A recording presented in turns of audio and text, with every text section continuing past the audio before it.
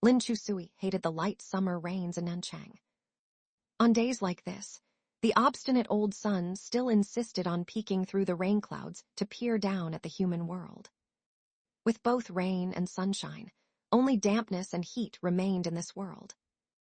In the reflecting glass of the roadside shops, Lin Chusui wore a white blouse with a dark pleated skirt. Her straight, slender legs had been bitten by 3 mosquitoes. These tiny mosquitoes were a southern specialty. Though only the size of a dot, their bites swelled up, big and itchy. When Lin Chusui was little, she'd been bitten by mosquitoes until big welts formed, and she cried as she went to Mr. Lin. Mr. Lin would always poke a cross into her big mosquito bites with his fingernail, then laugh heartily. Chewing gum, Lin Chusui walked into a convenience store to buy mosquito repellent. A sleek, black Mercedes-Benz coupe was parked at the convenience store entrance. Washed by the rain, its body shone brightly, extremely eye-catching. Stepping inside, the dry, cool breeze of the air conditioner greeted her. She felt her head clear up quite a bit. She headed straight for the daily necessities shelf, grabbed a bottle of cooling oil, then sauntered over to the drinks for her favorite lemon soda. Amidst the quiet convenience store, a man's very fluent English conversation rang out, in a clear, slightly lilting voice. A true British accent. Walking past the shelves, Lin Chusui then saw the youth across from her. He wore a loose, casual sports shirt. His eyes were very dark, bangs quite long. He was handsome in a clean-cut way, like the shallow sunshine of a summer dawn. He chatted on the phone in English, lazily reaching out to grab a lemon soda. There was only 1 lemon soda left on the shelf. Lin Chusui reacted swiftly. Like a rabbit, she nimbly grabbed the soda right before his fingertips touched the bottle. The youth's gaze lightly brushed over her retreating back. She gave a low whistle and swaggered away.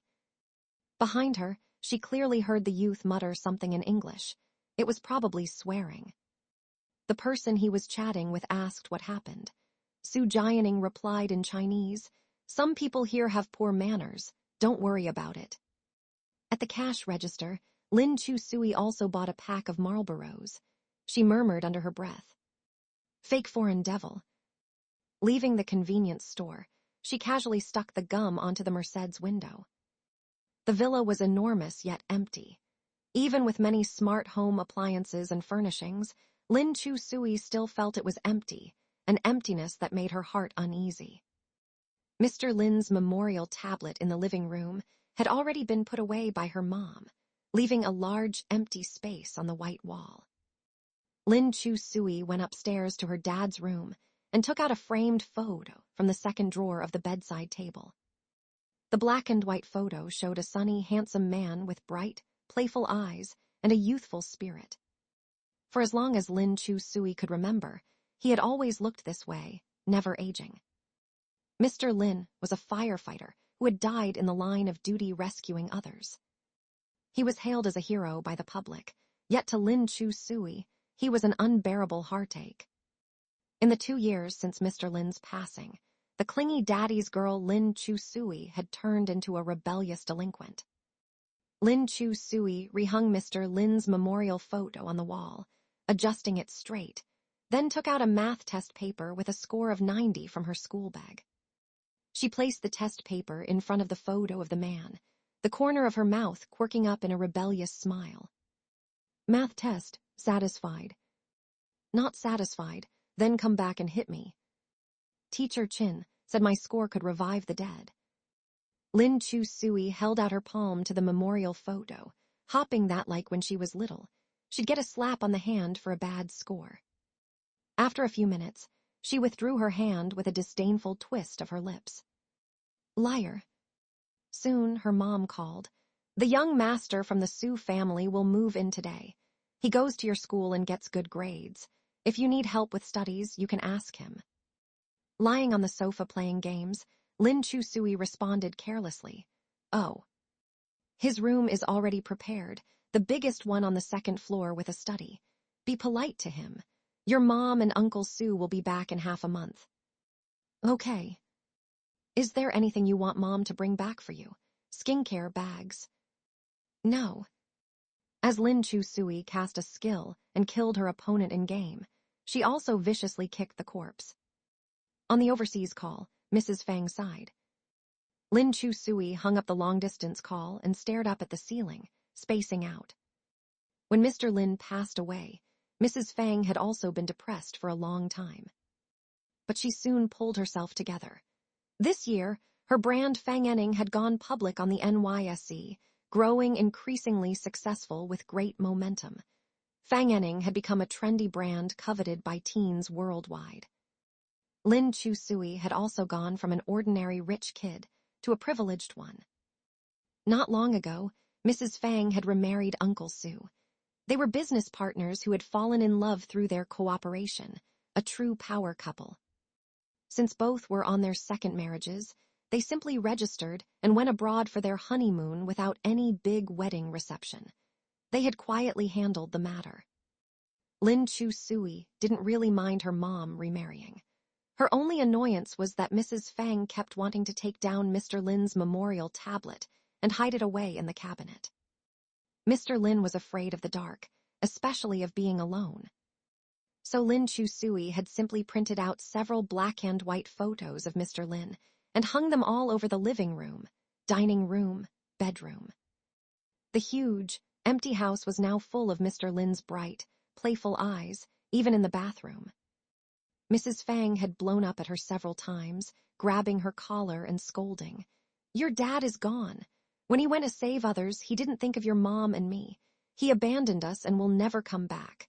Face reality, the living must go on with life."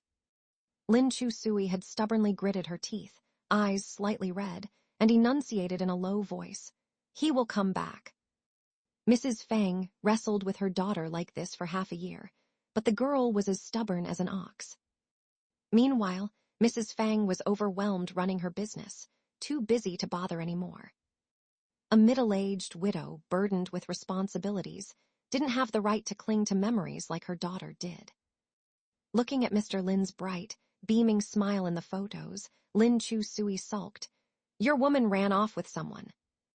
The black and white portrait of the man continued smiling magnanimously, silent. Soon, a loud honk came from outside. Lin Chu Sui ignored it and kept gaming. More honks followed. This was a high-end villa district. Who would be so crass? She lazily went to the floor-to-ceiling windows and happened to see the black Mercedes from before, now gleaming under the clear post-rain sunlight as it brazenly parked at her home's entrance. Her first thought was that the fake foreign devil had come to settle scores over the gum. That couldn't be. It was just a piece of gum.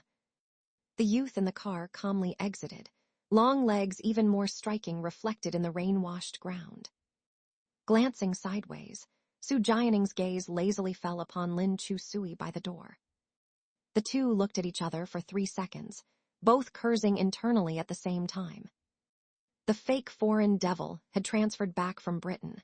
After staying at his own home for half a month, he was moving into Lin Chu Sui's place. His belongings filled up 3 large suitcases. Mrs. Fang had prepared the biggest room on the second floor for this stepbrother of convenience, even adding a small study. Leaning against the doorframe, Lin Chu Sui expressionlessly watched him unpack. Though he had a lot of stuff, everything was packed tidily like tofu cubes. Unlike her, tossing clothes and dresses every which way when packing. Uncle Su's son. Have an ID. Su Jianing paused, then took out his passport from between his schoolbag's pages and handed it to her. Like a responsible landlord, she scrutinized Su Jianing's passport closely. The photo showed a still quite boyish Su Jianing, dressed properly like a British gentleman.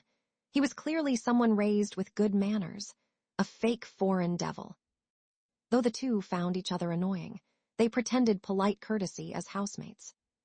Su Jianing said, "Your mom wants me to tutor you since your grades are poor." Chewing gum provocatively, Lin Chu Sui retorted, "My grades are fine." Su Jianing's gaze calmly landed on her 90-point math test paper on the desk.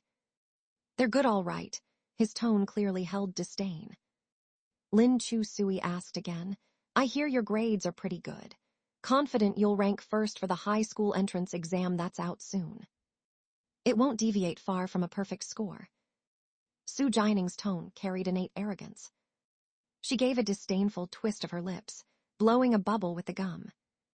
Oh, aren't you impressive? Where's the bathroom?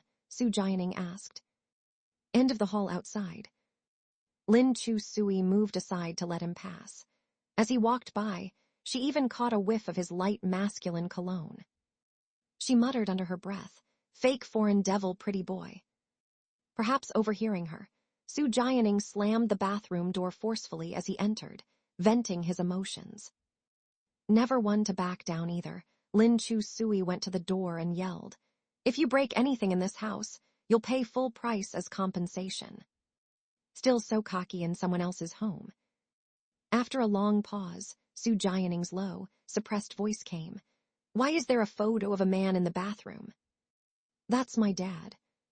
Why did you put your dad's photo in the bathroom?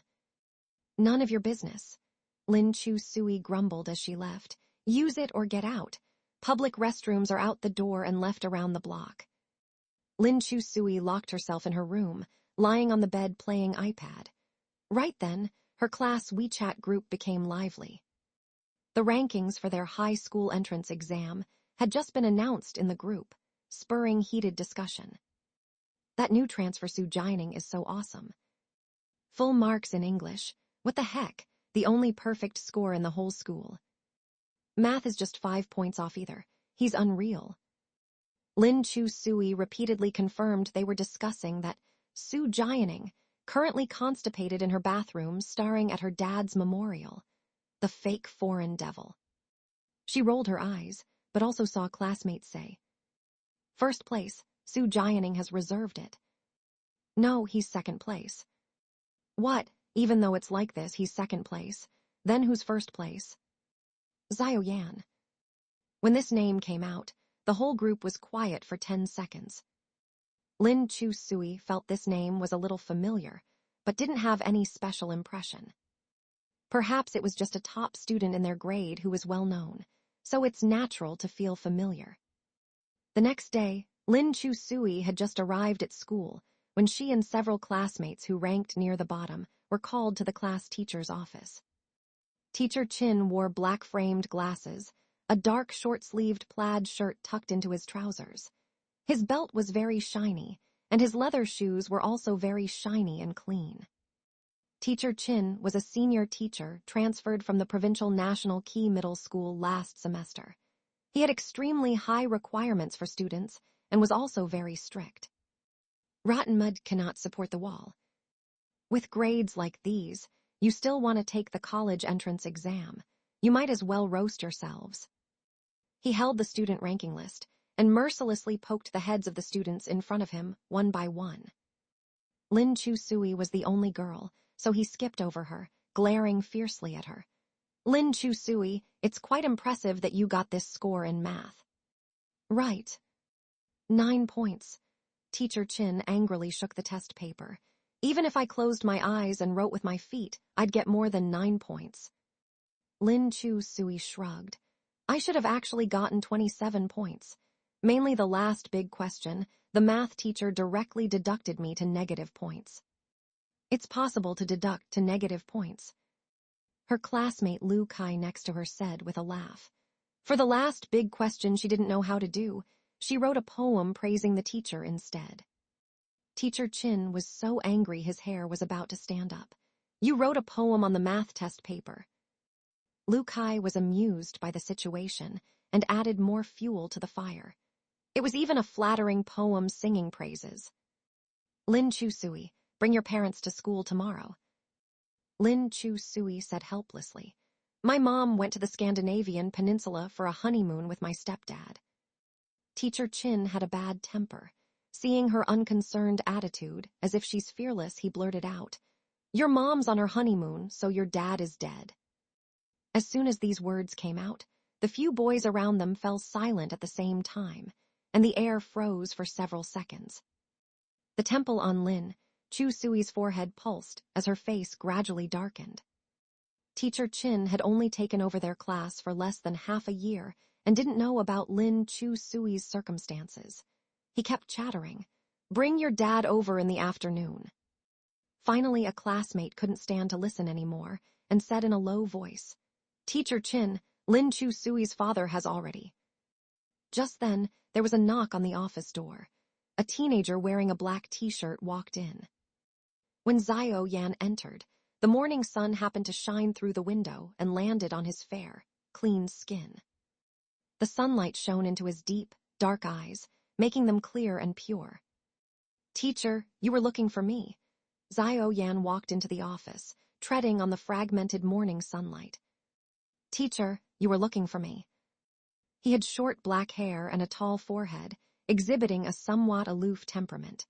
His sleeves were rolled up to the cuffs, revealing faintly cold and pale skin.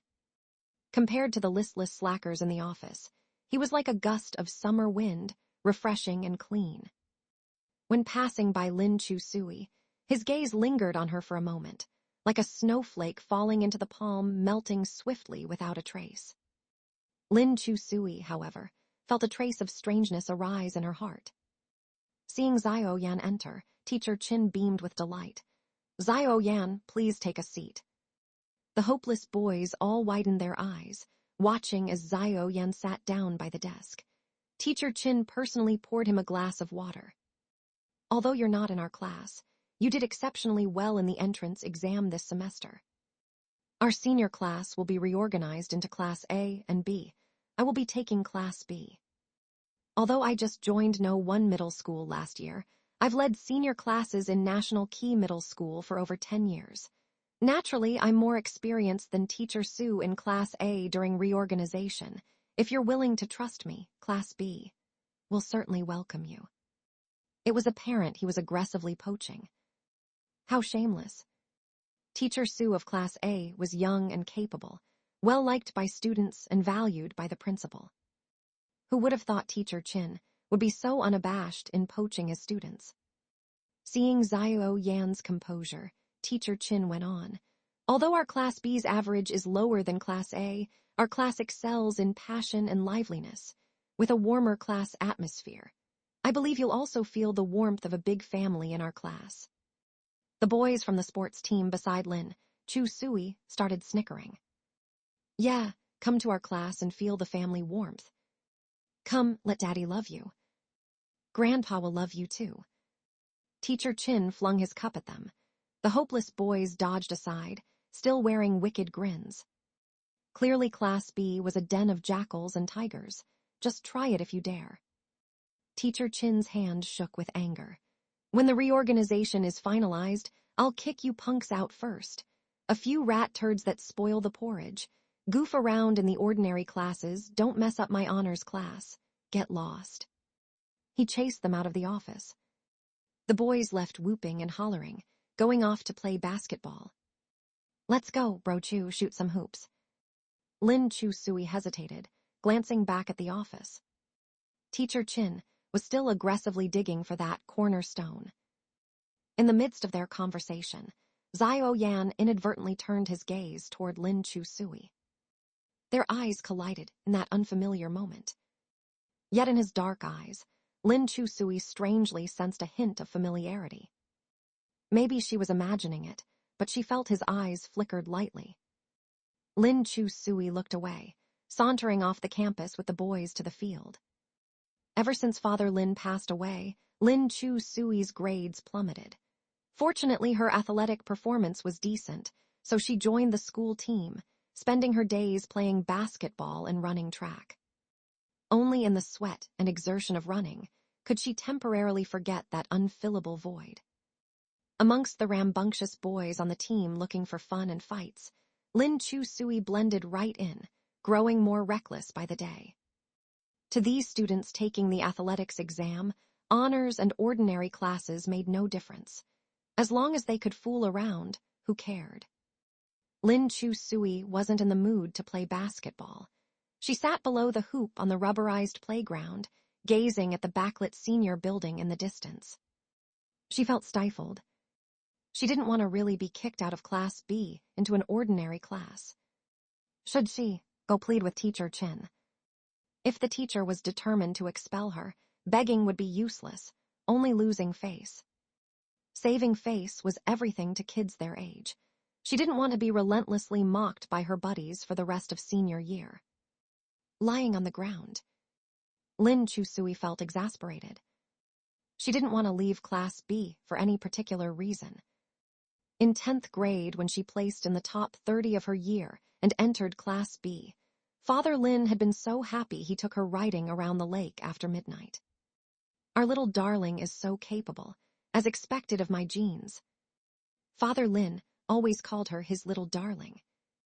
Facing the empty lake, he declared, "Our little darling is the smartest girl in the world." Later, as a reward, he secretly spent a month's wages behind Mother's back to gift her a high-quality, noise-canceling Bluetooth headset. Leaning against the hoop, Lin Chusui closed her eyes, as melodious music flowed from the headset. The two of us cycling, your embrace pressed against my back, reluctant to part, wanting to hold you tighter. Life seems like a barren wilderness. Her eyes welled up with sorrow. It had been 2 years. Mother finally emerged from the gloom of widowhood, starting to reconsider career and relationships. Grandma and Grandpa also moved past the grief of losing their son, joining a seniors hiking club and beginning new lives. This was all really good. But the whole world had let go. Only she stubbornly clung to Father's empty sleeve, refusing to release her grip. Her path in life had gone completely astray, into a mess Father would never have wished to see.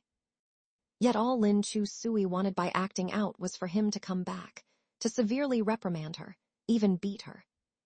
She still hadn't accepted that Father was gone for good. Just then, Lin Chusui's good friend Lu Kai rushed onto the field and sat down beside her, roughly yanking off her headset. "I'm fucking losing it." Lin Chusui lazily glanced at him.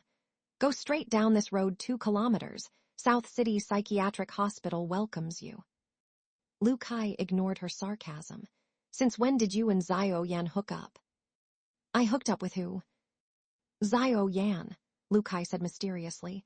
"Do you know what he just said in the office?" "What did he say?"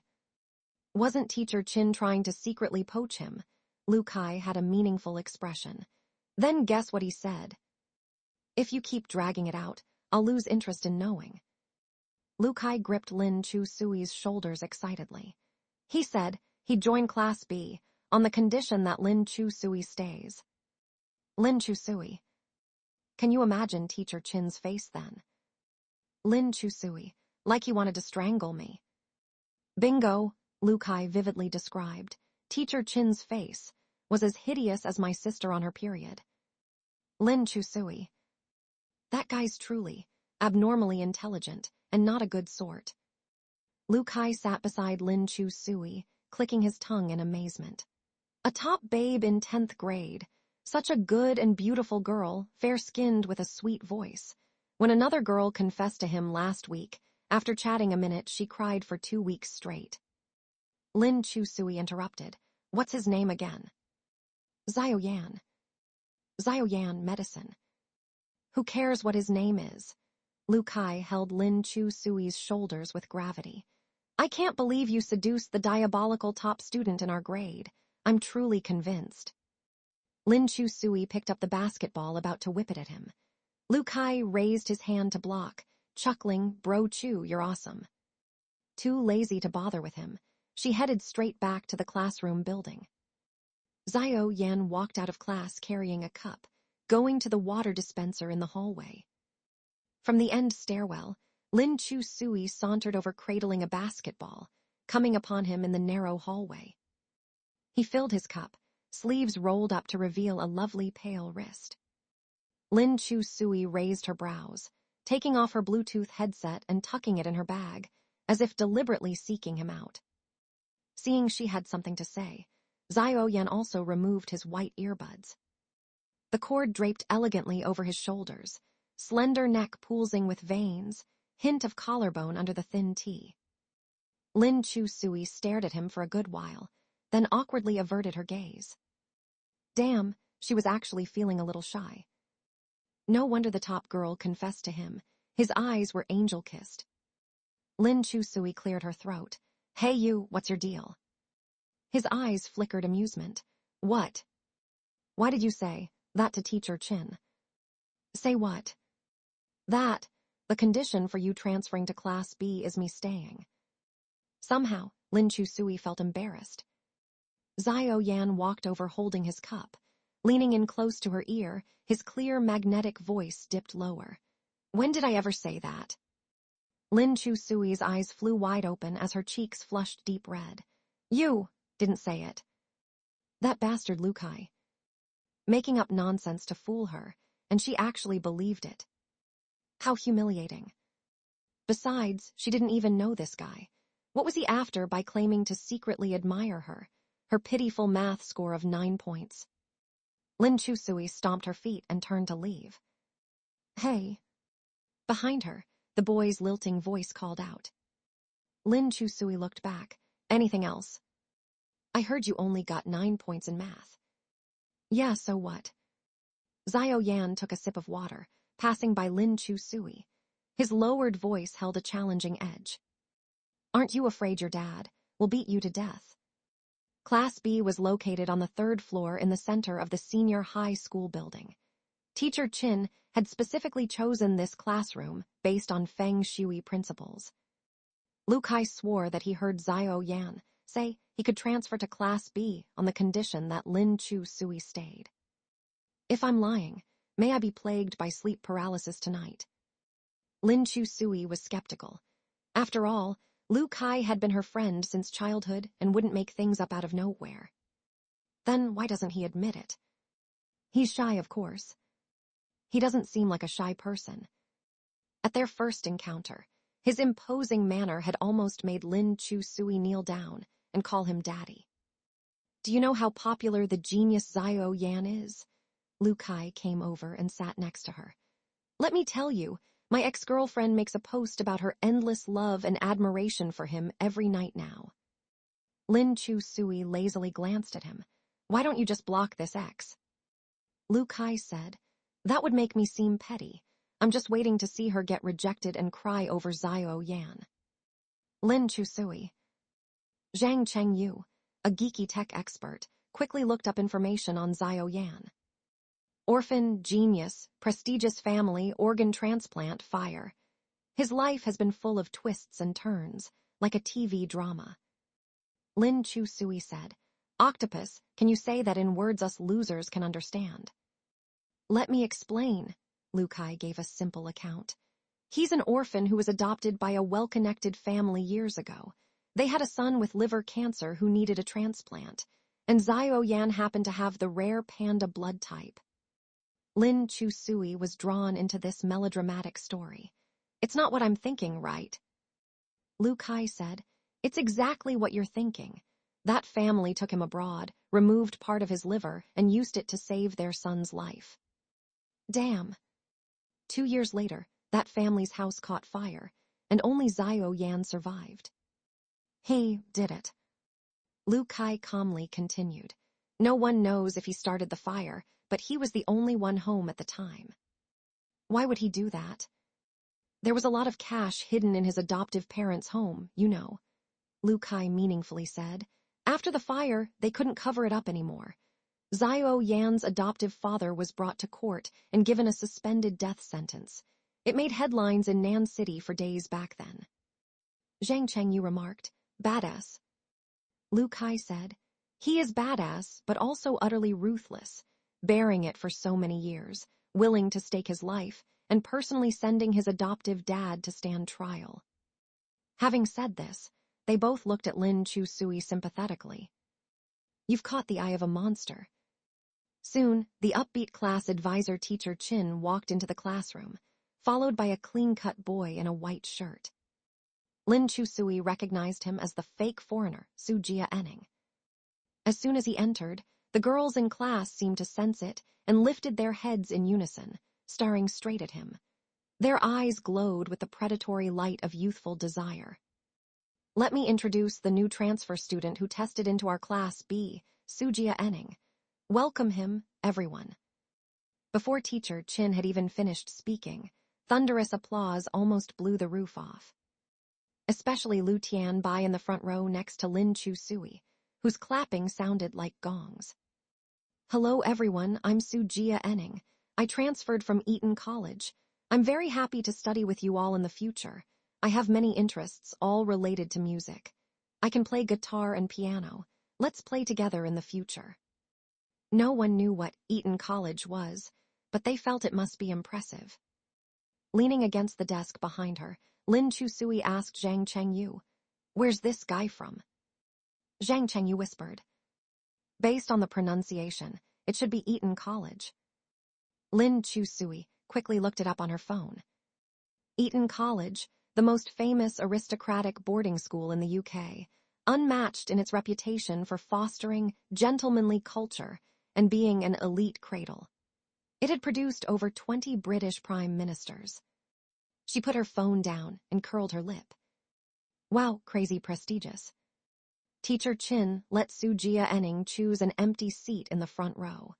The girls tidied up the spots next to them, and some even wanted to mercilessly kick out their current deskmates to make room for Su-jia Enning. But Su-jia Enning didn't look at them. Maintaining a veneer of British courtesy, he seemed aloof and detached. Su-jia Enning walked straight to the empty desk beside Lin Chu-sui. Seeing this, she quickly shoved her bag onto the neighboring desk, indicating, "Sorry, this seat's taken." Su-jia Enning sat directly in the spot behind Lin Chu-sui, becoming deskmates with Lu Kai. In a low voice, he murmured, "Narcissus." Lin Chu-sui frowned and glanced back at him. He sat down, held out his hands, and looked straight at her.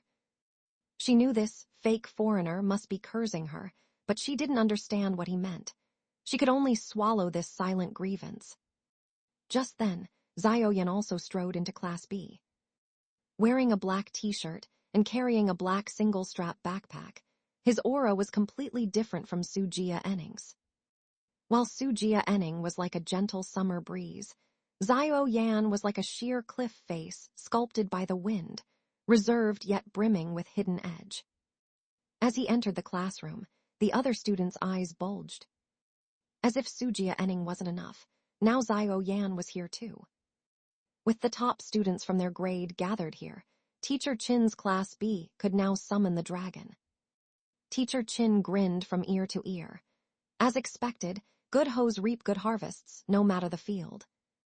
Zhao, please introduce yourself to your classmates. Zhao had been about to find a seat, but paused at Teacher Chin's words. My name is Zhao. The classroom was silent for a few seconds as the students stared blankly, seemingly expecting more. He didn't seem to have prepared anything else. Seeing everyone still waiting, he added expressionlessly, ranked first in the grade. How arrogant. When choosing a seat, Zhao gaze naturally landed on Lin Chu-sui. He walked over to her. She watched helplessly as he put his backpack on the desk next to hers. Somewhat shocked, Teacher Chin had long suspected they were secretly dating, but didn't expect Zhao to be so blatant. As a teacher who strictly prohibited all youthful romances, he immediately said, Zhao, do you want to sit in front? Those rascals in the back row are failing miserably. Especially Lin Chu-sui, she's quite unruly and might affect your studies. Zhao looked at Lin Chu-sui, the corners of his lips quirked up. I want to sit here.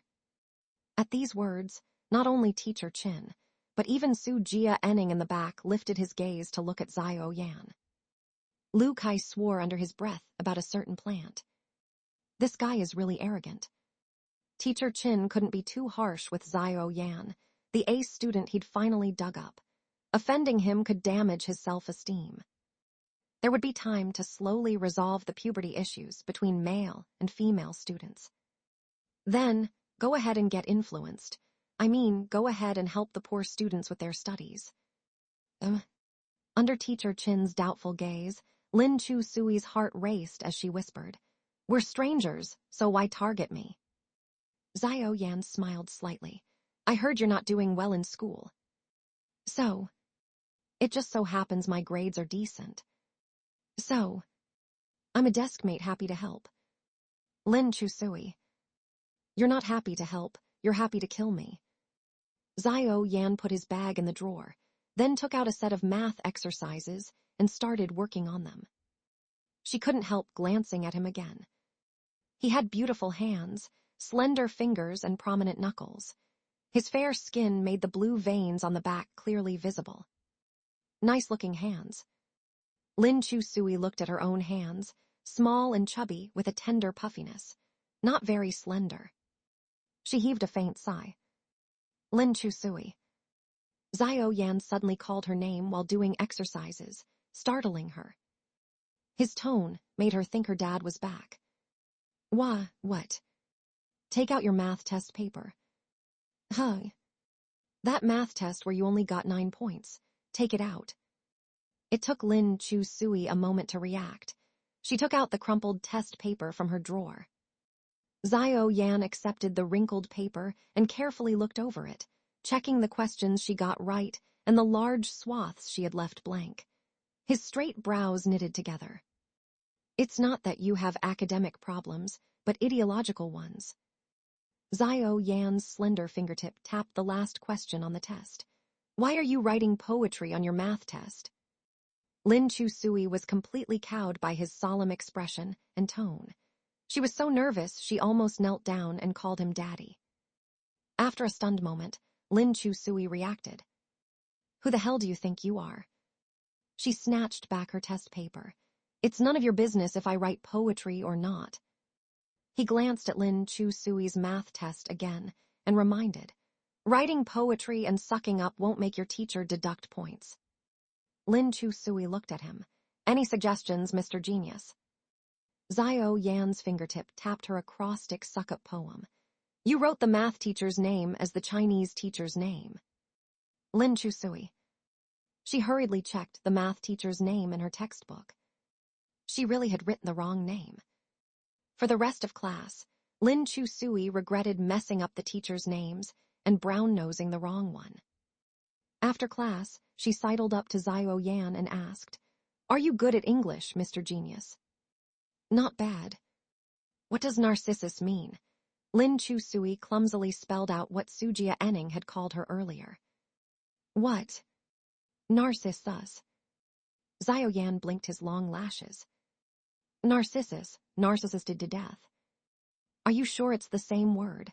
Lin Chu-sui slumped over her desk. Ranked first, yet can't even understand Narcissus narcissisted to death. Just then, Sujia Enning's crisp British accent came from behind her. She said Narcissus. Lin Chu-sui whipped around to glare furiously at him. Xiao Yan thought for a moment and said, Narcissus, daffodil, also means self-obsessed. Lin Chu-sui did not understand. Why does daffodil mean self-obsessed? It comes from Greek mythology. Narcissus was the son of the river god Cephasus and the nymph Liriope. He was very handsome but spurned all admirers. He spent his days pinning at his own reflection in the water, eventually falling in love with himself and dying from melancholy, turning into the daffodil flower. In English contexts, daffodils are used to describe self-obsession. Upon hearing Xiao Yan's explanation, Lin Chu-sui was very angry. She turned around and with a bang flipped Sujia Enning's desk. You're the self-obsessed one, you fake foreign devil. Sujia Enning was doing homework and couldn't be bothered to respond to her. He didn't expect this girl to be so feisty, continuously shoving his desk. Unable to endure it any longer, he stood up and said to Lin Chu-sui, Try that again if you dare. Oh, the fake foreign devil isn't pretending to be a gentleman anymore. Lin Chu-sui also stood up and shoved his desk again forcefully. Sujia Enning also stood up, grabbing her slender wrist. I don't bicker with women, but don't go too far. Just as Lin Chu-sui was about to retaliate, another stronger hand reached over, clasping Sujia Enning's wrist and twisting hard. Sujia Enning's wrist was wrenched out of shape, releasing Lin Chu-sui. The pain made his eyebrows furrow. Xiao Yan's eyes as dark as the abyss stared at him, his low voice full of threat. Don't touch her. Sujia Enning and Xiao Yan stared at each other for a few seconds. From Xiao Yan's deep eyes, Sujia Enning saw a certain resolute meaning. It was as if protecting Lin Chu Sui was instinctive and natural to him. Su Jia Enning didn't want to get into a conflict with his classmate on the first day of school and leave a bad impression on the new class, so he struggled free of Xiao Yan's grip. I don't want to fight on the first day of school. Xiao Yan didn't hold it against him and let go of his hand. The class bell rang, and the onlooking classmates withdrew their melan-eating gazes and obediently went to class. Lin Chusui stared at Xiao Yan, stunned. If she still couldn't confirm his feelings after the class transfer at first, then now she was completely certain. Xiao Yan really had a crush on her. No, it wasn't just a crush. He was so obvious about it, this was outright pursuing her. But how could the top student in their grade, the academic god, take notice of her, a loser and a slacker? This was just too charming. She took out her phone and sent a message in the Nanchang No. 1 middle school bell group. Lin Chu Sui, help, how can I gently reject him without hurting his self-esteem? Lu Kai, it's been 2 years since the end of your last fiery first love. It looks like our Chu Jai is about to. Enter her second spring. Cigarette emoji. Zhang Chengyu, do you like him? Lin Chu Sui, I don't even know him, why would I like him? Zhang Chengyu, reject him directly. Lu Kai, don't reject him. Chu Jai, this is such a good opportunity. Look at his phenomenal full-mark math test paper. Do you have the heart to let go of such an awesome homework harvesting machine? Lin Chu Sui, I have the heart. Lu Kai, tusk hypocrite. Lin Chu Sui, my child, do you know what the highest realm of the homework copying world is? Lu Kai, shaking head emoji. Lin Chu Sui, the highest realm of the homework copying world is, I'm too lazy to even copy. Lu Kai, Chu Jai, why not give it a try and date him for a bit? After all, he's in high demand. My ex was even planning to confess to him. Lu Tianbai, sister, ignore these scumbags and choose as you wish. Before Lin Chu Sui could even finish typing, her phone was snatched away by the boy next to her. She was shocked, just about to reach out to grab it back, when Xiao Yan directly turned off her phone and heavily put it back on the desk, tapping the screen with his fingertip as he threatened in a low voice. Playing with your phone during class, do you believe I'll throw it out? Lin Chu Sui, pay attention in class, your phone is confiscated for now. In an instant, she wanted to kneel down and yell Dad again. After school, the Lu Kai and Lu Tianbai siblings asked Lin Chu Sui to go to the movies, but Lin Chu Sui wasn't in the mood and declined, heading home alone with her school bag. On the way, she saw Su Jia Enning riding a mountain bike into a small park, so she sneaked after him and heard him talking on the phone. Su Jia Enning glanced to the side and also saw Lin Chu Sui following him like a little cat. But he ignored her and immediately switched to English mode, sitting on a bench and chatting with his friend. Lin Chu Sui's English was a mess, and she couldn't understand him talking either, only hearing him babble a few swear words from movies. She instinctively felt that Su Jia Enning must be cursing her again. So she hid under a tree, took out her phone, and turned on the translation app to translate live. I'm so annoyed, but there's no way. My dad insists I move over there, says it's to cultivate feelings. The students at the school also have poor quality. Socializing with them takes a lot of effort. The girls are quite obsessed. My sister, she's just a rebellious teenager. Su Jia Enning's tone rose slightly. Her dad died, and it's like she owes the whole world. Lin Chu Sui unhappily picked up a small pebble, weighed it in her palm, and prepared to throw it at him. The creepiest thing is, she has pasted her dad's photos all over the house. Going to the bathroom at night is horrifying. Old Sue will probably scare her into cardiac arrest when he comes back from his honeymoon. She's probably mentally twisted. If I wasn't looking at her pitifully for not having a dad to discipline her, I would have taught her a lesson long ago. How nice it would be for no one to watch over you. I'd beg for that and still not get it. Lin Chu Sui was about to rush over and beat him up, but after hearing the last part, her eyes suddenly turned sour, and her nose also turned red for some reason. She threw away the pebble and used her dirty hands to rub the wetness in her eyes, preparing to leave. Just then, a pair of hands grabbed her. Lin Chu Sui looked up and saw Xiao Yan had appeared at her side at some point. He pulled her dirty hands over, took out clean wet wipes from his school bag, and helped wipe the mud and dust off her hands. You. Xiao Yan gave her a deep look with those pitch-black eyes, and used the back of his own hand to wipe away the tear stains at the corners of her eyes, speaking in a mocking yet gentle tone. Pathetic.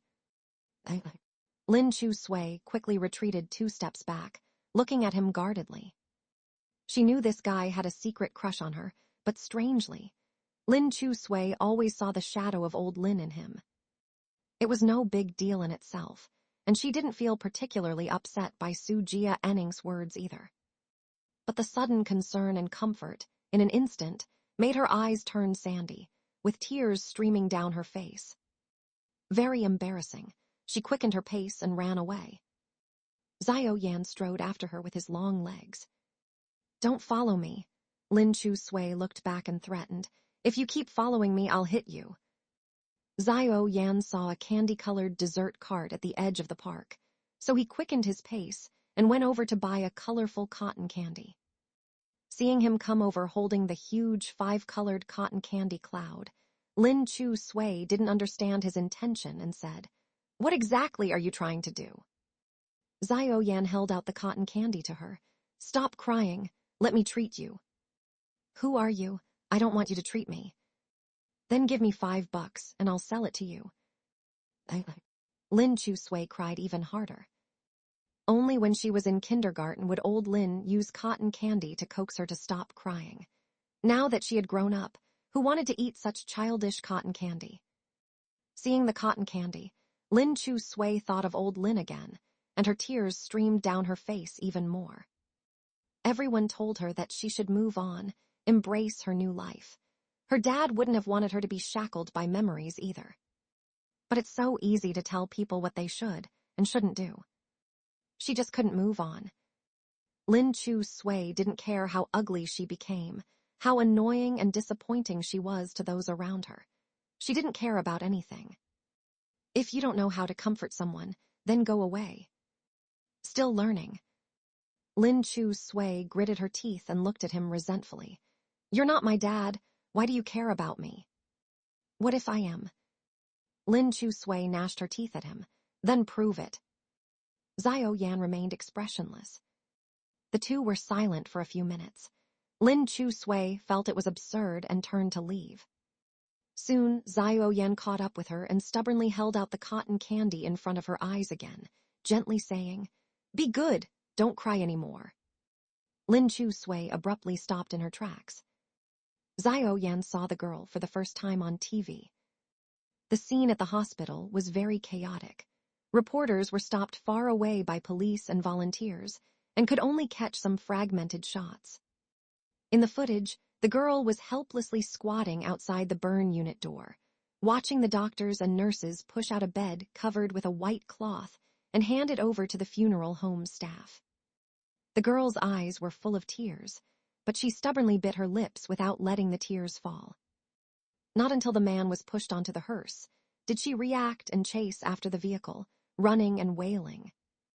Dad, wait for your darling girl.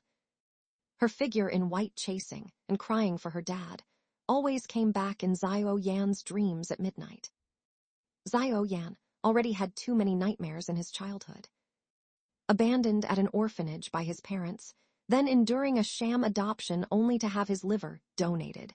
The surgery took place at a private hospital overseas when he was only 12, nearly costing him half his life. Evil shielded the sky, the long night hard to brighten. Xiao Yan endured for years before finally in that raging fire, with his own life plus billions in cash left, sending the culprit to trial. Heaven's justice is self-evident. No one can truly shield the sun. But he wouldn't have thought someone would disregard their own safety to save his life. That glimpse of orange firefighter uniform rushing into the smoke-filled room was like a superhero descended from heaven. Lin Zius picked him up and charged out without hesitation. With his spine crushed by a falling beam, he pushed Xiao Yan out, smiling as he told him, "My daughter is the same age as you. I hope she stays safe and well, grows up nicely. Kid, you must live on well too." The time Xiao Yan knew Lin Zius wasn't even 1 minute. He only said 2 sentences to him. "My daughter is the same age as you. I hope she stays safe and happy. You must live on well too." Having escaped death, Xiao Yan did his utmost to live on and climb higher.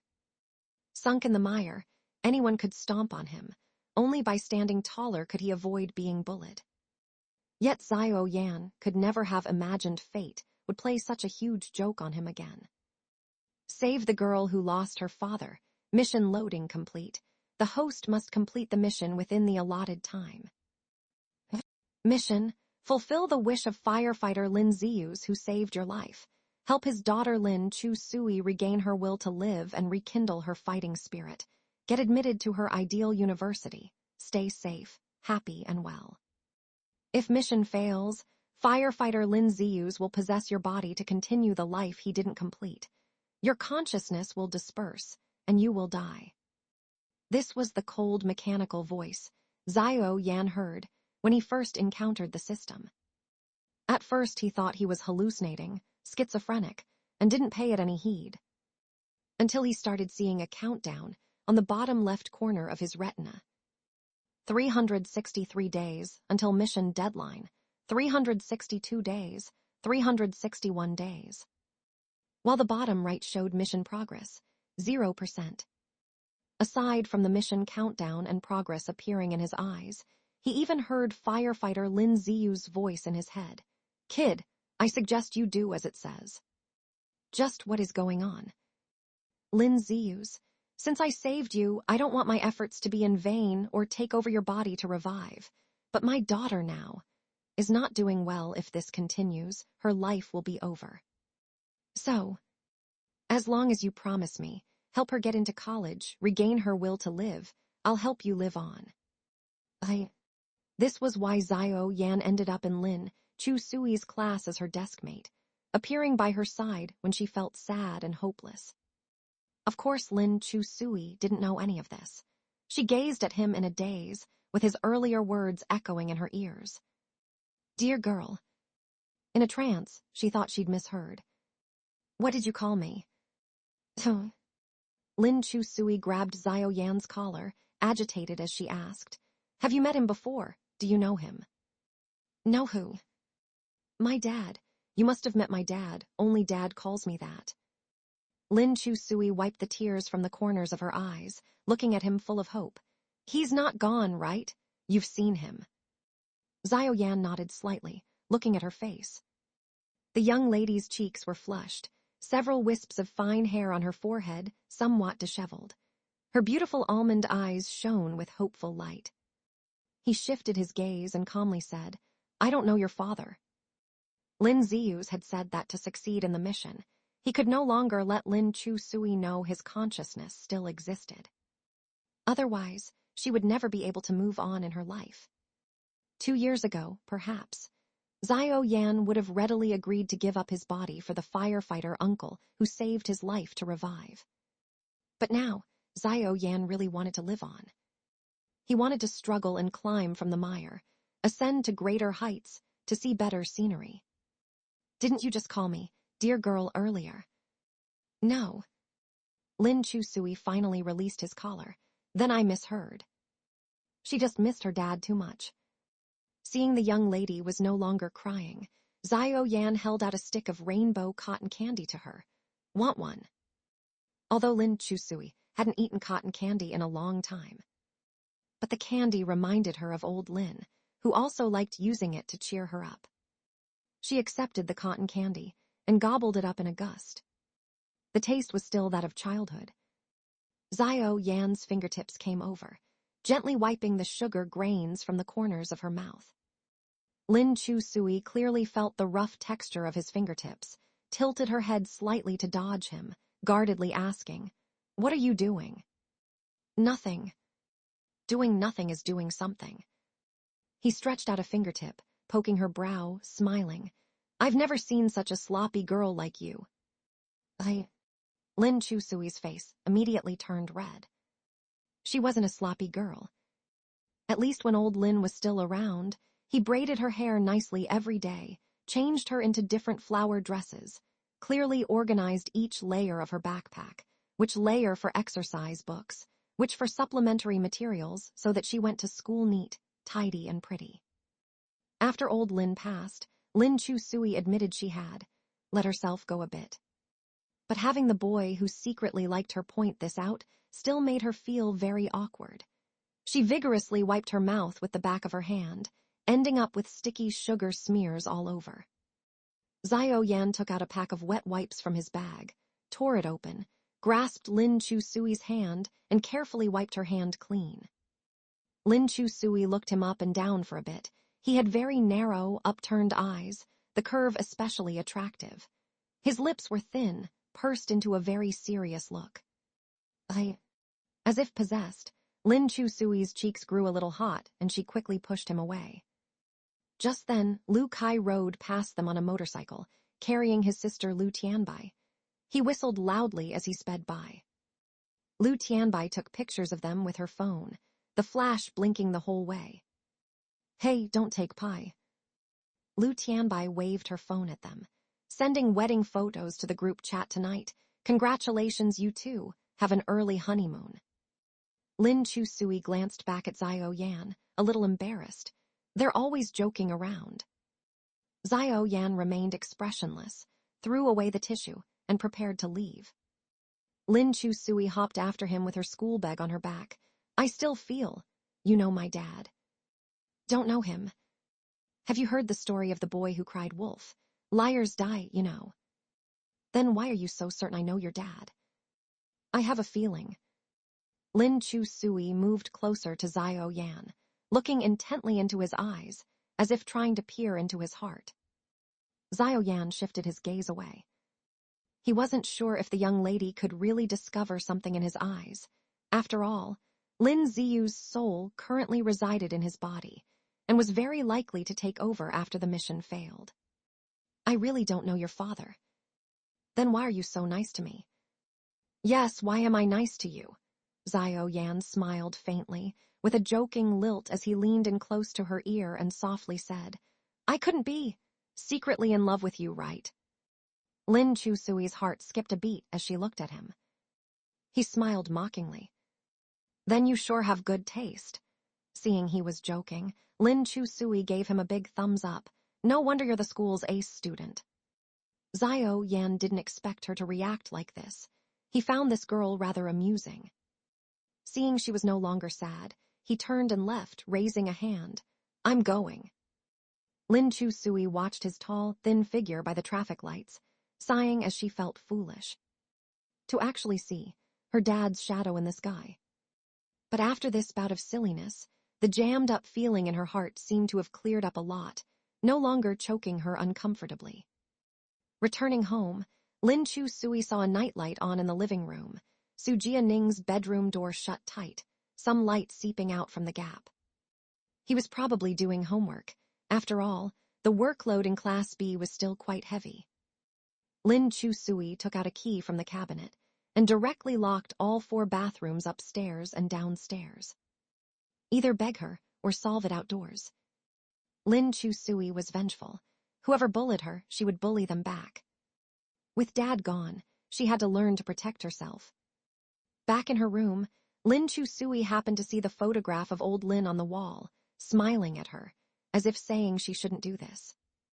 She mumbled sullenly, What are you looking at? He's asking for it. Serves him right. All right, all right. Lin Chusui took another look at old Lin, still feeling guilty as she went downstairs, and unlocked the bathroom door of the outermost suite.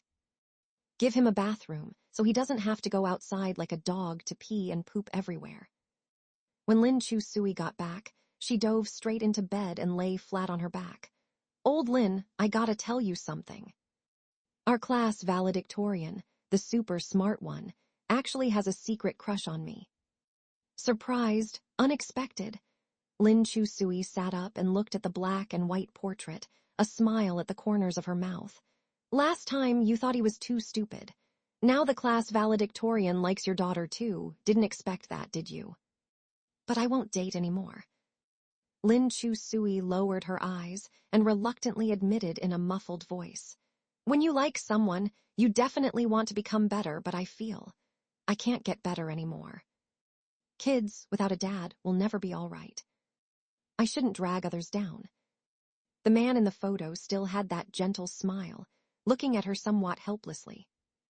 He's nothing like you at all, Lin Chu-sui said to the man in the photo, but sometimes I always seem to see your shadow in him.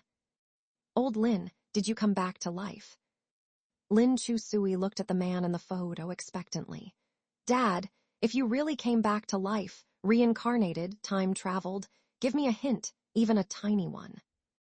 The room remained the same, nothing out of the ordinary. Lin Chu-sui looked around warily, afraid of missing any clues. Only the wind, blowing the curtains gently, creating layers of ripples.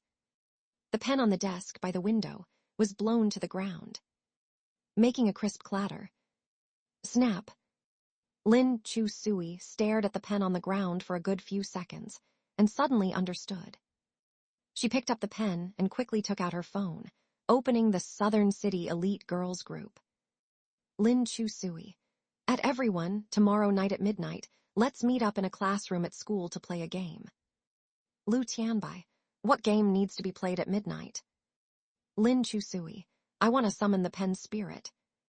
At this, the group fell silent for a full minute. Lu Tianbai. Well, I'm on my period, can't be exposed to wind or stay up late, so I won't go. Lin Chu-sui. Didn't you just finish your period last week?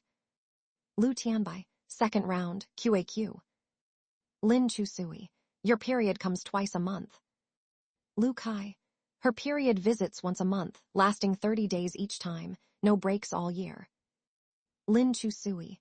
No worries, voluntary participation, no pressure. At everyone.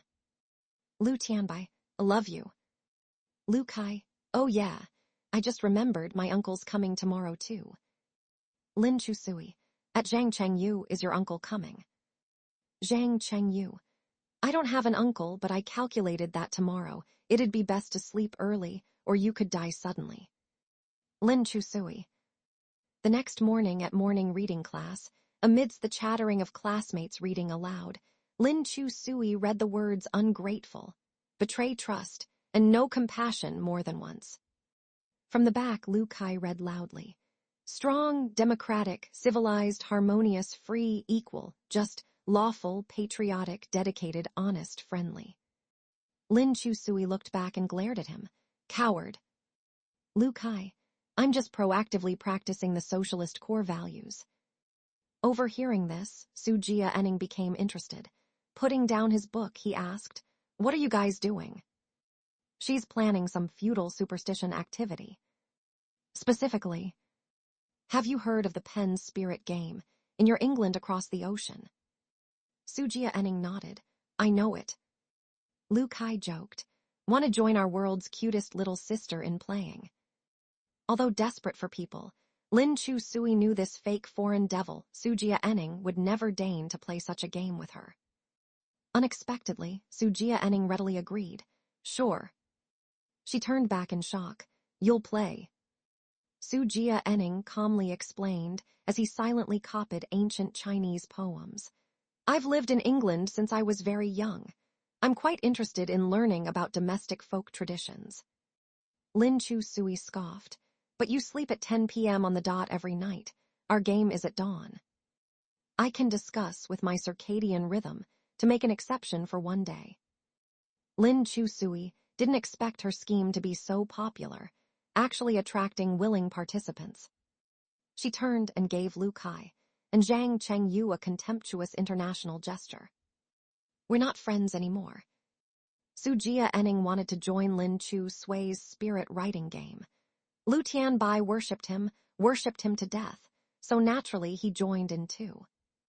Lu Kai was afraid that his sister would be taken away by a fake foreign devil, so he had to stay and play together. Lu Tianbai was the class monitor, and had the key to the classroom. At 9 o'clock in the evening, they successfully avoided the school surveillance and entered the classroom smoothly. The originally dark and empty classroom didn't feel so terrifying anymore because a group of kids had poured in. Lu Kai took out several red scarves from his school bag and handed them to everyone. Wear this for protection if you follow the righteous path.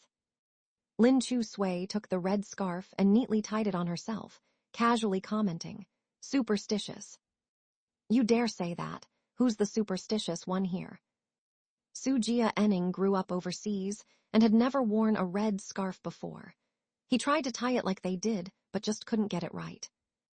Lu Tianbai walked over and skillfully helped tie the red scarf for him. "You have to wrap it around this way." Su Jia Enning laughed. "Thanks, Lu Bai Tian." "You're welcome." Lu Tianbai's face flushed red with shyness as he corrected. "By the way, my name is Lu Tianbai, not Lu Bai Tian." "Sorry about that." Lu Kai rolled his eyes and pulled his sister back to his side. "Don't talk to him." "Why not?" "He's wicked." "No, he's not." Su Jia Enning ignored Lu Kai's hostility and glanced at his watch. There was still time, so he sat back at his desk and turned on his desk lamp to do homework. Lu Kai and Zhang Chengyu looked at each other, then swiftly took out their exercise books, sandwiching Su Jia Enning on both sides. Su Jia Enning used his body to block their books so they couldn't copy. "Hey, aren't you being a little too petty? We're all classmates. Let's bond over the game later. For now, let's connect through homework, okay?" "I don't use homework to bond," Su Jia Enning said calmly.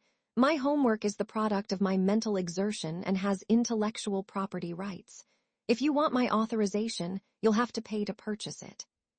"Lu Kai, your dad's already hooked up with Lin Chu Sui's mom. Don't you have enough money?" Su Jia Enning, "I'm not lacking money, but this is a matter of principle. Anything that requires mental effort has value. If you want it, you have to exchange it for something of equal value." Lu Kai and Zhang Chengyu looked at each other. Finally, they looked to Lin Chu Sui. "Bro Chu, did you bring money?" "Homework can be copied, but should never be bought. That's the bottom line of our homework copying community." "We have a homework copying community with bottom lines." "We must." Lin Chu Sui wrote as swift as a deity, finishing an entire English exam paper in minutes. Then she swiftly took out her Chinese workbook and started scribbling away. "Wow, awesome, Bro Chu, you're so fast." "Of course Bro Chu is awesome." Lu Kai looked down at his empty Chinese workbook and asked her, what's the next line after the old man is crazily acting his age?" Without thinking, Lin Chu Sui recited, "A single pear blossom tree weighing down the camellia." Lu Kai tasted it in his mouth, thought it made sense, and wrote it down. Su Jia Enning frowned and asked Lin Chu Sui, "Are you sure?" "Yeah, what else could it be?" Su Jia Enning was terrible at Chinese, barely passing it. He especially sucked at reciting ancient poems and verses. He simply wrote down "a single pear blossom tree weighing down the camellia" in his workbook. Lu Kai asked again, "What's the next line after listening to spring rain through the night in a small building?" Lin Chu Sui, "A red apricot branch coming out of the wall." Su Jia Enning still felt something was off, so he randomly recited a poem verse from childhood. "Then what comes after? Raising my cup to invite the bright moon." Without thinking, Lin Chu Sui responded, "Alas, the bright moon illuminates the gutter." Su Jia Enning. He immediately crossed out the ancient poem lines he had just written. Can't believe he fell for this trash's nonsense. He looked back at Lu Kai and Zhang Chengyu. They copied the poem fill-in-the-blanks without any doubts. These failing students really dared to speak and dared to copy. Su Jia Enning decided to keep his distance from them. Lin Chu Sui gave Su Jia Enning a local lesson on ancient poems and verses, instructing him patiently. "It's okay. Getting familiar with ancient poems is a process. You grew up overseas, so accumulate more over time." Su Jia Enning endured and smiled politely at her. I have an F word that I'm not sure is proper to say or not. Improper, shut up. Just past 9:30, Zhang Chengyu's mother called asking why he hadn't gone home yet. And it was also Su Jianing's bedtime. He started yawning nonstop. Lin Chu Sui pondered and felt waiting until midnight was a bit of a stretch. The spirit writing game could probably be played as soon as the sky darkened. No need to stick to midnight exactly. All right, let's start. Finish quickly and go home. Lu Kai asked, if we don't wait until 0:00, will it still work? My dad sleeps early. He's probably dreaming by midnight. Now is a good time. Lin Chu Sui took out a large A3 paper from her school bag, spread it flat on the desk, then wrote yes and no on the paper following online instructions. Who wants to go first?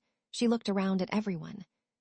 Su Jianning said, I don't really know how. You guys show me around first. Lu Kai and Zhang Chengyu looked at each other, then pushed the innocent-looking Lu Tianbai forward. Little sis, you go. She loves horror games the most. Lu Tianbai looked at Lu Kai scornfully, then held the pencil with Lin Chu Sui, backs of hands touching and palms facing outwards. Lin Chu Sui could feel her trembling nervously and breathing deeply. Don't be scared. My dad is very gentle. Okay, Uncle Lin is very nice to me. I'm not afraid. In unison, they spoke. Spirit, spirit, I'm your soulmate in this life. If you wish to be with me, please draw a circle on this paper. No reaction. Lin Chu Sui asked repeatedly, but the pencil just stayed still atop the paper. Lu Kai said, maybe your dad doesn't like our Tian Tian. Let's switch. Nonsense. Uncle Lin loves me. He always gave me candy when I was little. Lu Tianbai let go of the pencil to refute him. If you can't call him out, why don't you try? Let's see if Uncle Lin likes you more or me more. Lu Kai and Lin Chu Sui also tried, but the pencil tip didn't budge at all. Worried that he would be next, Zhang Chengyu put his palms together in front of his chest. The world consists of matter. Matter determines consciousness. Consciousness reflects matter. Amitabha. Lin Chu Sui, shut up. Let me try. Su Jianning picked up the pencil, back of hand to back of hand with Lin Chu Sui, and gripped it inverted. Spirit, spirit, I'm your soulmate in this life. If you wish to be with me, please draw a circle on this paper. A few seconds later, Lin Chu Sui distinctly felt the pencil tip move. She stared wide-eyed in disbelief at Su Jianning. With a straight face, Su Jianning watched as the pencil tip shakily drew a circle on the paper. Silence filled the surroundings, except for the wind rustling the tree leaves outside. The onlooking crowd held their breath, shocked as they stared at the blank paper. Lu Tianbai covered her mouth with her hand. Her soul nearly flew away in fright. It really came. After the circle was drawn, Lin Chu Sui asked in a trembling voice, Who are you? The pencil didn't move. She remembered the spirit writing taboos. Can't ask directly like that. Are you Lin Zuzi? The pencil moved again, guided by Lin Chu Sui, stopping on the yes character. Oh my gosh. Lu Kai whispered to Zhang Chengyu. Su Jianning must be joking around. Zhang Chengyu solemnly shushed him and said, Don't disrespect the spirit. Lu Kai said in disdain, Weren't you just talking about matter determining consciousness? Cold sweat was coming out of Lin Chu Sui's palms now. Her hands shook uncontrollably as she continued asking, Dad, are you still alive? The pencil tip slowly slid to the no character. Lin Chu Sui's eyes turned red. Dad, is there anything you want to say to me? The pencil slowly moved again, scribbling 2 crooked characters on the paper. Let go. Lin Chu Sui nearly sobbed out loud.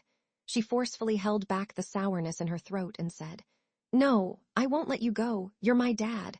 I won't let you go. You said you still wanted to see me off to college.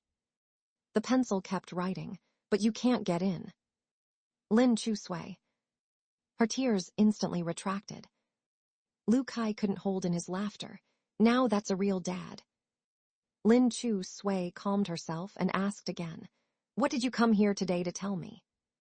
Su Jia Enning glanced at Lin Chu Sui, about to guide the pencil tip to somehow get her to take down all the memorial photos of old Lin in her home. These days of living in Lin Chu Sui's home, he really was nearly driven mad by her dad's ubiquitous smiling face. He controlled the pencil, about to write the characters for photo. But at that moment, Su Jia Enning clearly felt the pencil moving on its own. He stared wide-eyed as the pencil shakily wrote a few crooked characters on the paper. "I'm here." Now Su Jia Enning really broke out in a cold sweat. Everything until now was under his control, but these 2 words were not written by him. Lin Chu Sui quickly asked, "Where are you?" A gust of wind blew past, branches rustling outside the window. The pencil slowly wrote 3 words. "By your side." "What the foo asterisk K?" Su Jia Enning cursed in English, threw his pencil violently, and broke into a cold sweat with a pale face. The game was interrupted all of a sudden. The wind outside also seemed to have stopped, and the surroundings became quiet. In the classroom, the air stagnated, and time also seemed to have stopped at this moment. Everyone was still in shock and didn't dare to say a word. "What's wrong with you?" Lin Chu Sui asked Su Jia Enning. "Why did you suddenly throw your pencil?" Su Jia Enning looked really frightened. "Those last few words just now, I didn't write them." "What do you mean?" He shouted excitedly. "The previous ones I wrote them, but just now I..." Lin Chu Sui interrupted him. "You were just putting on an act earlier." "The previous part was me, but I didn't write those last few words."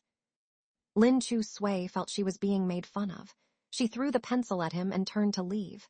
"You're so boring." She really thought Mr. Lin had come back. The 3 onlooking students also breathed a sigh of relief. They really thought they had seen a ghost, but it turned out to just be a prank. Let's go. Everyone should go home and sleep."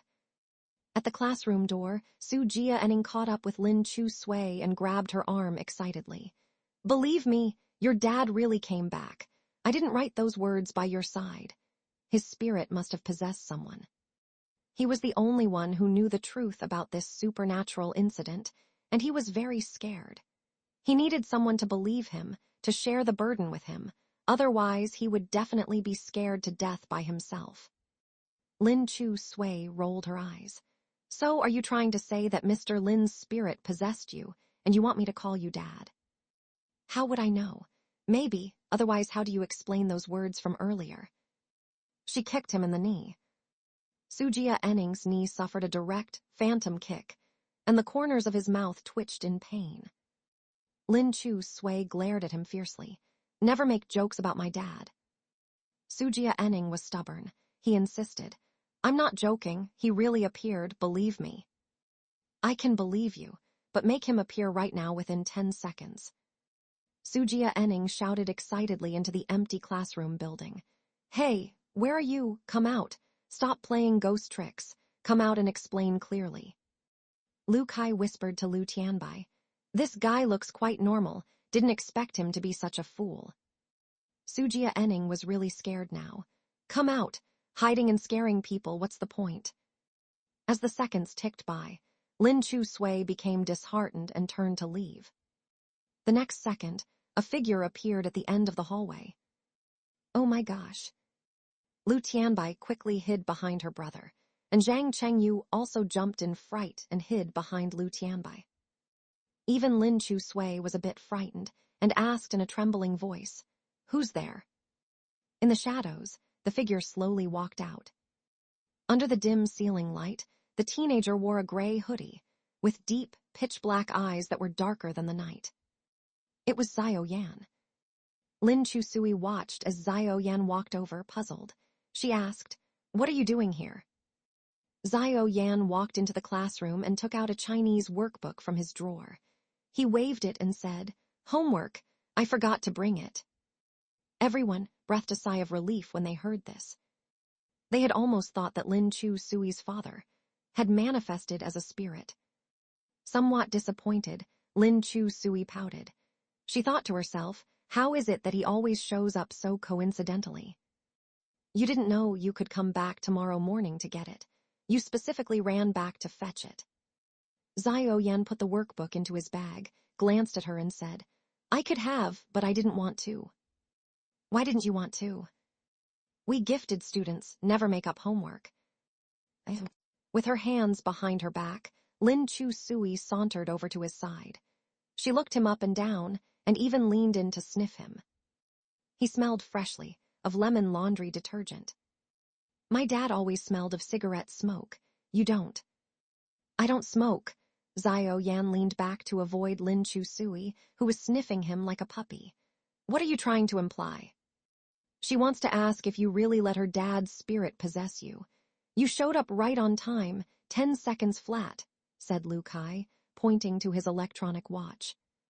Zhao Yan's tranquil gaze swept over the messy A3 papers and pencils on the table. Recalling what they had been whispering about the spirit writing game earlier, he could guess what had happened. He didn't say much. He shouldered his bag and left. Lu Kai and the others lazily tidied up the things on the table and followed him out of the classroom building. Unexpectedly, as soon as they stepped out, several security guards pointed their flashlights at them from afar. Which class are you from? What are you doing at school? Why aren't you going home? We're done for. Lin Chu Sui and Lu Kai's group reflexively broke into a run towards the small woods behind the hill. There was a short wall there that they could climb over and slip out of the school grounds. Being model students, Su Jia Enning and Zhao Yan, of course, had never encountered such situations before. Lin Chu Sui didn't have time to explain. She instinctively grabbed Zhao Yan's hand and dragged him along, tumbling and crawling as they ran. Zhao Yan hadn't intended to run. At school, even the Dean of Academic Affairs would take the initiative to greet him. He had never been in such a sorry state, chased by security guards in the middle of the night. He said in a low voice, "Let go of me." Lin Chu Sui looked at Zhao Yan's fair and lovely face, flushed somewhat unnaturally. You're clearly lacking in exercise, addicted to studying. He caught his breath and calmed his heart rate. You guys go ahead. I don't want to run. Don't worry, I won't abandon my teammates. We'll share the same fate. Lin Chu Sui insisted righteously, clutching his hand tightly. There really is no need. Zhao Yan forcibly shook off her hand. As long as you stay away from me, I definitely won't be done for. Lin Chu Sui's mouth twitched. Thinks he's so great for being the top of the level. Su Jia Enning shared the same mentality as Zhao Yan. After running a few steps, he felt it was rather undignified, so he stopped. What are we running for? We just have to explain things clearly. Since they hadn't stolen anything or done anything bad, running would only make them seem guilty. The security guards caught up to them. Su Jia Enning tidied his collar and held up his chin gracefully. I'm Su Jia Enning from Class B of the 12th grade. Before he could finish speaking, the security guard grabbed him ruthlessly by the collar and slapped him on the head. You're still running, little rascal. Run again and see what happens. As he said that, he escorted Su Jia Enning to the security office as if he were a convicted criminal. Let go, don't touch me. I can walk by myself. You little rascals are as slippery as octopuses. Behave. Su Jia Enning had never received such treatment before. His face turned purple with anger, and he grumbled some English phrases. Seeing her crush being taken away, Lu Tianbai panicked and turned back, wanting to protect him, only to get caught in the net as well. When Lin Chu Sui saw that the foolish sweetheart was captured, she wanted to turn back to rescue her friend. Lu Kai pulled her back. Forget about her, she'll be fine. She's a crybaby. She'll cry a bit and the guards will soften up.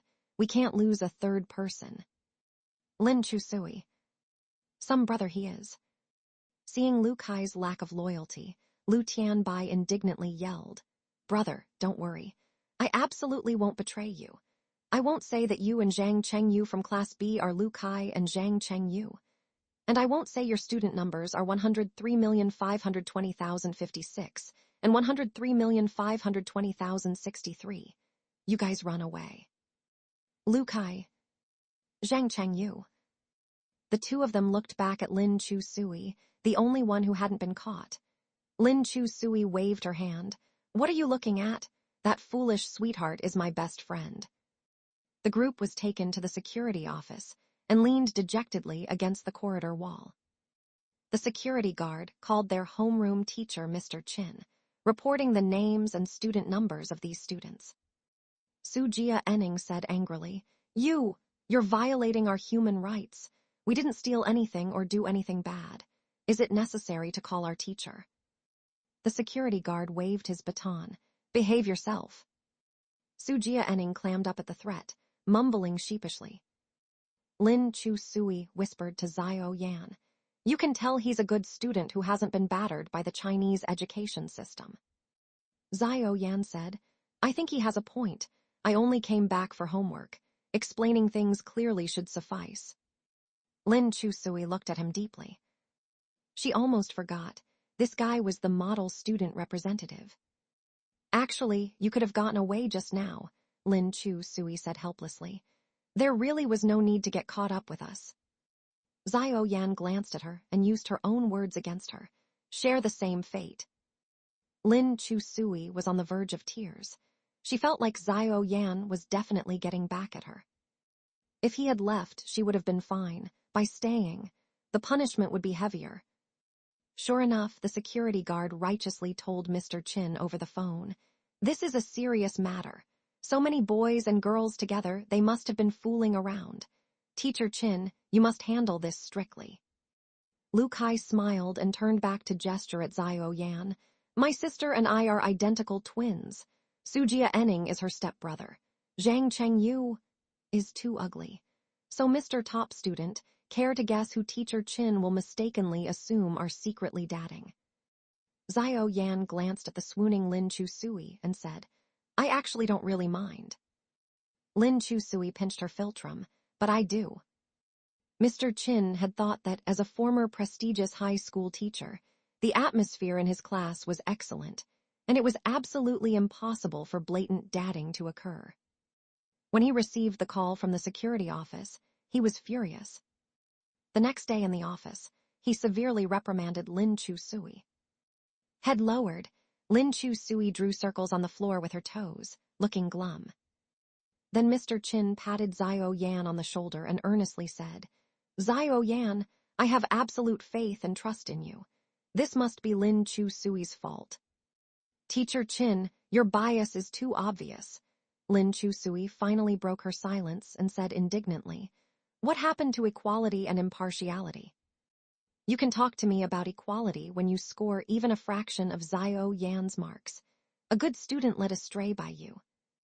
I didn't lead him astray. It's clear you don't recognize your own mistakes at all. Mr. Chin angrily pulled Lin Chu Sui's ear, reprimanding her, gadding about with these boys all day instead of studying properly. Look at you, so undisciplined. Don't your parents teach you that girls should have shame? That's right, no one teaches me. Lin Chu Sui shook off his hand and rubbed her ear. She was angry now, too. No shame at all, seducing the top student into depravity. If you dislike me that much, then expel me. A useless person can't be taught. Don't think I won't expel you. Xiao Yan turned his head and saw that although Lin Chu Sui's eyes were red, she was forcing back her tears and looking at him stubbornly with injustice. He could empathize with being misunderstood.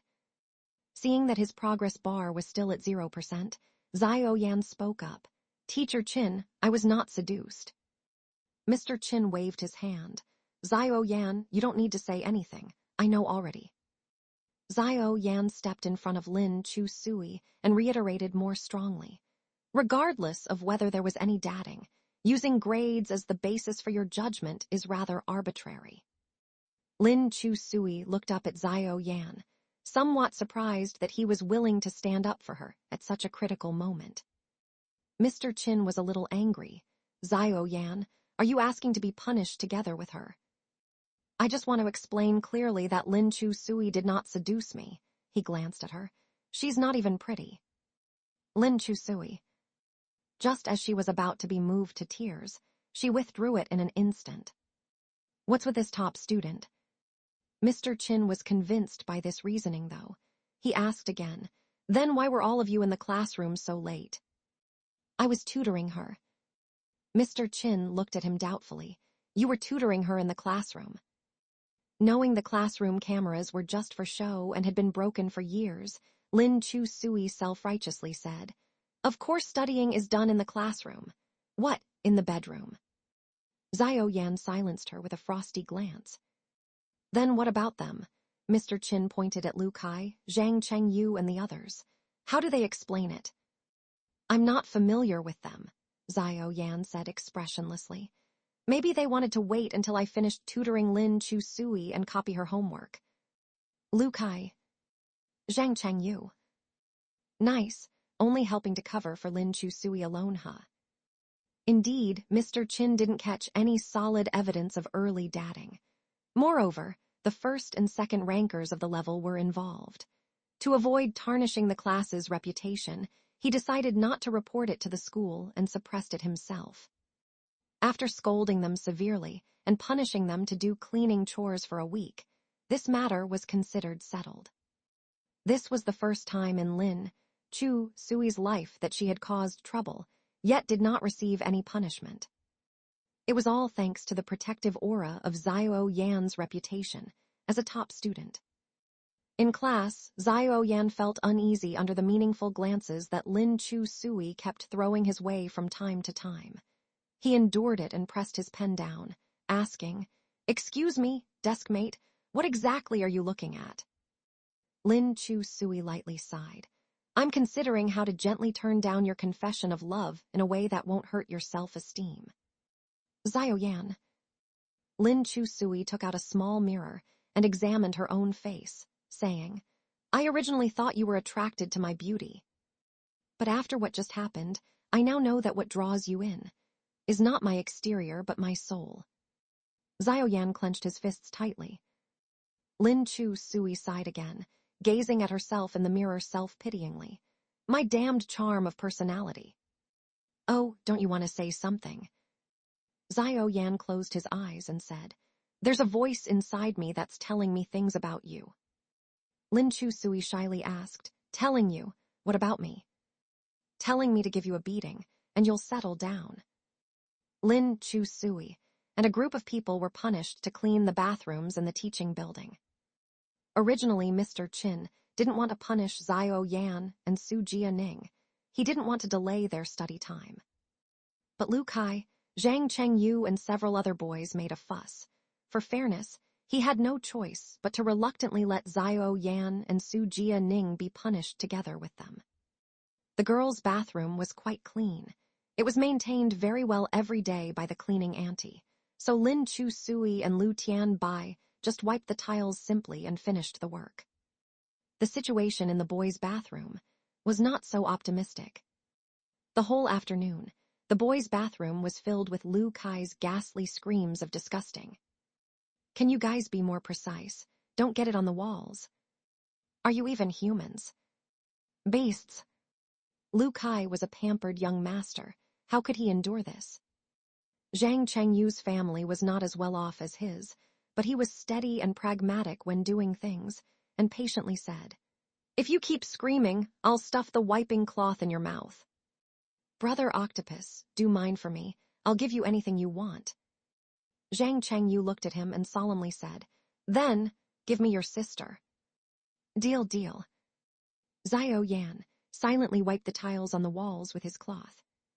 He was always focused when doing things, with single-minded concentration, no matter how dirty it was. He could get his hands dirty without complaining. Su Jia-ning was like a young master, not doing any work at all, leaning against the door of the boys' bathroom reading Dream of the Red Chamber, and couldn't help sighing deeply when he read the verse, "The jade belt hangs in the woods, the golden hairpin buries in the snow." After Lin Chu-sui finished cleaning the girls' bathroom, she strolled to the door of the boys' bathroom and saw Su Jia-ning so leisurely. She was dissatisfied and said, "Why don't you go clean up?" Without even lifting his eyes, Su Jia-ning righteously said, "I came to school to study and learn, not to work. The school should exist to provide me knowledge and service. The teacher forcing us to work violates human rights. I have the right to file a lawsuit. Lin Chusui's mouth twitched slightly. Go ahead. But Lu Kai was so awed by Su Jianing's human rights violation rhetoric that he simply put down his wiping cloth too. That's right, human rights violation. Damn it, I'm not doing it anymore. Now the only one left earnestly cleaning was Xiao Yan. Lin Chusui felt that Xiao Yan was punished because he couldn't control his surging feelings for her. It would be unbrotherly to let him take the punishment alone. She quietly said, You guys are not cleaning. Isn't it unfair to Xiao Yan? Su Jianing kept reading Dream of the Red Chamber and casually said, Then go help him. Is anyone in the boys' bathroom? No one, not even a ghost. Lin Chusui simply took the wiping cloth from Lu Kai's hand and walked into the boys' bathroom to help Xiao Yan clean together. Seeing her come in, Xiao Yan was stunned for a moment, then emphasized, This is the boys' bathroom. I know. Lin Chusui wiped a towel and bent down to start wiping the tiles as usual. Xiao Yan stood up straight again, wanted to say something more, but Lin Chusui said, If you have time to talk, why don't you hurry up and finish cleaning? I want to leave school early too. Facing the sudden kindness, he was somewhat at a loss.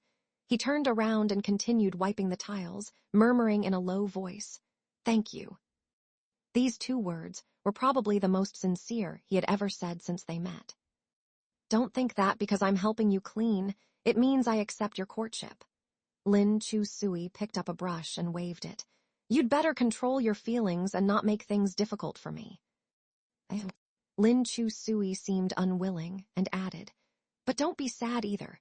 Although the probability of meeting someone better than me is not high, compromise is also not unacceptable. You are a good person, keep it up. Xiao Yan really had never seen such a dramatic girl. The key was, the young lady's bright eyes were clear and sincere. Every word came from the bottom of her heart. He pressed the tip of his tongue against his back molars and lightly smiled. Then thank you.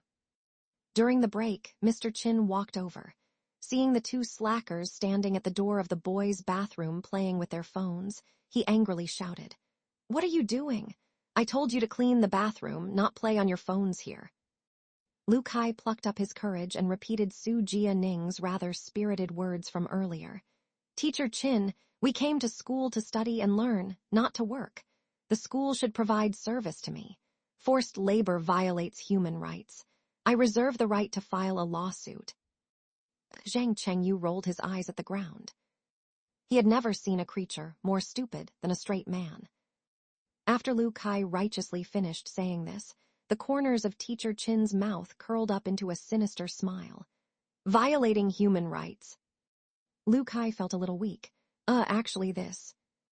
I'm violating it, so what? Grades falling apart, but ideas are quite complex. Go clean the boys' bathrooms on the first and second floors. I'll come check later. If it's not cleaned properly, don't go home. Lu Kai resentfully glanced at Su Jianing. Su Jianing casually put down his book, politely bowed to Teacher Chin. Teacher Chin, I also dislike it when some people casually throw around words like human rights. We are students. Students should listen to the teacher. This is the natural order of things. Teacher Chin patted him on the shoulder. Jianing, you are different from these rascals. You know when you're wrong. Go back, no need to clean. Thank you, Teacher Chin. You are the most open-minded teacher I have ever met. Teacher Chin laughed so hard his mouth split open. Ha ha ha, not that great. Lu Kai finally understood why Lin Chusui always called him a fake foreign devil. Hypocritical, despicable. Teacher Chin was so flattered by Su Jianing's flattery that he hummed a song as he walked into the boys' bathroom, and was about to unzip his pants when he heard a gasp behind him. Teacher Chin looked back and saw Lin Chusui standing against the wall in a daze, holding a brush, her eyes wide open like a rabbit's. He was so shocked that he staggered back a few steps and hurriedly zipped back up. You. He strode out and repeatedly confirmed that this was the boys' bathroom according to the sign. Lin Chusui, what's going on? Lin Chusui awkwardly walked out of the boys' bathroom, stood at the door, and bitterly said, Teacher Chin, I finished cleaning the girls' bathroom and came to help them. Teacher Chin's face was flushed red. His trembling finger pointed at her. He was so angry he couldn't speak. Xiao Yan immediately came out and stood in front of Lin Chusui. Teacher Chin. Teacher Chin interrupted him. Xiao Yan, don't think you can cross the line again and again just because you have good grades. Protecting her, dadding on campus is a serious violation of school rules and regulations. I can give you appropriate punishment.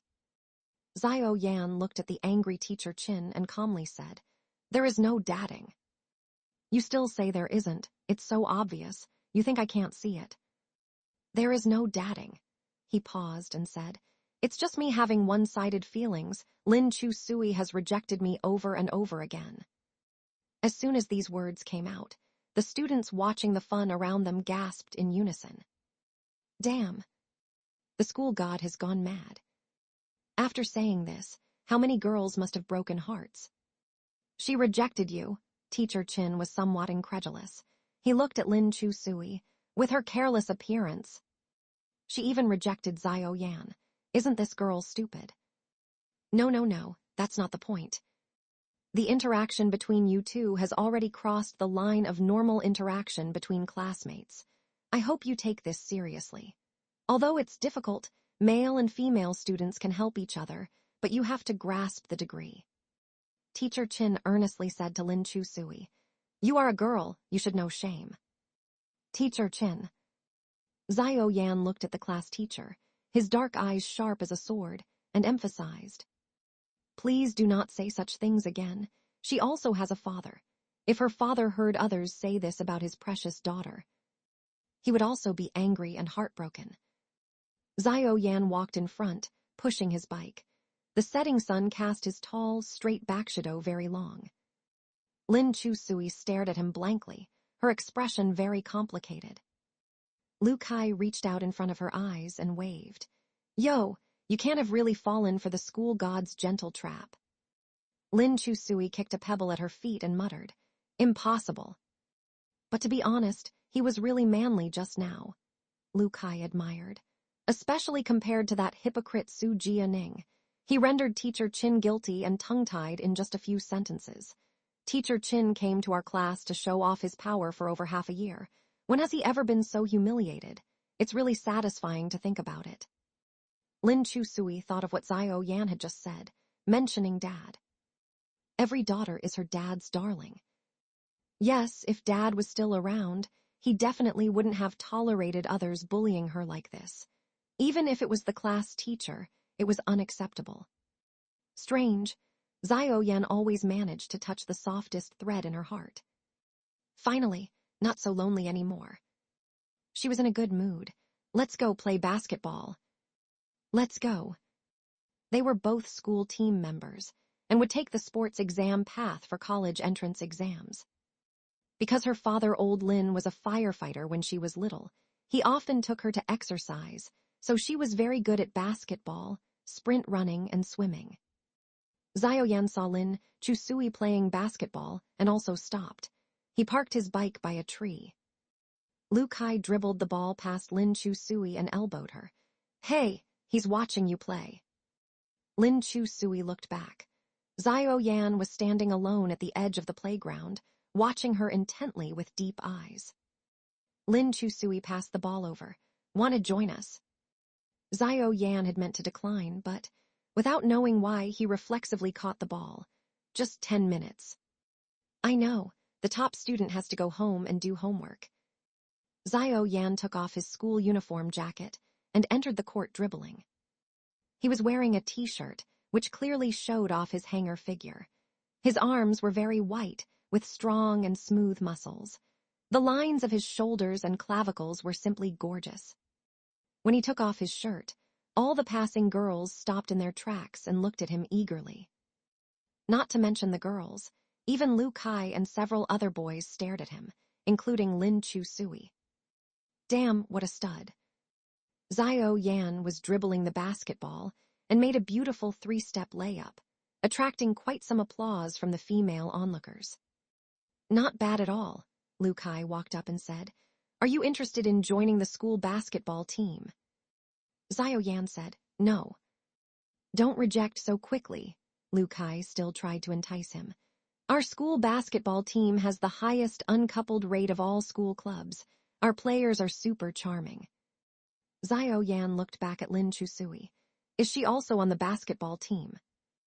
Before Lu Kai could answer, Xiao Yan bounced the ball and made a three-pointer. Doesn't seem so charming to me. You're just playing hard to get. Lin Chusui was intrigued by Xiao Yan's skills and came over to block him. Xiao Yan dribbled skillfully to avoid her defense. Not willing to lose, she chased him and snatched the ball, giving him a grin. Xiao Yan also smiled unusually. Be careful. Just because you're a boy doesn't mean I'll go easy on you. Lu Kai tried to intercept them a few times, but realized they were playing 1v1 without him. He simply folded his arms and retreated from the court. What's with the couple's ball? Xiao Yan went to block Lin Chusui. Lin Chusui controlled the ball, faked a breakthrough, and prepared to do a step-back jumper like her dad had taught her. But Xiao Yan still managed to block her shot. You can do the two moves simultaneously, he reflexively gave her advice after blocking the ball. First control the ball to fake a drive, then step back. Most important is to catch the defender off guard and not give them time to react. After saying that, he demonstrated a step back and jumped to make a clean shot into the basket. Lin Chusui suddenly stopped and stared blankly as he dribbled down the court. First control the ball to fake a drive, most important is catch them off guard. When her dad taught her the step-back jumper, he had said the exact same thing. It was identical, words. Seeing Lin Chusui staring blankly at the guy, Lu Kai came over and said, Didn't expect Brother Chu to have a day of getting owned. Lin Chusui remained silent, her eyes turning red. Hey, you're not really upset, are you? Lu Kai saw she was about to cry and rubbed her head. It's just a lost ball, want us bros to win it back for you. Before his voice faded, Lin Chusui suddenly walked up to Xiao Yan as he was about to jump for a shot and hugged him from behind. All the schoolgirls. What kind of weird defense is this? Lin Chusui hugged his waist tightly and buried her face in his clothes, nuzzling forcefully. Dad. Xiao Yan looked back. Although you lost to me, there's no need to. She's calling me Dad. Lin Chusui closed her eyes, wiping her tears on his clothes. Shut up. Just let me, quietly, hug you. At this moment, Xiao Yan finally noticed the mission progress bar next to the life countdown on the bottom left corner. Mission progress, 1%. In the evening, under the setting sun, several boys from the school athletics team were laughing loudly on the edge of the sports field. My waist is numb. It's not just numb, I think you're paralyzed from the waist down. Especially Lu Kai, holding up his phone, constantly waving in front of Lin Chusui the photo he had just taken of her social death moment. Oh, how affectionate, hugging her from behind. Did you notice his arms were spread out like a praying mantis? He didn't know where to put them, laughed my ass off. I bet 5 Mao that this guy has never been hugged by a girl before. There's 360-degree surveillance all over the school field. I'm telling you, you two are done for. Lin Chusui lay flat on the rubberized field, not wanting to say a word, her whole body lifeless. 10 minutes earlier, Xiao Yan had left early to go do homework, according to Lu Kai. When he left, his face was strangely flushed, unknown whether from heat or embarrassment. Lin Chusui was determined. As long as she was not embarrassed herself, it was embarrassing for others instead. Lu Tianbai sat down next to Lin Chusui and poked her hand with her fingertips. Bestie, what's up with you? Didn't you say you don't like him? Gazing at the layers of red clouds and the setting sun in the sky, lost in thought, Lin Chusui murmured, Sometimes I feel he's a lot like someone. Lu Tianbai excitedly patted her shoulder. It must be Nicholas, see? I feel the same way. Lin Chu Sui lazily lifted the corners of her mouth. Sometimes, I feel he's a lot like my dad. Everyone looked at Lin Chu Sui in unison. Lu Kai walked over, patted her head. Chubby, something's wrong with you. Are you obsessed with Uncle Lin? Lu Kai pulled his eyes slanted. Look, do I look like your dad? Come on, call me daddy. Lin Chu Sui kicked him over. But in this world, Lin Chu Sui would only allow them to joke like this. If not for their company these past 2 years, her condition might have been even worse. At the age when girls love to snuggle in their father's arms and act spoiled, also when they feel most insecure, Lin Chu Sui's father had left. It was like half the sky had collapsed. And Xiao Yan's appearance, the way he would look at her sometimes, his tone of voice, that sense of familiarity was so strong. Of course she found it hard to believe in any ghosts or spirits. The spirit writing from before had proven it was Su Jia Ning playing a prank. However, in this world, some things were truly hard to explain, like how he knew her nickname, how he would say things her dad used to say. Lu Tianbai sat next to Lin Chu Sui, hugging her knees, gazing at the clouds and sunset in the distance, sighed. Such a sad story. How is it sad? Lu Tianbai solemnly patted her shoulder. A story of I like you romantically, but you see me as your dad. How is that not sad enough? Lin Chu Sui retorted just as solemnly. Then your story might be even sadder than mine. How so? I see you as my idol, but you see me as just a fangirl. Isn't that sad enough, young maiden? Oh, please. Lu Tianbai waved her hand. Idols are meant for fangirling over. And I know my boundaries, a boy as great as Su Jia Ning, there's no way he would notice me. She was just an ordinary girl that would easily disappear in a crowd, and her studies were not that great either. Lu Kai curiously leaned over. Who are you talking about? That transfer from Eton College. You know, the asshole. Sis, let me tell you. I can read that kind of guy's face right away, deceitful and despicable scum. Look what he did to your brother. The male bathrooms on floors 1, 2, 3, all under my management now. That was his own fault. Don't blame others. Perhaps it really was the honor student halo. Lin Chu Sui searched herself and had to admit, even though she disliked Su Jia Ning through and through, it was hard to deny he was indeed outstanding. In terms of studies, having grown up abroad since young, his English was great, but his Chinese was bound to be much weaker. So recently he had begun fervently studying the 4 great classical novels, especially *Dream of the Red Chamber, reading it over and over numerous times. Lin Chu Sui dared to say, even among the local students who had grown up here, very few would have the patience to read through all 4 classics. The kind of boy who had good grades, yet was pretentious and deceitful, that even simple and naive girls like Lu Tianbai would be infatuated with. It was only reasonable. Thankfully, Lin Chu Sui had seen through his true colors from day one, so Su Jia Ning didn't bother putting on an act of friendliness with her either. The two had disliked each other from the start, but endured each other tacitly. Lin Chu Sui saw. Quit smoking, and I'll do your homework for you, Xiao Yan said to Lin Chu Sui as she tensed up. She was so embarrassed, she wanted to dig a hole and bury herself, or just die on the spot. Who says I even want you to do my homework? She said angrily. So what if you're the top of our grade? Does that give you the right to mock people? Her angry expression made Xiao Yan laugh. When did I ever mock you? You're always mocking me. Suddenly, Xiao Yan's handsome face drew closer to hers, slowly nearing her. Lin Chu Sui was so nervous she could barely breathe, continuously leaning back. What are you doing? Xiao Yan moved in close, his hand slowly lowering into her bag. Thinking he was going to kiss her, Lin Chu Sui pursed her lips tightly and closed her eyes. But instead, he merely took out her lighter and cigarette pack from her bag, casually tossing them on the table. After some time, Lin Chu Sui opened her eyes. Leaning casually in his chair, Xiao Yan couldn't help a slight smile forming at the corner of his mouth. The autumn moon and breeze. Now that's what I call mocking. Seeing the cigarette pack on the table, Lin Chu Sui realized her misunderstanding. Her cheeks grew even redder.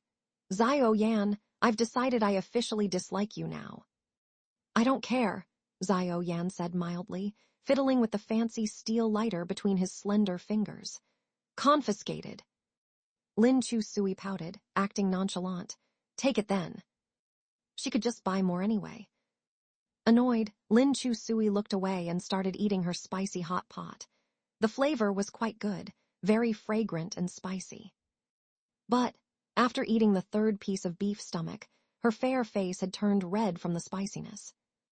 Xiao Yan glanced at her coolly. Too spicy. Just a little. I didn't add any chili peppers. It must be spiciness from the broth itself. It shouldn't be too spicy. She was breathing rapidly, puffing and panting as she stuck out her bright red tongue. I can't handle spicy at all. Huff huff. Xiao Yan decisively took her hot pot away, but Lin Chu Sui guarded her food like a little bunny. Hey, I'll make you a new bowl. No need. Lin Chu Sui insisted on eating another piece of beef. You're so sly, purposely adding chili peppers to make me buy a second bowl. I can handle it. Seeing beads of sweat forming on her brow, Xiao Yan finally couldn't bear it. I'll make you a new mild broth bowl, free of charge. It's not about the money, I just don't want to waste food. My dad says wasting is shameful. Lin Chu Sui was a spoiled rich girl who never lacked anything. But she knew Xiao Yan survived on scholarships, just enough to cover tuition, doing various side jobs after school. Looking at the full bowl of hot pot before her, all premium beef parts Xiao Yan had cooked for her, Lin Chu Sui wasn't observant, but she wasn't so dense either. She kept voraciously eating, though there was a slight spiciness that wasn't unbearable, mainly because she never touched spicy food before, so it took some adjusting. Xiao Yan watched her deeply. After some time, he reached out and took her bowl. Stop eating. You. Before she could react, she saw Xiao Yan picking up her chopsticks and eating from her leftover bowl. He ate elegantly and naturally, not at all bothered that she had eaten from it already. Just this, spicy. Lin Chu Sui was stunned. It wasn't about the spiciness anymore. Why are you eating my leftovers? To avoid waste. But we're not that close, are we? Lin Chu Sui's face was bright red, half from spiciness, half from embarrassment. You eating my leftovers, isn't that like an indirect kiss? Xiao Yan looked up at her deeply for a moment, his beautiful eyes shining softly, lacking the previous aloofness and coldness. Meeting his gaze, Lin Chu Sui felt somewhat dizzy, like the metal core of the lighter had given her body an electric shock, tingling spreading across her skin. After a long pause, she saw a faint smile lift the corner of his mouth. You're my goddess after all. Xiao Yan got up and went to the counter, starting a new mild broth hot pot for Lin Chu Sui. Lin Chu Sui took out her phone and spammed her chat group with berserk emojis. Lukai, Chubb's going crazy as usual. Lin Chu Sui, the school god really loves me now. No, not just loves, he's utterly infatuated. Ah, my damned charm. Lukai, did he propose to you? Lin Chu Sui, no, not that much, but he admitted I'm his goddess and wanted to kiss me. Lu Tianbai, so hardcore of you to be the school god's goddess bestie. As the eternal hype man of the group, Lu Tianbai inflated Lin Chu Sui's vanity to the maximum. She was over the moon. Cough, gotta stay low-key. Lu Kai, goddess sis, can you share the school god fanboy's homework you got? Lin Chu Sui, shameless. After sending her message, she stealthily glanced at Xiao Yan's back again. Remembering he was still waiting for her to pay, she opened up his math workbook and quickly snapped some pics, sending them into the chat. Lu Kai, holy crap, you really got it. Are you two dadding now? Lin Chu Sui, yup, he's cooking for me right now. Lu Kai, OMG. Lu Tianbai, OMG +1. Zhang Chengyu, after eating next step is, confused emoji. Too lazy to respond to these perverts, Lin Chu Sui said, How can I get him to stop loving me? He's pretty nice to me, I don't want to hurt him. Distressed emoji. Lu Kai, want to hear the advice of your dearest besties. Lin Chusui, yeah. Lu Kai, we advise you to make sacrifices for the greater good. Oh right, can you take pics of the English homework and science workbook too? Lin Chusui smacked and kicked Lu Kai halfway across the globe. Just then, a strange profile pic popped up in the prestigious South City. No one middle school girl's chat. Idiot, don't get ahead of yourself. The stranger's profile pic was a side view of a youth in a white shirt, the sun behind him lighting his silhouette softly. At first glance, it looked like an idol's promotional photo. But when Lin Chusui tapped to enlarge it, she realized it was none other than Su Jia-ning, that jerk. Only Dick King would use an artsy photo of himself as avatar. Lin Chusui, at everyone who let this fake foreign devil in. Lu Kai, at Lu Tianbai. Soon, Lu Tianbai private messaged Lin Chusui. Well, I thought since he's your brother. Lin Chusui, I don't have a brother, never had and never will. Lu Tianbai, sorry bestie, I should have asked you first. Should I kick him out? Lin Chusui couldn't get mad at Lu Tianbai. Forget it, just pretend he doesn't exist. Just then, Karlaka Su Jia-ning added Lin Chusui as a friend. Lin Chusui rejected him, but he sent a second request with the message. Add me real quick, we'll delete after. Lin Chusui accepted. What's up? Su Jia-ning, you're at Xiao Yan's place. Lin Chusui, none of your business.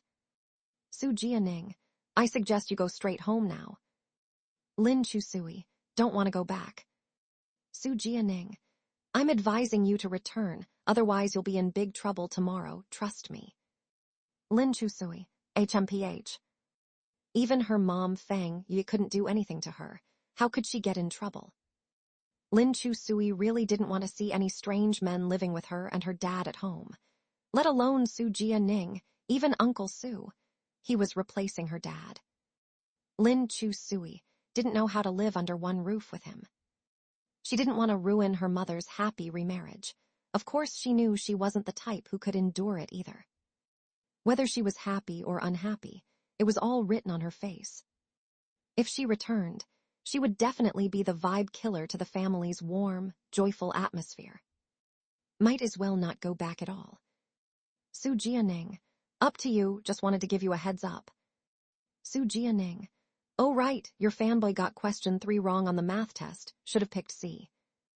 Lin Chusui directly blocked that annoying punk. Xiao Yan cooked a mild broth hot pot for Lin Chusui, without a hint of chili this time. But he specially simmered the broth with dried tangerine peel and aniseed to keep the flavor intact. He neatly packed it for her in a takeout box, bringing the food to her. It's late, you should head back with this to eat. Lin Chusui took out her phone sullenly. Didn't bring cash, add me on WeChat and I'll transfer you. Xiao Yan glanced at the obvious WeChat QR code on the wall, hesitating before taking out his own phone and opening up his code. Lin Chusui added him on WeChat, instantly tapping into his moments. His latest post was a text and image from 2 years ago. The pic was a sunset sky filled with fiery clouds, but the clouds were black and white, looking almost mournful. The text simply said, I'm sorry. Weird moment. Behind her, Xiao Yan said, done looking. Only then did Lin Chusui remember he was still waiting for her to pay. She had browsed his moments right in front of him, seemed a bit awkward. Sheepishly, Lin Chusui asked, how much for 2 bowls of hot pot?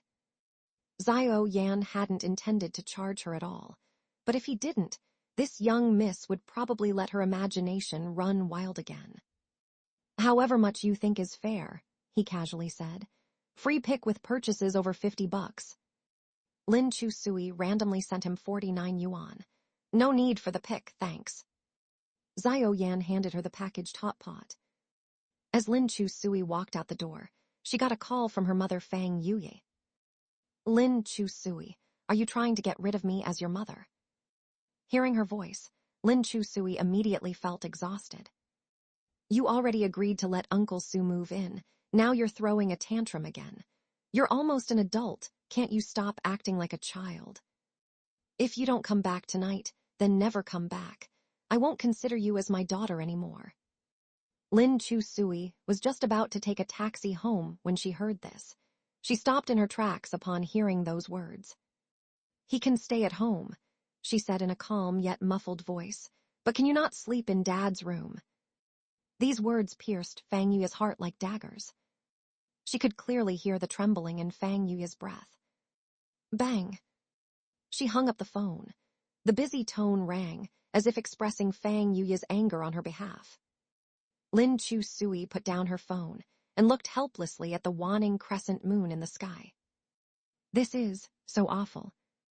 After finishing the cleaning, Xiao Yan walked out of the hot pot restaurant and pulled down the rolling door. Turning around, he saw his young aunt resting her cheek in her hand, sitting at the edge of the steps. Next to her was an empty disposable bowl that had been licked clean. Her head bobbed up and down like a woodpecker. Seeing her lonely, fragile silhouette, Xiao Yan's hand went to his aching heart. Hearing the noise, Lin Chusui yawned and looked at Xiao Yan blurrily. How much is it to stay here for one night? Xiao Yan paused briefly before rejecting her request. This is not a hotel. There are no beds for sleeping either. That's fine. I can just lie down on a table for the night. No, Xiao Yan said in a commanding tone. It's very late, go home. Never mind then. If he wouldn't give her shelter, she could just spend the night at an internet cafe. Usually she would call Lu Kai and Lu Tian by, but their parents were back from a business trip tonight, so it wasn't good to call them out. Lin Chusui got up and walked away leisurely, chewing gum. Watching her slender silhouette, Xiao Yan's hand went to his aching heart again. Her figure overlapped with the one who had rushed into the fire. He was silent for a few seconds before finally riding his bike to catch up and block Lin Chusui's path. Seeing him leave and then return, Lin Chusui bluntly asked, "What now?" "There's no lodging in the shop." His eyes motioned to the seat behind him. "Get on, I'm taking you home." Lin Chusui repeatedly backed away. "No way am I going to your house. Dream on." "My sister will be there too." Thinking about the kind and pretty older sister Xiao Kaiyan, Lin Chusui hesitated briefly before agreeing. "Fine, I'll sleep with your sister." This made Xiao Yan laugh. "Who else did you think you would sleep with?" Holding Xiao Yan's waist, Lin Chusui sat on the rear seat of his bike. "Lodging fee is 300. Since you're my desk mate, I'll give you a discount at 250, he calmly stated, breakfast not included. "Wow, is your house a luxury hotel? The lodging fee is so expensive, and breakfast isn't even included." "Then go stay at a hotel." Lin Chusui pouted. She thought to herself that if she had brought her ID, she wouldn't have ended up relying on him like this. All right, 250 it is. You're so calculative." By now, it was already 10 p.m. at night. A cool breeze blew, and there were few pedestrians on the street. Occasionally, a car would speed by. The bicycle traveled on the spacious greenway, with the crescent moon hanging high in the sky ahead. Watching his back, Lin Chusui said, "Our family's old Lin also liked riding his bike with me, to and from kindergarten, primary school, middle school. Your back looks just like my dad's when he used to ride." "Riding a bike looks the same for everyone. What's similar?" Lin Chusui insisted. "It's just very similar." Seeing her silhouette under the moonlight, Xiao Yan's heart softened for some reason. Along the long journey, the fragrant olive leaves swayed in the wind. The moonlight flickered. Lin Chusui gently hugged his waist, resting her forehead on his back. "Don't get the wrong idea. I'm hugging you not because I like you." "I didn't think that." Leaning on his thin clothing, Xiao Yan could feel the weight of her head, as if it contained very heavy memories. "Dad, I was actually the one who killed him." He tilted his head slightly. The young aunt's voice carried a very heavy nasal tone.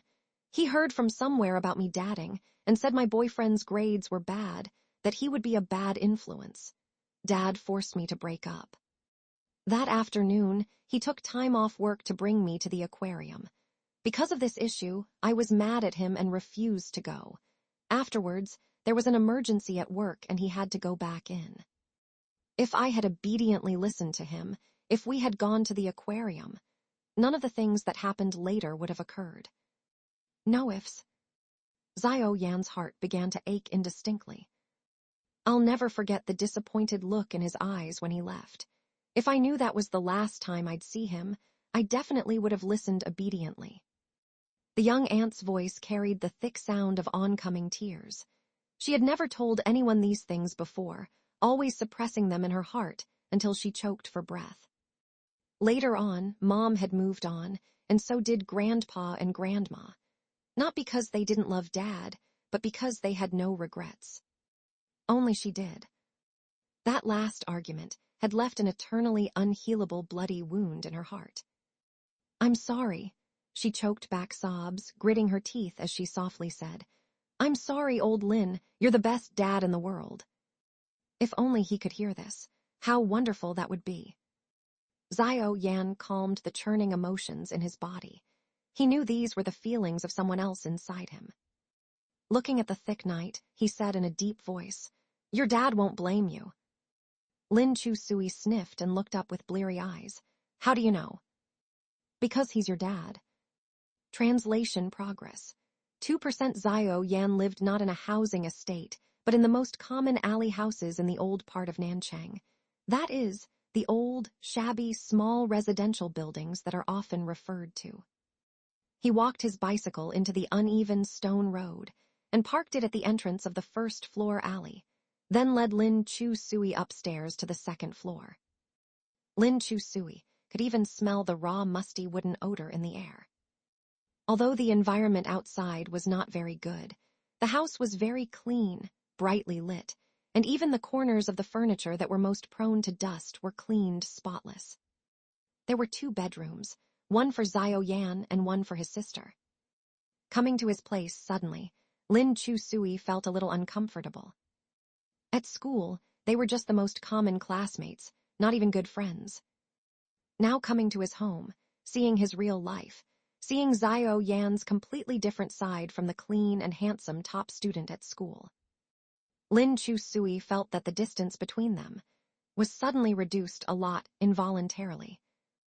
Xiao Yan went into the bedroom to change the sheets without saying a word. Lin Chu Sui stood awkwardly at the door, watching his back, and asked, Is Sister Xiao your real sister? They didn't look much alike. Xiao Yan leisurely said while changing the sheets, We met in the orphanage. She was my sister there, and she has always been my sister since. Lin Chu Sui nodded very understandingly and didn't ask any more. That night, after Lin Chu Sui took a bath, she put on the white t-shirt Xiao Yan had prepared for her to sleep in. The clothes are so big. Are they your sister's? My sister is in class with her phone on silent. I didn't want to take her clothes without permission. This t-shirt is mine. Oh. Quite the gentleman. Much better than a certain fake foreign devil. Xiao Yan was doing homework at the desk. He turned his head slightly and glanced at her. The little madam had just taken a bath. Her black hair was still damp and draped over her slender shoulders.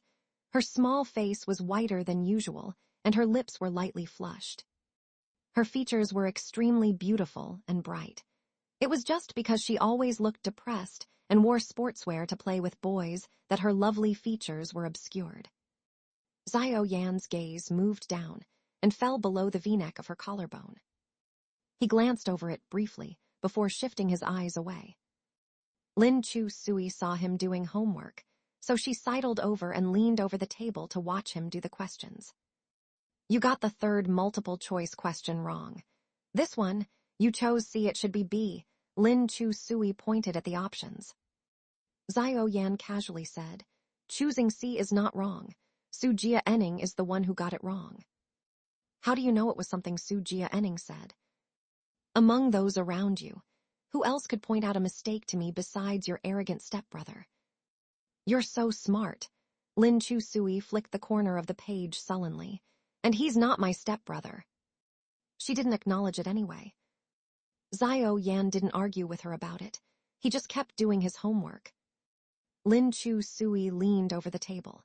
She hesitated for a moment before saying, "About what happened just now, don't tell anyone." Xiao Yan continued calculating on the draft paper while saying, "You mean the thing about your bath not exceeding 15 minutes? No, what I told you when I came back. Forget it." Lin Chu Sui sullenly turned around. He didn't care anyway. That's right, it was just her own nagging secret that was hard to let go. How could others take it to heart? Xiao Yan's pen paused for a moment. "I won't say anything if you don't want me to." As soon as Lin Chu Sui heard this, she felt it was ominous. She looked at him warily. "Are you trying to threaten me again?"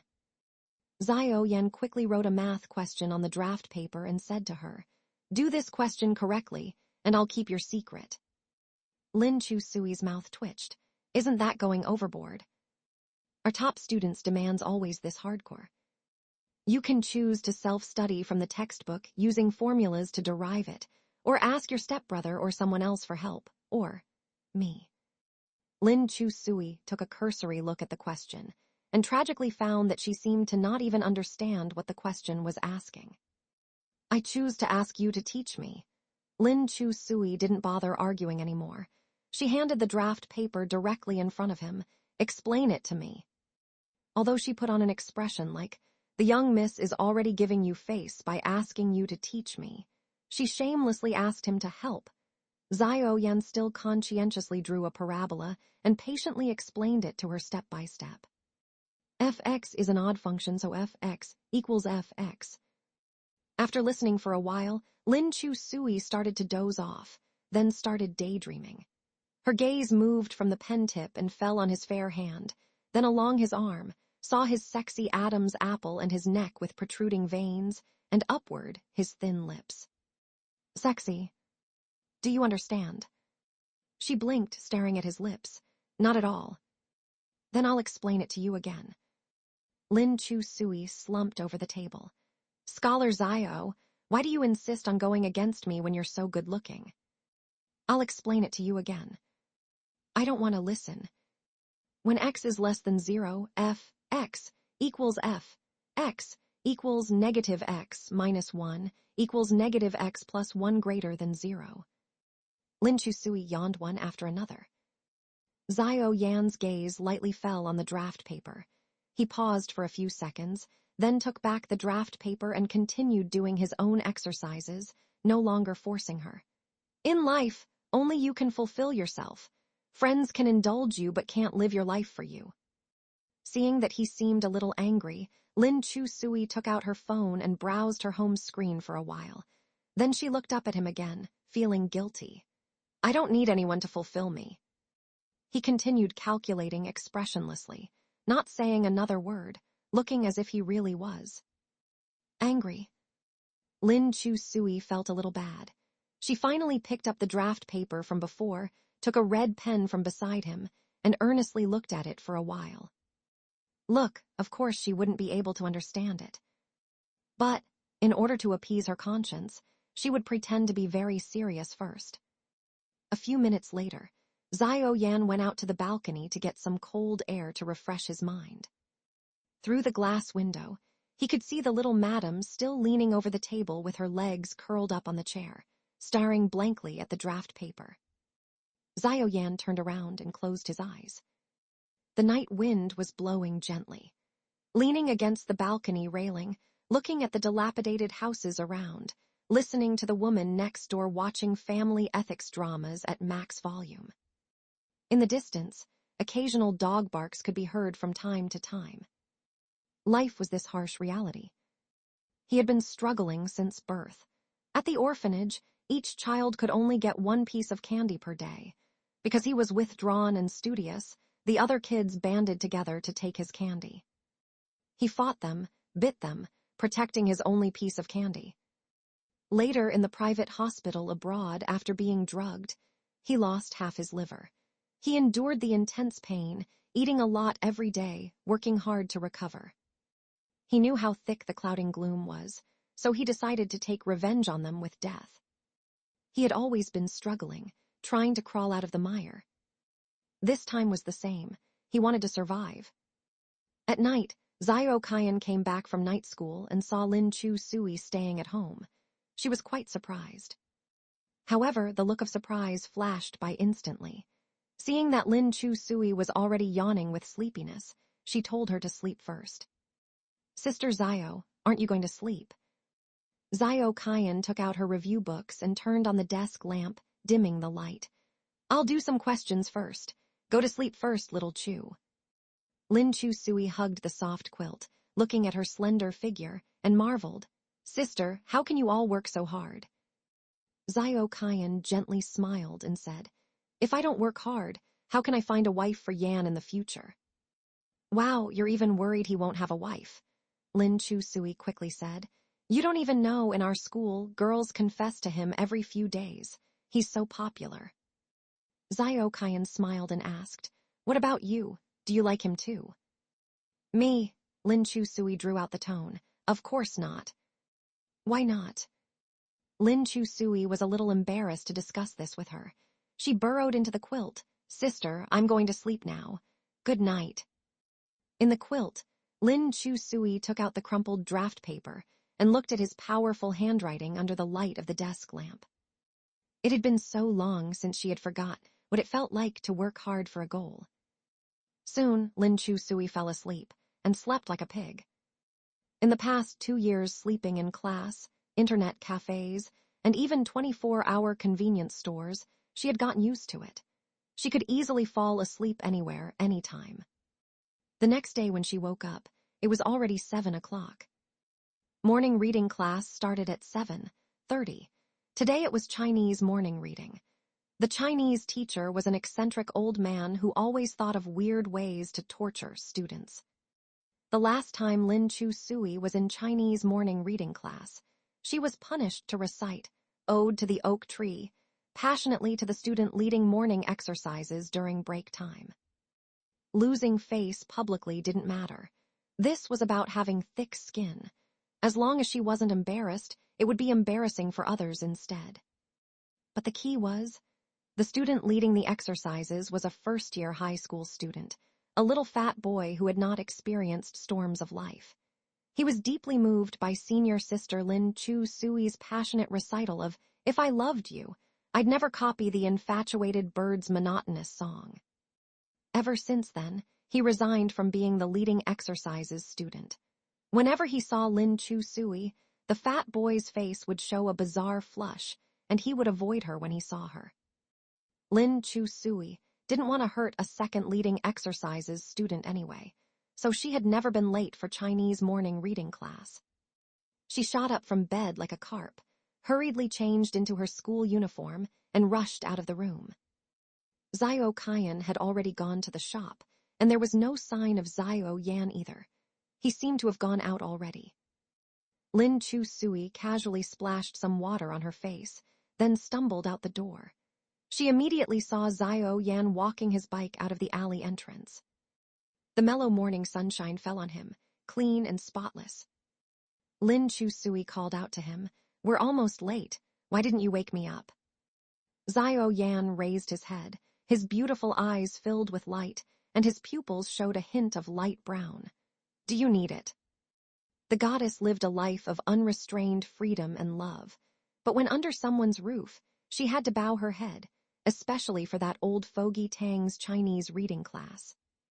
Lin Chu Sui rushed down the stairs in a gust of wind and fire, and Zio Yan had already gotten on his bike, his back disappearing into the morning glow of the alley.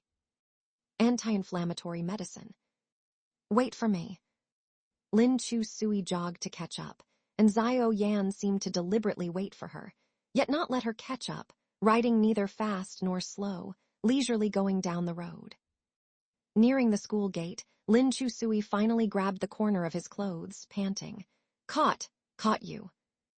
Zio Yan hit the brakes. "Why catch me?" "Give me a ride to school, or I'll be late." He looked up, expressionless. Goddess only needs to lift her noble legs and walk 10 more meters to enter the school gate. Lin Chu Sui looked at the school gate within reach and gritted her teeth, reluctantly saying, But I chased you for 2 kilometers. So I have to sit on your bike, otherwise I chased you for nothing. Actually, you could also take a taxi, maybe even faster than me. His words had not fallen, and Lin Chu Sui was already sitting on the back of his bike, urging, "Hurry, hurry, only 5 minutes left." Xiao Yan, helplessly, could only take her into the school. Facing the morning light, wearing a clean blue and white school uniform and riding a bike, he was very eye-catching all the way. Lin Chu Sui kicked the fallen leaves and shadows of the trees on the ground and looked up at his back again. "Anti-inflammatory medicine. Why did you come to be my desk mate?" "Because I like you, don't I?" "You really like me. You're finally doubting your own charm." "No." Lin Chu Sui heard the ridicule in his tone and stubbornly said, "Your love for me, I still have no doubts, and I'm complacent and smug about it." Xiao Yan chuckled lightly. "Oh." Seeing his clean smile, Lin Chu Sui was somewhat stunned. This was the first time she had seen such a relaxed expression on him. During morning reading class, Lu Kai leaned over from behind and whispered in her ear, "Going into the classroom together. You didn't really spend the night together, did you?" "Yeah, I stayed over at his place for a night." "Holy crap, the grades #1, how was it?" "How was what?" "His ability, is he good?" "The grades #1 is of course good." After saying this, even Lu Tianbai looked back at them, her expression horrified. To avoid corrupting minors, Lin Chu Sui added, "The grades #1 is of course good. You were very happy copying his math homework, weren't you?" "Don't say he tutored you all night." "He really did." "Lame tilde boring." Su Jia Ning held a book of ancient poems and proses in his hand, mockingly said, "Not going home for the night, running to a boy's house to sleep at night. If your dad knew, he'd probably be so angry he'd jump up." "None of your damn business," Lin Chu Sui said very rudely, "and stop mentioning my dad." Su Jia Ning sneered coldly. "Clinging to someone who is already dead and unwilling to let go, making the living hurt and disappointed. You feel the whole world owes you, then who do you owe?" Lin Chu Sui's hand holding the Chinese textbook tightened. "To point fingers at my life. Who do you think you are?" "Sorry, my dad married your mom, so now I'm your elder brother, legally anyway." Su Jia Ning finally put down his book and looked up at her. "I'm polite to you because you took the initiative to take down the photos yesterday, so I feel you're not completely beyond redemption yet." "Thanks, but I don't need your evaluation." "I'm too lazy to evaluate you. Oh yes, by the way, they slept in the master bedroom last night." Lin Chu Sui's heart thumped rapidly, blood rushing to her head, her hands clenched tightly into fists. "You! Say that again." Su Jia Ning lifted his chin and sneered coldly. "Kid, do you think you can influence your parents' lives just by rebelling? Immature." Xiao Yan glanced at Lin Chu Sui. Her face was already flushed red. When anger reaches an extreme, it turns into deep helplessness. Su Jia Ning poked her most vulnerable spot. Even Lu Tianbai in the front row felt the tense atmosphere and looked back at them worriedly. "Girlfriend, calm down a bit."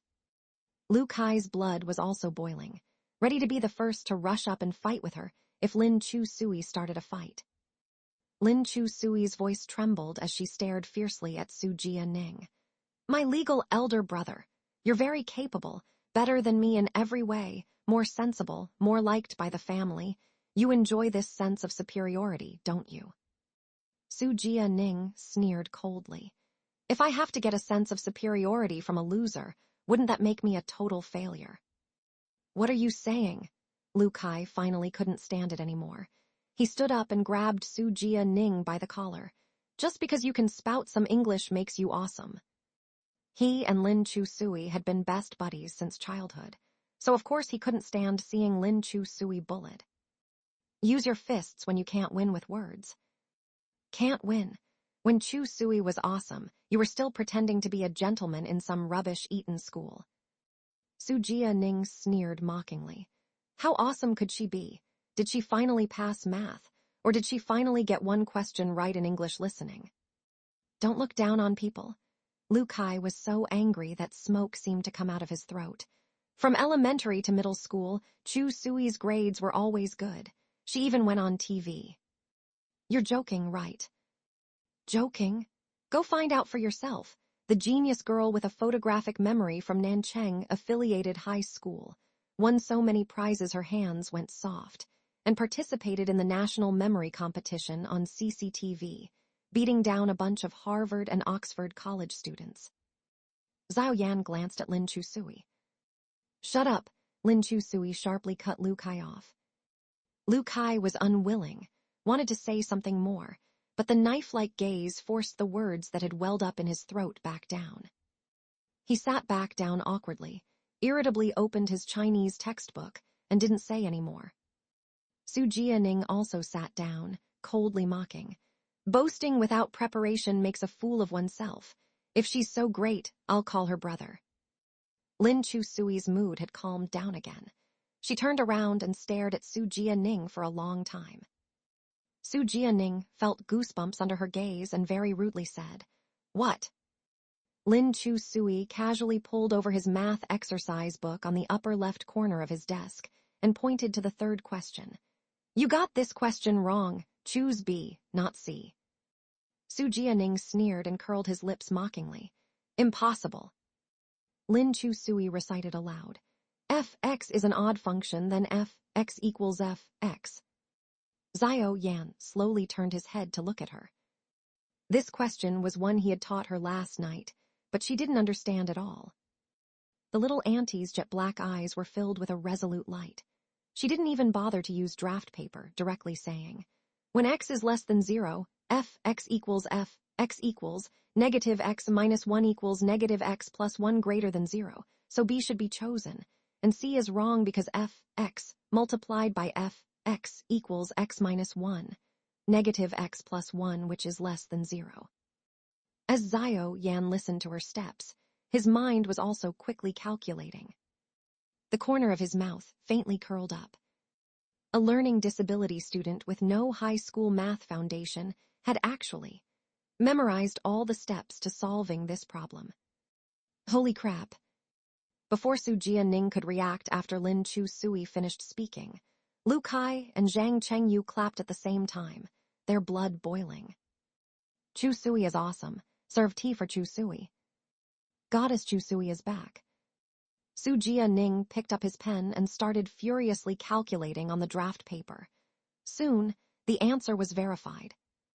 It was the same as the steps Lin Chusui had recited. Choose B, not C. He had been careless.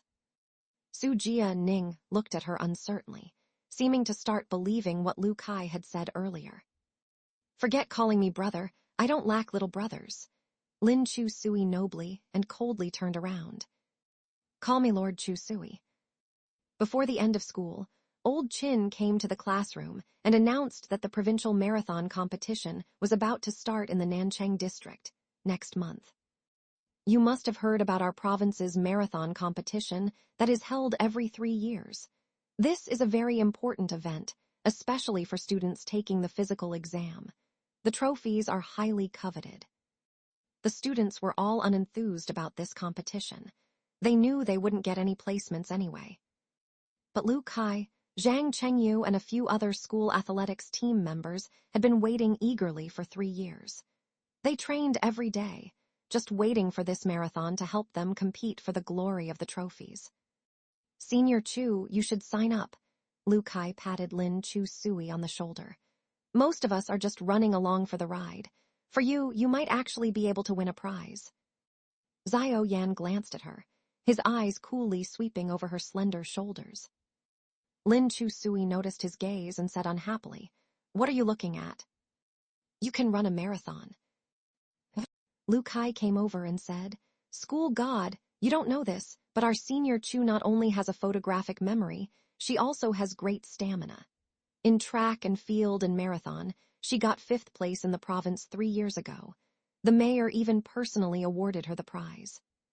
He patted Zhao Yan's shoulder and grinned. "She has great stamina, so things will be easier for you in the future. Haha." Xiao Yan disgustedly pushed his hand away and glanced at the girl beside him. She had a slender figure, with wisps of hair hanging over her delicate shoulders. It was hard to imagine that such a frail body could store so much energy. Lin Chusui felt Xiao Yan's burning gaze on her. She reached out and slapped Lu Kai. "Stop talking so much. Be careful you drown in your own saliva." "Our senior Chu is just being modest." "It's not about modesty," Lin Chusui said in a low voice. "Mainly, the school god has already been enchanted by me. If you keep talking, he'll become even more smitten. How will I get rid of him then?" Lu Kai said, "You're right, we'd better keep a low profile." Xiao Yan. Lin Chusui had no plans to join the marathon. She still had vivid memories of the last time she ran a marathon. It was a marathon around the city, from the Central Park all the way to the southern Huafu city. That day, there was a fire in a residential building to the west, and her dad was urgently dispatched. She kept worrying about him the whole time she was running. Unexpectedly, after running halfway through, her dad actually rode over on a bike. He hadn't even had time to take off his helmet, and his face was still smeared with soot from the smoke. He looked quite disheveled. "Xiao Qi, keep going. Xiao Qi, keep going. Xiao Qi, keep going." Lin Chusui laughed at old Lin. "Go wash your face first." "I'm not going back. If I do, I'll miss our Xiao Qi's glorious moment of winning first place." "How embarrassing. Pretend you don't know me." "Hess," old Lin laughed heartily. "Luckily no one was hurt or killed in that burning building just now. I happened to rescue an orange stray cat from the chimney and brought it back. I'll give it to you tonight as a marathon gift." "Ah," Lin Chusui shrieked excitedly. "I'm not running anymore. I want to play with Kitty now." "No way, you have to finish the race. I've trained you for so long. Today is the day to reap the rewards. Start running, you have to get a placement." Later, old Lin rode his bike and accompanied Lin Chusui for the entire marathon. She did not disappoint old Lin's training and got an excellent third place in the province. Most importantly, she was the youngest in the top 10. Afterwards, Lin Chusui had an orange little cat. But, after old Lin passed away, the little orange cat also went missing. Lin Chusui did not sign up for the marathon. In the past 2 years, whether it was studying or sports, she had slacked off. Other than occasionally shooting some hoops, her life could be said to have sunk into total gloom. That evening after school, the head teacher contacted Lin Chusui's parent to come to school to discuss her situation. Lin Chusui had come to the office feeling terribly nervous and anxious, but she realized that the person being scolded by old Qin in the office was not Ms. Fang Yuyi, but a strange man. He was tall and quite handsome, with thick brows and big eyes, a distinguished-looking gentleman. After thinking for a long time, Lin Chusui finally recognized that this was Ms. Fang Yuyi's current husband and Su Jia Enning's father, Su Songbai. A few months ago, Ms. Fang Yuyi had organized a dinner for Lin Chusui to meet Su Songbai. At the dinner, Lin Chusui behaved very calmly and did not embarrass Ms. Fang Yuyi. And Uncle Su Songbai was also a taciturn man who did not like to speak much or make jokes. Ms. Fang Yuyi's taste clearly had not changed in 100 years. She just liked this kind of masculine, tough guy type. Su Jia Enning bumped hard into Lin Chusui's shoulder as she walked past her, then turned back and mouthed to her, "You're doomed." Lin Chusui stumbled forward from her shove. She picked up a rock from the ground and threw it at Su Jia Enning, but she dodged it. Soon, Su Songbai walked out of the office. Lin Chusui blandly bid him hello. She was polite but distant with unfamiliar people. Especially since Su Songbai's status was sensitive now, she should be extra careful around him. At the very least, she couldn't make him her enemy. Su Songbai glanced at her but didn't say anything. He was holding her report card and walked towards the school gate. Lin Chusui couldn't figure out his intentions, so she followed behind him. Exiting the school gate, Su Songbai's car was parked under a chinaberry tree. He didn't get in right away, but instead turned back and waved the report card at her. 9 points in math, what's going on? Hearing his tone of settling accounts after autumn's harvest, Lin Chu-sui thought he was quite convincing as a parent, not nearly as polite as when they first met. She muttered, "Don't know how to do it. Your mom told me your grades used to be very good before high school. Then they plummeted, is that right?" "Yes." "Why?" Lin Chu-sui felt a spark of anger rise in her heart from his aggressive questioning. "Why are you asking me? Ask my mom." In our family, the young cannot speak to elders in this tone. A child's academic performance also absolutely cannot be below the top 50 in their grade. That is my requirement for Sujia Enning, and the same goes for you. Lin Chu-sui looked at this solemn man in surprise. So this was why Sujia Enning had said she was doomed. This man was a bit too XXXX. What if I can't test into the top 50? If you can't get it, then do your best to get it. Since your grades used to be good, it means you're not stupid, just not hardworking enough. Su Songbai said, "The head teacher said you're on the school athletics team and plan to take the sports exam in the future. Our family will not allow any sports students. On this point, your mother and I are in agreement. So for your last year, focus your mind on studying and test into a good university. I will supervise you throughout." Lin Chu-sui's mouth curled. "Who are you, uncle?" "I'm your legal father." "I'm not Sujia Enning, and definitely not your daughter. You can't control me."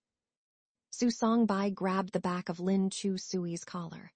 "Your mother is soft-hearted and can't discipline you. But I'm telling you, from now on, whatever Sujia Enning experiences, you will too. Know your place at home and be polite outside."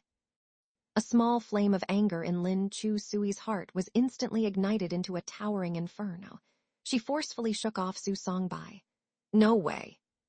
Of course, Su Songbai would not let this little girl off so easily. He grabbed her shoulder again.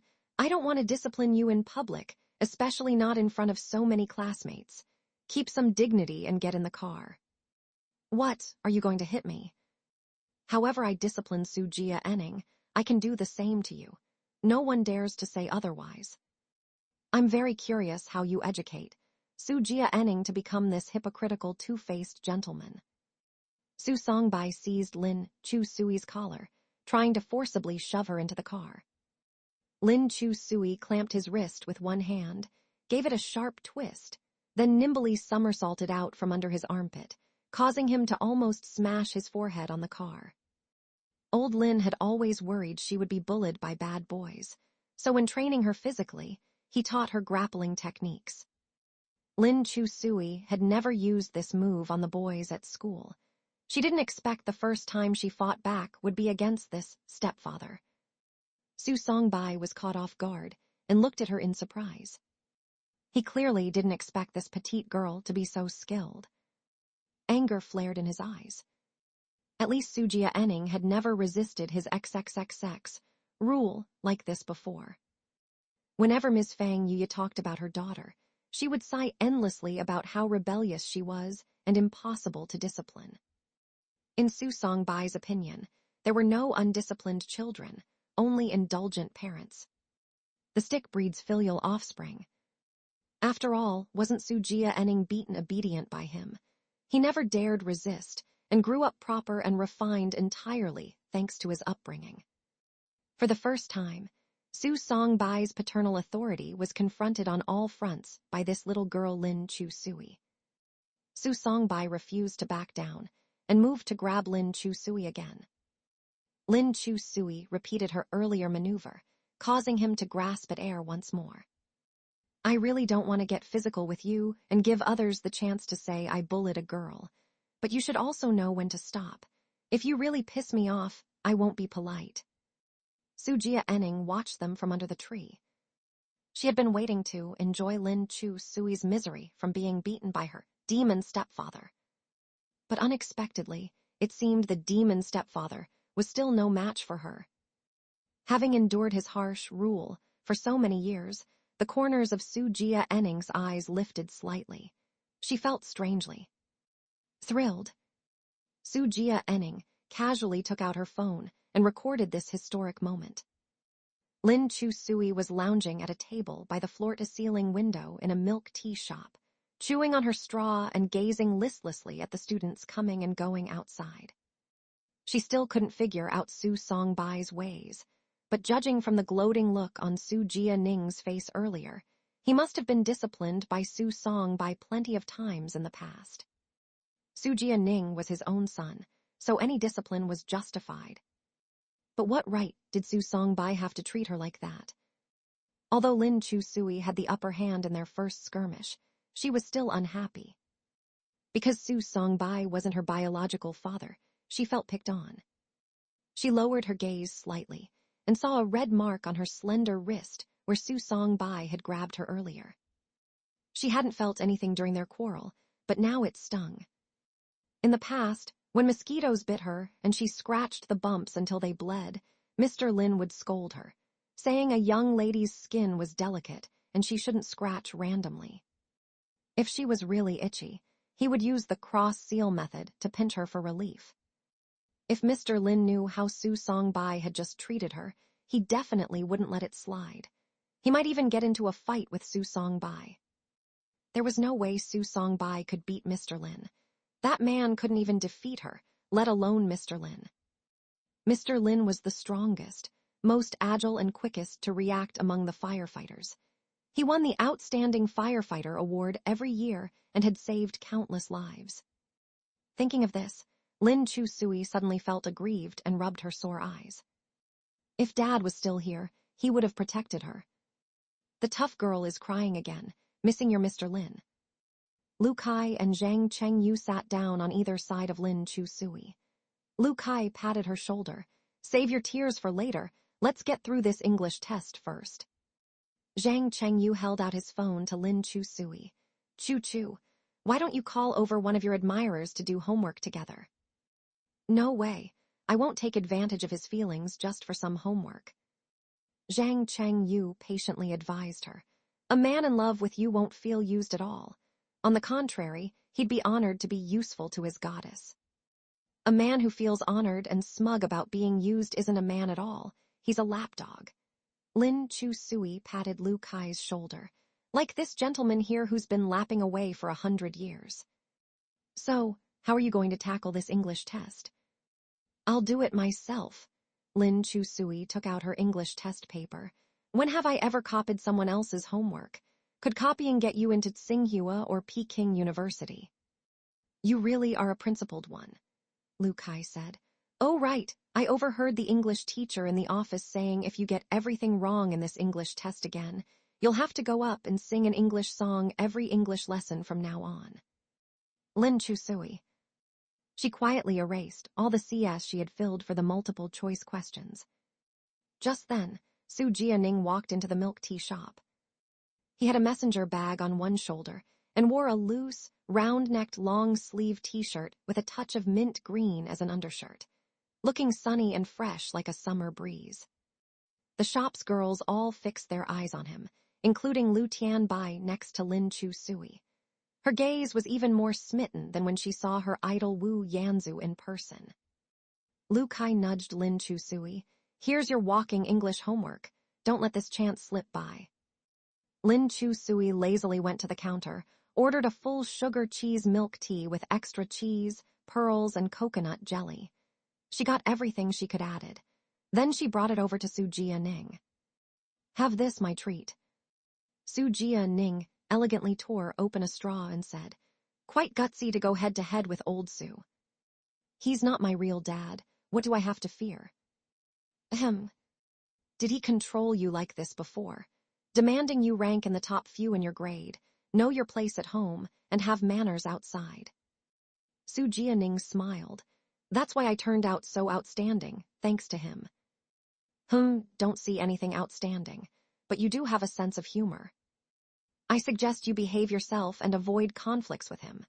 As one who's been there, Su Jianing sincerely advised Lin Chu Sui. You can't overpower your elders. You'll regret it in the future, little girl. I don't want to fight with him either, as long as he leaves me alone. That's impossible. Old Su is very traditional and controlling. He'll plan out the life he wants for you, including your studies, hobbies, college major, and even your future boyfriend. But he's not my dad. Su Jianing smiled. Just you wait and see. Lin Chu Sui leaned on the table, moving closer to him. Hey, fake foreign devil, we have a common enemy now. That makes us allies, right? Su Jianing, before becoming allies, please show some basic respect to your ally. Lin Chu Sui enunciated slowly. Zhu Jianing. Legally speaking, I'm your brother, so don't even think about it. Su Jianing took out his completed English test from his bag. Lin Chu Sui rolled her eyes. Reluctantly, she called out, brother. Su Jianing flattened out his English test paper and placed it in front of Lin Chu Sui. Just as she was about to copy it, he snatched away her pen. I heard you have an amazing memory. Weren't you called a genius girl in middle school? I'm not that amazing. I just looked good compared to my classmates. In that case, Su Jianing patted the test paper, I'll give you 1 minute to remember as much as you can. Lin Chu Sui's mouth curled into a smile. Testing me. After all, this is your only chance to avoid singing an English song on stage every lesson. She casually picked up Su Jianing's English test and started memorizing rapidly. With dozens of multiple-choice questions, just the ABCDs alone could make one's eyes spin, not to mention the gap-filling, translations, and essay after that.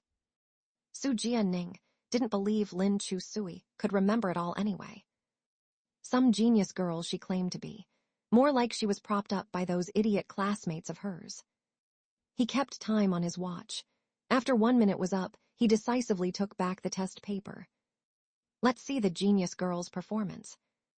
Lin Chu Sui smiled faintly, picked up her pen and filled in the ABCDs one by one on her test sheet. Su Jianing checked her answers against his own as she wrote them down. He was still relaxed for the first few questions, but his expression grew more solemn toward the end. She had remembered every single multiple-choice question flawlessly. For the gap filling after that, she didn't even make a spelling mistake. It was an exact copy. Su Jianing compared both test papers with disbelief and shock in his eyes. It was hard to imagine the girl busily writing before him. Now was the bottom student who had learned none of this over her 2 years of high school. Well, convinced, Lin Chu Sui asked with a smile. Su Jianing put down the test paper. You do have an amazing memory, however. However what? Su Jianing pointed at the 1,000-word essay she had copied identically. May I ask why you copied my entire essay verbatim? Were you afraid the English teacher wouldn't be able to tell you copied my test paper? Lin Chu Sui. No big deal. She picked up her pen and started revising the essay. Essays like this are a dime a dozen. Just tweak it a bit. Su Jianing said in resignation. Excuse me, but how does changing the male lead Tony's name to Deming make any substantive difference? Lin Chu Sui went to the copy shop next door to make another copy of the English test, then to the convenience store to buy a lighter. There seemed to be a commotion nearby, with voices growing louder and more frenzied, mixed with women's screams. Lin Chu Sui walked out of the convenience store to see thick smoke billowing from the second floor of a shop across the street. Fire. Where are the firefighters? There are still people inside. Hurry and save them. Seeing the rolling black smoke, Lin Chu Sui's heart seized up. Blood rushed to her head, and she gasped for breath with a hand over her mouth. Dad. There are still people inside, trapped. Sure enough, a woman was standing at the security bar window on the second floor. There was a raging fire behind her. Bystanders on the street shouted advice. Jump, hurry and jump. How can she jump? Can't you see the barred window blocking her? Where are the firefighters? Already called. Black smoke billowed through the security bars. The woman desperately clung to the bars, screaming, Help, save me. With a fire like this, ordinary bystanders couldn't rescue her without tools. She was trapped by the bars and couldn't get out. No one could save her. All they could do was watch her clutch the bars and shriek hysterically. It was a scene straight out of hell. Just then, Xiao Yan, dressed in his school uniform, happened to cycle by. Seeing this, he instinctively dropped his bike and rushed toward the burning shop. The old bike fell in front of Lin Chusui. She gaped as Xiao Yan ran to the car wash shop downstairs and removed the long hose attached to their faucet, coiling it around himself as he went. Then, with the hose on his back, Xiao Yan charged up the residential building.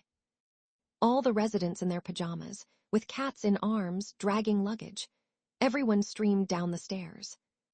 Only he ascended against the human tide, like a whale swimming upstream. Lin Chusui watched his retreating figure disappear into the stairwell. It overlapped completely with the image of Mr. Lin in firefighter gear walking away in her dreams. No, don't go. Lin Chusui reflexively moved to chase after Xiao Yan, but Sujia Ning grabbed her collar. Have a death wish. Just then, on the burning second floor of the shop, Xiao Yan appeared at the security window of the adjacent unit. With the hose in hand, he sprayed water toward the trapped woman. As the flames crept closer and closer to her back, a jet of water suddenly sprayed from next door, instantly drenching her from head to toe and relieving her desperate situation. The woman's screams grew much quieter. The onlookers lowered their hands from their mouths and heaved a sigh of relief. If this had gone on, they would have had to watch this woman burn to death on the burglar-proof window. The fire inside the house still raged, but Xiao Yan had created a small safe zone for the woman with the water hose. Soon several fire trucks came wailing in, and the high-pressure water quickly extinguished the flames inside the house. The woman was rescued by the firefighters and loaded into an ambulance. Xiao Yan emerged from the residential building, soaked through. His school uniform was covered in black smudges, the original color no longer discernible. His fair face was also smeared with black grime as he panted heavily, gazing blankly at the charred house behind him. A firefighter patted him on the shoulder. Kid, your response was too timely. You were more professional than some of our team members. Did you have firefighter training before? No. Then you're really brave, thank you. Xiao Yan, exhausted, bent down to pick up his school bag, listlessly searching for his bicycle. Turning around, he saw Lin Chusui pushing his bike towards him. Xiao Yan instinctively used a tissue he fished out of his bag to wipe the dirt from his face, then walked over and took the bike from her. Thanks. Just then, Lin Chusui tossed something into the basket and said in a trembling voice, I'll listen to you from now on. Xiao Yan looked down to see a cigarette box and lighter. I'll do whatever you say from now on. Progress, 5%. Lin Chusui followed Xiao Yan closely all the way to the door of his home. The setting sun slanted down, casting his tall, lean figure in elongated shadows. Lin Chusui gazed at his back, hesitating over and over about whether to speak, with countless questions swirling in her mind. Her feelings toward Xiao Yan were also growing more complicated. Is he my father? Xiao Yan glanced back at her and asked, Why are you following me? Lin Chusui walked up to him and stubbornly said, The road belongs to everyone. Why do you say I'm following you? Xiao Yan looked at the entrance to his apartment compound. You've already followed me to my front door. Lin Chusui said awkwardly, I'm just passing by your front door. What's wrong with that? You're welcome to pass by. Now you can go back home. Lin Chusui ambled lazily past his front door and said, Okay, bye-bye.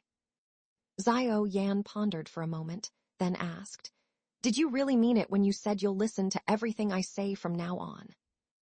A lady never goes back on her word once given. Then come over here. Lin Chusui immediately went to stand in front of him. Xiao Yan, stand at attention, turn left. Lin Chusui. She hesitantly turned left. Sing a song then. My roller skates, do you know that song? Lin Chusui. Am I your jukebox? Can you be any more lame? A rare smile appeared at the corner of the young man's mouth as he parked his bike at the roadside. then turned and walked back into the apartment building. Lin Chusui was about to leave too when she suddenly heard meowing coming from the alley. She searched for a while following the sound before finally discovering an orange cat with crossed paws sitting on top of the garden wall. Cats. Hey. Lin Chusui walked closer to the orange cat and looked it over carefully. She realized it looked a lot like Fatso, the cat her dad had brought home. Fatso was especially attached to old Lin because Lin had saved it from a fire.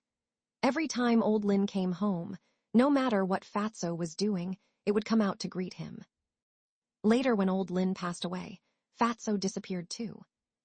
In the long years that followed, having lost both her father and Fatso, Lin Chusui's sorrow stretched endlessly with no end. Fatso, Lin Chusui called its name tentatively. The orange cat seemed to react, lowering its eyes to glance at her imperiously like a monarch. It really is you, Fatso. Lin Chusui recognized it at a glance. This aloof stray cat with the gaze of an emperor was her Fatso. Come down quick, Mama will take you home. Lin Chusui excitedly climbed onto the wall to grab Fatso and stuff it into her school bag to take home. Fatso lazily offered no resistance.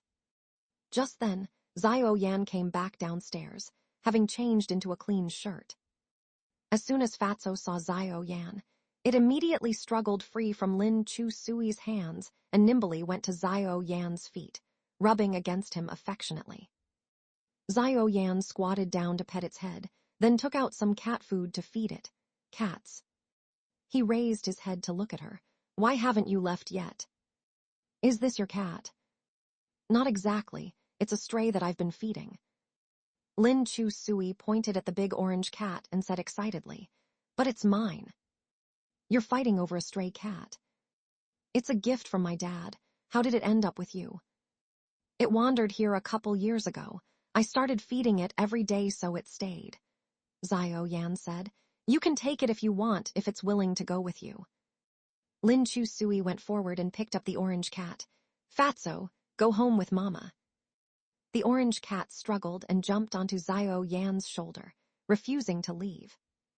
Because Fatso was a stray, it had an independent personality and was very timid, guarded against humans and not very affectionate. The last human it had relied on like this was old Lin. Lin Chusui looked at Xiao Yan in his white shirt, feeling very complicated, with somewhat reddened eyes. You. She couldn't help but think this way, even knowing it was impossible. Xiao Yan put the orange cat into his bike basket and got on to leave. Cats. Lin Chusui stood alone watching his departing figure, her heart filled with complex emotions tinged with confusion. She must miss old Lin too much. Xiao Yan had ridden over 10 meters when he finally took pity and braked. He looked back at her. I'm going to the shop to help out. Oh. Xiao Yan patted the back seat of his bike. Want to come along? Lin Chusui gazed at him blankly. Then a delighted smile bloomed on her face as she happily jumped onto the back seat. Coming. At the hot pot restaurant, Lin Chusui graphically described to Xiao Qian the daring rescue from the fire earlier that day. Really, in that moment I thought he was possessed by a superhero. Xiao Qian smiled and said, I didn't know our little brother was so capable. Of course the study god is capable. Lin Chusui gazed at Xiao Yan with complete admiration, her goodwill rising in a straight line. Xiao Yan silently ate 2 large bowls of rice, his handsome features composed. His lips were a little blistered from the heat, though. Xiao Qian nudged his elbow, looking at him worriedly. Yan, aren't you afraid of fire? How could you have rescued someone today? Didn't think too much about it. Xiao Yan's body housed 2 souls. Almost all of Lin Ziuzi's talents had been bestowed upon him, including martial arts, wisdom, and even kindness and courage. Lin Chusui curiously asked, Sis, is he afraid of fire? Of course, in the past he. Xiao Yan looked meaningfully at Xiao Qian. Sis. Xiao Qian understood his look and changed course. Our little brother is very timid. Afraid of fire, afraid of water, afraid of heat, afraid of cold. He's rather delicate. Lin Chu-sui didn't think too much of it. With a mocking tone, she laughed. Study God is so delicate. He sure is. Lin Chu-sui looked at Xiao Yan again. He had a pair of extremely good-looking eyes, curving beautifully. Usually cold as ice, carrying a sense of aloofness and laziness, not very friendly. He didn't look like an enthusiastic do-gooder either. Just like the intel Xiao Ji had gathered from classmates, the word they used most to describe him was cold. This so-called coldness wasn't arrogance or not talking to others, but more like never getting involved in others' business, not even helping others, and even being a bit selfish, caring only about studying and making money, nothing else. That's why he had no friends. Lin Chu-sui tilted her head, feeling more and more that Xiao Yan didn't resemble the cold study god classmates described. Instead, he was more like the superhero in her heart. Seeing her infatuated gaze, Xiao Qian smiled and stood up. Chachu, want more? Sis will get you another serving. It's okay, sis, I'm full. Don't stand on ceremony. I'll go cook you another serving. As Xiao Qian walked to the kitchen, Xiao Yan called after her. She wants her broth without spice, cooked with Sichuan peppercorn. Xiao Qian turned back with a thoughtful smile. I know, only you pay such attention. Lin Chu-sui pretended to flip her hair arrogantly, but before she could feel touched by this fan's thoughtfulness, he deadpanned. Because making broth takes extra steps, there's a 10 yuan material fee. Same rules as before, you supervise payment. Full 50 gets a photo, full 100 gets a group shot. Lin Chu-sui rolled her eyes dramatically. This goddess isn't interested in your photos, thanks. Xiao Yan didn't mind, and continued calculating formulas intently on his scratch paper. She leaned over persuasively. For 150, can I get the full math, physics, and chem homework premium package? Xiao Yan's pencil paused. Why math, physics, and chem? Is your English really good? Lin Chu-sui's mouth twitched. You really know how to grasp the key point. She leaned back in her chair to explain. I already got English taken care of from our family's cheap brother, so I don't need to copy yours. What do you think? Isn't 150 pretty fair of me? Family. Xiao Yan's expression cooled a little. His English is better than mine. Sounds like you're a little discontent. Why would I be discontent? Although your English scores are consistently over 140, but cheap brother's listening and writing really are exceptional. Lin Chu-sui evaluated objectively. I see. After proving the formula he was working on, Xiao Yan casually threw out, then you can go be his goddess. Lin Chu-sui. Study God, isn't this the legendary Ji Lu's Why? Xiao Yan sneered. So you've finished your Chinese homework too. Lin Chu-sui confidently declared, with this genius girl's powerful memory, Chinese is a non-issue. My brain is like a database of ancient poetry. Xiao Yan. Leaving home young, returning old, what's the next line? Lin Chu-sui answered without thinking. Who can discern my gender? Xiao Yan. Excuse me. A man wearing a leather jacket strode arrogantly into the restaurant. Seeing him, Xiao Qian's expression changed. She quickly went up to him. Let's talk outside. Why do we have to go outside to talk? Xiao Qian pulled him out the door, speaking softly. My little brother has a friend over. Leather jacket guy glanced inside contemptuously. Got money to date girls, but no money to repay debts. Aren't we repaying bit by bit every month? With the measly amounts you pay each month, it's not even enough for interest. Don't bother arguing, you have to pay it all off by the end of the year. Although Xiao Qian had lowered her voice, leather jacket guy was loud and abrasive. Lin Chu-sui tactfully put on earphones. Xiao Yan seemed oblivious, only glancing briefly at the young girl's fair, plump earlobe when she clumsily put on her earphones, before looking away again. Just as Xiao Qian was speaking with leather jacket guy, Two hunched elderly people carrying a heavy bag of fruit came into the restaurant. Seeing customers arrive, Zio Kyan quickly went to serve them, but heard the old woman say, "Looking for Zio Yan, is Zio Yan here?" Zio Yan stood up. "I'm here." The two elderly tottered forward gratefully. "Thank you for saving my daughter. If not for you today, she would have burned to death. Thank you, really thank you." "It was nothing.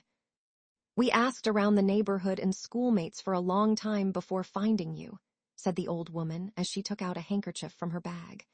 Inside was a wad of red money and some coins of various colors and denominations. "This is just a token of our appreciation. It's not much, but it's all of our life savings. Please accept it no matter what." Lin Chu Sui looked at the two elders. They seemed quite frugal, and their clothes were shabby and worn, even patched in places. This money was likely scraped together with difficulty just to thank their benefactor. Seeing this, the man in the jacket laughed and said, "Perfect. Now there's money to pay back the debt. I'll just take this stack to settle it and give you another month for the remaining amount." Having said that, he heartily grabbed the money from the old woman's handkerchief and licked his fingers as he counted it. Then he turned and left, fully satisfied. Zio Kyan stomped her feet in anger, but was helpless to do anything. Zio Yan rushed forward in one step and grabbed the man's shoulder with one hand, pulling him back. "Hey, what are you doing, you brat?" Before the man could react, Zio Yan snatched the money from his hand and said coldly, "I'll repay what I owe you within this year, but you can't take this money." Having said that, he strode back into the shop without waiting for the man's reaction and returned the money to the old woman. The old woman quickly said, "Young hero, please don't look down on this. You saved my daughter's life. No amount of money can equal that." "I don't need thanks," said Zio Yan resolutely. Lin Chu Sui took the initiative to receive the fruit basket from the old woman's hands. "Our family's genius loves eating fruit the most. We'll accept this. Family." Seeing Zio Yan's firm eyes, the old woman hesitated for a moment before taking the money back. "Then thank you so much, young hero. Without you, these old bones of ours. She has a 10-year-old daughter who would have lost her mother. Thank you." Lin Chu Sui's heart was filled with complex emotions, especially after hearing the old couple's words. She thought of old Lin. Over the years, old Lin had saved countless lives. Lin Chu Sui was not that great. She wished her dad would never have to be a superhero again. She just wanted him to come back to life and be by her side as she grew up. The old couple left after repeatedly thanking them. Zio Kyan went back to handle the business. Lin Chu Sui silently tidied up her test papers and prepared to go home. Zio Yan grabbed her sleeve. "Since when did I become part of your family?" "Ah, did I say that?" Zio Kyan smiled from the side.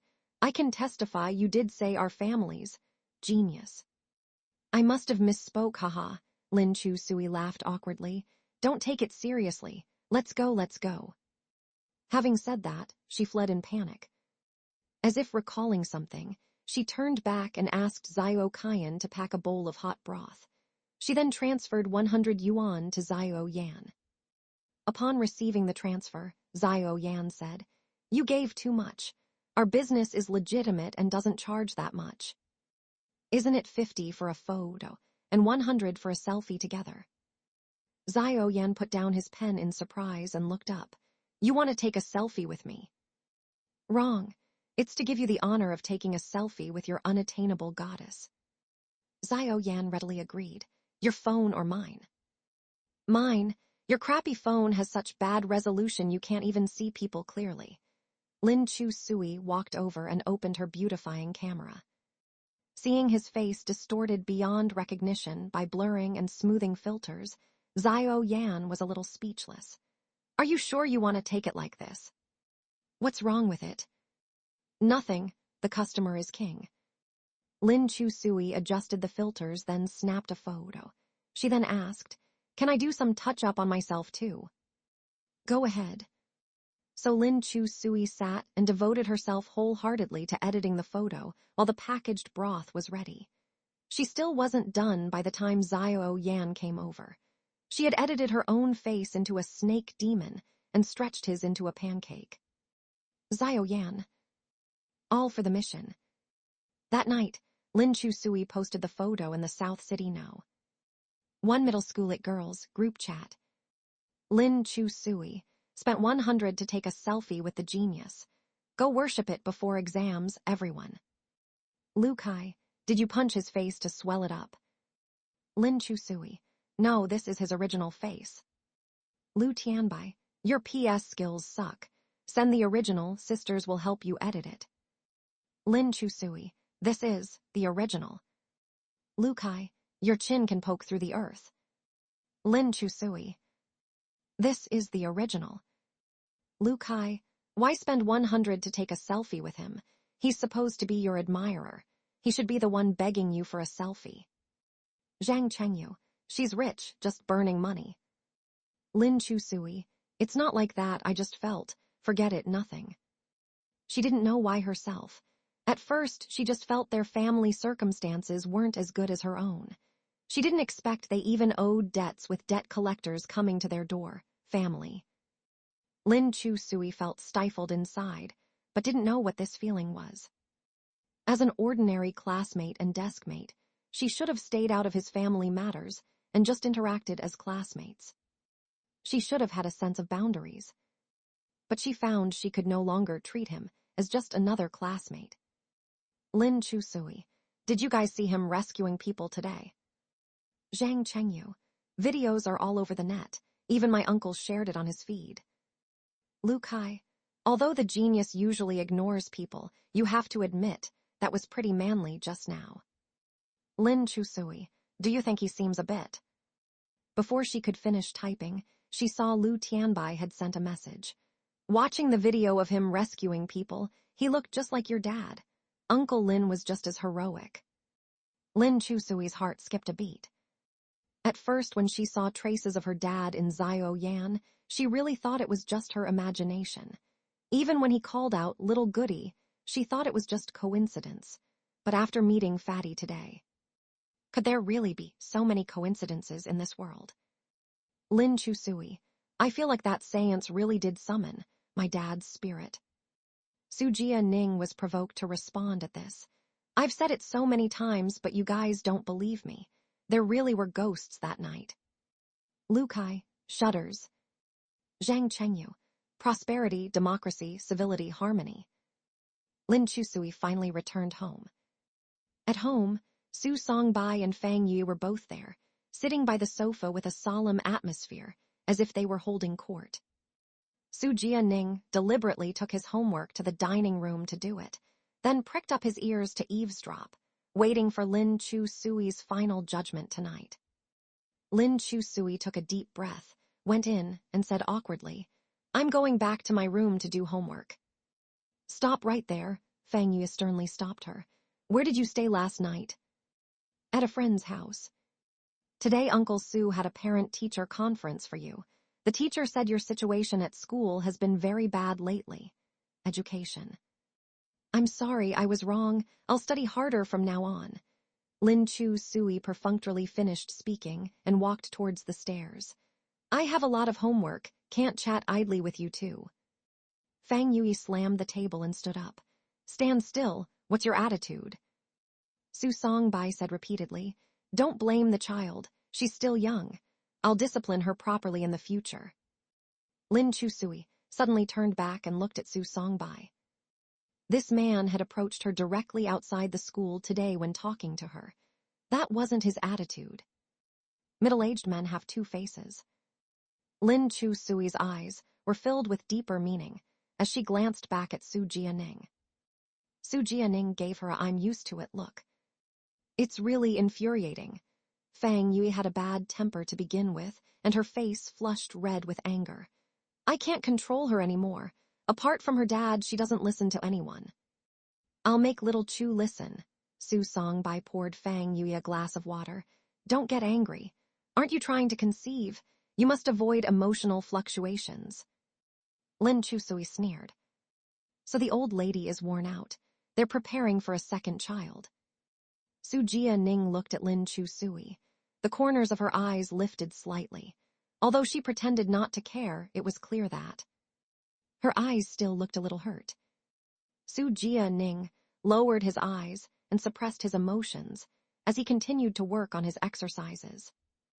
But he heard Lin Chu-sui's tone change as she said, "Mom, since you're trying to conceive, I'll be good and try my best not to upset you." Fang Yue frowned slightly, not knowing why this stubborn girl suddenly softened. She had never called her mom before. This was the first time. Fang Yue felt a little uncomfortable. Su Songbai knew this girl was not an easy target, so he said, "Yes, Yue, don't get angry. Let's talk things through as a family." Family. Lin Chu-sui threw her school bag on the sofa. "Okay, Uncle Su, I'm listening to your teachings." Su Songbai said, "I heard that you had a very good academic foundation in elementary and middle school. Your grades only started to slip in high school." Fang Yue calmed down and said, "Ever since her dad left, her mind has not been on studying at all."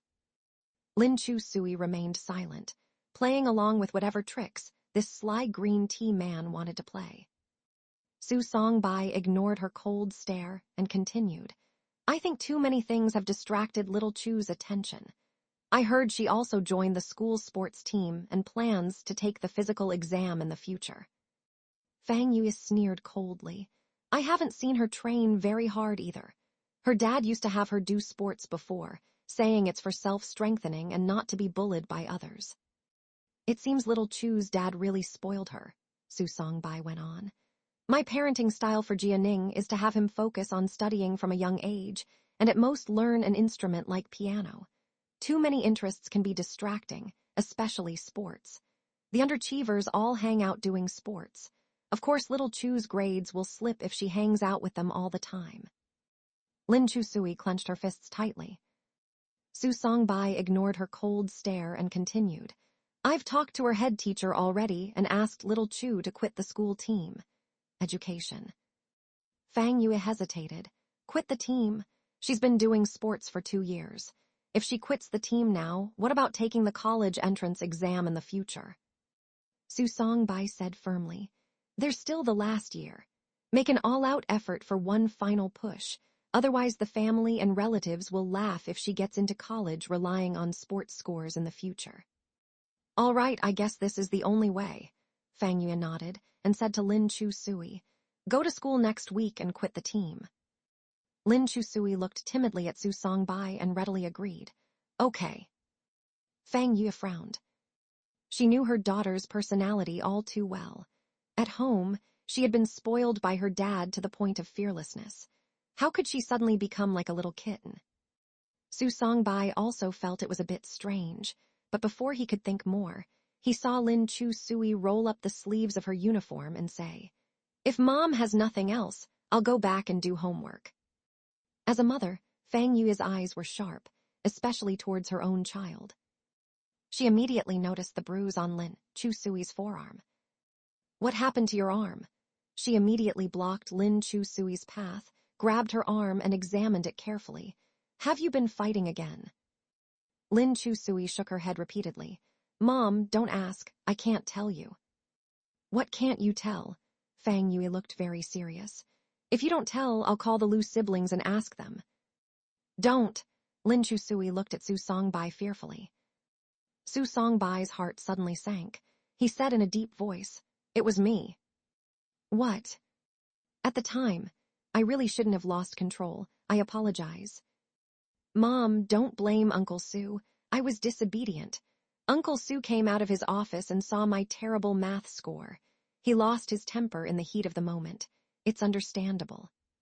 Su Songbai. "What level is this girl playing at?"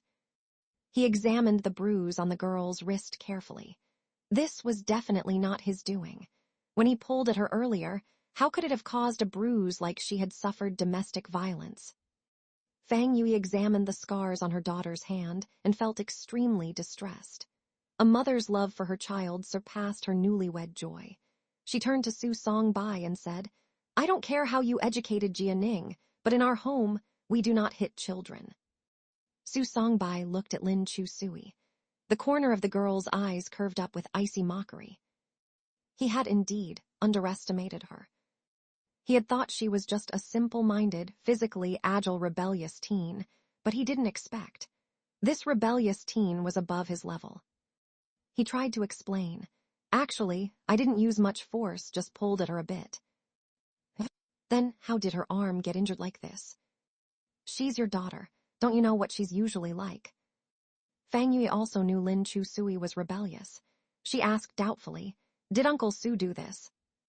Uncle Su really didn't mean it. He just lost his temper for a moment. Losing your temper is still no reason to hit someone. Su Songbai explained, "I really didn't hit her." Lin Chu Sui looked back at Su Jianing again. "I saw Brother Jianing take pictures with his phone at the time too, right, brother?" The corner of Su Jianing's mouth twitched. His gaze crossed swords with Lin Chu Sui's from afar, sparks flying. "I recorded a video, but got bored and deleted it halfway through," Su Jianing said nonchalantly. But there was indeed a conflict.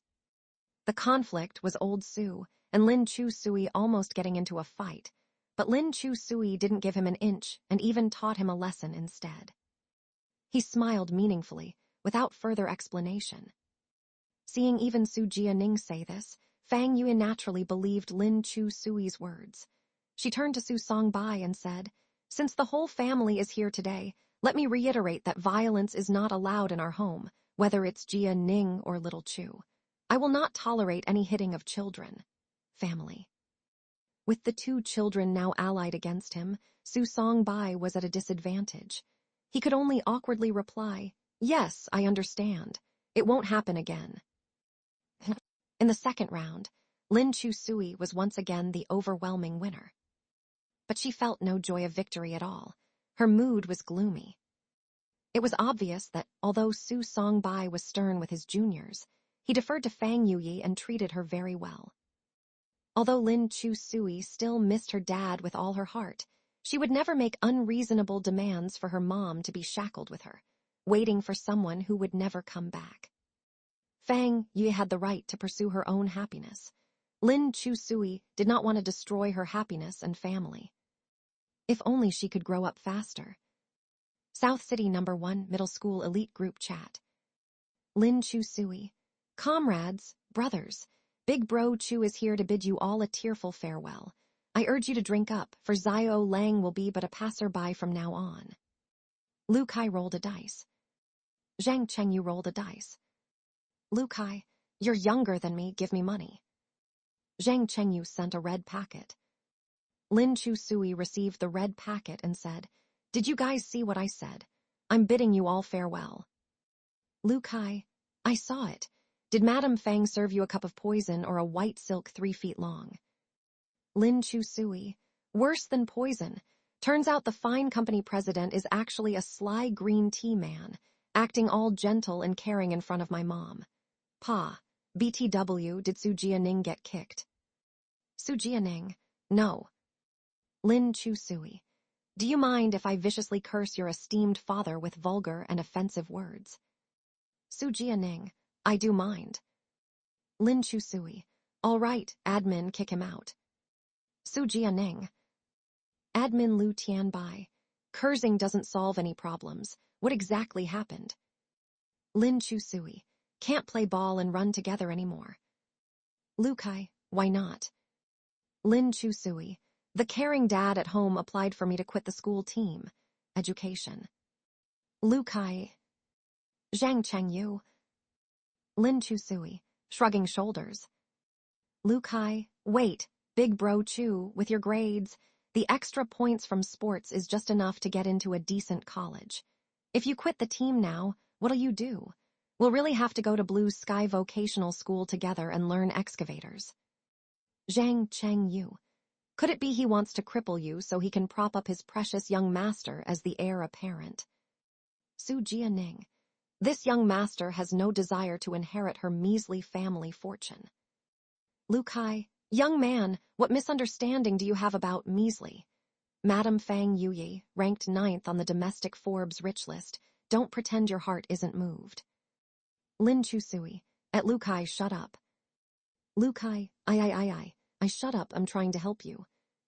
Lin Chusui had always felt that although the pseudo-foreign devils were hypocritical, pretentious, and arrogant, they were not sinister, greedy villains. Sujia Enning said, "Is her mother that awesome?" Lu Kai, "Are you kidding?" Sujia Enning, "From now on, she is my mother." Lin Chusui, "Admin, kick them out." Zhang Chengyu said, "Let's get back on topic. Let's discuss you quitting the team, Chusui. Brother Octopus has a plan to please Mrs. Fang and allow you to stay on the school team until graduation. Education." Lin Chusui, "Let's hear it." Zhang Chengyu, "Get in the top 10 for the next monthly exam." Lin Chusui, "Keep dreaming." If she could do that, why would she still be on the sports academy team? Zhang Chengyu, "You really can do it. Just think you sit next to the class genius." Lin Chusui, "Only if I swapped heads with the genius." Lu Kai, "Why don't you just memorize all the questions and answers from the study guides? Science subjects, memorize all the questions from the study guides, and you're bound to run into some identical exam questions." Lin Chusui, "If that would work, I'd be going to Peking University already." Lu Kai, "Wealth and status, don't forget your friends." Lin Chusui, Definitely. Sujia Enning, "There's not a big chance of seeing identical questions in science subjects because the numbers in each question may change. But the formulas and theories remain the same. So my suggestion is..." Lin Chusui, Sujia Enning, "If you can't get into Peking University, Beijing Bluebird welcomes you." Lin Chusui, "Admin, why haven't they been kicked yet?" Zhang Chengyu, "Looks like I'll have to use my ultimate strategy." Lin Chusui, Zhang Chengyu, "Enter the marathon next month, take first place, and take home the 50,000 RMB scholarship prize. To buy your amazing brother Octopus a mechanical keyboard." Lu Tianbai, "Buy your amazing best friend a skincare set." Lu Kai, "Buy your amazing best friend's brother a Bluetooth headset." Sujia Enning, "Buy your amazing." Lin Chusui, "Sharp blade dripping blood." Sujia Enning, "Goodbye." The next day, Lu Kai brought a poster of the ghost-catching deity Zhang Kui to school, attracting quite a lot of attention. Education. By the window, Lin Chusui saw him and called out, "Lu Kai, are you posing as a door god? You've been wandering around the door all morning." Lu Kai waved his hand impatiently. "Don't make a fuss, just watch." Soon after, Xiao Yan walked over in loose blue and white school uniform, his face glowing in the sunlight. The sunlight shone on his delicate face, making his long eyelashes seem crystal clear, giving him a very pure aura. Lu Kai immediately held up the poster of Taoist Zhang Kui high towards him.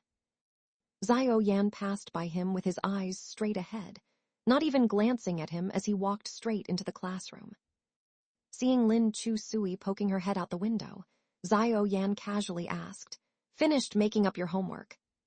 She quickly covered her math exercise book. "How did you know I was making up homework?" "It's rare for you to come to school early, if not to make up homework, then to make up sleep." Lin Chusui defended, "This goddess is here to make up sleep." Xiao Yan hooked up the corners of his eyes and glanced at her with a faint smile. "Then go ahead and sleep." "I don't want to bother with you." Lin Chusui continued to write furiously. Zhang Chengyu sauntered into the classroom with little steps. Lin Chusui conveniently handed him her thermos. "Octopus bro, help me fill up some water." A strange smile appeared on Zhang Chengyu's face. He said, "Leave it to your octopus bro, that's right. Wait for it." A few minutes later, Zhang Chengyu returned the cup to Lin Chusui. Without thinking too much, she took a big gulp, only to be choked by the spicy liquor in the cup, spurting it all out. Xiao Yan, with his hair dripping wet from the spray, hopelessly tilted his head. "Drinking before class, I'm telling on you." "Are you in elementary school? Education?" Lin Chusui angrily smashed the thermos on Zhang Chengyu's desk. "What is this?" Zhang Chengyu, "Realgar wine." "Why did you pour me Realgar wine?" To exorcise. Exorcise what? My dad is not a demon. He's my dad. Kind Uncle Lin who gave you Walmart QQ candy when you were little, remember? Zhang Chengyu bowed to Xiao Yan. Uncle Lin is so good. We remember your great kindness of QQ candy and have always been good friends with Chachu. Strong, democratic, civilized, harmonious. Amitabha. Xiao Yan really didn't want to bother with these idiots. He casually took out his English long sentence reading book. Finally, before morning reading class, Lin Chu Sui finished all her math homework. Xiao Yan casually glanced at her homework. Quite impressive. Right, Lin Chu Sui felt a sense of accomplishment.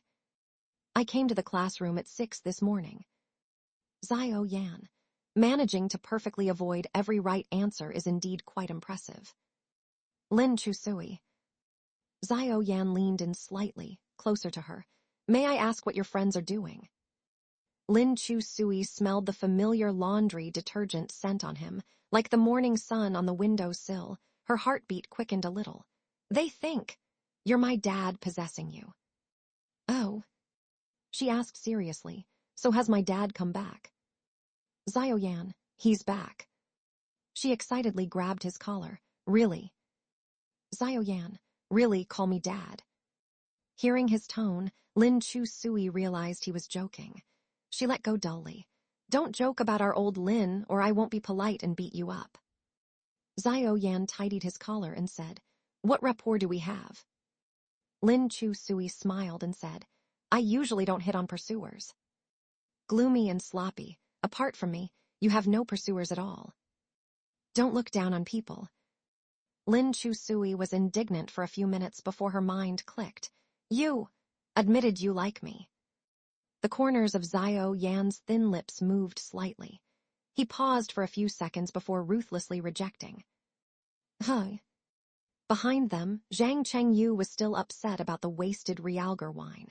He poured the wine into an empty perfume bottle and occasionally sprayed it into the air, especially towards Xiao Yan's direction. Xiao Yan expressionlessly said to Lin Chu Sui, Why don't you make some normal friends? When I was little, I wasn't very sociable. These quirky friends were exchanged for me by my dad using Walmart QQ candy in the community courtyard one summer. Oh. So this is what a father is like. Xiao Yan had never known that before. He had been adopted by a family before. That couple looked really kind, enthusiastically welcoming his arrival. He had also loved them wholeheartedly. Romance. Only to find out later that beneath the fake exterior was all lies and deception. He shook his head, not wanting to think further. Lin Chu Sui continued, They are always so boring, superstitious when bored. They even worshipped you before exams, but I have never been superstitious. Having said that, she fished out some millet from her bag and carelessly sprinkled it on Xiao Yan's desk. Xiao Yan. Then what are you doing now? Lin Chu Sui tidied her hair around her ears. Oh, nothing. Afraid you might be hungry, so feeding you. Xiao Yan, feeding me millet. Aye. Then you eat one and show me. Lin Chu Sui picked up a sticky rice grain and chewed it in her mouth. She wanted to see if old Lin would be forced to appear by the sticky rice. After all, that's what the Feng Shui book said. But no effect. As she threw the sticky rice into her mouth, Xiao Yan grabbed her wrist. Your hands are dirty. Why are you so OCD? Lin Chu Sui looked at her claws. Where is it dirty? Wash your hands before eating from now on. Lin Chu Sui moved closer to him and said with a smile, Our old Lin always makes me wash my hands before meals too.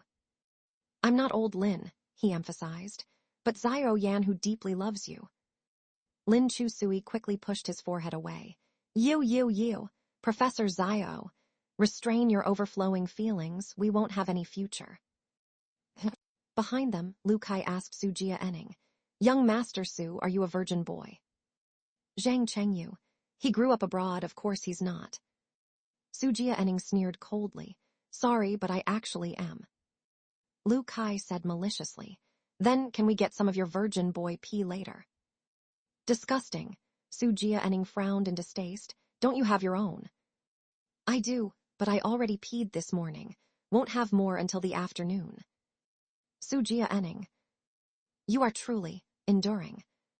After school, Zhao Yan went to the school's psychological counseling room.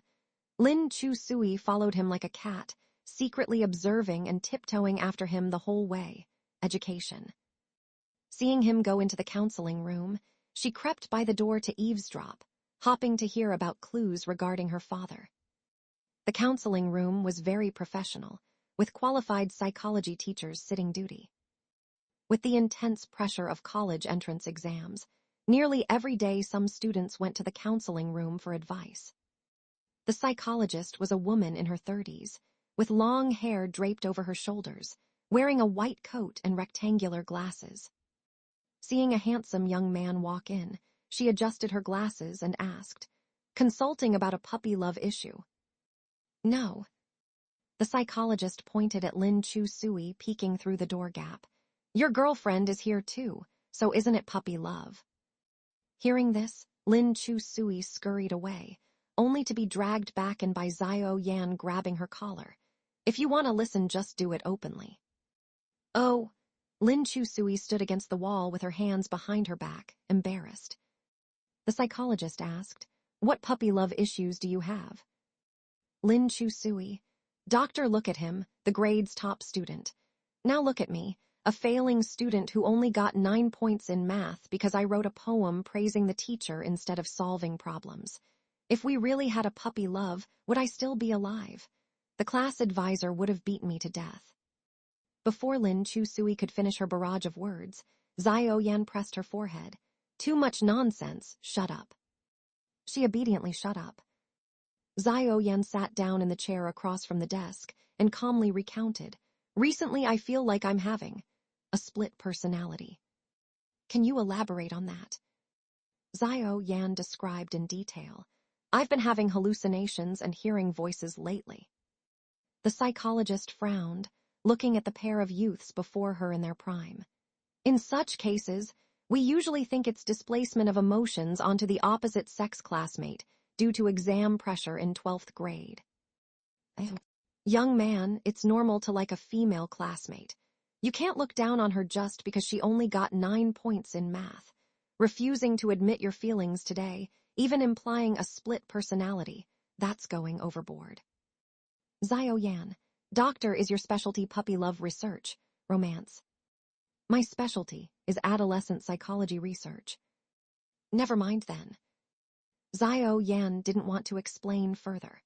Unless he went to a neurology department for professional evaluation, this psychologist wouldn't be able to give him the answers he wanted either.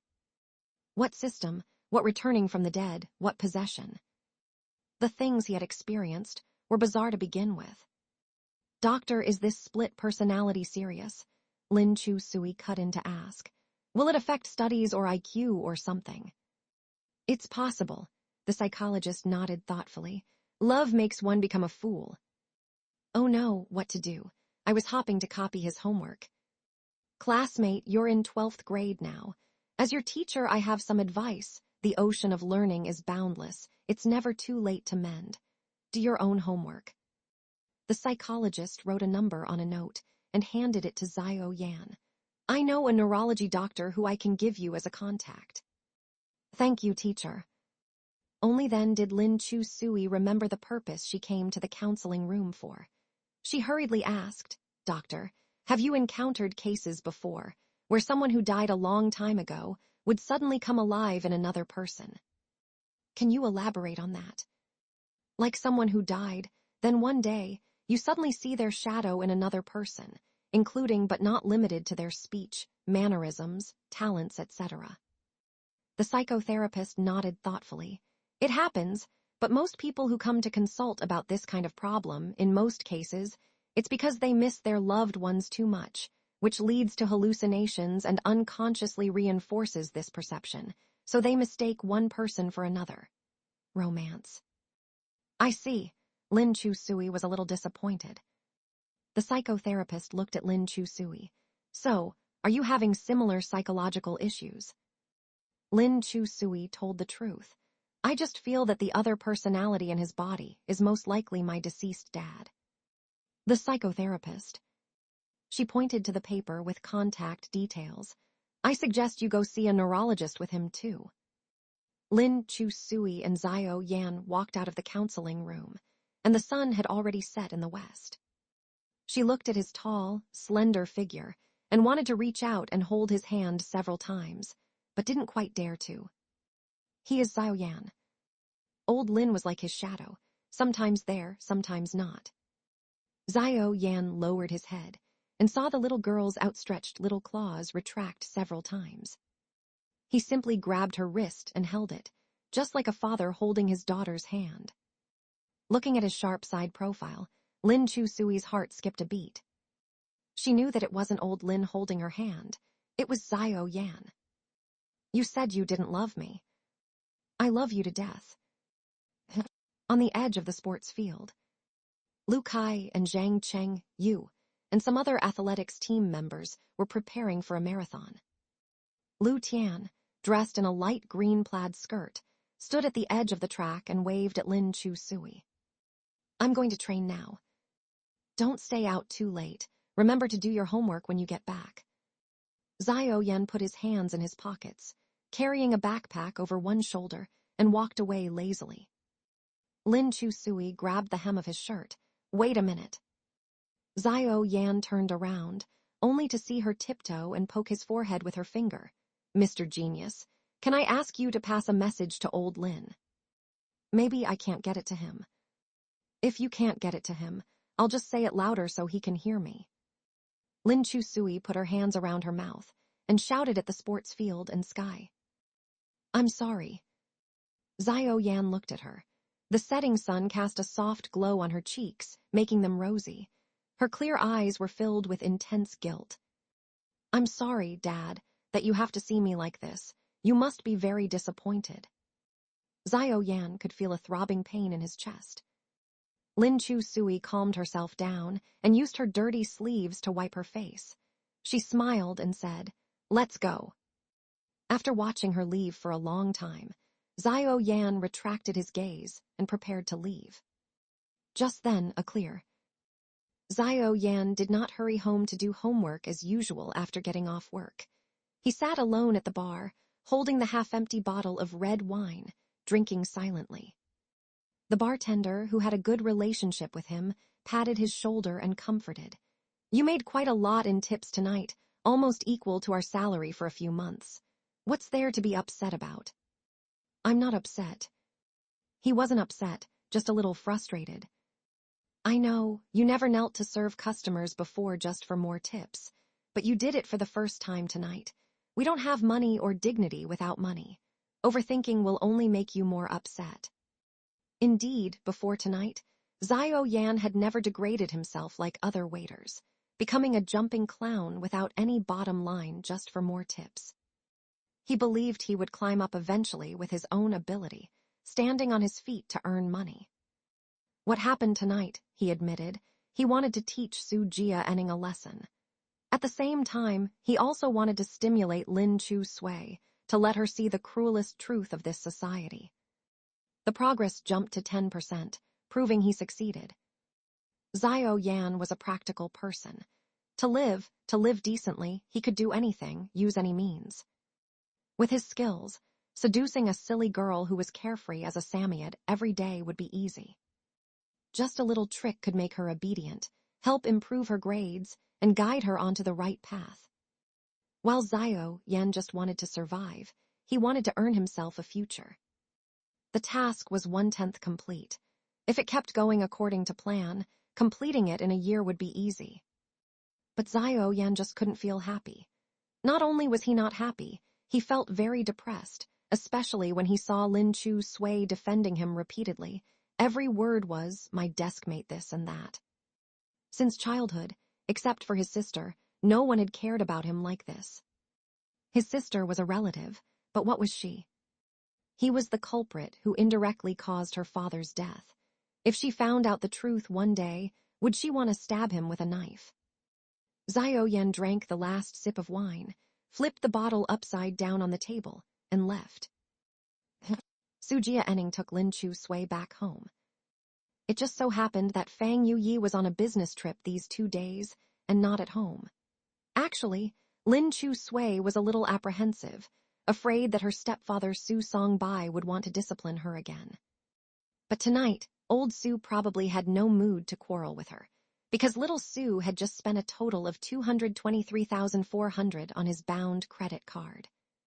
Su Songbai was not that he couldn't afford this amount, but the key was the whereabouts of this money, which turned out to be a certain entertainment club. He had always been strict in controlling Su Jia. With so many years of tiger dad education, he had cultivated his son into the most excellent appearance. It could be said that Su Jia was a model example of his educational philosophy. Precisely because of this, although Fang Yuyi was dissatisfied with his previous words and deeds towards Lin Chu Sui, she didn't say much more, because the excellent Su Jia was here. Facts spoke louder than words.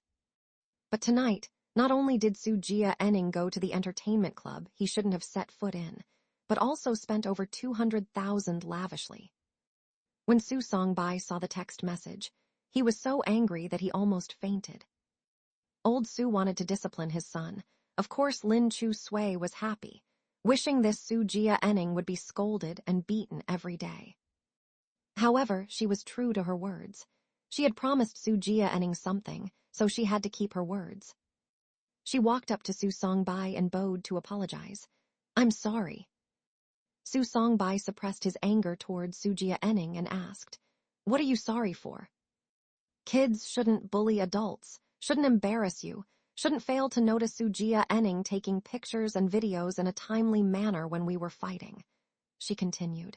"In short, I'm sorry." After saying this, Su Songbai's anger turned directly into level 10 fury. He couldn't hit Lin Chu Sui anymore. Instead, he took out all his anger on Su Jia. "Bastard, kneel down for me." Su Jia knelt down straight without hesitation. Su Songbai looked around the house, couldn't find any weapon at hand, so he went to the balcony and picked up a hanger, hitting Su Jia's broad back with crisp sounds. Even listening to the sounds made Lin Chu Sui feel pain. But Su Jia had a backbone. He didn't make a sound, let alone plead for mercy. Seeing him clench his teeth like this, Su Songbai became even more angry and increased his strength, hitting Su Jia's spine. He shouted angrily, "I've raised you in vain all these years. I sent you out to study, but instead you developed the bad habits of a prodigal son. What's the difference between you and those good-for-nothings? Do you admit your mistake?" "Yes, I was wrong." His voice was already weak and hoarse. Unexpectedly, Su Songbai hit him even harder. "I see you don't even realize where you did wrong." Lin Chu Sui finally couldn't stand watching anymore. She blocked in front of Su Jia and said, "Do you have any chivalry? He already admitted he was wrong, yet you still beat him." "It's none of your business how I discipline my son. No pain, no gain. If you were my daughter, I would beat you all the same." "Well, I'm not your daughter. Try hitting me." "I promised your mother I won't hit you, but I have ways to make you know your mistakes." Lin Chu Sui knew this guy's nasty tricks. He must have been bad-mouthing her behind Fang Yuyi's back to make her days difficult. But even so, Lin Chu Sui couldn't just sit by and watch. "This is my home. If you want to beat someone, beat them outside. We don't allow violence in our home." These were old Lin's words. Fang Yuyi listened to old Lin very much. Even though she had a fiery temper, she had never laid a hand on Lin Chu Sui, no matter how rebellious and unrecognizable she had become later. Home should be a place full of warmth and understanding, not violence. Su Songbai looked at Lin Chu Sui and shouted angrily, "Your mother and I are already married. This is our shared home. It's only natural that I discipline my son in my own home. I advise you not to get involved, or I'll teach you a lesson as well." "You dare." Su Jia, who had been silent all along, couldn't help but tug lightly at Lin Chu Sui's sleeve. "Stop playing hero here. Go back to your room and do your homework." Lin Chu Sui ignored him and confronted Su Songbai, enunciating each word clearly. "Don't hit him anymore." Seeing the girl blocking in front of him, Sujia Enning's eyes were a bit complicated. Su Songbai put down the hanger. His anger was not yet extinguished as he said, "Fine, no more hitting. Although I don't know what you were spending so much money on at the bar, money spent is money spent. But I've taught you since you were little to consider the consequences before making choices. Think thrice before you act. Now that you've made your choice, do you have the courage to bear the consequences?" "Yes, I do." Sujia Enning lifted his head as if having expected this. "Good. For the midterm test, I want you to rank first in the grade." Lin Chu Sui laughed. "The difficulty of that is the same as him suddenly waking up tomorrow morning and becoming my loving elder brother. The probability is slim. The top student in our school is a super genius. No one can surpass him." Su Songbai looked at Sujia Enning. "If you can't do it, you can move in with your mother." Sujia Enning looked incredulous. "What?" Su Songbai was completely serious. "Since someone questioned that I'm not a good father, you can go experience what a good mother your mother is. Blaming others' faults on me, punishing others' thoughts on me. In your eyes, am I so unworthy?" Sujia Enning almost blurted this out, but held it back in the end. After a long time, he unclenched his fist and said in a deep voice, "I will rank first." During that time, Sujia Enning studied hard to compete for the grades first place against Xiao Yan. Lin Chu Sui told her esteemed deskmate this secret news, but her esteemed deskmate only replied, "Oh." Lin Chu Sui officiously said, "During the time you were working part-time, that fake foreign devil has been studying late into the night every day. And this morning at 5, he was already reciting poetry in the courtyard. As far as I know, that poem should be called Conquedong Nanfei, the peacock flies southeast. Don't mind the details." "That's not a detail." He knocked on her head with his book and said, "It directly affects your score." "Never mind me. Aren't you afraid?" "Why is my deskmate suddenly concerned about me?" Lin Chu Sui argued, "I'm not concerned about you. I just don't want to see that arrogant look on the fake foreign devil's face when he ranks first. Then you can rest assured, he won't surpass me." At first, Lin Chu Sui was still worried that Xiao Yan was overconfident. But after a math quiz 2 days later, Sujia Enning's face turned dark right on the spot. Lin Chu Sui secretly looked at their papers, 147 and 150. Although the scores were close, with only a small difference of 3 points, it was enough to demonstrate the gap between the two. She smiled and turned back, stabbing the already battered Sujia Enning once more. A mere school star, vainly attempting to compete with the school genius, how audacious. Lin Chu Sui also started preparing seriously for the marathon coming up in half a month. Every evening, she stayed behind to train with the school team. Lu Kai, curious, asked her, "Weren't you very easygoing about it at first? Why did you suddenly decide to participate in the competition?" Lin Chu Sui admitted frankly, "I was inspired by the school genius's motivational spirit." "Because of what happened that night at KTV?" "Yeah." Lu Kai patted her shoulder. "Competition in this society is cruel to begin with. Survival of the fittest. It's regress if you don't progress." Lin Chu Sui nodded grievously. "Yes, especially for people like me." "What kind of people are you?" "People like me, if I don't work hard, I'd have to go back and inherit the huge family fortune. How embarrassing would that be for me? Family." After speaking, she let out a deliberately meaningful sigh. "Lu Kai." The hand reaching out to comfort her retracted back. "Lin Chu Sui, your class teacher said that you have already quit the school athletics team." The coach from the athletics team saw Lin Chu Sui from afar and said to her, "You don't need to come for training anymore. Just focus on preparing for the academic exams." Education. "Coach, I want to run the marathon." Lin Chu Sui stopped in her tracks, breathing unevenly. "Let me join the training. I want to come in first place." "You think it's so easy to come in first place?" "I'm confident I can do it." The PE teacher knew that Lin Chu Sui was very talented in athletics, especially in endurance events. The bunch of kids on the school team couldn't compare to her. It's just, if the parents don't support it, no matter how talented, there's nothing that can be done. The PE teacher walked over and said to her, Lin Chu-sui, if you really love sports that much, you should go home and discuss it properly with your parents and get their support. Only then can I provide you with the maximum help as your teacher. My dad was very supportive of me, Lin Chu-sui said. If he was still alive, he would have been 100% in favor of me participating in the marathon.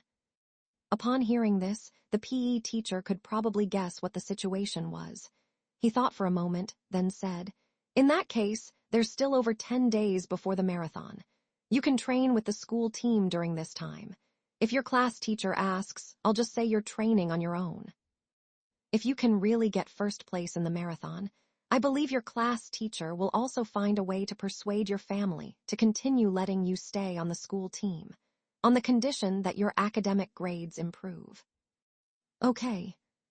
Having obtained the PE teacher's tacit approval, Lin Chu-sui continued to stay and train with the school team. Getting first place in the marathon would not only allow her to obtain the physical education exam qualification certificate, but also 50,000 RMB in prize money. Education. Lin Chu-sui wasn't sure if she could do it, but she wanted to give it a try. Her dad must also want to see her run the marathon from up in heaven. After school, Lin Chu-sui saw Xiao Yan walking towards the sports field and sitting down on the grassy football field. He was wearing the school's loose blue and white uniform with a white undershirt inside. The collar of the undershirt was loose, the line of his neck very elegant, his Adam's apple protruding, giving an inexplicably sexy feel. He took out a small collection of ancient poems and quietly recited from it. Lin Chu-sui slowed her pace several times, secretly glancing at him with the corner of her eyes.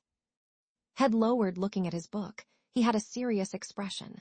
The evening sun shone into his eyes, clear and bright.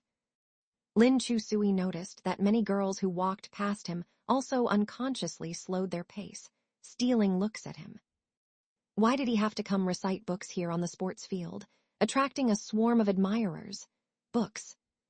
Lin Chu-sui saw two other girls next to her whipping out their phones to secretly take pictures of him. She hurriedly stopped them. No, you can't just take pictures of him. Why not? If you want to take pictures, you have to go to his family's shop and buy at least 50. She was halfway through her sentence when a thought suddenly popped into her mind. None of my business. Never mind, go ahead and take pictures. The study god belongs to everyone. He wasn't her family, after all. Lin Chu-sui continued running laps around the track, no longer bothering with other people's business. She didn't know how long she had been running for when she looked back and saw a female classmate had actually sat down next to Xiao Yan. The girl had long hair down to her waist. She also had a very slender figure, fair skin, and a pair of large almond eyes, very beautiful. Lin Chu-sui gradually slowed her pace, her gaze fixed intently on the two of them, her brows furrowed. They seemed to be chatting. In any case, she could see the girl's lips moving. She must be talking to Xiao Yan. Xiao Yan's eyes remained on his book, but his thin lips were also moving. Books. What were they chatting about? The girl's face was blushing red. From afar, the PE teacher blew his whistle. Lin Chu-sui, why did you stop? I'm timing you. Left with no choice, Lin Chu-sui could only continue running laps, stealing glances back at them from time to time. They were still chatting. How were they still chatting? She saw Zhang Chengyu, the gossip king, crouching at the edge of the field drinking soda. She waved to get his attention. Octopus bro, come here. Zhang Chengyu bounced over. Chubbs, whatcha doing? Go listen to what the study god and that girl are chatting about. Zhang Chengyu looked back at them. Why do you care what they're chatting about? Of course I have to know. He's my seatmate. A mere seatmate, and you dare be so nosy as if he's your. Under the threatening gaze from Lin Chu-sui, the word boyfriend was forced back down his throat, changed to dad instead. Less nonsense, go listen quickly. Zhang Chengyu obediently walked over to behind the flower bushes with the soda straw still in his mouth, pricking up his ears to eavesdrop. Xiao Yan, hello, my name is Tang Yanni. I'm in class 5 of grade 10. Can I add you on WeChat? Xiao Yan turned a page of his book. Do you need something? Books. I'd like to get to know you and be friends. His eyes remained fixed on the book. He didn't even lift his eyelids. I'm in grade 12 now. I don't have time to make new friends. No, it's because your grades are so good. Our class teacher said if we have questions we don't understand, we should ask the students with good grades for help. I'd like to ask you for help on some questions.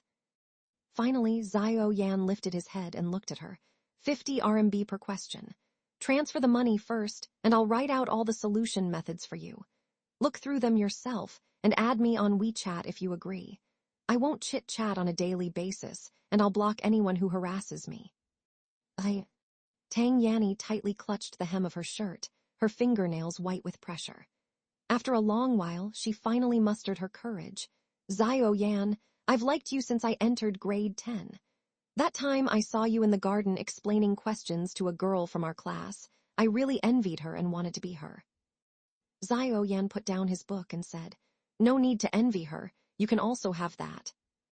Tang Yanni's eyes lit up, her cheeks flushing red. Really? For offline tutoring, my rates are calculated based on your grades. 3 RMB per minute for above 600 points, 5 RMB per minute for 500-600 points, and 10 RMB per minute below 500 points. Forget Tang Yanni, even Zhang Chengyu could barely stand to keep listening. This guy, wasn't he going a bit overboard? No wonder a girl cried for 2 weeks after confessing to him. Can you not keep bringing up money? I'm being serious here. Xiao Yan, I like you, I've always liked you. Do you want me to give you a discount? Xiao Yan said. Sorry, liking me is not a valid reason for a discount. No, I don't want a discount from you. I'm asking if you can accept my confession and be with me. I want to be your girlfriend. Without a second thought, Xiao Yan asked, Can you run a marathon? No, I can't. Can you run 3 km? I've never tried before. Sports isn't my forte. 800 m is already my limit. Sports. I see. Xiao Yan's gaze fell back onto his book. My endurance isn't great. I want to find a girlfriend who's good at sports. It'll make certain matters easier for me in the future. Tang Yanni left in anger. Zhang Chengyu spoke in an agitated tone. He said he wants to find a girlfriend with good stamina. Push him down and make him the bottom. He wants to make his girlfriend be the one who. Stop. Lin Chu Sui looked disgusted and speechless. The study god would say things like that. You must be making it up. If I've fabricated a single word, may I die on the spot. Lin Chu Sui thought back to Tang Yanni's crestfallen expression as she left, and said in a half-believing tone, You must have embellished it. Well, there was some artistic license, I guess. Zhang Chengyu swore, but I absolutely did not change the meaning of his original words. He asked if she could run a marathon, then asked if she could run 3 km, and then said he wanted to find a girlfriend with good physical fitness. Lu Kai laughed and said, A girl who can run marathons and finish 3 km without breaking a sweat or turning red, isn't that exactly our chubs here? That's right. Zhang Chengyu had a sudden realization.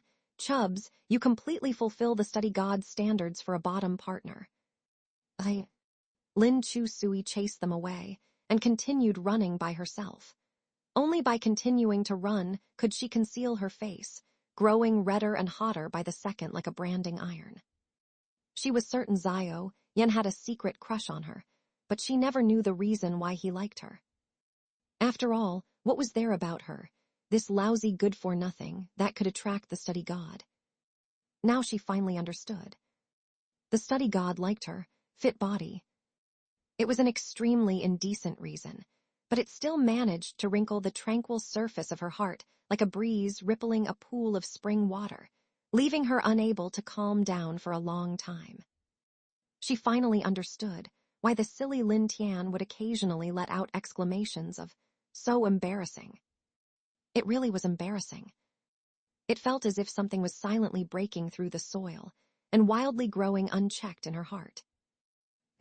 By the time Lin Chu-sui ran past Xiao Yan for the 5th time, ostentatiously flicking her hair, Xiao Yan finally lifted his head, his indifferent gaze settling on her.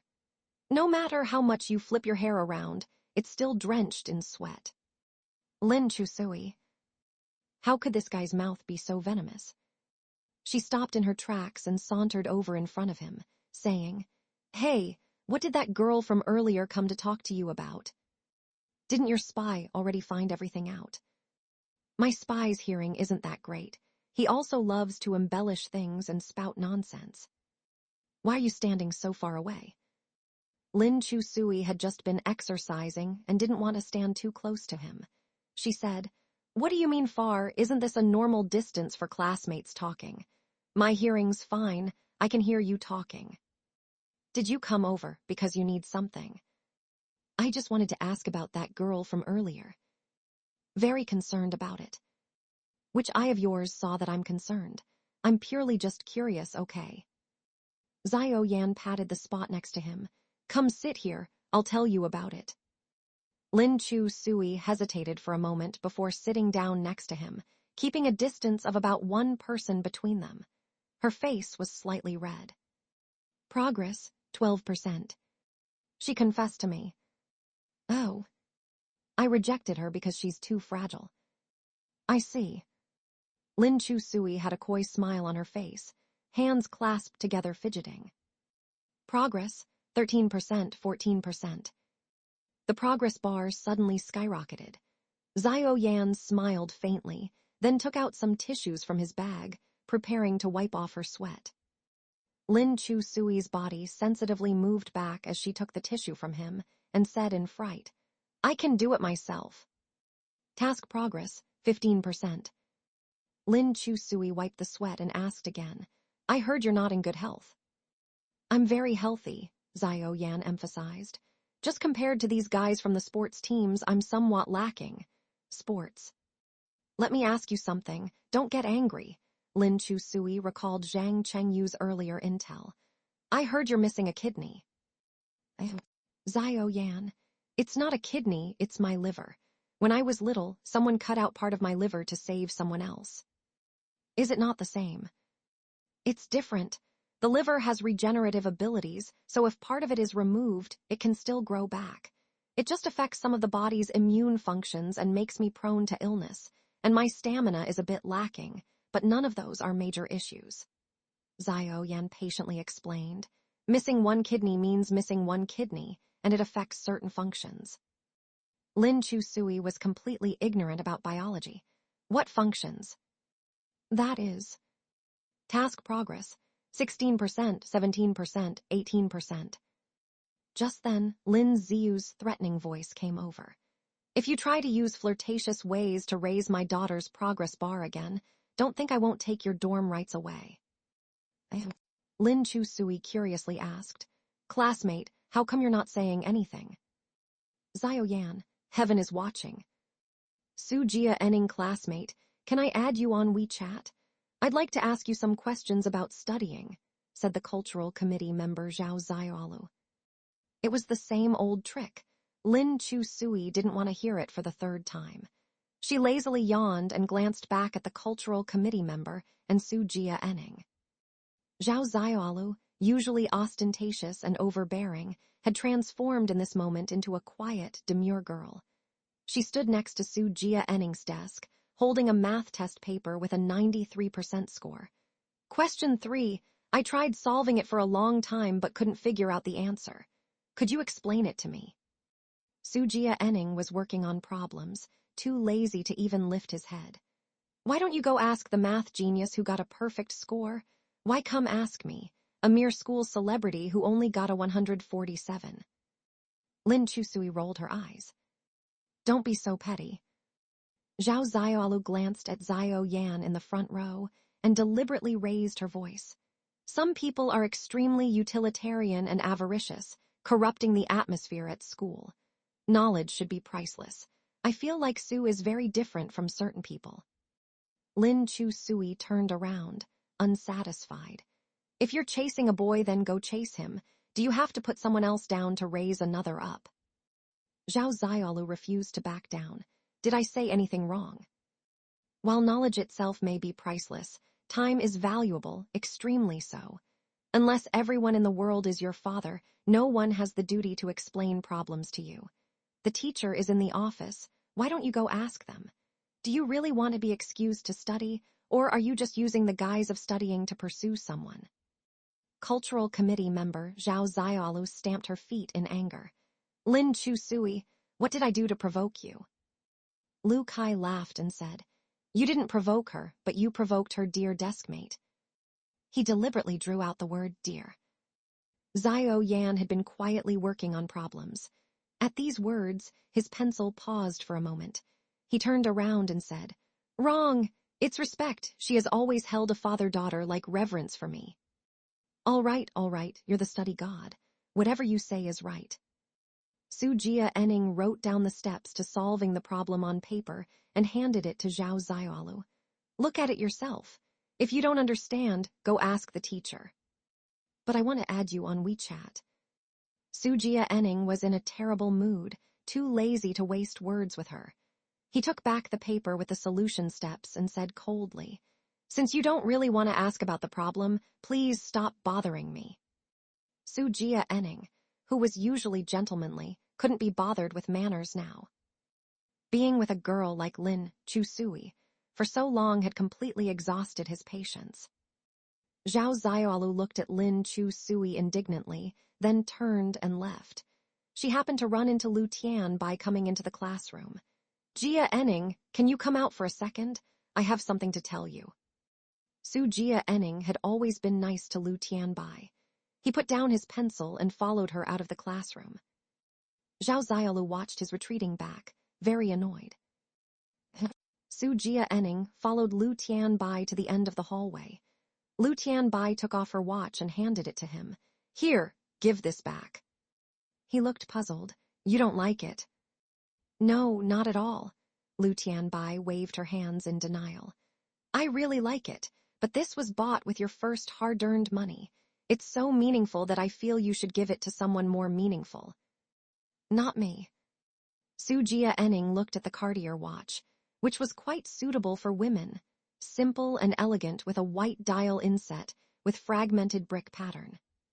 Once I've gifted something, I won't take it back for any reason, Su Jia-ening said. That night, Zhao Yan and I had a fight which ruined your birthday party. I felt really apologetic about it. Just take this as compensation, don't be angry with me. How could I be angry with you? Lu Tianbai clumsily said. I won't get angry. I just feel that Chu-sui is my best friend and you're also someone very important to me. I hope you two can get along harmoniously. Su Jia-ening smiled. I'm very important to you. Oh, that is. You're my deskmate's classmate, so very important. Lu Tianbai twisted her hair, feeling she was incredibly stupid. Little girl, focus on your studies. Su Jia-ening reached out and ruffled her hair. Compared to that rebellious girl Lin Chu-sui, you're more like the little sister I envision. Lu Tianbai's cheeks flushed red, but she still held out the watch to Su Jia-ening. I really can't accept this because it wasn't specially prepared for me. If you want to make amends, get me another gift, but don't spend too much. Seeing her serious attitude, Su Jia-ening finally acquiesced and took back the watch. All right, I'll pick another gift for you. Thank you, Jia-ening. 2 days later, some diary pages were posted on the school's forum. The extremely eye-catching post title was, Click to see the secret diary of a girl from South City, No. 1 Middle School. The diary was a cell phone photo of handwritten pages with delicate and feminine writing. The content was also very private and intimate, clearly a girl's diary. Su Jia-ening, I've liked you for so long. You're so good. But my grades are so bad and I'm not smart at all. I feel completely unworthy of you. I can only confide these feelings in my diary, not daring to confess to you. Sometimes I feel like you might know, since you're so clever, but you call me your little sister. I thought about it a lot and feel this may be a more tactful rejection. Thank you for being so gentle. I guess I should just stop liking you. Sai, I'll try my best to treat you like a brother. In one day, the diary post rapidly gained popularity on the forum, even pinned to the home page by the admin. Countless students left comments. Yo, way too cheesy. Yo mama, what a social suicide scene. I'm the dean of studies. Diary owner, please come to my office after class. Who wrote this? Can someone dox them? This is easy. Just compare the handwriting and assignments. Must be a girl from Sujia Enning's class. Lin Chu Sui's brow furrowed when she read the first line of the diary. Wasn't this that silly Lu Tianbai's diary? The diary itself was bought when she accompanied her shopping in 10th grade. Lu Tianbai liked drawing silly cartoon cats and dogs when she wrote in her diary. The diary owner was definitely her. She looked up at Lu Tianbai in the front row. The poor girl miserably slumped over her desk, head buried in her elbows, crying or napping. She had been like this the whole morning, dreary and depressed. Lin Chu Sui patted her shoulder. Silly girl. Lu Tianbai didn't respond. I like how you look in white shirts, your upturned smile, you're dozing off in class. I just really like you so much. Lu Kai happily laughed and passed his phone to Sujia Enning next to him. Come, let's appreciate this marvelous work. With this diary, I feel like your charm levels could instantly surpass our study god. Lin Chu Sui whipped around and snatched away his phone, glaring fiercely at Lu Kai. What's wrong with you? Lu Kai had never seen Lin Chu Sui so fierce. Did you take the wrong meds today? What's gotten into you? We're in class. You should be listening, not showing him things on your phone. But we're not in class right now. Don't show him your phone. Lin Chu Sui glowered at Sujia Enning. And you, midterms are coming up. If you don't get first place, you're out of our house. For the upcoming exams, hand over your phone. I'll keep it for you. Sujia Enning glanced at her and deliberately spoke louder. My phone fell in the toilet yesterday. Thanks for the concern, currently in isolation. How coincidentally unfortunate. Lu Kai still didn't catch on. He asked, Chu Sui, why are you so worked up? Don't tell me you were the one who wrote those cheesy diary entries about a secret crush. As soon as he said this, the whole class's gaze focused on Lin Chu Sui. Zhao Xiaolu said smugly, impossible it was her. Her chicken scratch handwriting doesn't match at all. Lin Chu Sui's eyes flashed toward Lu Tianbai, who also lifted her head, looking at Chu Sui helplessly with red-rimmed eyes. Clearly she had been crying. Actually, the diary was written by me, Lin Chu Sui readily admitted. Truthfully, everyone, I've secretly liked Sujia Enning for a long time. From the first day he came to school, my admiration for him flowed ceaselessly like a river to the east, impossible to dam. The students laughed. Your confession really has that diary's style. But isn't he your stepbrother? Yes, we previously had an insurmountable moral divide, so I could only pour out my admiration for him in my diary. As she spoke, she reached out and hooked Sujia Enning's chin with her fingertip. Have you not heard? You were born before me. I was born and you were already old. Thinking of you every day but unable to see you, we share the waters of this river. Lu Kai almost vomited up his breakfast. Sujia Enning played along and didn't expose her on the spot. So you love your brother this much. You finally know. Lin Chu Sui's twisted and contrived performance instantly diffused her classmates' ridicule and laughter. Zhao Xiaolu stood up and pointed at Lin Chu Sui. You're lying. That diary wasn't written by you at all. That diary clearly belonged to. Before she could finish, Lin Chu Sui shot her a sharp glance. Oh, so you know who wrote it. Then you must also know who was so malicious and despicable, peeking at someone's diary and posting it online. This counts as bullying, right? Right, Zhang Chengyu nodded. The security guard said during last week's anti-bullying lecture that this kind of behavior definitely counts as bullying, psychologically. Sujia Enning was suddenly jolted back to her senses, realizing that she had been foolishly setting herself up for failure, and was filled with regret. She defended herself evasively. I don't know anything. But I only know that the person you like is Xiao Yan, so that diary absolutely wasn't written by you. Xiao Yan, the aloof bookworm who had no desire to get involved in this matter, was suddenly brought into it unexpectedly. He impatiently lifted his head and gave Su Jianning a cold glance. Wrong. Wrong about what? The person she likes isn't me, Xiao Yan said indifferently. I'm the one who was pinning for her, but could not win her affections.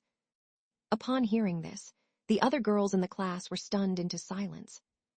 You're the school's heartthrob, sought after by countless young girls. How could you possibly fall for someone as awful as Lin Chu Sui? What a messy and dramatic love triangle. Xiao Yan looked at Lin Chu Sui, using his hand to lift her chin.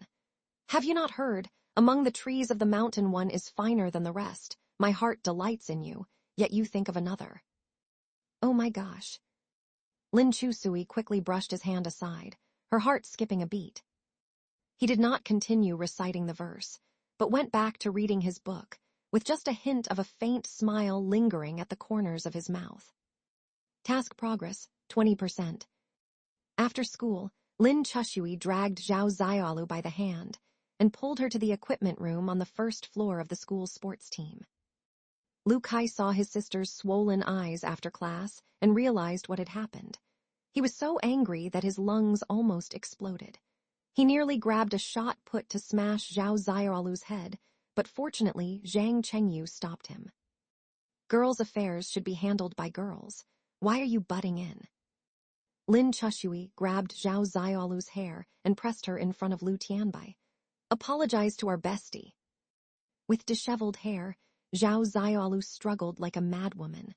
What do I apologize for? There is no such thing in this world as forcing someone to bow their head and apologize. You took someone else's diary, took pictures and posted them online, invading their privacy. Then go report me to the office. See which side the teacher takes. Your grades are better than mine. Old Chin, that kind of teacher who only cares about grades, certainly won't take my side. Lin Chushui's mouth corner curled up coldly. Why would I do something so thankless? She had long given up hope that adults could understand children's situations. Even class teachers only cared about the average grades, admission rates, and their own performance.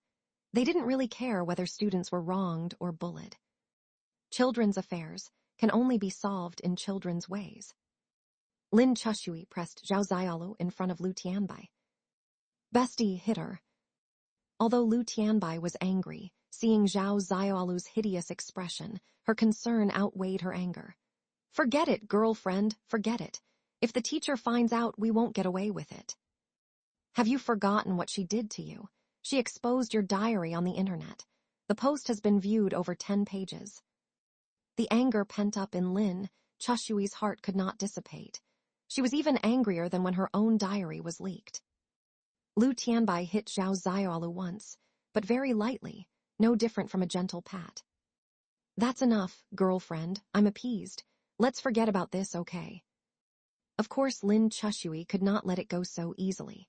She grabbed Zhao Xiaolu by the collar and took her to the sink, holding her head under the cold water. Zhao Xiaolu screamed. Lin Chushui F***KU. Say it again. If my dad knows about this, he will never let you off the hook. Zhao Xiaolu's words were like knives, stabbing her heart. Lin Chushui, your dad is dead. Serve you right, you fatherless mongrel. Lin Chushui instantly let her go. The excitement that had been pent up subsided all at once. She casually picked up a shot put on the ground, weighed it in her hand, with an icy coldness in her eyes. Seeing her expression, Zhao Xiaolu also became scared. What are you going to do? You'd better pray that my dad is still alive. Zhao Xiaolu was so frightened that her facial muscles trembled. Don't do anything rash. If he were still alive, he would have stopped me from killing you. After saying that, Lin Chushui raised her hand, about to smash the heavy shot put at Zhao Xiaolu. At the critical moment, the door of the equipment room opened. Xiao Yan strode in with a stern face, grabbed Lin Chushui's wrist. Seeing Xiao Yan, her breath stopped for half a second. You. Zhao Yan exerted a little force with his fingertips and easily shook the shot put from her hand, dropping it heavily to the ground.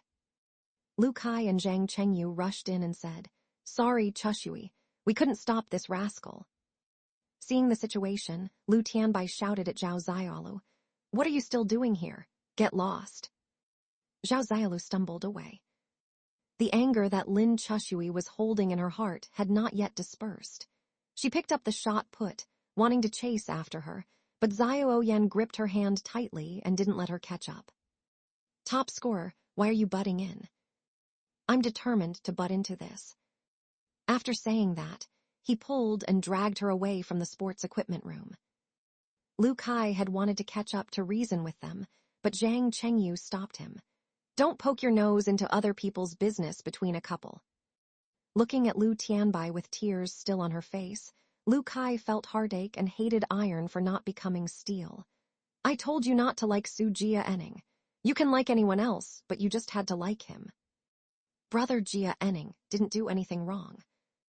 You see, since the incident occurred, has he said a word for you? You still need your girlfriend to stand up for you." But his phone. Lu Tianbai didn't believe Su Jia Enning's phone just happened to fall into the toilet on the day her diary was uploaded to the forum. He must have known everything and seen it all, but pretended otherwise so as not to embarrass her. Lu Tianbai felt both ashamed and indignant, yet also helpless. Zhao Yan pulled Lin Chushui to the stairwell. His tone rarely carried some anger. "You went overboard. Boys shouldn't interfere in girls' affairs." "But I'm determined to interfere in this." Zhao Yan provocatively patted her cheek with one hand and said coldly, "What great enmity is this to make you act so ruthlessly? You don't know your own strength and don't consider the consequences, Lin Chushui. You're beyond saving." Lin Chushui gritted her teeth. His harsh words made her feel very aggrieved. When confronting Zhao Ziaolu earlier, she had felt courageous and fearless.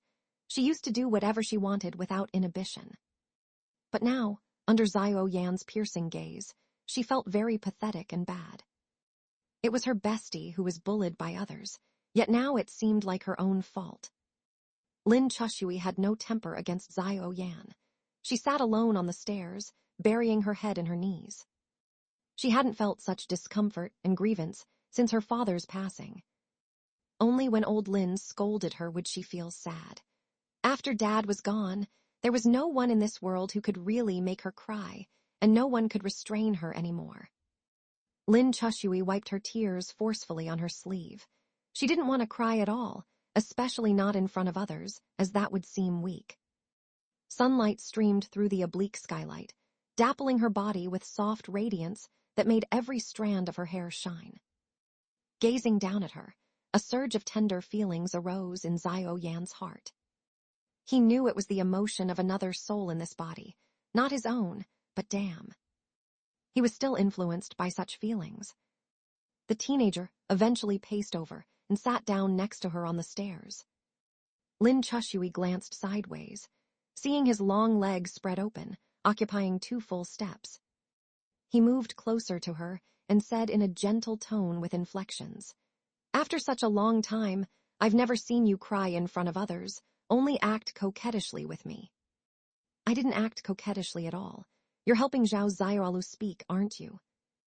"Oh, so my elbows face outward." Then he casually put his arm around her. "Does that mean you're inside my elbow?" "Oh my God." Lin Chushui pushed him away, regardless of her distress. "Top scorer, have some self-respect." Zhao Yan no longer touched her. Bowing his head, he explained, "You're someone my elbows face inward to. That's why I scolded you. Have you ever seen me scold anyone else?"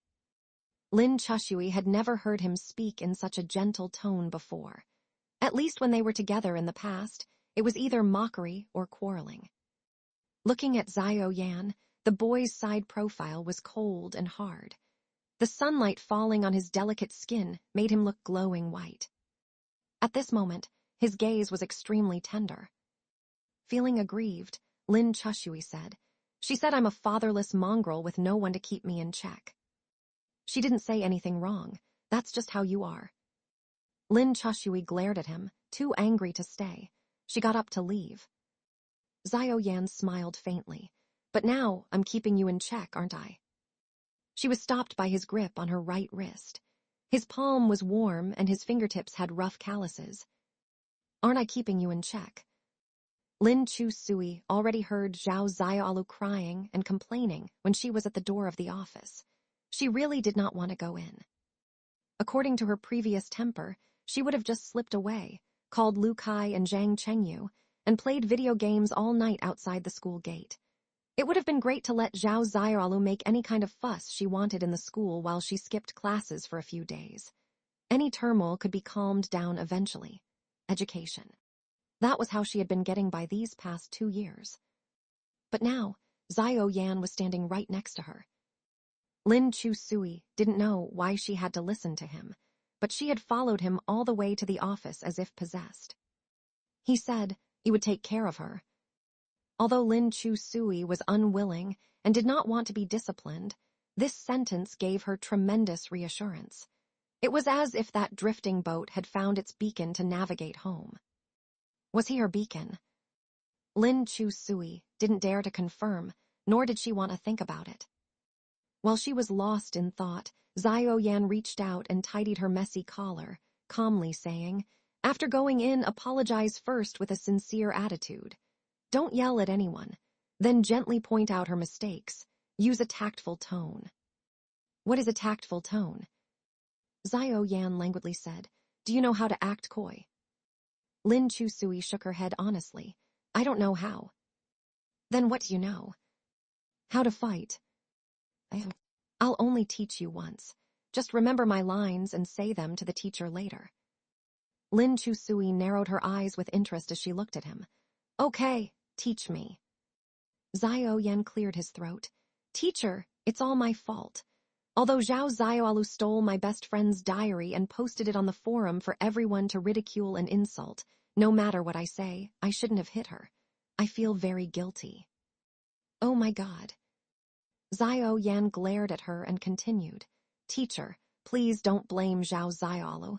There must be a reason why she did this. I believe she didn't want to ruin Lu Tianbai's reputation either. It was just a moment of impulse. If you want to punish someone, then punish me. It's all my fault." He added, "Remember to wipe your eyes with your sleeve after saying this." "Did you get it?" Lin Chushui gave him a thumbs up. "I bow to you." Xiao Yan pushed her into the office. Lin Chushui was still a little hesitant and said softly, "It's a bit shameless." "Although shameless, it works." Lin Chushui went into the office and put on quite a tearful show of selling misery, according to Xiao Yan's script. Zhao Xiaolu looked at her in disbelief, having forgotten to keep crying and complaining. Lin Chushui had always been straightforward. How did she learn the essential coy girl skills? Sure enough, homeroom teacher Qin turned to Zhao Xiaolu and asked her if she had read the diary. Zhao Xiaolu admitted equivocally, "Although I read the diary, Teacher Qin can't let it go that Lu Tianbai was in a precocious relationship." Lin Chushui coldly glanced at Zhao Xiaolu. She didn't confess or write any love letters. She just wrote some thoughts in her diary. If you want to punish that, then you should confiscate and thoroughly investigate all the girls' diaries in our class. Although Teacher Qin was a grades-only person, he was still reasonable in the end. How could he go after a female student's diary thoughts? "That's enough. You both made mistakes. Zhao Xiaolu was in the wrong first, but Lin Chushui, you shouldn't have hit someone either. Let's just call it even." Walking out of the office, Zhao Xiaolu glared fiercely at Lin Chushui and threatened, "Just you wait and see." Lin Chushui rolled her eyes. "Why would I be scared of you?" After school, Xiao Yan and Lin Chushui walked out of the classroom building. Education. Lu Kai and the others were training on the field. Seeing Lin Chushui return, they gathered around in concern. "How was it? Did Teacher Lin give you a hard time?" With Zhao Xiaolu's ability to distort right and wrong, this must have been difficult for Boss Lin. Lin Chushui breezily said, "I got punished with a week of cleaning duty, but Zhao Xiaolu got it worse. Her parents were notified. No way, Lu Kai said in surprise. Just cleaning duty. We thought you'd get put on probation or something. Who told you my desk mate is the school genius? Lin Chu Sui patted Xiao Yan's shoulder as thanks, but he nimbly dodged it. Lu Kai sincerely thanked Xiao Yan. Thanks for your help this time. Why are you thanking me? You helped Boss Lin. Xiao Yan asked earnestly. Me helping her is between her and me. What does it have to do with you? Oh, Xiao Yan told Lin Chu Sui. Remember to do your homework and the questions I circled for you. Oh, I know. Lin Chu Sui obediently nodded. Got it. Xiao Yan rode away on his bike. Hey, Lin Chu Sui suddenly called out to him. School genius, I want to treat you to dinner as thanks. She didn't know if he heard her since there was no response. He just went straight on his way. Lin Chu Sui watched his tall, upright figure disappear at the school gate. The sunset suddenly dropped down in the blink of an eye. Lu Kai waved his hand in front of Lin Chu Sui's starring eyes. Your eyes are bulging out, he chuckled and asked. Since when did you two get so close? He's always been really good to me. You knew what his intentions were early on, didn't you? Lu Kai walked to her side and squatted down, gossiping. He's always liked you and pursued you, right? Then why are you asking? I'm asking about your attitude towards him. Offering to treat him to dinner. Don't tell me you're really going to fall for him. No way, impossible. Everyone in unison. Yes way. Lu Tianbai sat down next to Lin Chu Sui and casually asked, Can you forget about Chin Nai?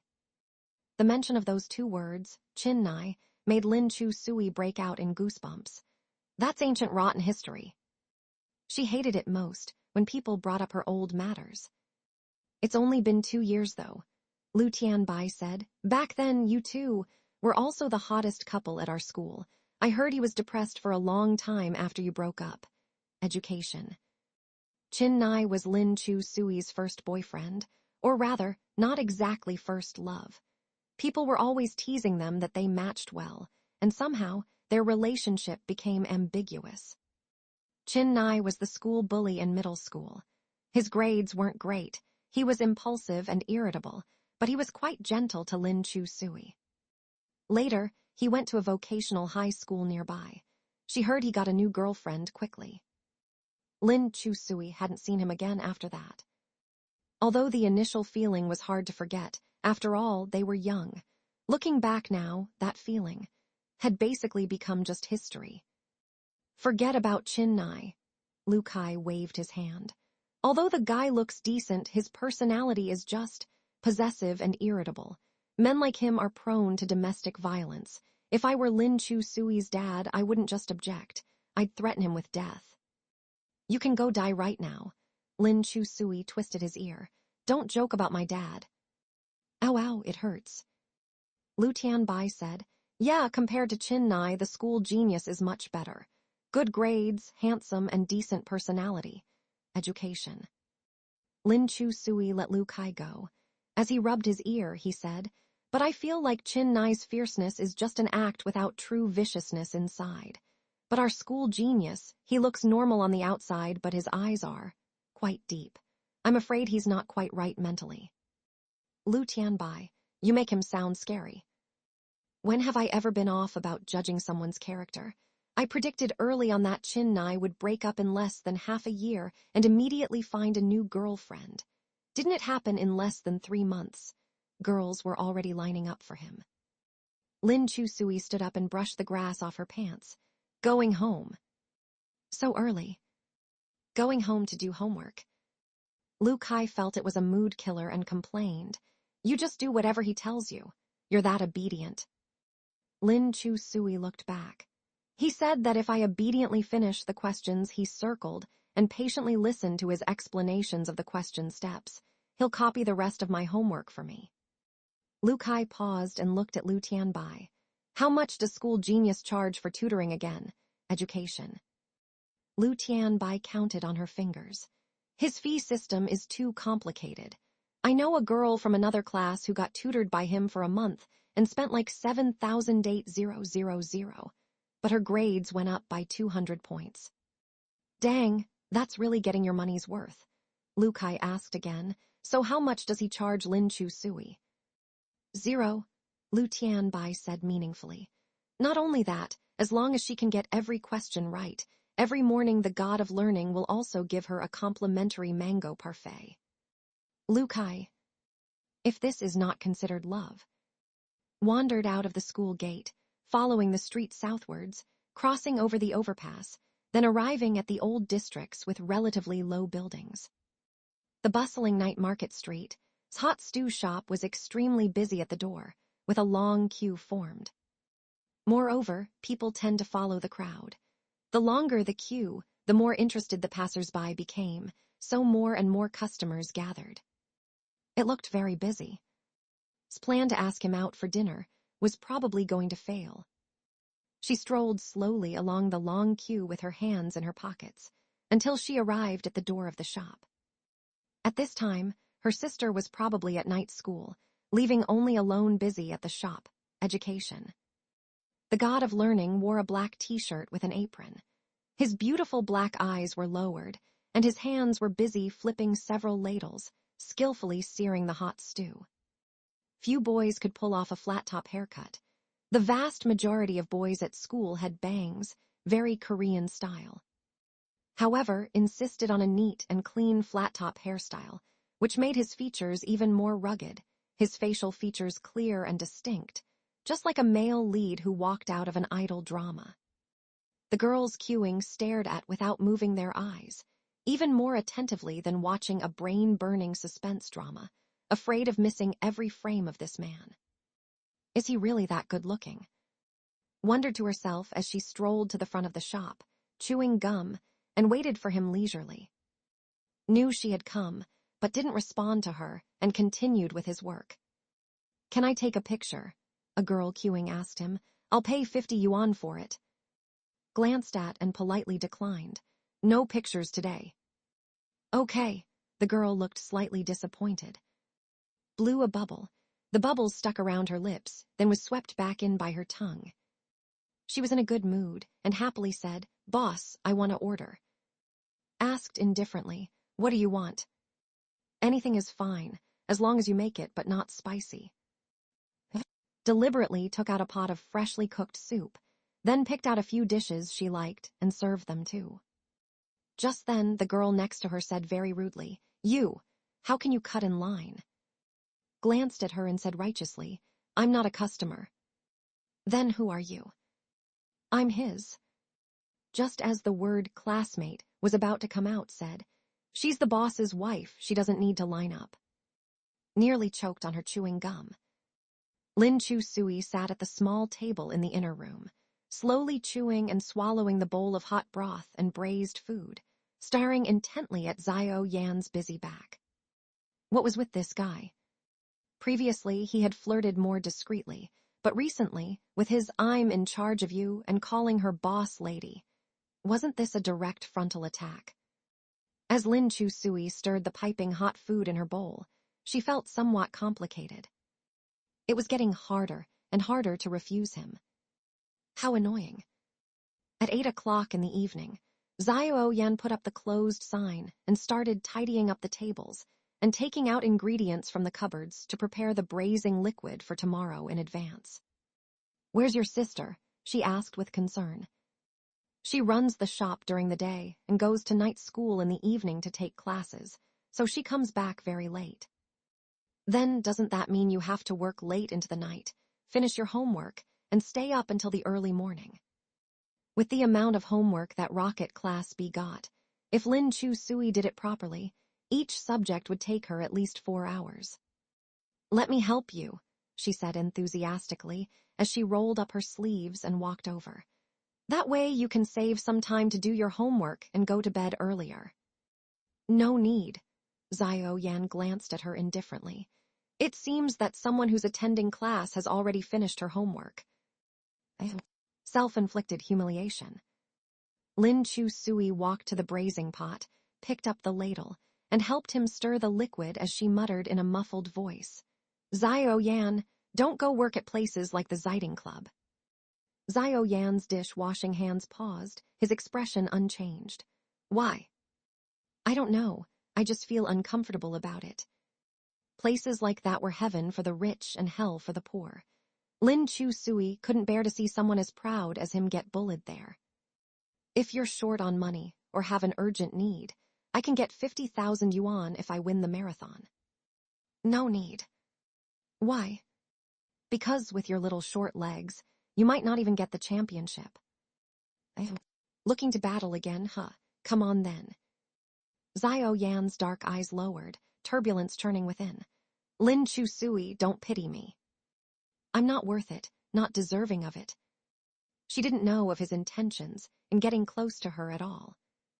Lin Chu Sui muttered, I'm just treating you like a friend. Would you use the marathon prize money to help Lu Kai, or Zhang Chengyu pay off debts?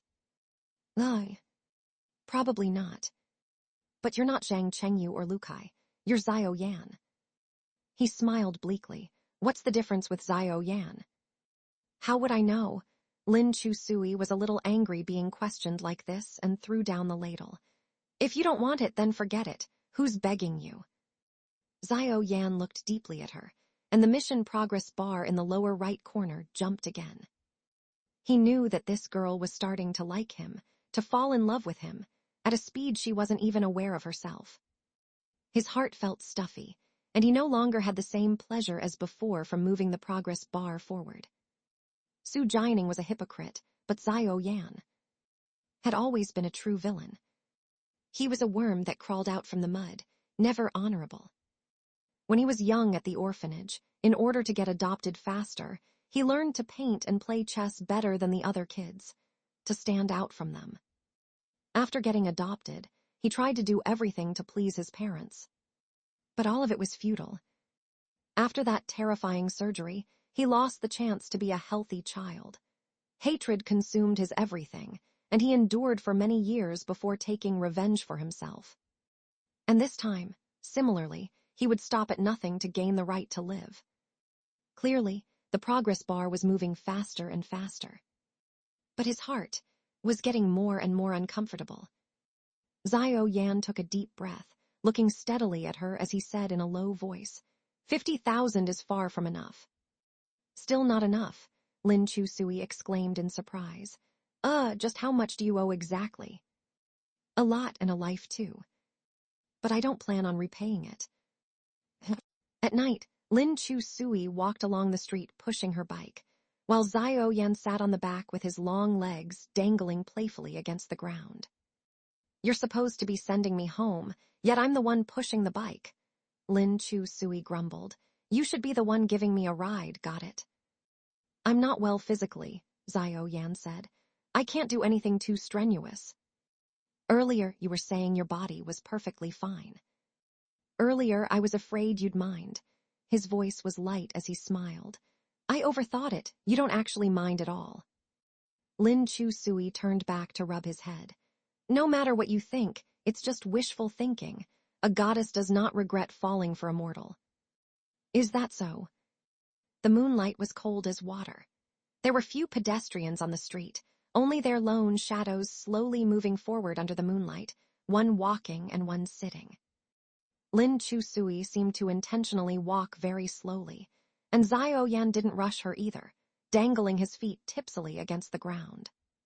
She couldn't help but glance back at him. The shallow black eyes of the youth looked at her with a hint of tenderness in his smile. She immediately turned her head back around, her heartbeat inexplicably speeding up. Just then, several men blocked their way ahead. Lin Chu Sui recognized one of them, Zhao Xiaolu. She had taken off her school uniform and wore a punk-style cropped tank top showing her navel, laughing coldly as she beckoned to Lin Chu Sui. The few men also looked like small-time gangsters, their expressions unfriendly as they stood around Zhao Xiaolu. The man beside Zhao Xiaolu was her sworn brother, a student from the vocational high school next door and a juvenile delinquent. What do you want? Lin Chu Sui said coldly. Zhao Xiaolu looking to get revenge. Zhao Xiaolu laughed. Where are those inseparable followers of yours? I was planning to have my brothers practice with them, but unexpectedly you're alone tonight. She looked Xiao Yan up and down. Oh, out on a date with the class genius. Xiao Yan parked the bike at the roadside, seeming completely unconcerned about the group as he moved lazily. Lin Chu Sui looked around and saw that Zhao Xiaolu had come prepared for a group fight, calling over 7 or 8 people who were clearly experienced brawlers. If it was just her alone, she naturally wouldn't be afraid of these guys, but now Xiao Yan was with her. She didn't want the class genius to get dragged into these fights, so she said, "This has nothing to do with my desk mate. Let him go. We can resolve our own grudges." Zhao Xiaolu said, "Can't do that. Since you two are together tonight, consider it his bad luck." Lin Chu Sui said irritably, "If he hadn't shown up to save you today, you would have met King Yama in the underworld already." Zhao Xiaolu clicked her tongue. "Did he save me? Wasn't it because he was afraid you'd get in trouble? You wicked creatures, if one is cursed, you should suffer it together. Anyway, nothing good ever happens to those around you. You're a jinx." Lin Chu Sui instinctively blocked Xiao Yan behind her, eyeing the men warily. She could tell these tattooed big brothers were definitely not upstanding characters. "Zhao Xiaolu, I won't fight you tonight. Next time when we're free, we can meet up again. You've brought all these people today, I'll face you alone." Zhao Xiaolu realized Lin Chu Sui was backing down this time, purely for the sake of her weak, powerless little boyfriend behind her. The more she cared about him, the more Zhao Xiaolu was unwilling to let her off easily. In all these years, she'd never seen Lin Chu Sui afraid of anything. "We'll settle today's grudges today. Either you let my brothers beat you two up to get back at me for the humiliation I suffered today, or you kneel and apologize." Lin Chu Sui stared fixedly at Zhao Xiaolu. After a moment, the corners of her lips quirked up as she casually said, "Fine, it's just an apology, isn't it? You said that after I apologize, you'll let us go." Zhao Xiaolu thought she would stubbornly refuse to the end, but didn't expect her to give in so easily. "To avoid your little boyfriend getting beat up, you're pretty decisive, huh?" "My desk mate's health isn't good." Lin Chu Sui looked her in the eye. "My apology is enough, right?"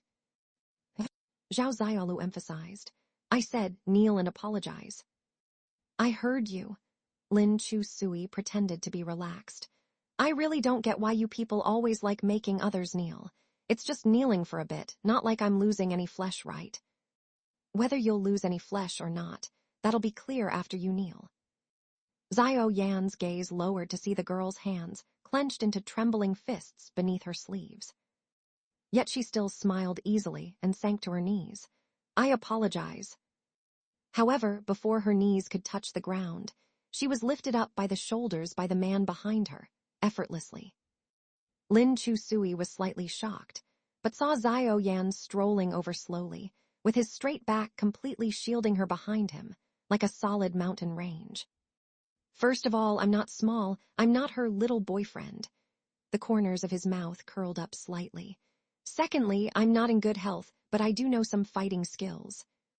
What happened next really shocked and astonished Lin Chu Sui. It really opened her eyes. She had seen several boxes of medicine in Xiao Yan's locker before, and had always thought he was a sickly academic nerd who didn't like sports, and didn't even like playing basketball. She didn't expect that when he made a move, he was so smooth and accurate, hitting all the vital parts.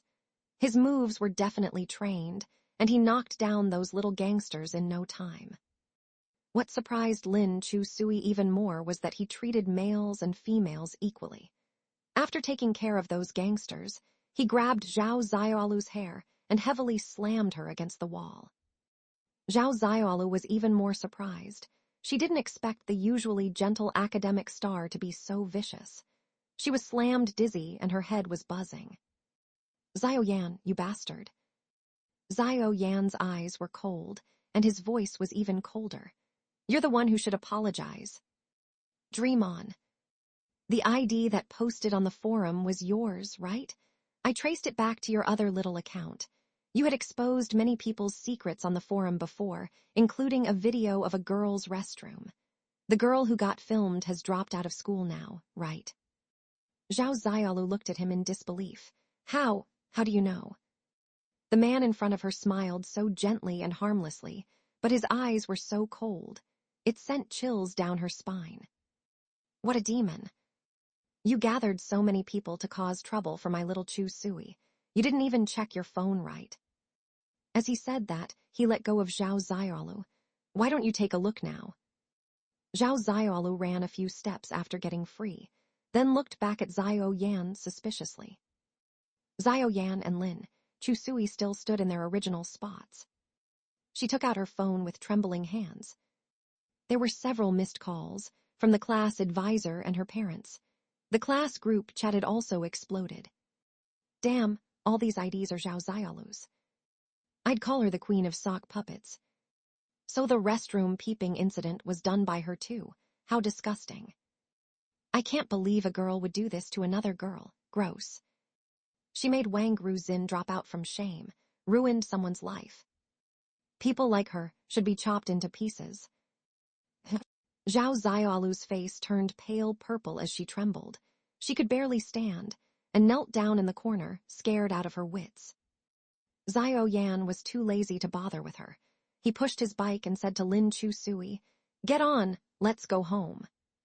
Lin Chu Sui still hadn't recovered. At his words, she glanced at him. Under the moonlight, Zhao Yan no longer had that fierce and cold look when fighting. As he looked at her, his dark eyes were exceptionally gentle, in a way she had never seen before. Her heart started racing again. Task progress, 27%, 28%, 29%, 30%. Seeing the progress bar rising like crazy again, Zhao Yan lowered his eyes and looked at the bike handlebars. A light breeze blew by. His mood was unusually gentle for once. "Let's go, my good girl." Lin Chu Sui was lying in bed drawing circles, staring blankly at the ceiling.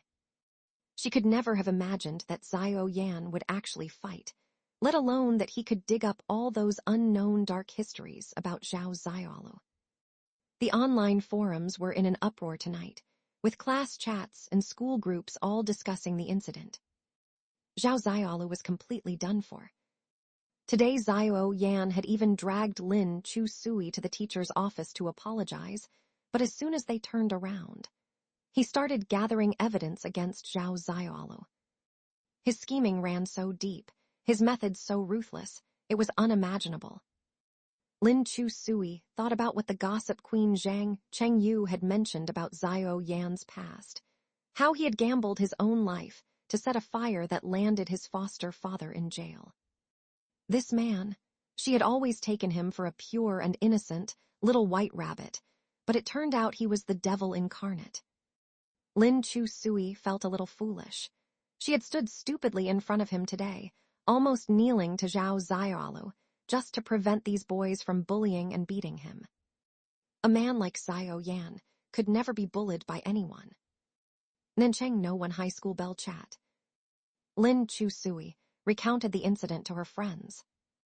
"Lu Kai, it was actually done by Zhao Yan. I thought Zhao Ziaolu had provoked some mortal enemy. What massive grudge could spur this?" Zhang Chengyu. "No grudge or enmity, just because she set up your little sister, and she happens to be Chu Sui's only bestie." Lu Kai. "I'll haul the Civil Affairs Bureau over and have you two married on the spot." Lin Chu Sui. "He did all this for me." Lu Kai. "For who else, me?" Lin Chu Sui wasn't sure.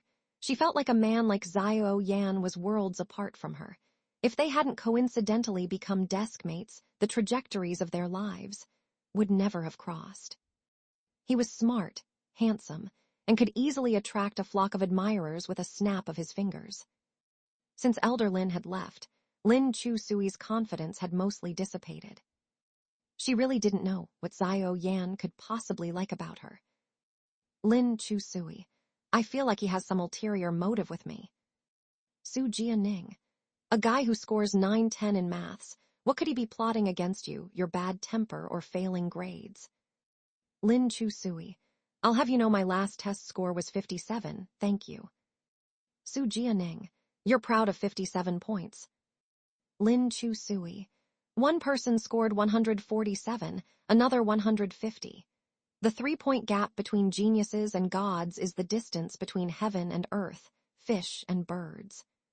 Su Jianing's sore spot was poked right on, making him snap irritably. Punk! Lin Chu Sui. Somebody's mad now. Su Jianing sent an emoji of go crawl away and exited the chat. Not 2 minutes later, Lu Tianbai added him right back in and privately messaged Lin Chu Sui. Sis, please, I'm begging you. Lin Chu Sui. All right, I won't provoke him anymore. She backtracked and sent Xiao Yan a WeChat. Forgot to ask, were you injured from the fight today? Right after sending, she quickly unsent it. Why was she inexplicably concerned about him? But at the same moment of her unsend, Xiao Yan's reply came through. No. 2 seconds later, he also chose to unsend it.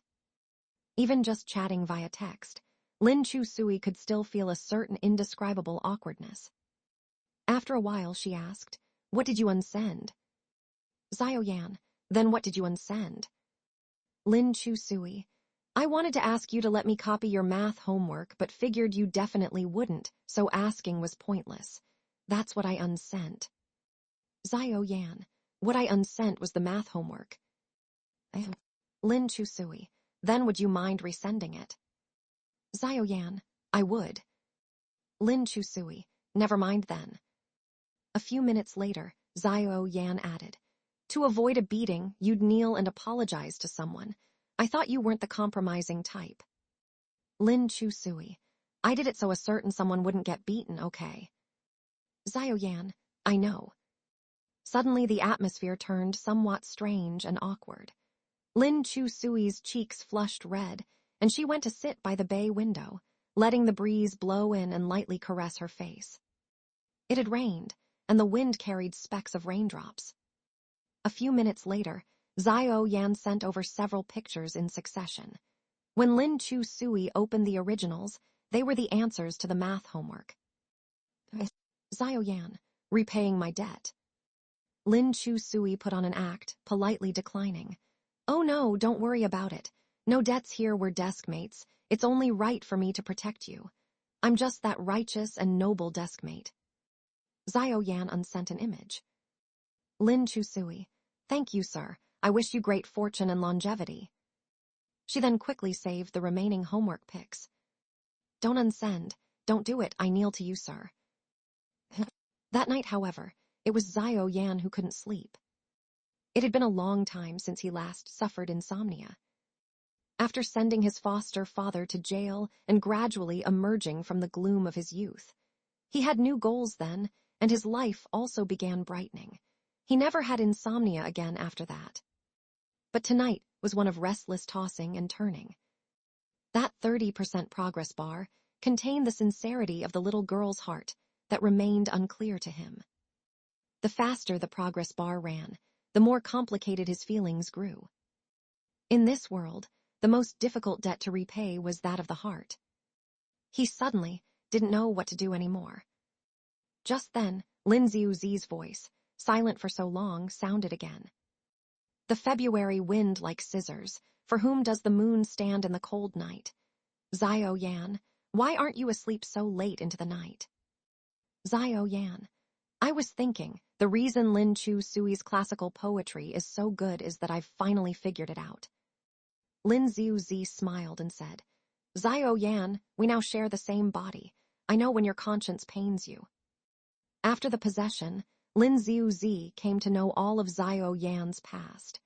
Because he had been deceived and hurt before, he no longer understood how to treat others with sincerity. In his world, there was only deceit and escape, not kindness. To hand over a sincere heart was as difficult as ascending to heaven for him. But over this period, his heart was slowly beginning to waver. Lin Ziuzi, Xiao Yan, I quite like you. Xiao Yan, thanks, but no need for that. Just say what you want to say. Lin Ziuzi, I just wanted to ask if you'd like some QQ candy. Xiao Yan, if I eat your QQ candy, I'll have to become good friends with your family's little darling. Family. Lin Ziuzi, Becoming boyfriend and girlfriend works too, but only after the college entrance exams. I see good prospects for you there. With the marathon approaching, Lin Chu Sui's training had also entered a period of intense preparation. She wouldn't return home until very late every day. On the eve of the race, Su Jianing happened to overhear a phone conversation between Su Songbai and their homeroom teacher while passing by the study. I won't let her participate in the marathon, even if she can win prizes. Even if she just tests into a tier 2 or 3 college, it doesn't matter. She can study finance and accounting and have a good career path joining the company in the future. Even if you say to let her pursue sports, so what if she gets into a top university? She won't be able to do anything if she joins the company, make her a security guard. This is me considering what's best for the child's future. At this age, children don't know anything about their interests. They just make a fuss over playtime. Only adults know what's truly best for them. Teacher, no need to say any more. I'm very busy, that's it. After Su Songbai hung up, he saw Su Jianing and asked, "You're back from school." Have the auntie heat up some food for you. Oh right, your sister's not back yet. No. Keep an eye on her more often. With no father and unwilling to listen to me, your peers. Help her more with studying in school. Su Jianing lowered his eyes without answering. The older generation really could be so naive. The complex relationship between him and Lin Chu Sui, how could it be summed up simply as brother and sister? They didn't know anything, or perhaps they just didn't care. Su Jianing turned and entered his room. Pushing open the door, he saw the guitar that had been forbidden and collecting dust. He looked back at Su Songbai and suddenly said loudly, "She's pretty good at athletics, I've seen it. Runs better than a bunch of boys, plays basketball decently too." Su Songbai's expression darkened. "Mind your own business." Su Jianing pursed his lips and said in a deep voice, "What you consider a successful life may only be one kind. But everyone is different, and she also has things she likes to do. You should allow for diverse lives." "Are you itching for a beating again?" Su Songbai scolded harshly. "Mind your own business. I'll take care of my sister, don't stand up for her here." "She's not your daughter." "Shut up." Su Songbai looked really angry as he yelled. "Even though she's not blood-related to me, I will take care of her like a biological father. I won't let her continue to make mistakes on the wrong life path." Su Jianing didn't say anything more, turned around and went back to his room, slamming the door shut. Lin Chu Sui was a little nervous about the marathon tomorrow. On her way home, she was jogging and doing warm-up exercises. She really wanted to come in first place. These past 2 years, she had lived in a muddled way like a waste and had never succeeded at anything. Her grades had plummeted. However, the marathon was something she had once been very proud of. She had gotten a top 5 finish. She liked running, liked going around mountains and lakes with her dad, always running under the stars and moonlight. After her dad left, she stopped running. She drew a line around herself, put a lid over her head, and shut out all the light that shone into her life. But now, it seemed the lid had been pried open a little, and a ray of light shone in. She wanted to run again, win the prize money, and at the same time earn her way into college, and then. She also wanted to prove something to someone, prove that she wasn't a useless trash. She was also a very outstanding girl. That someone always came in first place, so she also wanted to take first place to show him. Lin Chu Sui had just run to the entrance of the residential complex when Su Jianing's bike drifted around the corner at high speed and stopped in front of her. "Su Jianing, what's wrong with you?" The sudden braking nearly made her crash into him. Su Jianing was riding the bike with one foot on the ground. He said, "Don't go back tonight. Get a hotel room." "Why?" "Old Su won't tolerate you going to run the marathon. Tomorrow he'll find a way to stop you from leaving, maybe even lock you in your room." Lin Chu Sui said, "Damn, is Master Su really that petty?" "Don't scold my dad." "Then why are you helping me?" Su Jianing shrugged. To get first place on the midterm exam, doing good deeds for karma. I just saw a stray dog and fed it. The corner of Lin Chu Sui's mouth twitched. No need to go that far. Even if you gold-plate a bodhisattva statue at the temple, you can't get first place. Sujia Enning didn't want to battle her with words. I've given you the heads up. Do your good deed, scram. Lin Chu Sui caught up with him and said, Then brother, since you're helping, help me all the way and give me some cash. I don't have any money on me. Sujia Enning felt his wallet and pulled out a 100 bill for her. Only 100 yuan. I can only stay at an internet cafe for the night. I don't care where you go. Sujia Enning said lightly, and then pedaled away slowly at sunset. Lin Chu Sui tilted her head and uncertainly asked him, We're enemies, right? Sujia Enning said, Yes. Then, why did you report secrets to the enemy? Because I was bored. Lin Chu Sui smiled lightly. I feel you're not as annoying as the first time we met. The first time we met, you snatched my drink. Who was more annoying? But you were bad-mouthing me on the phone to someone else. You stuck gum on my bike. You always looked at me with disdain and contempt. Sujia Enning lazily said, I always look like this. It's not specifically aimed at you.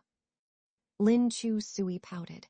Brother, there's always a higher mountain. Don't be so arrogant. Like on the last math test, the study master got 150, but you only got 147. Sujia Enning lowered his voice and interrupted her. If you bring that up again, I'll kick you off the bike. Lin Chu Sui burst out laughing. Her tinkling laughter accompanied them down the road. The corner of Sujia Enning's mouth also involuntarily curved up slightly. When they passed the bar street, Lin Chu Sui saw a girl on the street who looked a little familiar. She was tall and thin, wearing a sexy gray strappy dress that clung to her body. The hem wrapped around her butt and revealed a pair of long, fair legs. She seemed to be drunk, holding high heels in one hand and a small bag in the other, staggering down the street. With such a good figure, slender waist and long legs, anyone passing by would find it hard not to let their gaze linger on her.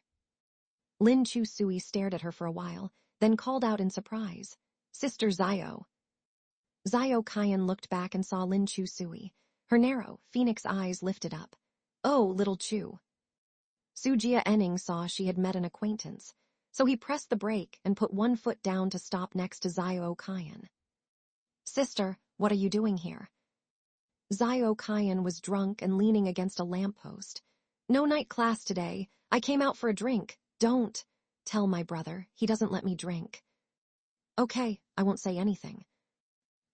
From Sujia Enning's position on the bike, his line of sight happened to fall right on the fair and perky cleavage of the tall woman. He then unnaturally averted his gaze. Lin Chu Sui, she's your friend. Lin Chu Sui supported the swaying Zio Kaiyan and explained, She's Zio Yan's sister. Zio Kaiyan also saw Sujia Enning. Her rosy lips curved up even more. She patted his head. Oh, this little brother is so handsome, even more so than my brother. Lin Chu Sui said, Sister Zio, are you seeing things? Sujia Enning could compare with Zio Yan. Zio Kaiyan's slender fingers came down and pinched Sujia Enning's chin, gently lifting it up. More good-looking than my brother. The faint floral scent from her fair, delicate wrist made Sujia Enning's heart beat erratically, and this provocative gesture made even his earlobes turn red. Don't touch me. Sujia Enning awkwardly turned his head away from her hand. A boy his age was most susceptible to teasing, especially by a ripe, translucent woman like Zio Kaiyan. Are you little Chu's boyfriend? Zio Kaiyan hugged Lin Chu Sui's shoulder and joked, That won't do. Little Chu is ours. Sujia Enning immediately explained, I'm her brother. Zio Kaiyan's brows arched like the moon, frowning and smiling coquettishly. That's good then. Sister Zio, let me take you home. It's dangerous for you to be out here alone like this. Okay, I was about to call a car to go home anyway. Sujia Enning, go on ahead yourself. I'll take Sister Zio home. Sujia Enning couldn't help but glance at Zio Kyan again. On impulse, he said, "She's drunk like this. She'll throw up in a taxi." "Huh. I can give her a ride." "What?" Lin Chu-sui was dumbfounded. When did fake gentleman Sujia Enning become a real gentleman? Sujia Enning calmly said to Zio Kyan, "Riding a bike, you can also sober up from the wind. What do you think?" "I want to feel the wind." Zio Kyan sat on the back of Sujia Enning's bike, babbling drunkenly. "This brother is more considerate than brother Yan. Sister likes you." The corner of Sujia Enning's mouth subtly pressed together. After she was seated steadily, he pedaled the bike and set off. "Don't move, don't fall." "Just be careful not to fall." "Haha." Zio Kyan laughed heartily, throwing open both arms and suddenly bear-hugged Sujia Enning tightly around the waist. "Like this I won't fall." Lin Chu-sui was going to do a warm-up jog for the marathon anyway, so she simply chased after them. She tilted her head and saw Zio Kyan clinging tightly to Sujia Enning, pressed right up against him. And she was wearing a sexy little strappy dress, too. Sujia Enning's face was as red as a boiler, as if it was about to start steaming. Lin Chu-sui worriedly shouted, "Sister, don't let him take advantage of you." Zio Kyan was completely oblivious, blinking sleepily at Lin Chu-sui. "Little Chu-sui, you run so fast, you'll definitely get first place in the marathon." "Sister, you, oh, don't hug him." Let go, Sujia Enning, you scoundrel." Sujia Enning silently quickened his pedaling pace, leaving Lin Chu-sui behind. Sujia Enning often dreamed of his mother, dreamed of the red suitcase she was carrying when she left. She didn't even look back at him. She left very decisively. Sujia Enning hinted to himself countless times that he should hate her for abandoning him. He should even erase the word mother from his mind. But after all, he was not the kind of person who loved and hated to the bone. London's mild and humid oceanic climate all year round also blew his heart very soft. He was gentle and aloof to others, not going to extremes, rarely emotional. Over the years, the longing for his mother eventually outweighed the hatred. He thought that as long as he could become more excellent, perhaps his mother would see him and be proud of him. Sujia Enning had always worked very hard. This also made him never lack of shy pursuers around him. He seemed to attract the liking of innocent little girls in particular. But Sujia Enning was unmoved by the young and innocent little girls. He even thought he was immune to the opposite sex for a time. Until this moment, his heart was coated with a layer of moonlight in the gloomy night. The night breeze blew on her face. Zio Kyan seemed to have sobered up a bit and was no longer hugging him. Sujia Enning rode his bike through the winding alleys and stopped in front of a shabby old residential building in the old city. "Is this it?" "Yes, thank you, little brother." Zio Kyan picked up her bag and got up. Her figure staggered a bit, and Sujia Enning instinctively grabbed her little arm.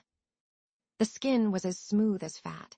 The slightly cool touch transmitted along the most sensitive nerves at his fingertips all the way to his brain. Sujia Enning's heart contracted. Zio Kyan saw the shyness of the teenager.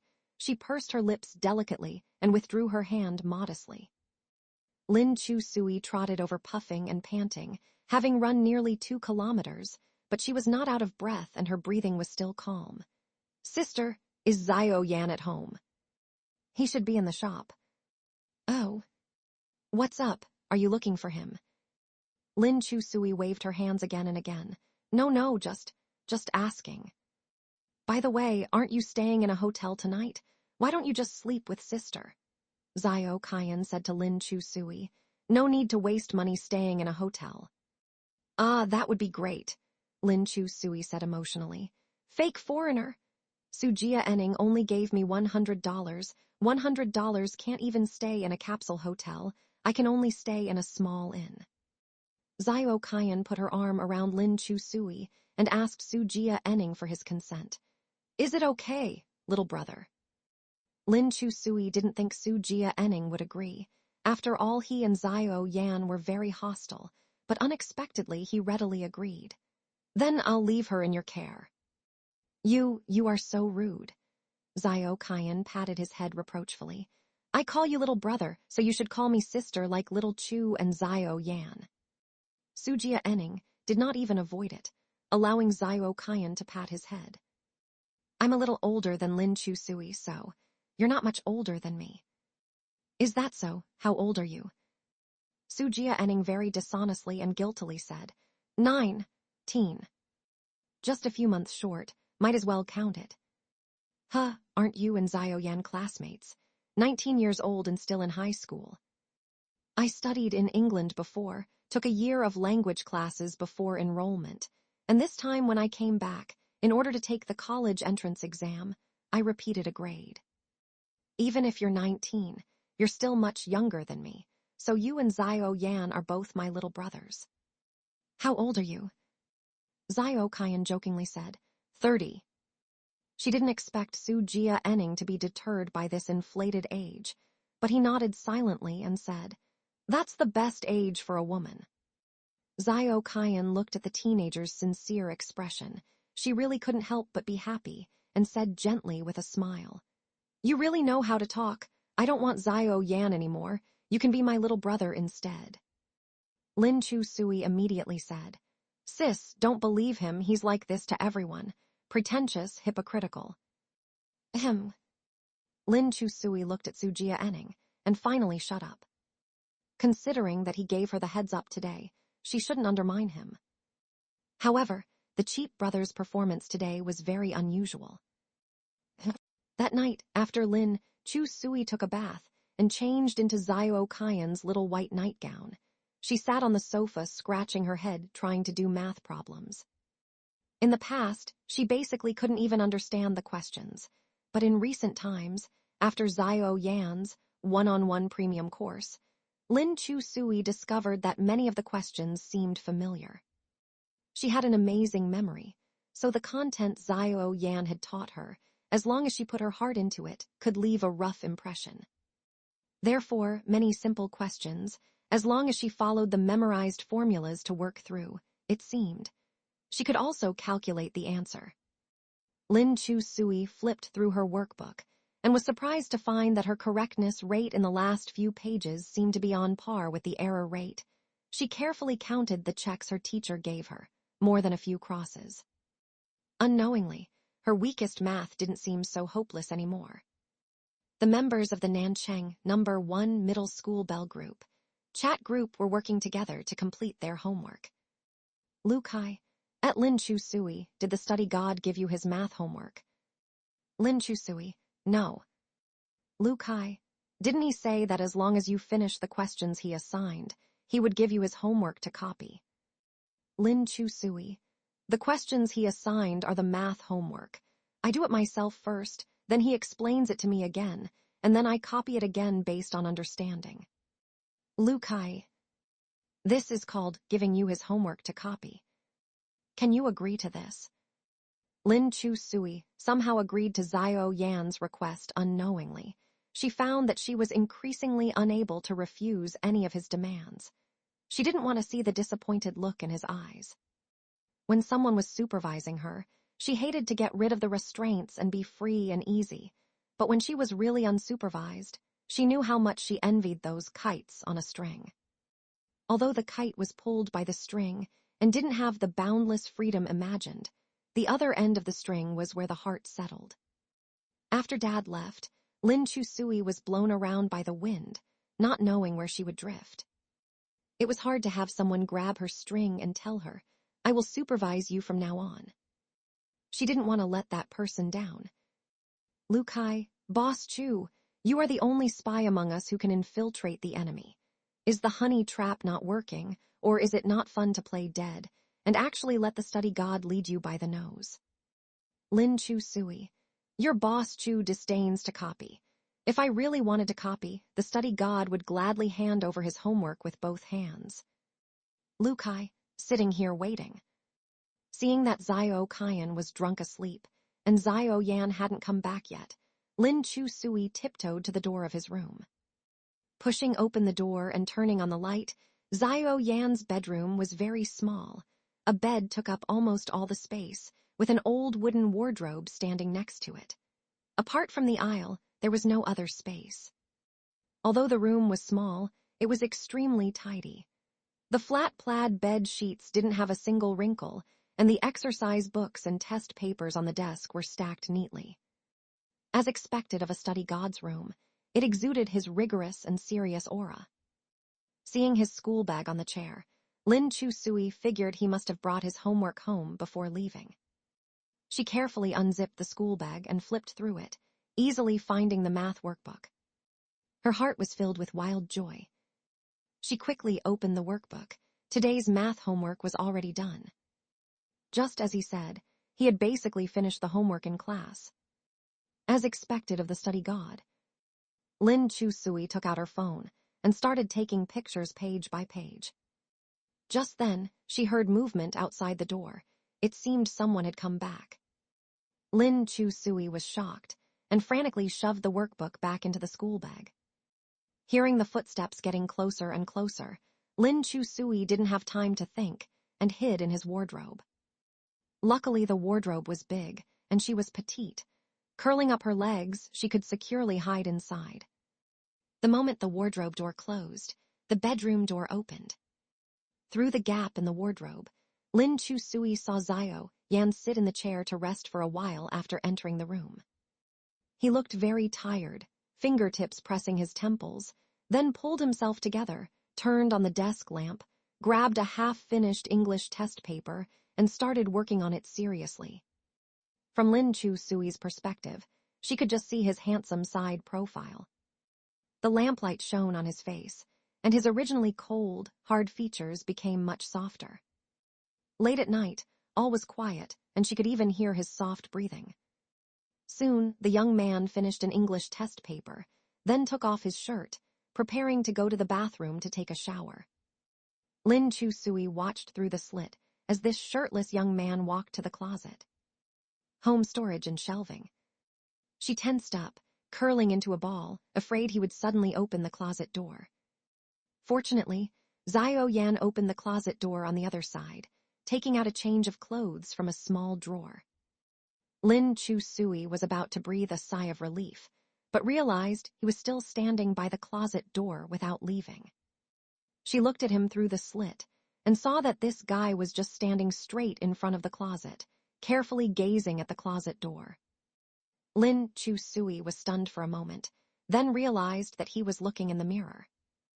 Right in front of the closet was a full-length mirror. This guy was shirtless, looking in the mirror. Although he dressed on the thin side, with his shirt off, his fair upper body and well-proportioned muscles were revealed, which surprised Lin Chusui. She didn't expect that the usually weak-looking genius was actually quite fit, even having defined abs. No wonder he could fight so fiercely. He had been training hard. Lin Chusui covered her left chest with her hand. She felt that her heartbeat echoed all around the closet. Home storage and shelving. Oh my, she felt dizzy. However, his body was not entirely perfect. Below his chest on his right upper abdomen, there was a very obvious winding scar, probably left from that terrifying surgery. The young man looked at that centipede-like scar with deep, dark eyes.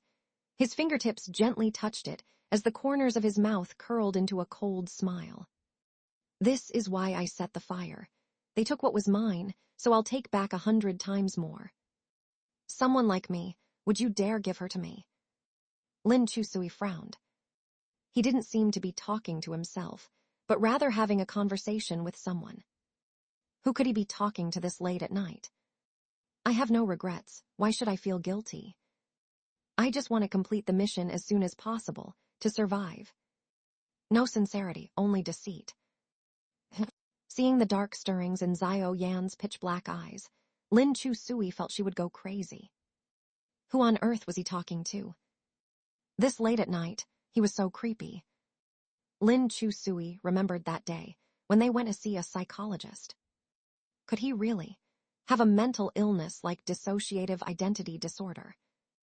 Lin Chusui thought of the many-crime thriller. Movies. She had seen about serial killers with split personalities. Movies. During the day, they acted harmless and gentle, but in secret they were psychopathic murderers with blood-stained hands. At first, Lin Chu-sui only hid to avoid getting caught cheating on homework, thinking it was embarrassing. Now, she sincerely felt fearful. Xiao Yan noticed the progress bar in the lower right corner had started going backwards. 30%, 29%, 28%, 27%, 26%. In just a few seconds, the progress bar went straight back down to 19%. Xiao Yan felt a bit restless. He walked to the window and took out his phone. Just then, Lin Chu-sui received a WeChat message from Xiao Yan. Fortunately, she had muted her phone after hiding in the closet. Lin Chu-sui replied, Xiao Yan, do you have any opinions about me? Lin Chu-sui, no, not at all, QAQ. Xiao Yan, then why are you acting like this? Lin Chu-sui, acting like what? After considering his wording, Xiao Yan asked, Lin Chu-sui, what have I done wrong to you? Lin Chu-sui turned her head in the South City No. 1 middle school bell group and sent a message. I can confirm now, you're right at Zhang Chengyu. The genius is not as kind and harmless as he looks. He is definitely a wolf in sheep's clothing. Zhang Chengyu. I didn't say that. You heard it wrong. It was Lu Kai who said it. Lu Kai, it wasn't me. I'm studying. Don't tag me. Lin Chu-sui. Weren't you guys saying he was sinister before? Zhang Chengyu. I didn't say it. The genius is kind-hearted, noble in character, and willing to help others. He is a role model for us. Lin Chu-sui. I'm not denying it, but from what I know so far, he has at least 2 personalities. One is my kind desk mate, the other is the sinister master, maybe even a serial killer. Shuddering. At this time, Zhang Chengyu finally sent a private message to Lin Chu-sui. Stop talking. Shut up. Lin Chu-sui. Why? Just as she spoke, she saw a message from Xiao Yan in the group. I'm the sinister master. Lin Chu-sui. Admin at Lu Tianbai, who invited him in again. Lu Tianbai, it was your brother. Su Jianing. Because someone was recklessly leaking others' homework in the group. Homework is personal intellectual property. I think the person involved has the right to know. Lin Chu-sui. You're the most self-righteous person in the world. Hypocrite. Su Jianing. At Xiao Yan, take good care of your math workbook. She just took pictures of the answers and posted them in the group. Xiao Yan immediately turned around and picked up his school bag to check. The school bag zipper was wide open, and the math workbook was crammed messily inside. Obviously, it had been touched by someone. Xiao Yan put down his school bag, glanced around the room, his gaze lightly falling on the closet. The room was completely silent. Only the sound of each other's breathing could be heard. Lin Chu-sui's heart was about to jump out of her chest, tense yet thrilling, as if she was filming a horror movie. Movies. Xiao Yan retracted his gaze, then went to the balcony to put on a pair of pants. Before that, he was wearing very casual shorts. After changing his clothes, he came to the closet and said softly, Lin Chu-sui, are you inside? Lin Chu-sui covered her mouth tightly with her hand, eyes closed, not daring to make a sound. Listen to me, I'm the sinister master. Xiao Yan approached the closet, his pair of dark eyes gazing at the opening and closing seam of the closet. Hiding in the sinister master's closet, aren't you afraid? That I'll lock the closet and keep you in there for the rest of your life. Ah, Lin Chu-sui staggered and crawled out in a panic, leaning against the desk, looking at him in shock. Don't come over. Xiao Yan's mouth turned up slightly as he looked at her. Afraid of me? I'm not afraid. Xiao Yan paced up to her and leaned in close to her. Really not afraid. His thin lips approached her silently and effortlessly. His features were very aggressive. His long, upturned eyes were even more profound in the night, carrying a hint of lazy desire. Charming yet dangerous. Lin Chu-sui was provoked by his beauty until her face turned red and her ears burned. 10,000 unhealthy thoughts flashed through her mind, and her heart started thumping again. Task progress, 26%, 27%, 28%. Xiao Yan's mouth turned up slightly as he picked up the math workbook on the desk behind her and tapped her head with it. Violating. The marathon race was over. Lin Chusui had given up halfway and failed to get a ranking. But Xiao Yan drove her to complete the remaining half of the course, crossing the finish line in heavy rain. The meaning of running isn't about the finish line or the act of running itself, but about the scenery along the way and the person who accompanies you to see the scenery. Last time that person was dead, but now, looking at the boy's sturdy back like a mountain, sitting in the back seat of the car, Lin Chusui suddenly felt a ray of light spill down. Her surroundings were gloomy, but her body was finally illuminated by a ray of light she wanted to grasp. For a long time, the PE teacher lamented Lin Chusui's failure in the marathon. But there was no way around it. When a girl gets her period, it's perfectly normal. But are you really going to quit the athletic program? Lin Chusui didn't actually like sports to begin with.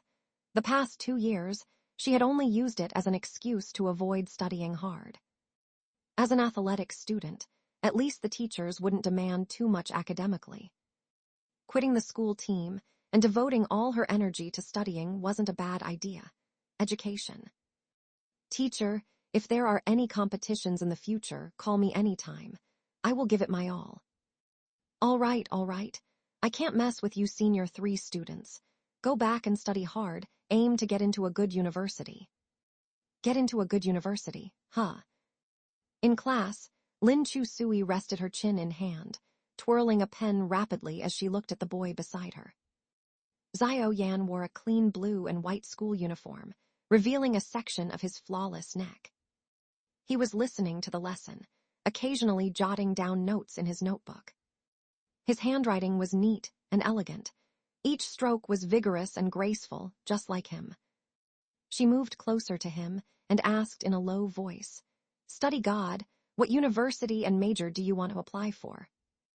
Xiao Yan, North City University of Science and Technology, Artificial Intelligence. Lin Chusui nodded. North City University of Science and Technology wasn't one of the top comprehensive national universities, but it was the holy land that science students across the country aspired towards because of its strong, specialized focus. Its strength was in no way inferior to the #1 ranked schools. Artificial intelligence sounds very complicated. Why do you want to study this? Because I'm smart. Lin Chusui looked at Xiao Yan. Xiao Yan's clear eyes also looked straight at her, very calm. Lin Chusui's mouth curled up. She gave him a big thumbs up. You go. Just then, Su Jia behind Xiao Yan secretly passed him a small note. Xiao Yan took the note, glanced at it, then looked back at Su Jia. Su Jia had his arms crossed, chin raised arrogantly. Xiao Yan twisted open his pen and responded to him for the first time, without even turning his head. He tossed the note back onto Su's desk. Seeing the note, Su Jia's arrogance instantly deflated. Furious, he wrote another sentence and crumpled the paper into a ball to throw at Xiao Yan. Lin Chusui watched with her own eyes as the note flew in an arc under the teacher's nose. Could this be the arrogance that comes from being the first and second in the grade? Lin Chusui moved closer to see the passionate exchange between them. Xiao Yan, I'm officially declaring war on you. Let's decide who's better once and for all in the midterm exam. 100 yuan per point. What 100 per point? 100 yuan per point. I'll let you take first place. Su Jia, how can you use grades for business deals? Xiao Yan, everything can be a business deal. Su Jia, I don't need you to let me win. I will defeat you with my ability. Xiao Yan, hech. Lin Chusui. Over this trivial matter, they had passed notes back and forth for half the class. How boring. Finally, even the usually laid-back English teacher couldn't stand watching anymore. Sure enough, it was foolish of two top students to think she wouldn't notice them passing notes right under her nose for half the class. Sujia Enning, Zio Yan, what are you two passing? Let me see. Just as Zio Yan was about to open the paper ball, he paused upon hearing this. This was the first time he had been called out by name in class for something other than praise. He was about to hand over the note. In a flash, Lin Chu Sui snatched the paper ball from his hand like an eagle swooping down on prey. She stuffed it straight into her mouth, chewed it messily for a bit, then swallowed it down with the jujube and Chinese wolfberry water on her desk. Behind her, Sujia Enning muttered, "Holy crap." The English teacher wasn't actually that angry at first. She was just very curious what the two top students had written in their note. But Lin Chu Sui's sudden action made her furious. Lin Chu Sui, spit it out. Can't spit it out anymore. Lin Chu Sui drank a few more gulps of the jujube water, completely swallowing the paper ball. You, after class, go to your class advisor's office, all three of you. The English teacher turned and tapped her shoes on the blackboard. Zio Yan said to Lin Chu Sui in a low voice, "There was no need to go that far. The teacher won't do anything to me." Of course, Lin Chu Sui knew that, with the halo of being the top student in the grade. Unless he committed murder or arson, anything else could easily be minimized or written off. You're a good student, so don't leave a bad impression on the teacher. What will you do about the end-of-term recommendation for outstanding students if you talk about exchanging grades for money in class? There's no monetary award for outstanding student recommendations. I couldn't care less. But that's still an honor. Can honor be eaten? You've really fallen into the trap of money. Zio Yan's mouth twitched. Yes, he had fallen into the money trap. Only carefree students from well-off families would care about honor. He had always been practical, extremely realistic, almost despicable. Seeing her water cup nearly empty, Zio Yan poured some water from his own thermos into her cup. You actually managed to swallow such a big paper ball. His tone carried a hint of reproach. I can swallow anything. Suddenly in a good mood, Lin Chu Sui smiled, her gaze falling on the hand he used to pour water. Truly fair as snow, slender and cool, it made people instinctively want to defile him. She drank all the water Zio Yan had poured for her in one gulp. Study God, I want more. Zio Yan simply gave her all the water left in his own cup. Study God, I still want more. Study God has no more. Don't care, I still want more. Then wait a bit. Lu Tian glanced back at them meaningfully, a hint of horror in her eyes, not knowing what kind of filthy thoughts were in her mind again. After class, the three of them stood in a row against the office wall and repeated the contents of the note in front of the class advisor. Sujia Enning, Zio Yan, I'm officially declaring war on you. Let's decide who's better once and for all in the midterm exam. Zio Yan, I accept your challenge. Sujia Enning, come on then, let's go over test papers from Huangang after school. Education. Zio Yan, I accept your challenge. Sujia Enning, whoever loses is a dog. Zio Yan, I accept your challenge. Sujia Enning, don't you have any other lines? Zio Yan, I... Shut up, class advisor Old Chin cut them off. That's it. Lin Chu Sui nodded her head vigorously. Yes, yes, yes, I witnessed the whole thing. That was it. How boring, right? You'll never know what top students are thinking. All that just to pass some notes for half a class. Old Chin rolled up his teaching plan book and whacked her on the head. You're the dead last in the grade. Why are you poking your nose into the showdown between the first and second place? Lin Chu Sui, I just wanted to poke my nose in for fun. Old Chin, while they can casually score high on exams even when passing notes in class, how high can you score when poking your nose into things? Go back and write a self-reflection to turn in. Lin Chu Sui, why me? They were the ones passing notes. When you can score even a fraction of what they get, then you can be exempt from writing self-reflections. Until then. Ridiculous. In the end, The two good students who had passed notes in class got off scot-free. The only one who got chewed out by Old Chin and left the office crestfallen was Lin Chu-sui. Lin Chu-sui learned her lesson this time. She finally understood that it was best not to meddle randomly in battles between gods. While they emerged unscathed, she was the bystander who got seriously hurt. After school, Lin Chu-sui sprawled on her desk, scratching her head over the self-reflection. Education. Xiao Yan casually said, "When you're done, check it for typos." "There are no typos." "Let me check. If I find any, I'll treat you to eat it." At this time, and Xian, the class monitor of Class 3, came to find Xiao Yan. "Xiao Yan, I heard you offer tutoring services here. I feel like I've hit a bottleneck with my grades recently and want to break through. Could you please tutor me?" Lin Chu-sui sized up in Xian. The girl had straight bangs across her forehead. Her eyes were big and round, bright and clear, very well behaved and charming.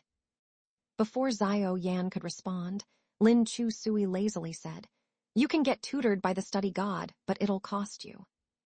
And Xian nodded obediently. "I know the rates. Study god, let me add you on WeChat and I'll transfer you the money." Lin Chu-sui. "There really are suckers around here." She added, "If your total score is below 400, the study god will charge extra for basic tutoring." And Xian, "It's not that bad. My total score is 645. Lin Chu-sui. "Girl, with your scores, you're coming to him for tutoring." And Xian looked at Xiao Yan hopefully. "I heard Xiao Yan's English score improved a lot in a short time. I hope Xiao Yan can teach me the methods. I don't care about the hourly rate. Knowledge and learning methods cannot be measured in money." Lin Chu-sui quickly said, "If you want to study English, let me recommend Sujia Enning to you. Sujia Enning grew up in the UK, so he has authentic London accent." And Xian, "No need, Sujia Enning's English is great, but probably not suitable for exams." Lin Chu-sui, "And Xian, you need to think long-term." Xiao Yan lazily glanced at Lin Chu-sui, interrupting her. "So how much kickback is Sujia Enning giving you to poach his business?" Lin Chu-sui deflated and shut up. She didn't know what had gotten into her either. Xiao Yan had been offering these tutoring services all along. The vast majority of students seeking his lessons were girls, nothing unusual about that. She sulked for a while, chewing her gum angrily as if trying to grind it into powder. Then she irritably gathered her books and stomped to the track field with an arrogant aura, books and literature. After playing basketball with Lu Kai and the others for a while, Lin Chu-sui had burned off a lot of energy. From time to time, she glanced up at the pavilion wherein Xian and Xiao Yan were tutoring English. And Xian had an obedient gaze, looking at him with undisguised admiration. Xiao Yan tutored her earnestly. The two of them chatted away in English. She couldn't understand any of it. Lu Kai walked over dribbling a basketball, following Lin Chu-sui's gaze. "Yo, study god has another client." Lin Chu-sui chewed her gum, grinding her teeth. "Yeah, I secured this deal for him."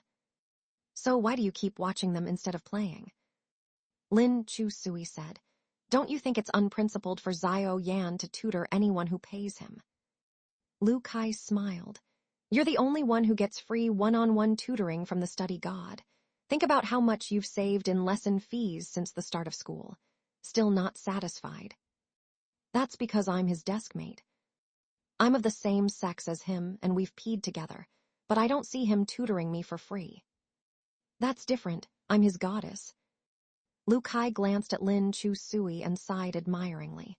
"Xiao's choice of goddess is unique and bizarre. If it were me, I would definitely choose an Xian. She's pretty nice, decent grades, busty. Tutoring her would be amazing."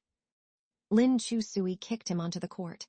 "Pervert, go play your ball and stop yapping." An hour later, and Xian left hugging her books, a disappointed look on her face. Books and literature. Xiao Yan casually shouldered his bag and headed to the bike shed, then walked to the edge of the field with his bike. Lin Chu-sui threw the basketball at his feet. Ball. Xiao Yan stopped his bike, picked up the ball, and made a smooth 3-step layup that swished in beautifully. The girl's gaze followed his elegant movements as she blew a bubble that stuck to her lips. Xiao Yan did not intend to play ball with them. He turned to leave. As he walked past Lin Chusui, he glanced at her. The girl leaned casually against the hoop stand. Her slender figure had a few strands of hair stuck to her temples. Her cheeks were flushed from the exercise. He looked away and reminded, "Remember to do your homework. Call me if you need help." Lin Chusui called after him, "Hey, were you guys tutoring English earlier?" "Yeah." "Anything besides going over questions?" Xiao Yan recalled, "Oh, she casually confessed to me." Lin Chusui, "I knew it. These girls have ulterior motives coming for tutoring." "How many are here with pure intentions?" Lin Chusui spun the ball on her finger, feigning nonchalance. "She confessed. What did you do?" Xiao Yan, "I translated her confession into English, then had her recite and copy it down." Lin Chusui, "What did you just say you did?" "He is just too perverted, demanding others to recite and transcribe the entire confession script in English." Lin Chusui rested her slender right leg on the stand of the basket pillar, complaining about Xiao Yan's tyranny. "That's right in English." Lu Kai sat on the plastic floor, squinting at her in the sunlight. "Chusui, why do I feel you are so happy?" "Am I happy? No way." The boys unanimously nodded. "You are happy." Lin Chusui awkwardly retracted her leg and concluded, "What I mean is, with his attitude, he is destined to be forever alone. He can never find a girlfriend." "That's not necessarily true. Even Xian confessed to him." "But Xian is a goddess. All the boys in school like her, right?" Lin Chusui looked at Lu Kai. "Do you guys like her a lot?" Lu Kai smiled meaningfully. "Which boy has never dreamed of having a 36D girlfriend? And Xian is just so well-developed." Lin Chusui subconsciously glanced at her own ironing board-flat chest. Lu Kai put his arm around her shoulders. "Don't look. You can only be our brother in this life and the next, life after life." Lin Chusui said dejectedly, "So you guys all like that kind of girl?" "Ha ha ha, just kidding, who does?" Zhang Chengyu said expressionlessly, "Not me. I like the pure and sweet type, like your younger sister." Lu Kai, "Shut up, you nerd." Lin Chusui worriedly asked, "So no one likes my type?" The boys looked at each other, falling into an awkward silence. Lu Kai patted her on the shoulder. "Chusui, with your physique that can run a marathon in the rain during your period and act like nothing happened afterwards, ordinary men can't handle you." But the school genius also said he likes girls with good physique. "School genius makes dirty jokes, and you actually relate them to yourself," Lu Kai said with a laugh. "So no one else matters as long as the school genius likes you, right?" "I didn't say that." Zhang Chengyu chimed in. "But the school genius does like you. He calls you goddess all the time." "He likes, forget it." Lin Chusui resisted the urge to curse. "His goddess is not literal, it's mockery." Lu Kai patted her head with a gratified, motherly look. "The child has grown up, finally come to her senses." Class B has PE class together with Class C. During the routine jogging, Lin Chusui noticed Xian. She wore a tight, short-sleeved t-shirt. Her curves bounced vigorously when she ran. Almost all the boys from both classes just stared at her, their eyes wishing they could devour her alive. And Xian also seemed very proud, jogging slowly ahead of the boys with her head held high, her cheeks flushed, not knowing if it's shyness or tiredness. Lin Chusui and Lu Tian ran side by side, with Zhang Chengyu following behind them. He scornfully commented, "These thirsty guys, like they have never seen a woman before." Lin Chusui said coldly, "Brother Octopus is quite the gentleman, huh?" Zhang Chengyu, "I'm like the school genius, staying above the mud without getting dirty. Look at him, running alone at the back, not following the group to ogle." Lin Chusui looked back at Xiao Yan, the last one in the boys' line. He wants to, but his body doesn't allow it. She heard Xiao Yan said that when he was little, he was tricked into donating part of his liver.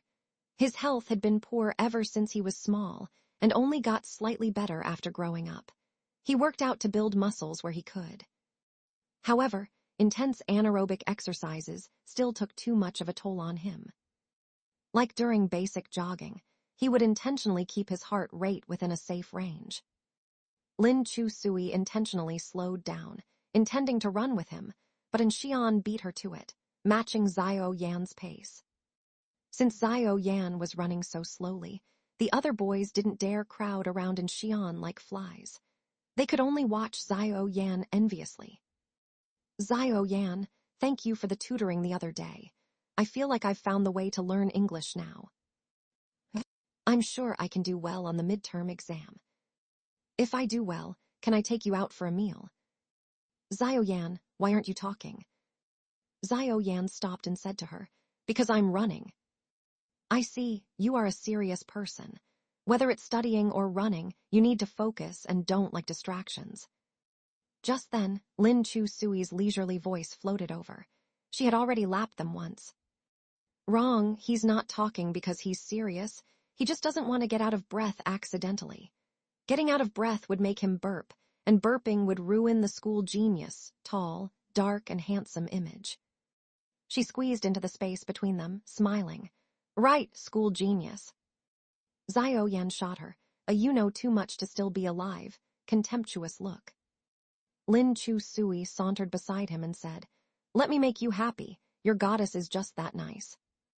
Also, running so slowly is really not manly. It greatly compromises your appeal. Of course your goddess doesn't mind, but other girls might. You know, girls like athletic types. Burp tilde tilde tilde. Lin Chu Sui quickly covered her mouth. What the heck? Xiao Yan finally stopped and turned to look at her. Just now burp tilde tilde tilde. Lin Chu Sui's eyes widened as her stomach churned, and she started hiccuping uncontrollably. The corners of Xiao Yan's narrow eyes finally curled up slightly as he looked at Lin Chu Sui. You! Don't laugh, burp tilde tilde tilde ah. Lin Chu Sui covered her mouth with one hand and Xiao Yan's with the other. Xiao Yan pried her hand away, tone lifting in amusement. Goddess! Hiccups too. The goddess doesn't hiccup, the goddess just burp tilde tilde. Lin Chu Sui's face turned red as she huffed back to the classroom angrily. The hiccups went on, from one class to the next, coinciding with Mr. Chin's chemistry class.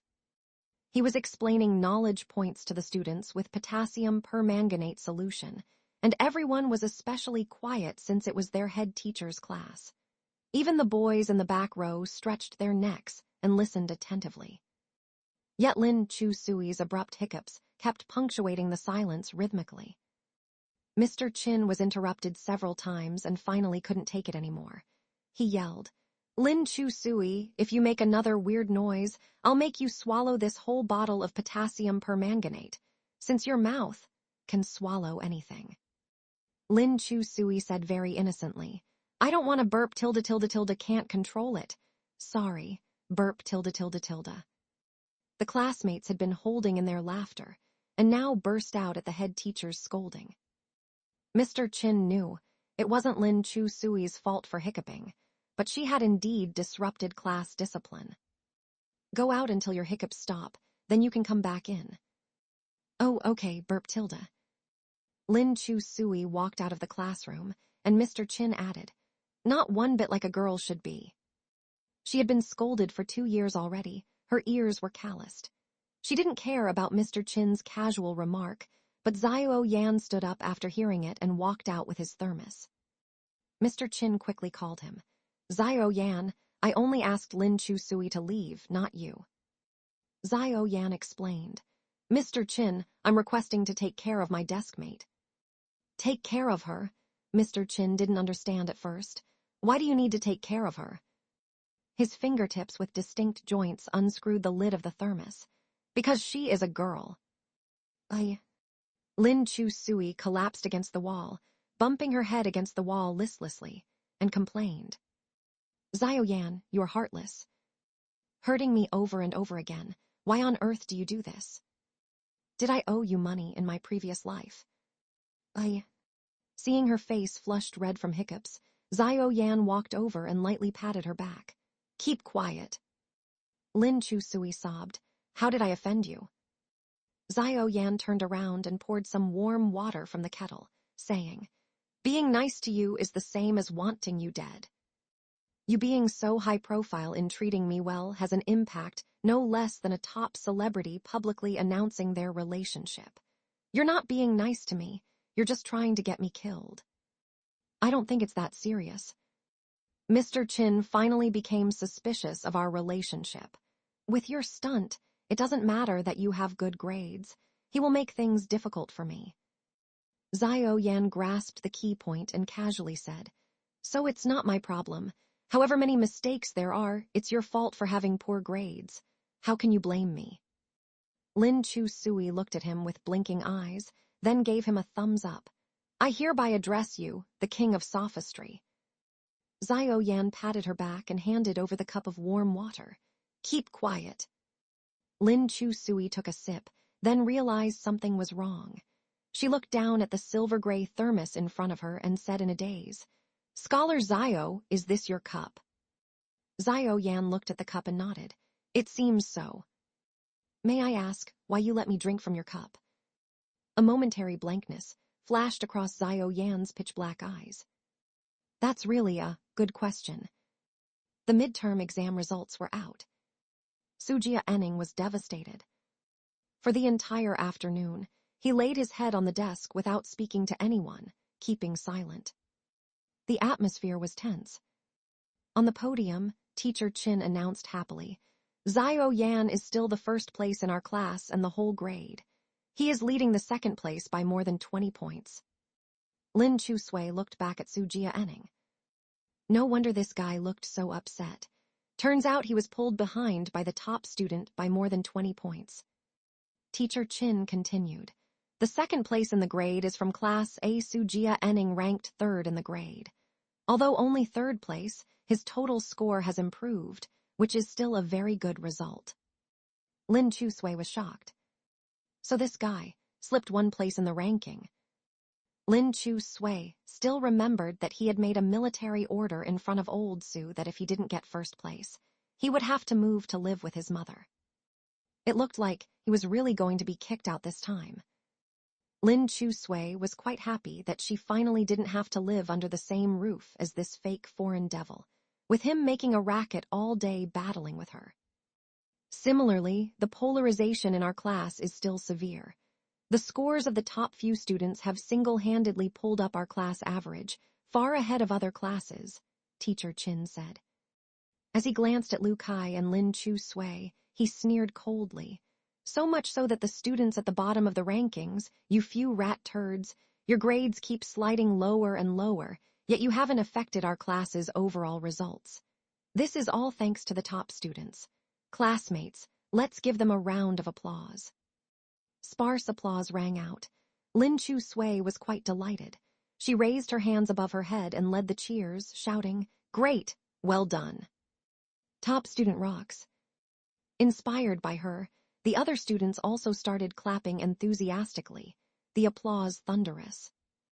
Top student rocks. Our class's high average is all thanks to the top student. Teacher Chin gave Lin Chusui a cold glance and muttered, Shameless as a pig, not an ounce of self-awareness. Teacher Chin, Lin Chusui also did quite well this time, Lu Kai said. From last place to second last, then to third last. That's very impressive, right?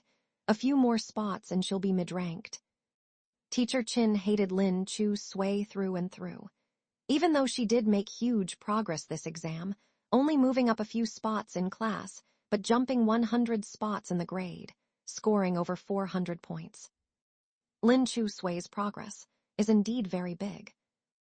Lin Chusui stood up and said with a smile, Being able to make such big progress is completely due to my own efforts. Everyone can humbly learn from me. From behind came someone's cold ridicule. Trash. Compared to certain people whose total score went up but ranking went down, I'm quite happy being this trash. After speaking, she smiled back at Sujia Enning. Sujia Enning lowered his eyes expressionlessly at his exam paper and said flatly, "Who knows what tricks were pulled again? People like you have no bottom line and are capable of anything." Lin Chu Sui was too lazy to waste her energy bickering with him. Anyway, he didn't get first place in the grade and would be moving out soon. She was elated. Teacher Chin added, "Of course, Lin Chu Sui being able to improve so much is all thanks to sitting next to the top student in the grade, Xiao Yan. Learning by his side, her grades naturally went up." Lin Chu Sui objected. "Teacher Chin, if you want to praise me then just praise me. Why keep bringing up others?" "Teacher Chin, I have no intention of praising you. You're the one singing your own praises." "Fine." Lin Chu Sui was in a good mood today and wouldn't stoop to the level of these commoners. After school, she took out a gift box from her school bag and said to Xiao Yan beside her, "Top student, this is a gift for you to show my gratitude for your help these days." Xiao Yan glanced at the exquisitely wrapped box in her hand. "Store-bought or homemade?" "Of course it's homemade, handmade." "Oh, then I don't want it." Lin Chu Sui. "Do you have to be so pragmatic?" "Top student, just take a look." Xiao Yan accepted the box and opened it. His originally expressionless eyes turned even colder as he handed the box back to Lin Chu Sui. "May I ask, what is this?" Lin Chu Sui took out the QR code plaque inside the box. "I specially customized this payment QR code for you. In the future, when you get business, you don't need to add those girls one by one on WeChat to transfer money. Just take out this QR code, so convenient." Xiao Yan. Lin Chu Sui hung the QR code plaque on a blue lanyard around Xiao Yan's neck. On the back of the QR code, Lin Chu Sui had photoshopped a picture she secretly took of him cooking braised meat into a publicity photo in successful entrepreneur style. Below was a line of text. "Perseverance leads to success. Believe in yourself, you can do it." With a row of flashy bold exclamation points. After hanging the plaque around his neck, Lin Chu Sui said, "Top student, remember to keep this QR code business card with you at all times. I guarantee business will come rolling in and you'll make big profits." "Top student, why are your eyes red? Are you so touched you're crying?" Xiao Yan glanced at the task progress bar in the bottom right corner.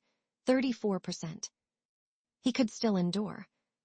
That night after school, Lu Kai lamented that if Lin Chu Sui and Xiao Yan continued sitting together, he could only go to Beta Qingnao University alone.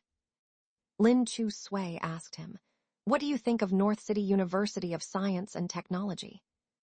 "You mean the private college under North City University of Science and Technology? With your grades, you still have a long way to go." "No, not the private college. North City University of Science and Technology itself." Lu Kai was silent for a bit before nodding solemnly. "Believe in yourself. Perseverance leads to success." "So you mean as long as I work hard, I can do it, right?" "I think you can do it in your next life." Let's go to the internet cafe for an all-nighter." "Let's go." "I'm not going." Lin Chu Sui quickened her pace to leave, going home to do homework. "You're really planning to apply to North City University of Science and Technology?" "Yes." "Why don't we set a smaller goal first? Get into a third-tier university." Lin Chu Sui flashed him a friendly middle finger over her shoulder as she walked away. When Lin Chu Sui got home, Sujia Enning's luggage was already packed in the living room. He was more meticulous than a girl when it came to living habits, so he had a lot of stuff, 2 big suitcases full. Fang Yi was very reluctant for Sujia Enning to leave and tried to persuade Su Songbai. It's just 1 spot lower in the rankings, but his total score improved. There's no need to be so harsh. Su Songbai said, "He promised to get first place in the grade, but not only did he fail to get first place, he slipped to third. A man should keep his word. Making promises you can't keep is the biggest taboo in business. How will he establish himself in the future?" You also said he's never lived over there before. Going now may not be so convenient. What's inconvenient about it? The mother should be taking on the responsibility of caring for the child. I've been raising him alone all these years. Does the mother not have any responsibility at all? Fang Yuya sighed. Of course she was thrilled about Lin Chu Sui's academic improvement, the happiest she'd been in almost 2 years. But considering Su Jia Enning's unhappiness earlier, she didn't outwardly show her delight too overtly in consideration of Su Songbai's feelings. Taking advantage of the situation, Lin Chu Sui made a small request to Fang Yuye, hopping to rejoin the school sports team. No way, Su Songbai immediately rejected it. You've finally made some progress in your grades. Now you must focus all your energy on studying instead of messing with sports. I don't need your approval. Lin Chu Sui held Fang Yuye's hand and pleaded coquettishly. Mom, please let me go back to training. I promise my grades won't drop and I won't spend too much time. Just practice a bit every day after school. Fang Yuye hesitated. What your Uncle Su said makes sense. You're in 12th grade. You should be focusing more on studying. My dad said to just do what I love. If I love studying, study hard. If I love sports, run my hardest. As long as I'm on the path I love, that's being my best self. Do you really like sports? Fang Yaoyi questioned doubtfully. I feel like you're just trying to avoid studying by doing sports. And then you use being lazy every day to avoid the team's training. Don't think I don't know what you've been doing these past 2 years. Lin Chusu looked at her firmly and said, From now on, I absolutely won't avoid it anymore. The regret from that marathon and the pouring rain had caused her to grow and sober up a lot. After Dad left, she had been fighting solo and stumbling along, becoming more and more unrecognizable. But she couldn't meet the people she cared about in life with this unrecognizable face. She really wanted to change for the better, really wanted to change for the better. Mom, I really won't be like I was in the past anymore. All right, Fang Yaoyi relented. As long as you know the path you want to take and walk down it firmly, Mom will support you no matter what. Fang Yaoyi had always spoiled Lin Chusu more than disciplined her, although this spoiling had also made her willful again and again. But she was still her only daughter. Losing her father so young made Fang Yaoyi even more doting. Su Songbai had wanted to say something more originally, but seeing Fang Yaoyi's mind was made up, he kept silent. The next day, Lin Chusu got up bright and early and went downstairs to wash up in an extremely carefree mood. The auntie had already prepared a sumptuous breakfast on the table, with milk, eggs, and toast. In the past, every morning when Lin Chusu came downstairs, she would always see Su Jia Ning sitting neatly in the chair drinking coffee, one hand holding a copy of Dream of the Red Chamber, sunlight shining through the floor-to-ceiling windows landing perfectly on his cheek. What a pretentious fake foreign devil, deeply versed in the essence of showing off. But now the table was empty and bare, no one to bicker with. Lin Chusu ate breakfast alone, feeling rather lonely. Her previously cheerful mood seemed to have vanished into thin air, always feeling like something was missing. It couldn't be that. She missed Su Jia Ning a little bit, right? Lin Chusu immediately denied this preposterous idea. Most likely just not used to it yet. Su Jia Ning always came to the classroom early to read, but today he broke his usual routine, arriving almost exactly at the morning reading bell. His condition also seemed rather poor, hair a bit messy, eyes swollen, faint dark circles under his eyes. He even hadn't shaved off the stubble on his chin cleanly. He was usually someone who paid close attention to his outward appearance. At home, he would not spend less than 10 minutes in front of the mirror every morning, tidying himself up properly before going out. Even Lu Tianbai noticed Su Jia Ning's off mood today, looking back at him worriedly. What's wrong with Brother Jia Ning today? Lin Chusu said softly. No makeup, bare face appearance, this is what he actually looks like. Brother Jia Ning's original appearance is so wild. Disappointed little girl. Lu Tianbai shyly shook her head. What I like is not one side of him, I like every side of him. Lin Chusu gave her a thumbs up. Su Jianing was in an extremely bad mood. He usually loved to raise his hand and answer questions in class, especially Chinese class when they talked about ancient literature and poetry he was most interested in. He always had his own thoughts and insights. Today, Su Jianing was completely subdued. After class, Lin Chusu moved closer to Su Jianing and smiled. Not accustomed to the environment at your mom's place. Very happy there. Su Jianing kept his head down doing workbook questions, didn't even lift his head. Not having to live under the same roof as a certain annoying person, I don't know how carefree that is. Is that so? Lin Chusu looked at him doubtfully. Does your mom welcome you there? Didn't you say she hadn't even seen you for many years? Su Jianing put down his pen and swept Lin Chusu a glance with his narrow eyes.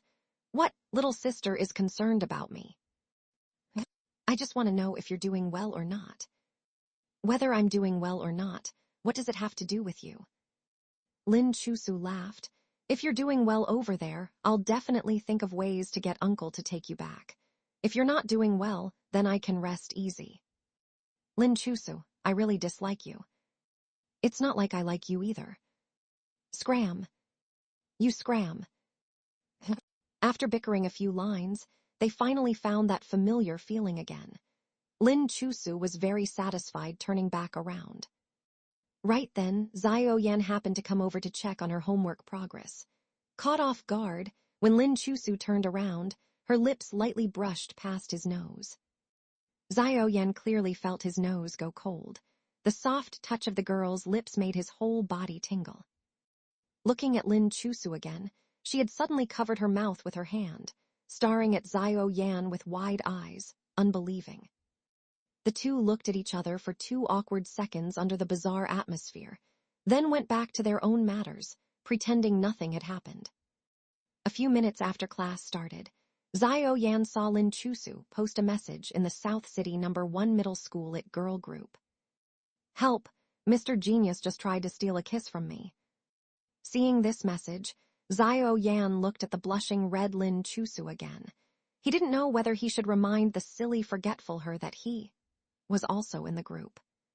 After school at night, Lin Chusu wanted to tail Su Jianing to see what his mom's place was like.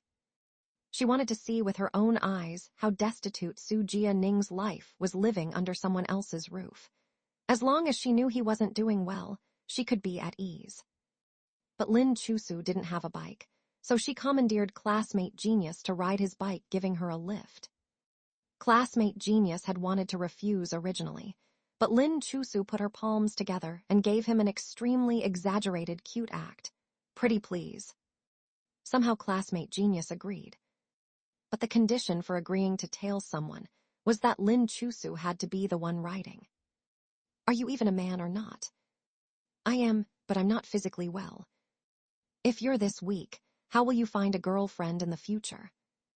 That's why I need to find a girlfriend who's physically fit, right? Su Jianing rode, past the two of them on his bike. Lin Chusu was too lazy to bother talking. She jumped on the bike to chase after him, openly tailing him the whole way. Su Jianing's mother lived in South City International Community, a high-class small district. All large-sized, single-story homes belonging to the high-quality reformed housing South City had built these last few years. The conditions weren't bad at all, not one bit worse than Lin Chusu's villa. Su Jianing had just walked to the entrance, about to swipe his card to go in, when a few 7- or 8-year-old kids rushed over to block Su Jianing's path. The kid in front wore an Ultraman outfit and held a water gun, repeatedly spraying water at Su Jianing. Beat you to death. Beat you to death. Caught off guard, Su Jianing raised his hands to block, but the top half of his school uniform got soaked. His hair also got wet. The key was, the water in this kid's water gun was muddy water. He got Su Jianing completely covered in mud. Su Jianing was an extremely clean person. Getting his clothes suddenly dirty like this, he yelled angrily, "Zhu Zaikai, what are you doing? Get out of here, I won't let you in my house. Let me through. Get out, get out." This boy named Zhu Zaikai was apparently Su Jianing's younger brother. He glared fiercely at Su Jianing. Mom said she only loves me. I don't want you coming to take Mom's love. She's my mom, not yours. Get out of my house. Whether I get out or not isn't up to you. I won't let you in. Zhu Zaikai spread his arms wide, blocking the entrance of the residential area. This isn't your home. Get back wherever you came from. Otherwise, I won't be polite with you. Su Jianing wasn't one to take things lying down. He sneered coldly. What can a little brat like you do to not be polite with me? Are you going to hit me or something? Zhu Zaikai and the other kids exchanged looks, then all took out slingshots from their bags, aiming at Su Jianing. Hit him. Beat him to death. The elastic bands on the slingshots were extremely powerful. Su Jianing wasn't able to dodge in time, and a rock hit his forehead, hurting badly. Lin Chusu really couldn't stand watching anymore. She hurriedly threw down the bike, rushed over and grabbed Zhu Zaikai's slingshot, throwing it into the sculptured fountain by the entrance. Zhu Zaikai was furious. He scratched and bit Lin Chusu. Pay me back for my slingshot. Pay me back, pay me back. I'll pay back your mom. Lin Chusu grabbed Zhu Zaikai by the collar and directly threw him out, making him fall to the ground. The children around saw Zhu Zaikai being bullied and wanted to come forward to help him. But seeing Lin Chusui's ferocious look, they didn't quite dare and blamed her in unison. How can you bully people? Adults shouldn't bully kids. So what if I bully you? You're just a bunch of cowards who only dare to bully the meek. Lin Chusui clapped her hands. Not only do I like to bully kids, I also enjoy beating up naughty brats. Come on if you don't agree. The children were frightened by Lin Chusui's ferocity and scattered in a panic. Zhu Zaikai was spoiled at home and naturally had never suffered such grievance before. He wailed loudly as he charged at Lin Chusui again. Lin Chusui kicked him away, controlling her strength so he wasn't injured, but it was enough to make him suffer. The child sat on the ground bawling loudly. Just then, Zhu Zaikai's grandmother, who was square dancing in the courtyard, came rushing over like the wind when she heard the cries. She shielded her grandson. How dare you bully my grandson? I'll beat you to death. Saying so, the old woman who had lost her senses took off her shoe and charged at Lin Chusui. Lin Chusui snatched away her shoe and threw it into the fountain. I'm not someone who plays by reason. Since I can fight a child, I can also fight an old person. Don't provoke me. The old woman sat down on the ground and started wailing loudly. This is terrible. Bullying people. Assault. That's right, I bullied and hit you. So what? Cry louder, let's see who loses face. What kind of person are you? On what basis did you hit our precious Abao? Lin Chusui pulled Su Jianing behind her. Take a good look, he's our brother. Your spoiled brat sprayed dirty water on our brother and shot him with a slingshot until his forehead swelled up. Our brother has high IQ. If he gets beaten into an idiot, I'll twist your brat's head off. Su Jianing's mouth twitched. I won't become an idiot. Shut up. Xiao Yan leaned against the fountain with folded arms, watching from the sidelines. The corners of his mouth couldn't help but turn up slightly. The young girl's uniform collar was askew, and her delicate features seemed all the more aggressive because of her arrogance. For some reason, Xiao Yan felt his heartbeat quicken. He had been bullied by a group of kids like this when he was in the orphanage. After finally enduring until he was adopted by a family, he was bullied again by the seemingly gentle and kind dad and mom. Later, he was bullied by people in society. He understood that helpless feeling of anger suppressed in one's heart all too well. Not having the ability to protect oneself, let alone protect others. In the past few years, Xiao Yan had thought he would like gentle, charming women like his sister. But at this moment, he finally realized, damn gentle and charming. The unreasonable and wild Lin Chusui was his ideal woman. Lin Ziu's. The old lady sat on the ground throwing a tantrum for a while, then took Lin Chusui and Su Jianing straight to the community police office. Su Jianing's mother also rushed over when she heard the news. They bullied my grandson. The old lady's sharp tongue flew everywhere with saliva. They beat my grandson into an unrecognizable condition. Officer, you must uphold justice for us. Lin Chu-sui glanced at the naughty child Zhu Zaikai hiding behind the old lady and explained. It wasn't me who hit him. This little beast didn't have a decent shape to begin with. The old lady thought she was also an undefeated street fighter and trash talker in the vegetable market. She didn't expect to meet Lin Chu-sui, who really made her dizzy with anger every minute. She could only use her old trick again, sitting on the ground crying and shouting. This is lawless. Young people nowadays are simply outrageous, bullying the elderly and children. Who is bullying whom? Your family's little beast attacked my brother first. Mother Jiang Ruxuan sternly questioned Su Jianing. What exactly happened here? Did you bully your brother again? The word, again, inevitably revealed disappointment in Su Jianing's eyes. I have never bullied him. But Jiang Ruxuan didn't listen to the explanation. Su Jianing, your father said to let you live in my house, and I didn't object. Although our house is small, we still squeezed out a room for you. We have treated you well enough. Why must you make things difficult for your brother? Last night, as soon as you arrived, you threw away his Lego toys. Now you even gathered your friends to bully him. What wrong have we done to your family? Su Jianing enunciated word by word. I didn't bully him or throw away his toys. It was him. Zhu Zaikai jumped and clamored. Mom, hurry up and drive him away. He bullied me, beat me, and even kicked me. Lin Chu-sui looked at Zhu Zaikai angrily. Do you believe I will kick you away right now? Wow. Su Jianing pulled her. That's enough. Did you see that, officer? This girl was bullying our baby just now. The old lady said excitedly. Hurry up and detain her. Of course, the police would not listen to hearsay. He said to Lin Chu-sui, Did you just assault the child? I did, but he hit me first. You can take him for an examination. I will compensate for any medical expenses. But if he still bullies my brother, I will beat him every time I see him. Zhu Zaikai seemed to be scared and quickly hid behind Jiang Ruxuan. Jiang Ruxuan looked at Lin Chu-sui. Are you his sister?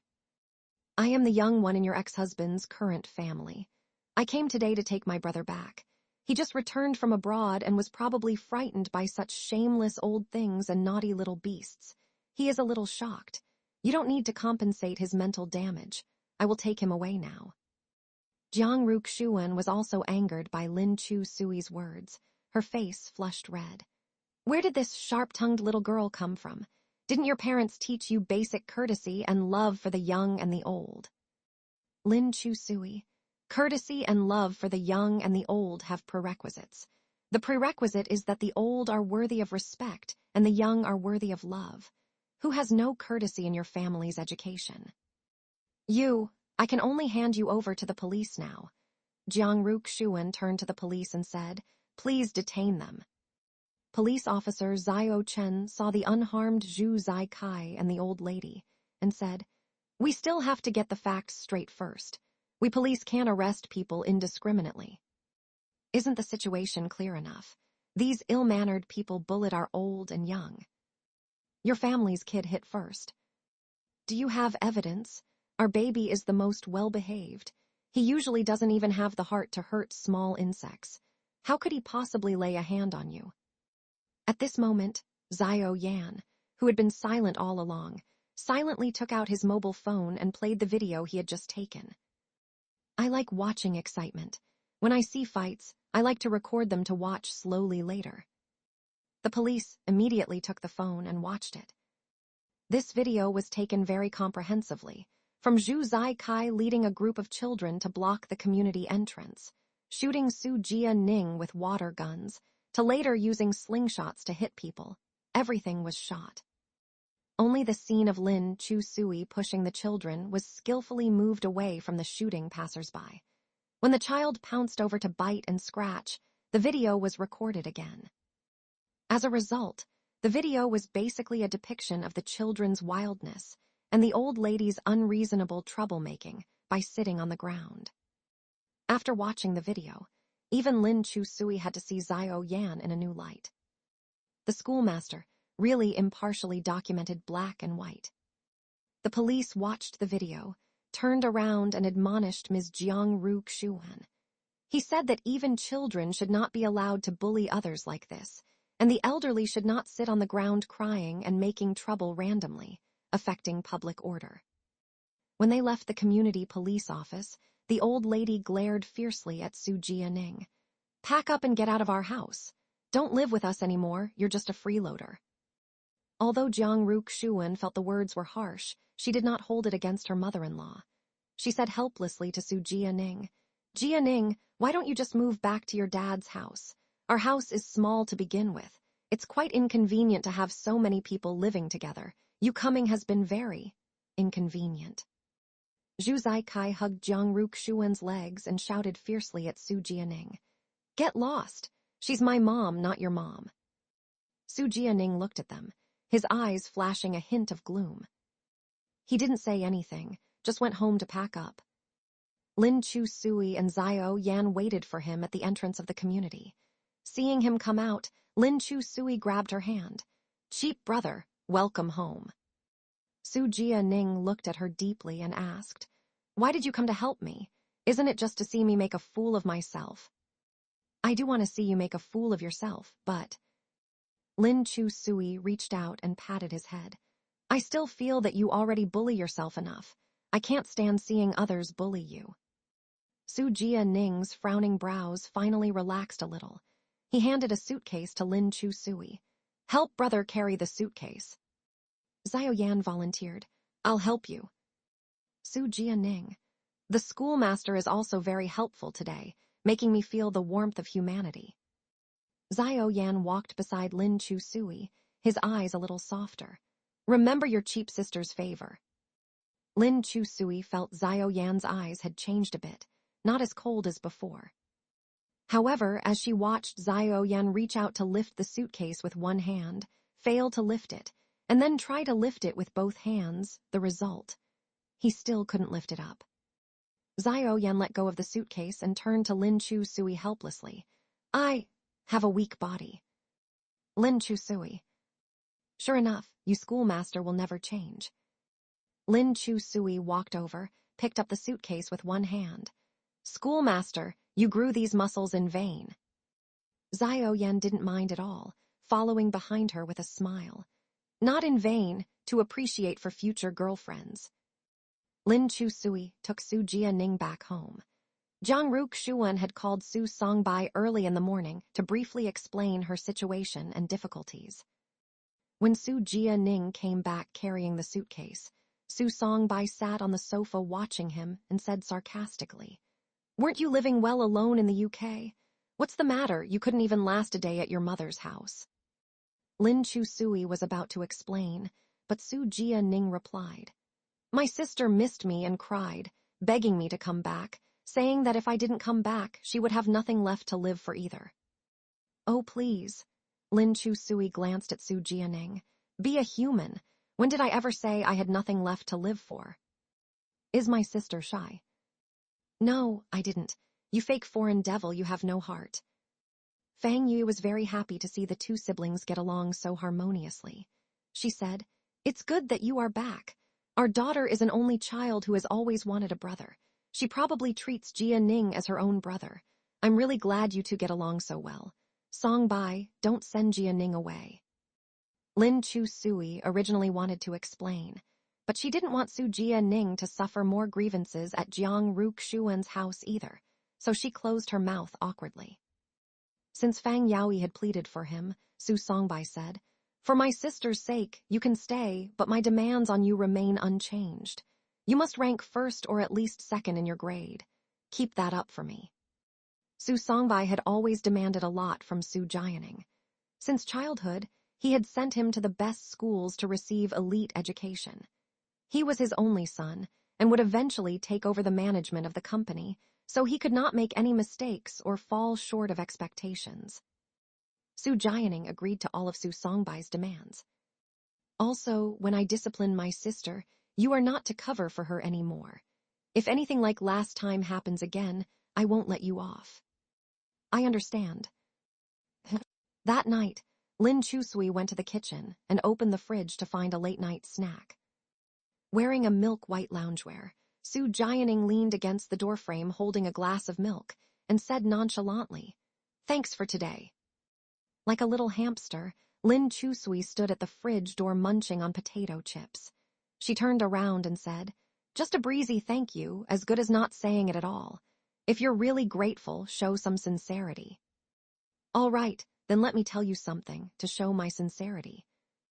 "I'm not interested in gossip." Lin Chusui walked past him with the bag of chips. "It's about your dear classmate/study buddy." She paused in her tracks, who confessed to him again. "I don't care about that," Su Jianing said to her. "Remember the spirit writing game last time, when we played it the spirit, or should I say your dad, really came?" "You dare bring that up?" Lin Chusui glared at him. "I haven't settled scores with you for impersonating the spirit. I just want to explain clearly what happened that time," Su Jianing said solemnly. "The first few questions were asked by me impersonating the spirit, but the last 2 questions really weren't asked by me." Lin Chusui stared at him intently, assessing the credibility of his words. "Really? I'm not so bored as to joke about something that happened so long ago," Su Jianing said earnestly. "I've never believed in supernatural forces, but that time I really couldn't explain it. If you didn't deliberately scare me, then it really was your dad who came." Lin Chusui's heart skipped a beat. "Why are you only explaining this now?"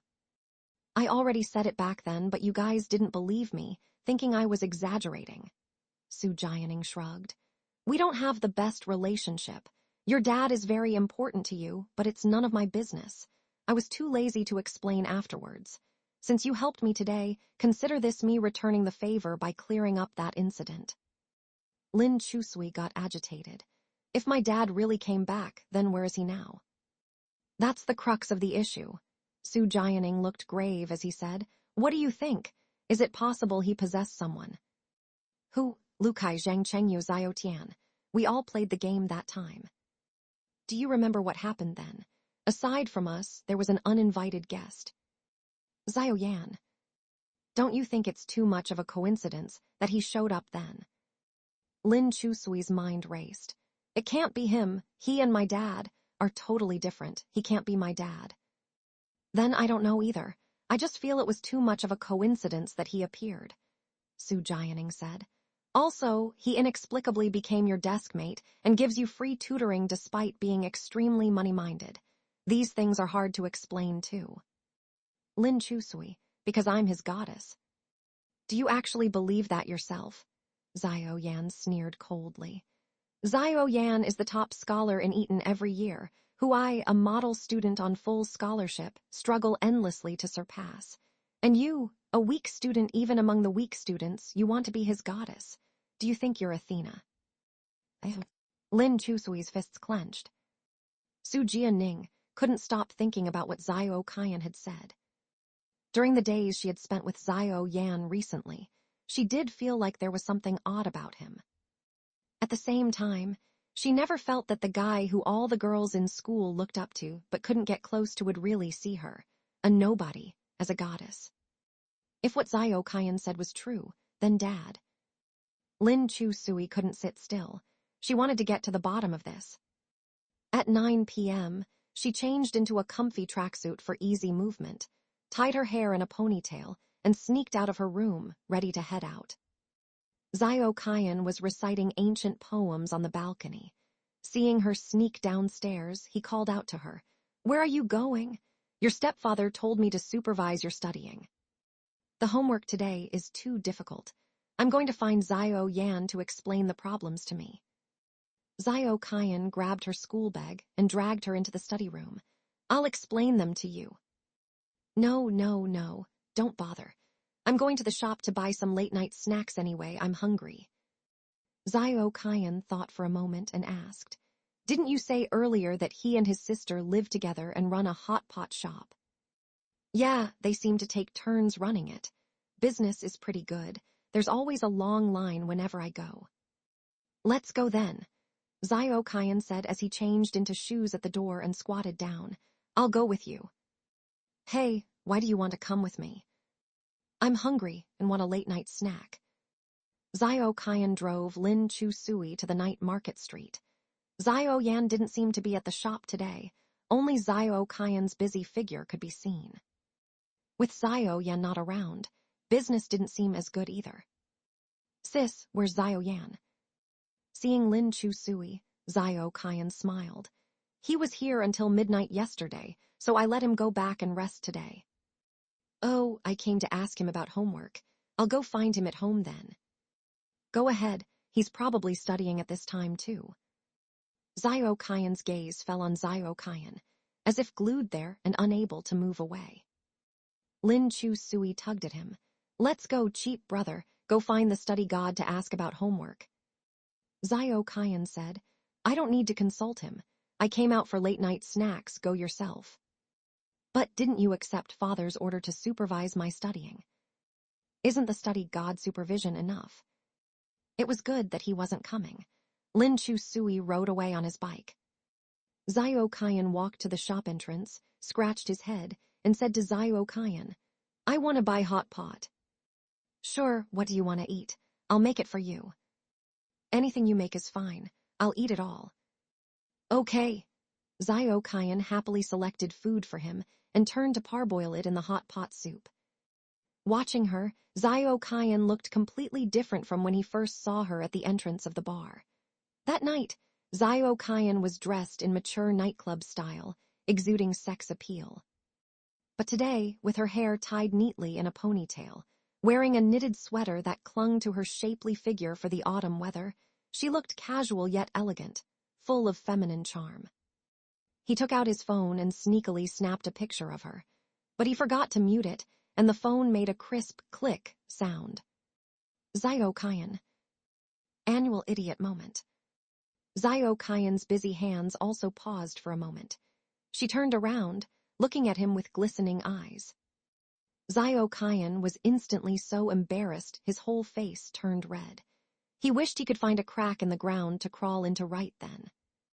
You took a picture of me. I heard that after buying 50 you can take pictures. Even when giving speeches in front of thousands of students in London, Zio Kyan was always calm and composed, never blushing. But now he was stuttering. The one who can take pictures after buying 50 is my brother Zio Yan. Zio Kyan explained, I don't have that service here. Oh, sorry. Seeing him in the milky white home clothes, dressed obediently, clearly a child with good family upbringing, not the sort to casually harass girls. His blushing look was rather cute. She laughed and said, and you haven't bought enough anyway, or I could add it up to 50 for you so you can take a proper nice picture. Zio Kyan nodded forcefully, then add it to 50. Can you finish eating all that? I can, finish it. Zio Kyan added more dishes for him. Don't just stand around outside, come in and sit. Zio Kyan went inside and sat on the small wooden stool for a while.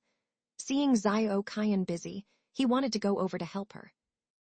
Zio Kyan didn't stand on ceremony at all, treating him completely like a younger brother to order around. Help me wash the bowls on the table. Zio Kyan nodded and brought the bowls to the sink to rinse. Have you washed dishes before? Seeing his posture, Zio Kyan could tell he wasn't used to such work. You need detergent to wash dishes, or else the oil won't come off. Oh, okay. Zio Kyan squeezed some detergent and smeared it haphazardly before rinsing under running water. Don't you help your parents with housework at home? At our home, my dad said I should just focus on studying and not waste time on such things. He said as long as I make something of myself in the future, there will be people to do these chores for me, or I could even hire people if needed. Zio Kyan gave a faint laugh. Being a boy really is blessed, huh? She could sense the deeper meaning behind his smile, and Zio Kyan felt a little uncomfortable inside. He had never doubted the correctness of old Sue's words before. Of course his time was precious, and should be spent on more meaningful things, studying, gaining knowledge, not wasting time on trivial daily matters. He had always been a proud and arrogant person, but at this moment, he felt truly foolish. Utterly foolish. As if to prove a point to himself, Zio Kyan picked up another bowl, applied detergent, and rinsed forcefully under the tap, scrubbing until his skin turned white. Seeing this, Zio Kyan quickly snatched the bowl from his hands. "Child, didn't I tell you to put it down? What restaurant makes their customers work?" "I want to do it." Zio Kyan gritted his teeth and said earnestly, "I can't do it well now, but I can learn. If I don't do well the first time, I will definitely get better after the second and third time." Zio Kyan looked at the youth before her. Behind his seemingly gentle gaze hid an obstinate spirit. It was like he was trying to prove a point to himself. Quite interesting. She didn't try to stop him anymore and passed him the ready hot pot. "Thank you, little Kyan." Zio Kyan placed the bowl down and sat on the small stool. "Can I call you little Kyan?" "No, how impolite. You should call me sister like Zio Yan and little Chu Sui." "Then I'll call you Kyan Kyan." Zio Kyan threw the rag on the chopping board. "Little Chu Sui said you're from overseas. Don't they teach how to address older sister there?" "I don't want to call you sister." "Afraid I'd take advantage of you," she chuckled. "Do you even know how old I am?" "I know, you said you're 30. "Silly boy," Zio Kyan laughed. "I'm turning 25 soon, still a good few years older than you." "Only 6 years, rounded off we're peers."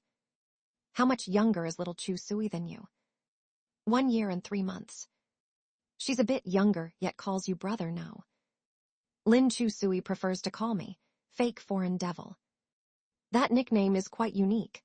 Zio Kyan's eyes curved into crescents as she smiled at him. "Spicy." Zio Kyan's cheeks were flushed red, but he still shook his head. "No, not spicy." Zio Kyan turned and took a can of Coke from the fridge, passing it to him. "No need to force yourself. Who's laughing at you?" Zio Kyan quickly popped the can open and chugged nearly half the can. The Coke trickled down his chiseled jaw, his throat moving as he swallowed. Watching him, Zio Kyan's gaze grew increasingly affectionate. She really was treating him like another younger brother like Zio Yan. "Child, why did you come looking for sister?" Zio Kyan put down the Coke, wiped his mouth with a tissue, suppressed a burp, calmed himself and said, "I wanted to see you." "Why did you want to see me?" "I don't know. Lin Chu Sui said to come find Zio Yan, and I thought, maybe I could see you too, so I came along." Zio Kyan's crescent eyes were fixed on him, and he didn't know where to rest his gaze. "Boy, could it be, you like sister." Zio Kyan had never been shy. On the contrary, having grown up abroad, he was very open about such matters. If he liked someone, he would openly admit it. He wasn't afraid to profess his feelings. Sujia Enning put down his chopsticks. His eyes stared at her sincerely and earnestly. "Sister, do you have a boyfriend?" "Yes, I do." Sujia Enning coughed hard a few times. The next sentence, "Can I be your boyfriend?" was abruptly swallowed back by him. His face turned red all over. Zio Kyan saw through his thoughts, but she didn't take it to heart. She knew too well about these young boys. She was quite attractive. Over the years, she was never short of pursuers, including boys from night school, older and younger, poor and rich, too numerous to count. And most of these pursuers were just a passing interest, coming on a whim and leaving on a whim. As an orphan raised in an orphanage, she was extremely insecure and planning for her future all the time. She needed to find a safe and stable home for herself. "Kids, do you know me? Give me a chance to get to know all of you." Zio Kyan smiled faintly, fully revealing her charm. A woman's allure was never about age, but her most unique temperament. "I'm sorry, I can't give you a chance because you are still too young." Sujia Enning was different from her other pursuers. If it was someone else, Zio Kyan, who lacked security since childhood, might still leave some room for maneuver. But Sujia Enning was like Zio Yan, a dear younger brother. She rejected him outright without mercy. You are so handsome and have such a clean-cut temperament. You must be quite popular with girls. If you want a date, go out with girls your age. Young love at this age will be very sweet. Sujia Enning knew he would definitely fail at first try. He also knew there was an age gap between them that would be hard to bridge. Sister Zio, I will do my best to get into a very good university and make a future for myself without relying on my father. This will take some time. You don't need to wait for me. He scratched his fingernails and lowered his eyes, sincerely saying, I don't know what it means to like someone, and I've never liked anyone before, but whenever I think of you. Stop. Zio Kyan stopped the sincere and ardent confession of the young man. Did I allow you to confess to me? Sujia Enning looked at her fiercely, seeming determined not to look back until hitting the wall. You can choose not to listen, but I want to say it. Zio Kyan knew that boys this age, driven by the raging hormones in their bodies, were inevitably uncontrolled at times. She reached out and pinched Sujia Enning's jaw, lifted it up gently, and leaned in close to him. Sujia Enning smelled her unique feminine scent, light and fruity, lingering. He looked at her face, unable to move his eyes even an inch away, and couldn't help swallowing hard. We've only met once, so kid, do you actually like me or do you just want me? The woman's voice was low and sexy. Sujia Enning couldn't stand such teasing. His soul was almost gone. He steadied his mind and said honestly, like you and want you too. Zio Kyan's mouth corner twitched coldly, and she pushed his face away unkindly. Then hold back, because sister doesn't like kids. Lin Chu Sui knocked on the door of Zio Yan's home. The door opened soon. The light was very dim, seemingly only a night light was on. He was bare-chested, wearing only a white towel below. His bangs were still dripping wet, drops of water falling on his fair skin. In the soft light, he looked sexy to no end. Lin Chu Sui's face flushed red, her eyes staring straight at Zio Yan's upper body. Seeing the girl outside the door, Zio Yan was slightly surprised. Then with a bang, he shut her outside. A few minutes later, the door opened again. He had changed into a daily black t-shirt and pants. His hair was still damp, and he was wiping it with a white towel. Why did you come? Having heard Sujia Enning's words, Lin Chu Sui couldn't wait until tomorrow to see him. It's still early. I came to do homework. Lin Chu Sui raised her exercise book in her hand. Zio Yan glanced at the clock on the wall. Miss, it's 10 o'clock now. Are you sure you want to do homework with me? What, is it inconvenient? Seeing that Zio Yan was reluctant to let her in, Lin Chu Sui peeked into the room twice. Don't tell me you took your girlfriend home to play while your sister is not around. Since she was already here, Zio Yan naturally didn't have reason to shut her out. He let her in. I'll explain to you the questions you don't understand. After explaining, go back and sleep. Lin Chu Sui sat on the sofa and opened her workbook, pointing out the questions she didn't understand. This one, and this one. Zio Yan looked through the workbook and started working them out on scrap paper. Lin Chu Sui's eyes shifted sideways and saw that the trash can was full of paper balls. Curiously, she asked, why are there so many tissues in the trash can? Were you cleaning? Zio Yan's pen paused noticeably, and he made an unnatural, sound. You use paper towels to clean. That's too wasteful. Don't you know to use a mop or a rag?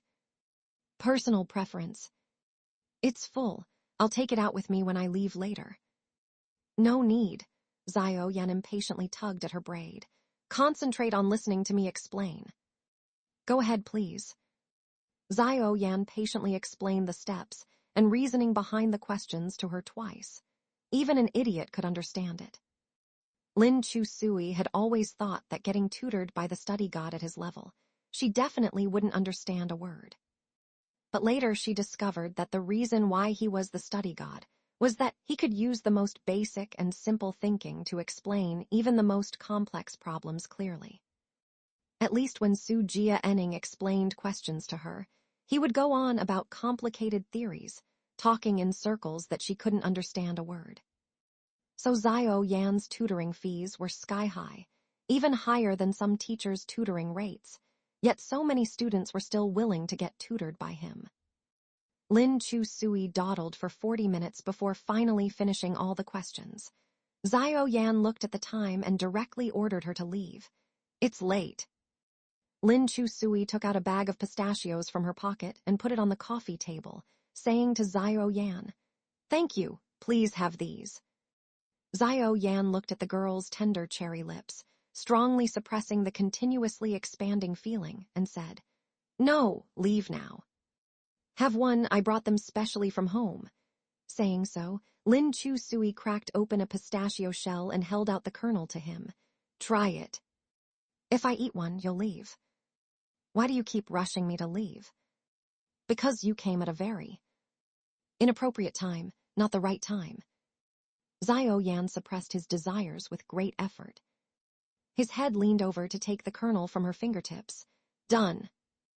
Lin Chu Sui felt her fingertips turn cool where his lips had touched, and she froze.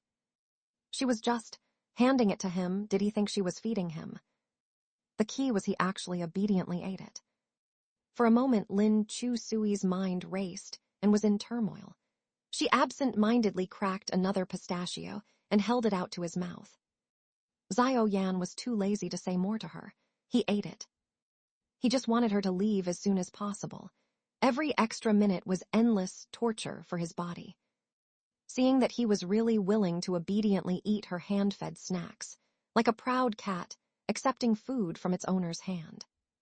She felt flattered and honored. Were they this close now? Lin Chu Sui silently cracked open a third pistachio. "Lin Chu Sui, is there an end to this?" "Eat it." Xiao Yan silently peeled and ate all the pistachios on the table. "Can you leave now?" Lin Chu Sui felt somewhat doubtful in her heart. She believed in Su Jia Enning's nonsense that after the spirit writing that night, Xiao Yan might have been possessed by old Lin's ghost, so she specially came to test it out. Old Lin hated eating pine nuts the most, and it was a physiological dislike. He especially hated cashews. When they were young, Lin Chu Sui played a trick on him by throwing cashews into his mouth. Old Lin ran straight to the bathroom and vomited violently. If Xiao Yan was really old Lin, after eating so many cashews, it would be impossible for him to behave as if nothing had happened. Could it be that she was overthinking this? Xiao Yan had no relationship whatsoever with old Lin. That's right, Xiao Yan was nothing like old Lin. Xiao Yan was a penny-pinching iron rooster who loved money more than his life. But old Lin was very generous, probably because he came from a well-off family and money was unimportant to him. In the past, Grandpa and Grandma wanted old Lin to study business management, well so that he could inherit the family business in the future. But old Lin insisted on becoming a firefighter because that was what he really wanted to do. Old Lin and Xiao Yan were worlds apart and absolutely not the same person. However, Lin Chu Sui was still a little reluctant to let this go. Su Jia Enning did not seem like the kind of person who would joke around lightly, so she probably wouldn't use something Lin Chu Sui cared deeply about to joke around. Since this matter arose from the spirit writing game, Lin Chu Sui wanted to try it again to see if a miracle would happen. "Scholar God, are you free this weekend?" "Got something going on." "Yeah, it's my birthday. I want you to come celebrate with me." Xiao Yan blinked, his long eyelashes fluttering slowly. "Your birthday is December 14th, still early." Lin Chu Sui exclaimed, "How do you know you're not my dad?" He explained calmly, "I've seen your ID." When Lin Chu Sui thought of the gloomy and ugly photo on her ID, she was instantly drained of energy. "I remembered wrong. It's Lu Kai's birthday. We're planning a good celebration for her. We just celebrated Lu Tianbai's birthday at the Ziding Club last time. I still remember. You forgot." Lin Chu Sui righteously said, "That's right, but next week is Lu Kai's birthday." "As far as I know, they're twins." "Yeah." The corner of Xiao Yan's mouth twitched. "In your family, twins are born 2 months apart." After being exposed, Lin Chu Sui was mortified and angrily said, "If you don't want to come, just say so. Why make excuses?" Xiao Yan smiled faintly. "It's because you're so bad at lying your excuses are full of holes." "I just can't lie well, so what? You want to lie yourself but get angry when exposed. Could your temper be any worse?" Lin Chu Sui looked at him angrily, like an angry little frog. Her cheeks flushed red. Unexpectedly, Xiao Yan couldn't help but reach out and poke her puffy little cheeks. She took the opportunity to grab his collar. "Xiao Yan, is it fun to bully people?" Xiao Yan grasped her snowy white and smooth wrist, pulling her close to himself. His low voice was filled with suppressed desire and restraint. "You call this bullying? You haven't seen real bullying yet." Looking at his handsome features up close, those fathomless black eyes were filled with dangerous allure. The little girl had acted tough for over 10 years. Suddenly she felt a little cowardly, like a little bunny, blinking her long lashes at him. She suddenly felt wronged, her eyes turning a little red. Only in front of this boy would she truly feel embarrassed, flustered, and sad. Lin Chu Sui broke free of his hand, took her school bag, and walked away, muttering angrily, "Then forget it if you don't want to go." Seeing her dejected back, Xiao Yan called out lightly, "Didn't say I wasn't going, just one condition." Lin Chu Sui stopped and looked back at him. "What?" "You have to participate in the school-wide essay contest next month." "Essay contest?" Lin Chu Sui was puzzled. "Why do I have to participate? Is there prize money?" "No prize money, but if you win, there's honor." "Didn't you say honor without prize money is worthless?" Xiao Yan stood up. The light illuminated his handsome features, even more dazzlingly: black hair, black eyes, fair skin, red lips peerless. "For me, honor is unimportant because it's easily obtained. But for you it's very important because you're a failing student." Seeing the faint smile at the corner of his mouth, Lin Chu Sui's fists tightened again. He looked at her and said, "Failing deskmate, don't you want the homeroom teacher to stop looking down on you?" Lin Chu Sui lowered her head to think. It was indeed so. Whenever Mr. Chin mentioned her, it was with contempt, as if she would be mired in failure her whole life. Lin Chu Sui didn't used to care, but now she wanted to care a little. "Fine, I promise I'll participate, and you have to come this weekend too." "Deal." On her way home, Lin Chu Sui asked Lu Tianbai for a notice about participating in the essay contest. The theme was to write about someone very important to you. After writing, submit it to the Chinese class representative before next month. It would be simple to casually write something perfunctory, but it probably wouldn't be easy to win a prize. She sent Xiao Yan a message. "Scholar God, what should I write about for the essay contest?" Xiao Yan picked up a tissue box and went into his room to continue what he had interrupted earlier. He casually replied, "You have to write something meaningful in order to win a prize. Do you have any good ideas for a topic?" When it came to the Scholar God's opinions, Lin Chu Sui was all ears. "Xiao Yan, for example, my helpful deskmate, beacon in life my deskmate, or foolish me, fortunate to have met my Scholar God deskmate." Lin Chu Sui started a new small chat group, Beauties of No One Middle School South City. Education. She added Su Jining, Lu Kai, Zhang Chengyu and Lu Tianbai into the group. "I'm gathering everyone here to discuss what to do about the school genius." Zhang Chengyu, "I'm sensing conspiracy." Lu Kai, "Get him drunk and then." Lin Chu Sui sent a disdain emoji, then briefly recounted what happened with the planchette that night. Lu Kai, "So what's your plan? Do another seance and summon Lin Shu out?" Lin Chu Sui, "So I want everyone to put their heads together and think of good ways to prove that Xiao Yan is my dad." Zhang Chengyu, "I feel like someone as great as Lin Shu couldn't possibly be associated with a shady guy like Xiao Yan. If Lin Shu was like him, I would have had QQ candy poison him long ago." Lin Chu Sui, "Even if there's only a 0.1% chance, I want to give it a try."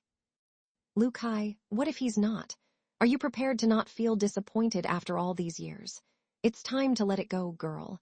At Lu Tianbai, talk some sense into your bestie. Lu Tianbai. At Lin Chu Sui, I really don't think Xiao Yan and Uncle are alike at all. They're completely different people. Lin Chu Sui. Actually, this was all at Su Jia Ning's idea.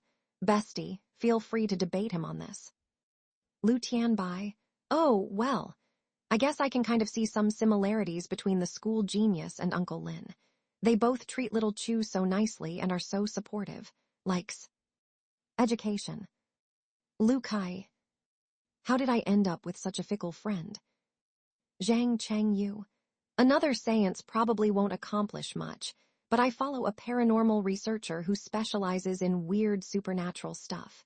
We can take the school genius to them and see if something's up. Lin Chu Sui. Sounds promising.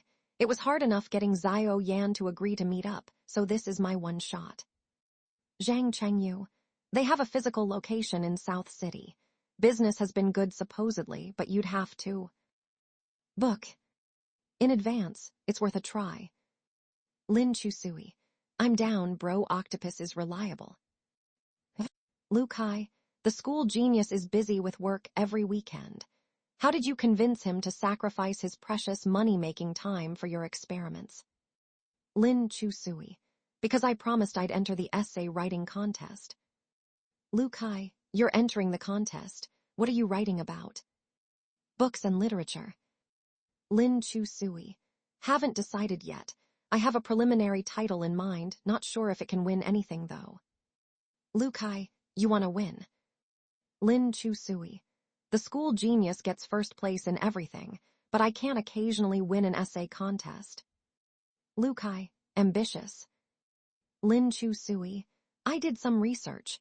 For this essay contest, there's an audience favorite award in addition to the expert judging. I've decided to go for it. Expert judging was out of the question. Lin Chu Sui's name had been blacklisted by all the teachers. They'd probably skip over her essay as soon as they saw her name. Lu Tianbai. Awesome, awesome. For the audience favorite award, we can go vote for you on the school admin system. Lin Chu Sui. Considering the school genius's popularity and fame, I plan to ride his coattails. My essay title will be My Genius Deskmate's Everyday Life. What do you guys think? Lu Kai. With the school genius's popularity, you'll definitely get lots of votes. Lin Chu Sui. Right. Zhang Chengyu. I suggest changing the title. It lacks punch. Lin Chu Sui. What do you suggest, bro octopus? Zhang Chengyu. Shocking. The school genius's unknown secrets. You won't believe what he's been hiding. Lin Chu Sui. Bro octopus, you're a genius. Lu Kai. I like it. That night, Lin Chu Sui was inspired and stayed up late finishing her essay. She submitted it to the language representative first thing in the morning. It just so happened that Su Jia Ning was also submitting his essay. Big Bro is entering the essay contest too. Su Jia Ning looked at her expressionlessly and mocked. If even the failing student is entering, why can't I? Lin Chu Sui craned her neck to see his essay title. Shocking. The Unknown Secrets of Dream of the Red Chamber. You won't believe what Jia Beiyu and Lin Dayu were up to. The corners of Lin Chu Sui's mouth twitched. You actually took Bro Octopus seriously. Su Jia Ning said solemnly, I feel this fits well with the theme of my analytical essay. Zhang Cheng, you may not have the best grades, but he has creativity. What creativity? You can find tons of titles like this in your dad's middle-aged friend circle. Is that so? As your elder, I advise you to reconsider the title. You'll never win anything with this. Su Jia Ning didn't think there was anything wrong with his essay. He submitted it to the language rep. The language rep was a gentle, quiet girl who also worshipped Su Jia Ning. She felt he had an indescribable literary aura. She took his essay reverently, full of admiration. Shocking. The Unknown Secrets of Dream of the Red Chamber. You won't believe what Jia Beiyu and Lin Dayu were up to. The language rep looked at Su Jia Ning in disbelief, a bit disillusioned. Lin Chu Sui smiled and said, "Now you know what kind of style girls like." Su Jianing didn't care. He said coldly, "Failing students have no right to compete with me." Lin Chu Sui laughed. "We'll see who has the last laugh." After class, Lu Kai nimbly vaulted through the open window into the classroom. The girls cried out in shock at his bold entrance. He moved swiftly, leaping right over to the seat behind Lin Chu Sui and noisily chugged half a bottle of mineral water. Lin Chu Sui turned back coldly. "Lu, please restrain your surging hormones so you don't give us athletes a bad name." "Bad name? What misunderstanding does Lin have about me?" Lu Kai slapped his left bicep. "When I flex this muscle, it dazzles them." After he said this, a blushing girl came over. Lu Kai looked smug, ready to greet her. But before he could speak, the girl walked right past him and shyly offered an imported chocolate bar to Su Jianing beside him. "Su Jianing, please have this. My dad brought it back from England. I thought you might miss the taste." "Thanks, but I don't eat sweets." Su Jianing put down his pen and glanced at the drooling Lu Kai. "Please give it to someone who wants it." The girl left reluctantly. Lin Chu Sui laughed and said, "Now you know what girls like." Lu Kai looked over at Su Jianing, immaculate in his button-down shirt with neat hair and fair skin. Lu Kai gritted his teeth resentfully. How could I, a masculine Chinese man, lose to this fake foreign devil? Lin Chu Sui patted Lu Kai's bicep. "Guys like you also have a market." "Really?" You can look for sisters in the personals section of the newspaper. For the next 10 years, no need to try too hard." Zhang Chengyu walked in and came over to Lin Chu Sui. "The ghost-busting mission this weekend is probably cancelled." Lin Chu Sui, "I wrote a 3,000-character essay. What do you mean cancelled?" Zhang Chengyu chugged some water and said, "I was just in the office helping the PE teacher upload grades. I overheard Teacher Chin say he assigned Xiao Yan to accompany some school guests this weekend since his grades are good and his English isn't bad." Education. Upon hearing this, Su Jianing put down his pen in disbelief. "Good at English? Who in our grade has better spoken English than me?" Zhang Chengyu laughed. "You're third in our grade. Xiao Yan ranked above you, and there's the second-placer Kaio Danqi, so you're after them." Judging by grades alone, Su Jianing resentfully rolled his eyes. "Chinese education is doomed." Lin Chu Sui didn't care about the state of Chinese education. She slammed the table angrily and yelled, "How can this be? I wrote a 3,000-word essay." It's a rare opportunity to be with the reporters the whole time. He'll definitely get TV coverage and a nice entry in his resume. A greedy, selfish, and ambitious guy like Xiao Yan would definitely seize this chance. Lin Chu Sui was sincerely angry, clenching her fists. If he dares to be an untrustworthy scoundrel, I will beat him to death." The class bell rang, and Xiao Yan returned to the classroom and sat back next to Lin Chu Sui, taking out his textbooks to prepare for class. Lin Chu Sui had been holding back all this time, and didn't say anything or pay any attention to him. From the back row, Lu Kai lightly poked Lin Chu Sui's back with the tip of his pen to remind her. Wasn't she going to beat that untrustworthy scoundrel to death? Hurry up and do it. Lin Chu Sui awkwardly observed Xiao Yan next to her. His lazy and aloof face showed no trace of emotion at all. He must have already talked it over with Teacher Chin. After all, hosting foreign guests was a rare opportunity. Behind her, Lu Kai kept poking Lin Chu Sui's back insistently with the tip of his pen, urging her to take action quickly. Lin Chu Sui took out some scrap paper, flipped it open, and wrote Xiao Yan a short note. She had intended to condemn him in writing, but when she put pen to paper, she thought of him working at the Zioting Club and of the debt collectors who had come to their door. Books and literature. So the notebook that she passed to Xiao Yan had the following written in sloppy grade school handwriting. "If you're busy this weekend, we can reschedule. Official business comes first. Smiley face." Xiao Yan hadn't intended to reply to her during class time originally. He glanced at the notebook, and his gaze calmly fell upon that friendly, smiley face.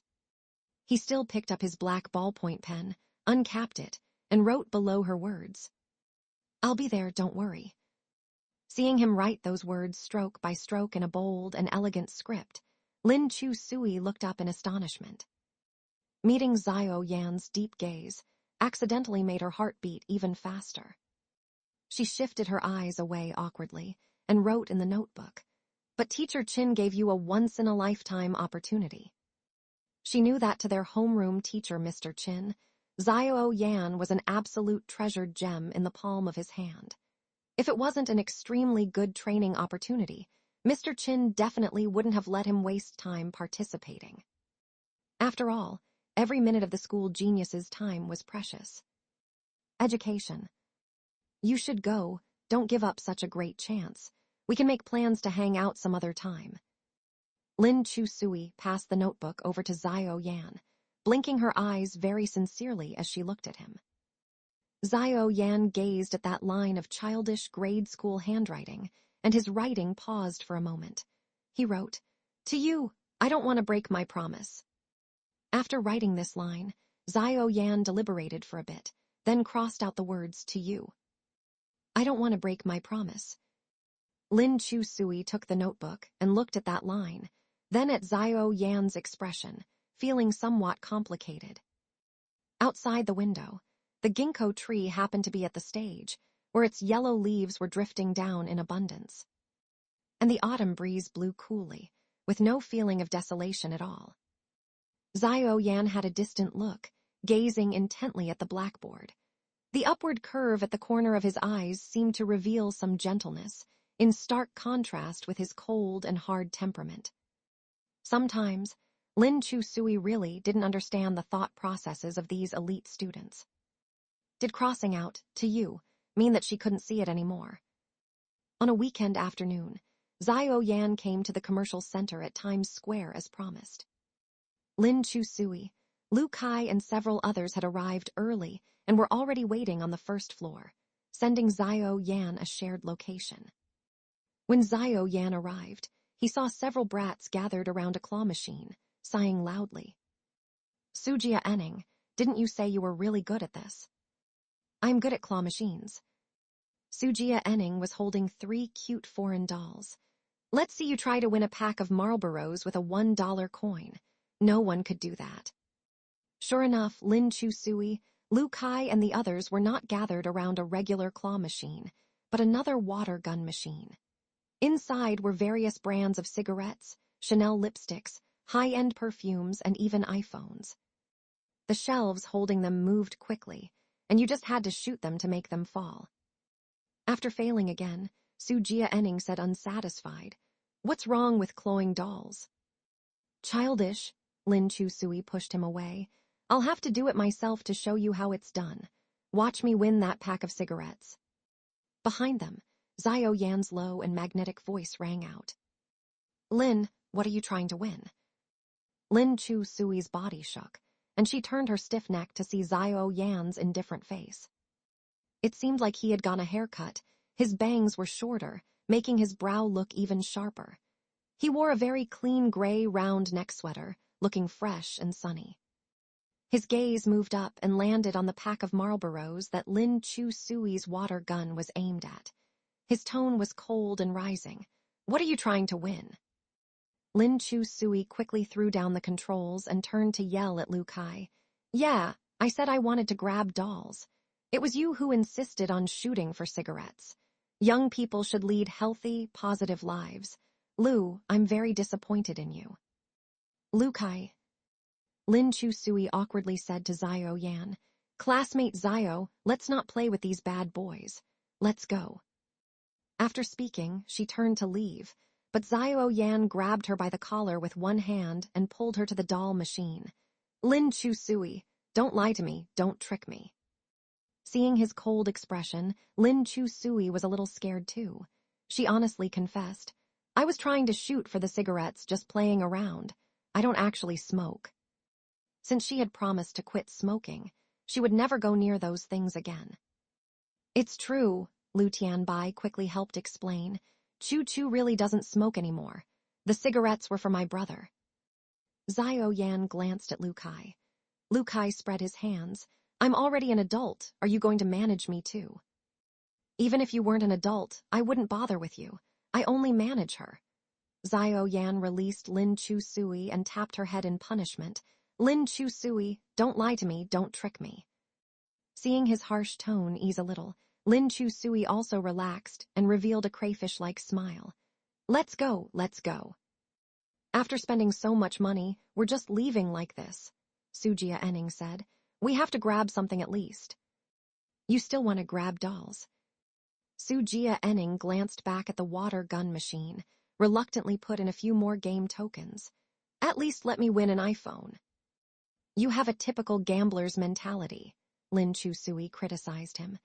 The more you lose, the more obsessed you become. Watch out or you'll lose the pants off your ass. Sujia Enning didn't believe her. He kept playing, but compared to cigarettes, the brand name perfumes were harder to maneuver. The shelves kept moving, requiring precision timing down to tenths of a second to succeed. He tried several times, easily wasting a couple $100, but kept failing. Sujia Enning's face was flushed red with excitement.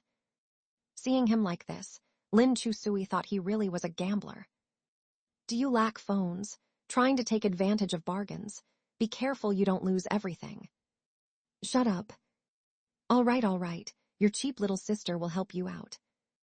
Lin Chu Sui was confident that while her skills were crap, they were still better than Sujia Enning's. She tried operating it several times, but also failed. Playing this water gun machine was really addictive.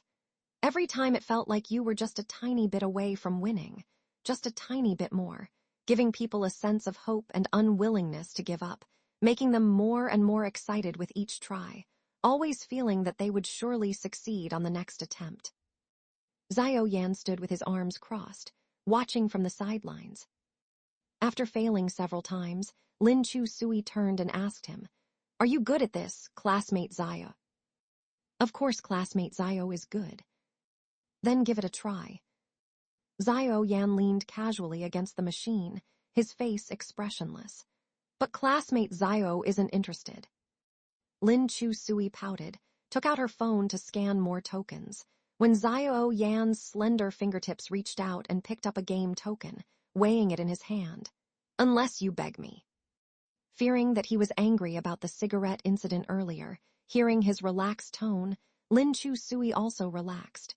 She very cooperatively pulled his sweater and pleaded, Please, classmate Xiao, help me grab one. Xiao Yan had just said it casually. He didn't expect this little girl to give in so easily. Now he had no reason to refuse, so he simply put in the coin and started operating perfume, lipstick, or iPhone. Lipstick, it looks easier. Before she even finished speaking, there was a clang, and a boxed iPhone fell out. Lin Chu Sui was stunned speechless. Sorry, slipped. Xiao Yan picked up the iPhone and handed it to Lin Chu Sui. Let me grab you a lipstick, too. Lin Chu Sui shook the iPhone packaging box in disbelief, listening if it was a real phone. Next second, clang! A Chanel lipstick also fell out.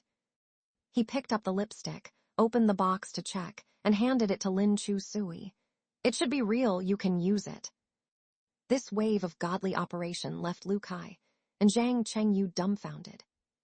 Sujia Enning immediately applauded. Never before had he been so convinced by Xiao Yan. Fuck, classmate Xiao is awesome. Is this a real phone or toy? This can't be, no way. Lin Chu Sui squatted down, opened the iPhone box, and took out a brand new phone. She turned it on, the screen lit up. A real phone. Damn. Lu Kai pulled Xiao Yan. Bro, help me grab one too. We'll split it 50-50. Xiao Yan refused. No more playing. Why not? I turned down the chance our teacher arranged. I didn't come here to grab dolls with you. Don't you need another iPhone at home? Zhang Chengyu pushed Lu Kai aside and said in a low voice, Classmate Xiao sacrificed his precious weekend time to come on a date with Chu Bro. Can you please read the mood? Oh right, our reserved game is about to start. Let's head upstairs. Then the group entered the elevator. Lin Chusui held the phone in one hand and the lipstick in the other, smiling from ear to ear. Sujia Enning said contemptuously, "Just this can make you smile like an idiot for so long. Some rich lady you are." Originally, with Lin Chusui's family background, her mom gave her plenty of allowance to buy whatever she wanted.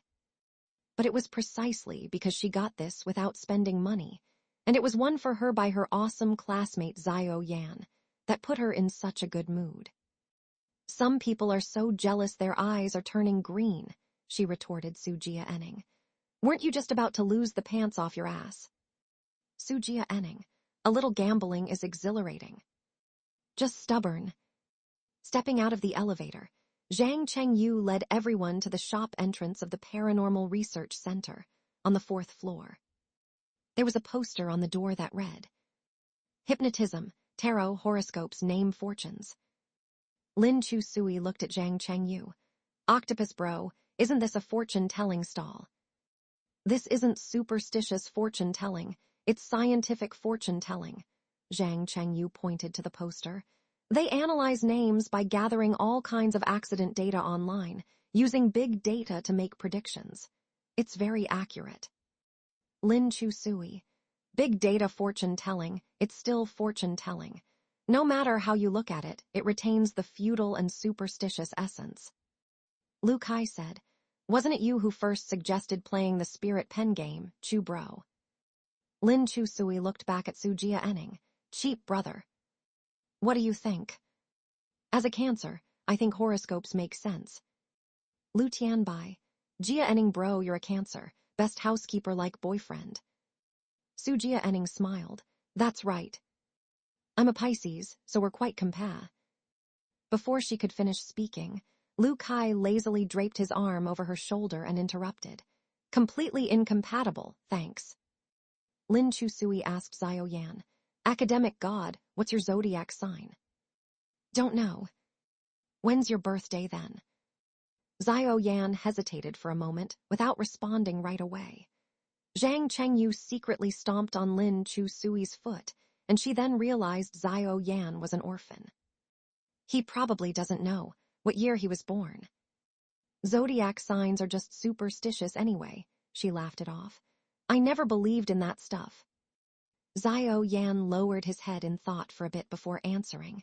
"When I was little, I heard the director say I was left at the orphanage door in the cold winter of the Lunar New Year.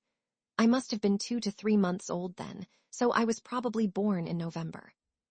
"November, Scorpio," Lu Tianbai whispered in Lin Chusui's ear. "The most cunning and manipulative boyfriend among the 12 zodiac signs. Definitely one to avoid." "Super." In the convenience store, Lin Chusui tore open a Band-Aid and stuck it on the cracked spot at the corner of Xiao Yan's mouth. Seeing him rushing over, "Why didn't you dodge?" "Weren't you standing in front of me?" Xiao Yan said lightly. "With you here, what do I have to be afraid of?" Hearing these words, Lin Chusui felt like her heart was being crushed. She gently put the Band-Aid on him and leaned in next to his ear and whispered, "Then from now on, I'll protect you well." Does it still hurt?" "A little." She reached out and rubbed the Band-Aid on the corner of Xiao Yan's mouth. Across from them, several teenagers were drinking cola, eating street food, and frowning at them. Zhang Chengyu whispered to Lu Kai, "Our brother Chu Sui has gone down the deepest path. That's the god Xiao's playbook." Lu Kai, "Why do you say that?"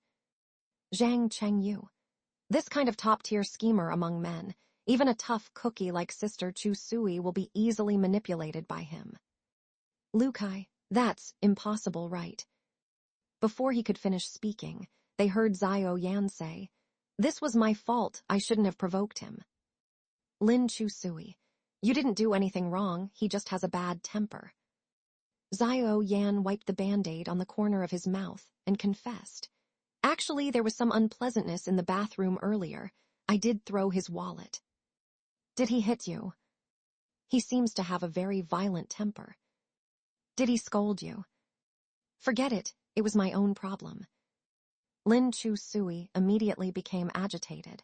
What exactly did he scold you with? It's nothing, don't worry about it anymore. I'm not good to begin with, he didn't say anything wrong. Damn it! Lin Chu Sui clenched her fist, her eyes reddened from distress. Watching Zio Yan vividly portray himself as a victim like a textbook example, Lu Kai's worldview completely collapsed. In Zio Yan, he seemed to see the shadow of his ex-girlfriend. His ex-girlfriend had also used similar rhetoric, and then somehow he became a backup boyfriend without knowing why. It seems, he understands now. Sujia Enning hugged his arms, sincerely convinced, I'm not as good as him. Lu Tian argued, even the god Zio was beaten up, and you guys are still gossiping here. Lu Kai patted her on the back of the head. Sis, have your women's brains been plowed by pigs? Can't you see through this scheming man's act? It was clearly Chin Nai who bullied people first. With Zio's level, he could have slapped Chin Nai all over the street if he wanted. That night, Sujia Enning drove Lin Chu Sui home. The night wind was cool. Lin Chu Sui was in a good mood, humming songs all the way. Since getting to know her, he rarely saw the little girl so relaxed and happy. Was that greasy muscle man really your ex-boyfriend? He asked Lin Chu Sui. Lin Chu Sui explained plainly, not quite an ex-boyfriend. We didn't get together before my dad broke up our budding relationship. I think your dad did the right thing. Sujia Enning recalled the scene at the time. He slapped that girl so skillfully, clearly he's prone to violence. Lin Chu Sui fell silent. This shameful past was a scar on her heart. If not for her rebelliousness against old Lin on this matter, perhaps old Lin would have been with her at Ocean Park that day, instead of leaving for work. Then he would not have passed away. Sensing the girl's silence, Sujia Enning's forehead leaned heavily on her back, breathing heavily, seemingly crying again. Even if your dad is gone, there are still others. They may not replace him, but won't leave you alone. She asked nasally, are you talking about yourself? In the bright moonlight tonight, Sujia Enning uncharacteristically showed some gentleness. I'm your brother. Lin Chu Sui nodded lightly and softly called out, brother. Before she finished speaking, Sujia Enning suddenly slammed on the brakes, and her head banged heavily into his back. What are you doing? Sujia Enning looked towards the garden and stared for a few seconds at Zio Kayan, taking a stroll with a man. He immediately got off the bike and handed it to Lin Chu Sui. Something suddenly came up. Go home first yourself. After Lin Chu Sui got off the bike, holding onto the handlebars, she watched Sujia Enning's hurriedly retreating figure. What a fake brother. Go die foreign devil. Zio Kayan was walking with a man on the green-shaded path in the garden. They seemed to be arguing about something. The man was obviously much older than her, about 30 years old. His outfit was also a bit mature, although in Sujia Enning's taste, the man's fashion sense was terrible. Tucking in his shirt into his pants to show off his branded belt was quite lame. Seeing that she was with a friend, Sujia Enning didn't want to intrude. He was about to leave when he suddenly heard the man yell impatiently at her. What else can I do? My family is very traditional. My parents are too. If they knew about your current situation, no parents, and raising a high school brother, your education level is also. This way, they would never agree to us being together. Family. Zio Kayan's emotions were still relatively calm. So just keep dragging it out, never introducing me to your parents. It's not never meeting them, just wait a little longer. They definitely can't accept it now anyway. My dad has a heart condition. You've been saying wait since the beginning of last year until now. Tang Junchu, you pursued me originally. Now you look down on my family background. I'm not looking down on you.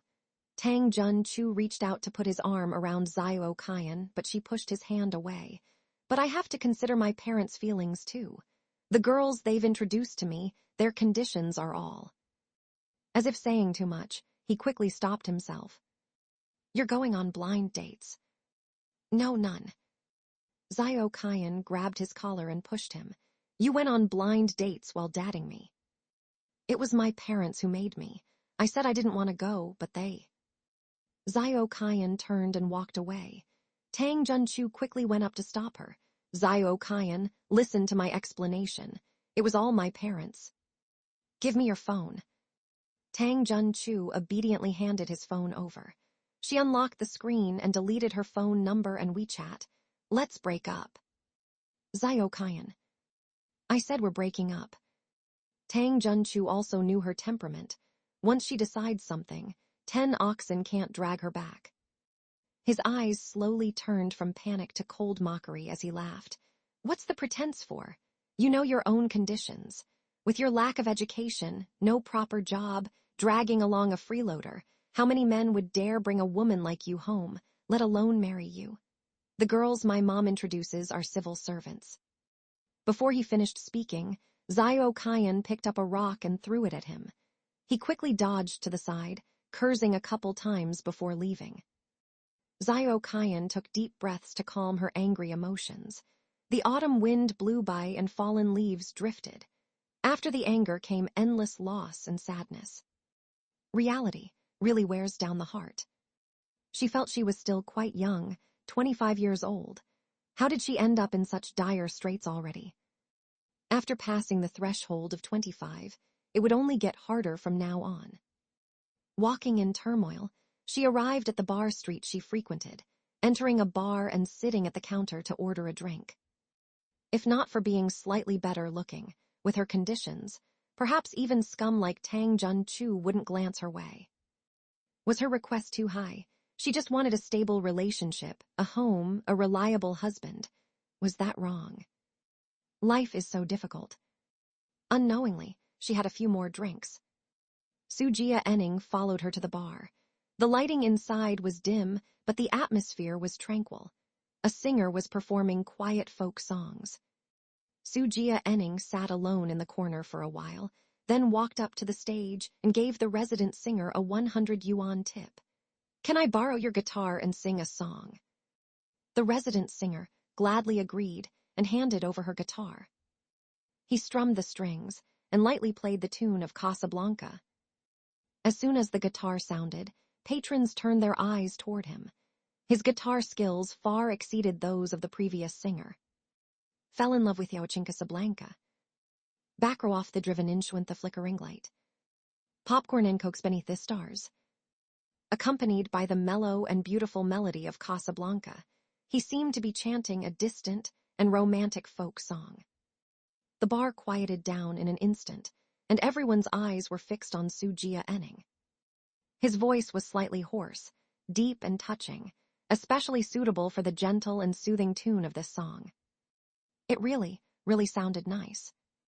Under the dim light, his handsome face and elegant temperament were so charming. Many people took out their phones and started recording videos to post online. This boy was truly amazing. Xiao Qian lazily leaned on the bar, her drunken eyes gleaming with laughter as she watched him. After Sujia Enning finished singing Casablanca, he politely returned the guitar and came to Xiao Qian. Xiao Qian clapped her hands lazily. Beautiful. I'm glad you like it. I can sing it for you often. He wanted to sit next to her, but Xiao Qian immediately used her wallet to block the seat beside her.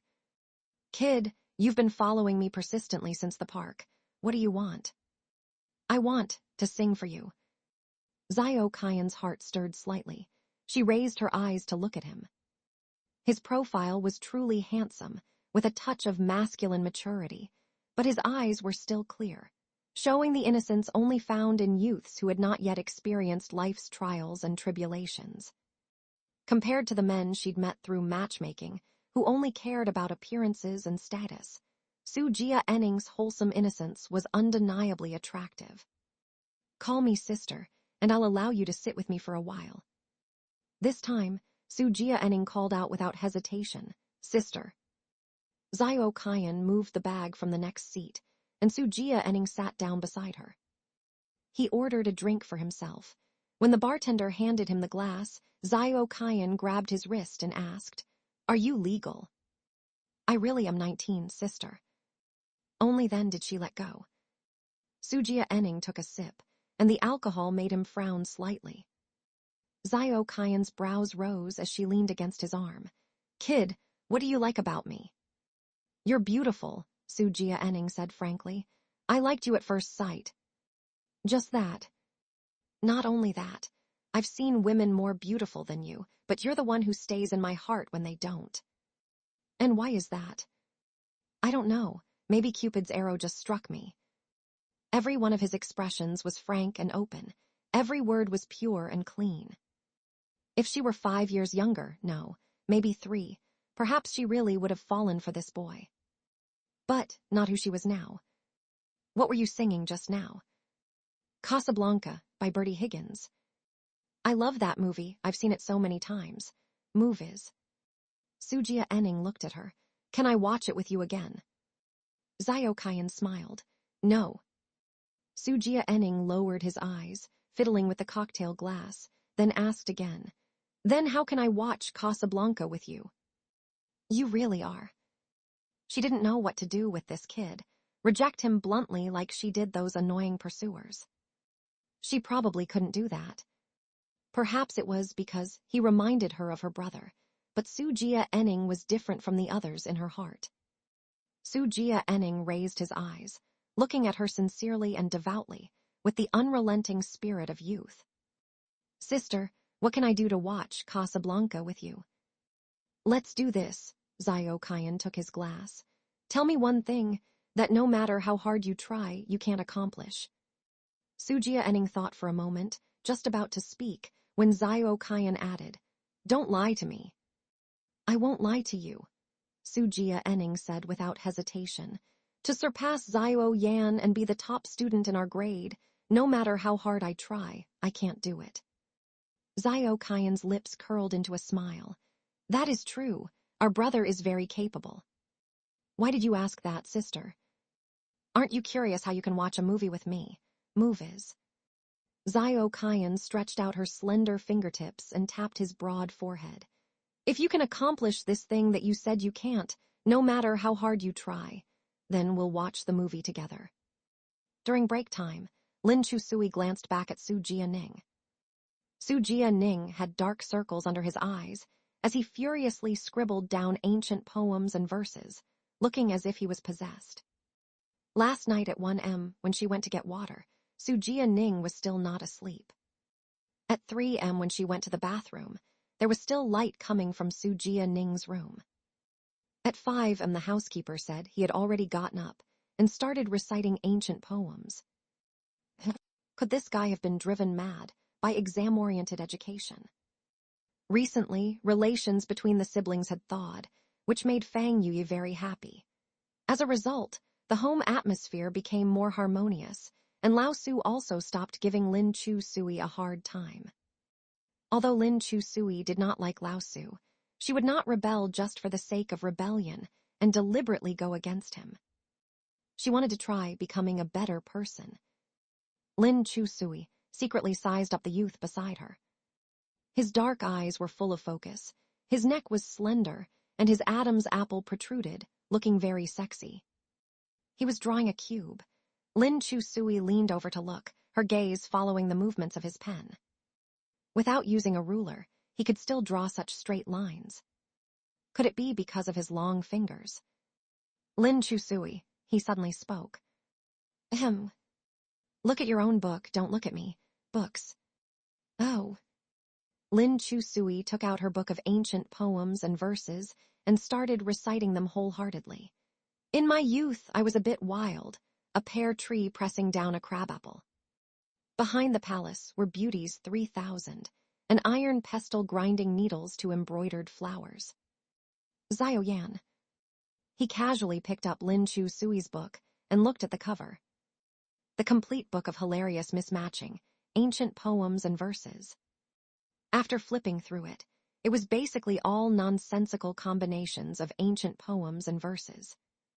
No wonder this girl had such a good memory, yet could recite ancient poems and verses so confusingly and oddly. So you're reciting this. Isn't this the complete book of ancient poems and verses? I bought it at a bookstore. Xiao Yan pointed at the mismatching characters on the cover. May I ask, dear classmate Xiao Guai, did you see these words when you bought it? Lin Chu Sui bit her lip, her little finger pointing at the hilarious characters. I saw these. My dad said lighthearted learning has the best results, and I might even be able to get into Peking University with this. With this book, you can get into Peking University's kindergarten. Xiao Yan handed her his own book of ancient poems and verses. Recite this. Lin Chu Sui treasured it as if it were a precious jewel, immediately bringing it up to her face. No problem at all. His book looked quite old, at least 2 years of use. Despite the age, there were no wrinkles, and the corners of the pages were very flat. Books. Recite while writing it down. No need to write it down, Lin Chu Sui confidently said. I can remember it after reading it once. But you make too many mistakes. That has nothing to do with memory. It should be related to IQ. Classmate Xiao, may I ask, with your poisonous mouth, how have you not been beaten to death since you were little? Xiao Yan, because in the past I did not speak. What do you mean? For 2 years after the surgery, I did not speak. Why didn't you speak? Xiao Yan recounted it casually as if it were a small matter. I felt that everyone was deceiving me. This world was all lies. Then later, why did you start speaking again? Someone saved me and brought me to a place with light. During self-study period, Lin Chu Sui silently wrote down the ancient poems and verses by herself. Just as she had said, she really did memorize them quickly. In less than half a class, she had memorized over half the book. Xiao Yan watched as the little girl concentrated on writing, taking each stroke seriously. With her memory, if she properly caught up on the basics, she might be able to test into a decent university. He should be able to help her. Classmate Xiao, Lin Chu Sui put down her pen and gently nudged him with her elbow. Help me see how to write the next line. Books and literature. Xiao Yan took the small note she handed over, which only had 1 line of a poem written. I only wish your heart to be like mine. After handing it over, Lin Chu Sui didn't even dare look at his expression, only kept her head lowered and continued pretending to look at her book. Her ears were completely red. Xiao Yan looked at her childish yet cute elementary school penmanship and asked, Is this a required ancient poem? Yes, Lin Chu Sui firmly nodded, bracing herself. I don't remember this being assigned to recite. That's because you didn't pay attention. Is that so? Yes. Blushing, she reached to take back the paper. If you don't know how to write it, give it back. I know it. Xiao Yan pressed down on the paper and picked up a pen, completing the line after, I only wish your heart to be like mine. Then you would not fail my feelings. He wrote each character very forcefully and carefully, the strong and beautiful penmanship forming a stark contrast with Lin Chu Sui's elementary school handwriting. Lin Chu Sui tried hard to control the upwards curve of her lips. She carefully folded up the paper and tucked it into her backpack's inner compartment. The first round of evaluations for the essay contest had started. For this essay contest, teachers would first select the top 10 outstanding essays from the school. Then the students would vote for the most popular essay. The winning essay could be nominated to participate in a city contest held by the City Writers Association. To everyone's surprise, Lin Chu Sui and Su Jianing's essays were ranked number 9 and 10 in the top 10. Su Jianing was surprised that Lin Chu Sui, a worthless nobody, had also made it into the top 10 and was ranked right after him. Being on par with this nobody was an enormous disgrace. Meanwhile, Lin Chu Sui was surprised that Su Jianing's weird titled S could make it into the top 10. She reasonably suspected that the teachers simply saw his name, Su Jianing, and let him in without even looking at the content. After all, this fake foreign devil was so good at buttering up teachers. And the essay that the teachers unanimously agreed was the best this time was Kaio Danki's. Su Jianing felt this name sounded familiar, and suddenly recalled this was Kaiyo Danki who had snatched his second-place ranking. This made Su Jianing fall into deep self-doubt and melancholy. His grades were not as good as hers, and now even his essay was not as good. Until he saw that Kaiyo Danki's essay was titled, My Life's Enlightenment, Overcoming Myself, and then he looked again at his own article. Shocking, the unknown secrets and dream of the Red Chamber, too shocking. Jia Beiyu and Lin Dayu actually. Su Jianing suddenly gained a bit of realization. He found Kaiyo Danki's essay to read. The path of life is rugged and bumpy, and learning is the same. I used to think my journey of studying would stop at being in the top 10 of my grade, and I could progress no further, until one person's appearance changed my attitude. That person was like the starlight in darkness, like the kite string pulling the kite, like a torch in the fog, lighting up the long road of my life. His inspirational story deeply shocked and moved me, making me realize sunshine always comes after the rain. So I decided to chase him and even want to surpass him. Although we are strangers through these silent contests, he is not only my opponent, but my confidant. It is his invisible encouragement that has allowed me to step by step reach the second ranking of the grade. As Gorky said, man's greatest victory is victory over self. I too must strive to overcome myself and surpass myself in order to catch up to his pace. Su Jianing was quite disdainful. Even an essay like this could win, yet my research on Dream of the Red Chamber failed. Chinese exam-oriented education is done for. Seeing his sour grapes attitude, Lin Chusui almost spat in disdain. She turned and said to Su Jianing, I counted. She used 10 parallel structures, 18 similes to express her admiration for a celebrity. It's a very good model essay. If only you were a little more humble, your Chinese grades wouldn't be failing. Upon hearing this, Lu Kai put down his pen and looked up at Lin Chusui. Chu Ji, could you tell who she was expressing admiration for in the essay? Without thinking, Lin Chusui said, Gorky, of course. No wonder your Chinese test scores are always just 1 point above passing. Lu Kai handed his phone to her. Look at the perceptive online commentary analyzing this essay. Curious, Lin Chusui took his phone to look. My life enlightenment, overcoming myself. This essay seems to be hinting at something. The person she refers to as her kindred spirit, isn't that actually referring to Zhao Yan? The more I read it, the more it seems like him. Not bad for a top student, such an advanced confession, I can only admire. The key is, under the strict ban on puppy love in Nanchang No. 1 middle school, she was able to win first prize in the essay contest with this figurative confession letter. That's amazing. A romantic story between top students is really impressive. I'm so envious of this kind of feeling. Damn, I ship this kindred spirits couple. Lin Chusui. During the afternoon break, Lin Chusui was practicing shots angrily on the edge of the playground. Every ball could kill someone. Lu Kai and several others stayed far away to avoid accidental injury. Facing the sunshine, Zhao Yan sat on the grass beside the court, correcting her English essay. The gentle voice of the female broadcaster came from the school radio station. Today I recommend an essay to everyone, My Life Enlightenment, Overcoming Myself by Kaiyo Danki. After reading it, it is really inspiring and touching. Male broadcaster, and I heard this essay has deep meaning. Female broadcaster, so sincere and moving it brought tears to my eyes. Male broadcaster, without further ado, let's appreciate this essay together. The more Lin Chusui listened, the more unhappy she became.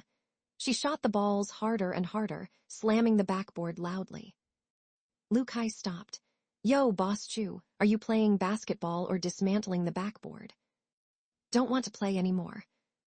Lin Chusui really wasn't in the mood to continue. She glanced at Zhao Yan in the distance on the grass. In the evening sun, the boy's fair skin seemed to be coated with a layer of soft light. She felt stifled inside and went to sit next to him, asking, Are you listening to the radio? Listening. Aren't you correcting my English essay? How can you multitask so well? Xiao Yan finally put down the essay he was holding and slowly raised his head to look at her. I can juggle 3 things at once. What do you think? Bragging, I don't believe it. Xiao Yan didn't care and continued to lower his head to correct the essay. Seeing that he didn't respond, Lin Chu Sui felt even more unhappy inside and said, chewing gum while doing homework while shaking your leg. Anyone can multitask like that. Xiao Yan said lightly, can it be a little more technical? Lin Chu Sui, then show me your technical multitasking. Is this a bet? Yes. Xiao Yan thought for a moment and said, then I want to place a wager. Lin Chu Sui looked at him with a smile, realizing that no matter what game she played with Xiao Yan, she always felt very happy.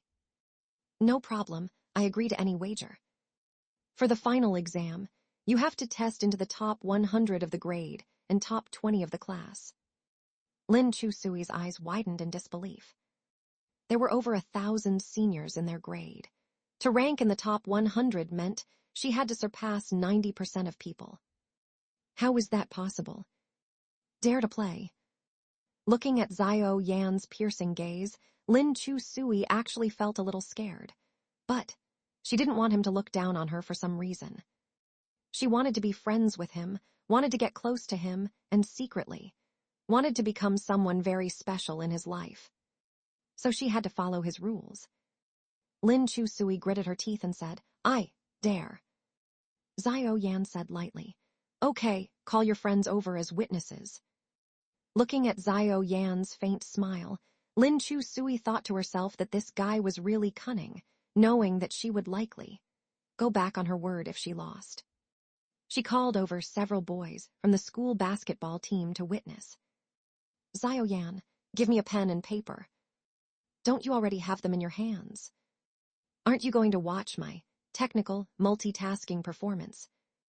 Lin Chu Sui obediently took out paper and a pen from her school bag and handed it to him. You'd better make me convinced. Xiao Yan pulled over his school bag and propped it on 2 books, then held a pen in each hand and wrote on the paper, books. Lin Chu Sui curiously leaned over to look. On the left book, he was writing in English. The left-handed writing was sloppy, but she could see that Xiao Yan was reciting Shakespeare's sonnets from memory. Writing with the left hand was nothing special. What made Lin Chu Sui stare wide-eyed was that his right hand also started writing. The descendant of Emperor Gao Yang, my Imperial Highness calls you Bo Yang. You grasped integrity in Meng Chen. Only since Zhang Yin have I descended. I overviewed your first steps and bestowed on you an auspicious name. I named you Zhang Zhang and called you Ling Zhan. Lin Chu Sui exclaimed loudly, oh my God. Not only her, the members of the basketball team who came to watch were also yelling, WTF, repeatedly. He looked at Lin Chu Sui, convinced. Lin Chu Sui didn't expect Xiao Yan to be so skillful. He could multitask, but she couldn't test into the top 100 of the grade. Lin Chu Sui stubbornly said, this is just okay. I can also draw while writing my name at the same time. Books and literature. Lu Kai, Boss Chu, isn't that a little shameless? You scribbling while writing your own name, how can that compare to the genius? Left hand Shakespeare, right hand Yuan. Lin Chu Sui glared at him fiercely. Shut up. She felt bitter inside. Xiao Yan's hands still didn't stop, continuing to recite from memory sonnets and Li Sao, but his mouth slowly recited. I walked through Jiangnan, those looks that waited in the seasons, like the blooming and falling of lotus flowers. The east wind doesn't come, the willow fuzz in March doesn't fly. Your heart is like a small, lonely city, just like the evening stone streets. Watching his thin lips open and close, reciting Zheng Chaoyu's passerby, Lin Chu Sui was stunned speechless. She was about to faint. This was way more awesome than Gu Jiang drawing circles, with one hand and squares with the other. The boys around directly knelt on the grass to worship Xiao Yan. A true genius. Xiao Yan stopped his actions, The boys grabbed the 2 books at his hands. I want it. Books. The genius shone his light on this. I still can't test into Peking University. Li Sao is mine. Fight for what? Tear it apart. F***K. The idiots scrambled away, fighting over the books that the genius had enlightened. Xiao Yan seldom showed off like this, but he enjoyed watching Lin Chu Sui's shocked and distorted expression. It was a little delightful. Classmate convinced yet. Lin Chu Sui's heart was pounding wildly. Thinking of the impossible top 100 task, she stubbornly said, "It's just triple multitasking. If you can do 4 things at once, then I'll admit you're good." Xiao Yan said, intentionally making things difficult, huh? Lin Chu Sui patted him on the shoulder and said uneasily, "If you can't do it, then concede defeat. I won't laugh at you. It's already very impressive." Xiao Yan took the opportunity to grasp her hand and whispered in her ear, "When I have a girlfriend, she takes care of business on top, then I can probably multitask 4 things at once." During break time, Lin Chu Sui took out her phone and looked at the voting interface on the school's official website forum, Education. At present, Kaio Danki's article, My Life Enlightenment, Overcoming Myself, ranked first with over 600 students voting for her. Ranking second was Su Jia-ning. He was able to jump directly from 9th to 2nd place, entirely relying on his high popularity in school. Almost all the votes for him were from girls who were his fans. While Lin Chu Sui's article was ranked last with only 10 or so votes and likes, Lu Tianbai, Lu Kai, Zhang Chengyu. The voting was real name-based with 1 vote per person. After voting, you could see the names. Just as Lin Chu Sui was checking one by one to see who Xiao Yan had voted for, she suddenly heard the students around her start to tease. Yo tilde tilde tilde. Coming to find the study god. Tusk. Curiously, Lin Chu Sui looked up to see Kaio Danki walking to the corridor window and stopping there. Xiao Yan happened to be sitting by the window. He was being forced by Su Jia-ning to read the so-called Dream of the Red Chamber research, completely unaware that Kaio Danki was standing by the window. Xiao Yan, hello. Xiao Yan's gaze slowly moved away from his phone and looked at Kaio Danki. Seeing her unfamiliar face, he said, "Tutoring sessions are suspended nearing finals." "I didn't come to find you for tutoring." Kaio Danki was very composed. Unlike most girls, she wasn't shy at all. She introduced herself to Xiao Yan. "I'm Kaio Danki from Class 1 Senior Year 3. "Oh." His gaze returned to his phone again. Seemingly slow on the uptake, he left Kaio Danki hanging for over 20 seconds before asking, "So what's your relationship with Kaio Dan?" "Kaio Danki." The boys around laughed out loud. Kaio Danki looked at the chuckling strangers around her, took a deep breath, and said, "Xiao Yan, I actually wanted to come and ask you some questions about studying. I've stopped working due to final exam preparations. Don't want to repeat myself a 3rd time." Xiao Yan casually said, "I'm not taking tutoring sessions now." "Ah, no, I didn't come to find you for tutoring," Kaio Danki quickly explained. "Just some study questions I wanted to ask you." Xiao Yan's expression darkened. "You want to freeload off me?" She didn't expect the top student of the grade, Xiao Yan, to say something like this. It was a bit different from the study god she had imagined. Kaio Danki, who had been very confident earlier, now had a flushed face. Lin Chu Sui still felt a little unhappy inside, but listening to their conversation, she finally understood why those girls who had tried to confess to him had left crying. Xiao Yan's thought process was really not quite the same as normal people's. Kaio Danki didn't intend to continue beating around the bush with Xiao Yan either. She directly said, "Did you read my essay, My Life Enlightenment, Overcoming Myself?" "Oh, it was you." Seeing that Xiao Yan finally reacted, Kaio Danki's embarrassment eased up a little, and her confidence returned. Clearing her throat, she said, "I don't know if you noticed, but the person I wrote about in my essay." "You wrote about me." Having her secret exposed so directly, Kaio Danki's face grew even redder. But she kept her cool. She firmly nodded. Yes, actually, I deliberated for a long time before expressing it this way, but every word I said was true. Lin Chu Sui observed Xiao Yan's expression, feeling a little apprehensive inside. Xiao Yan seemed a little moved. He put down his phone and asked, "You were being truthful?" Kaio Danki nodded repeatedly.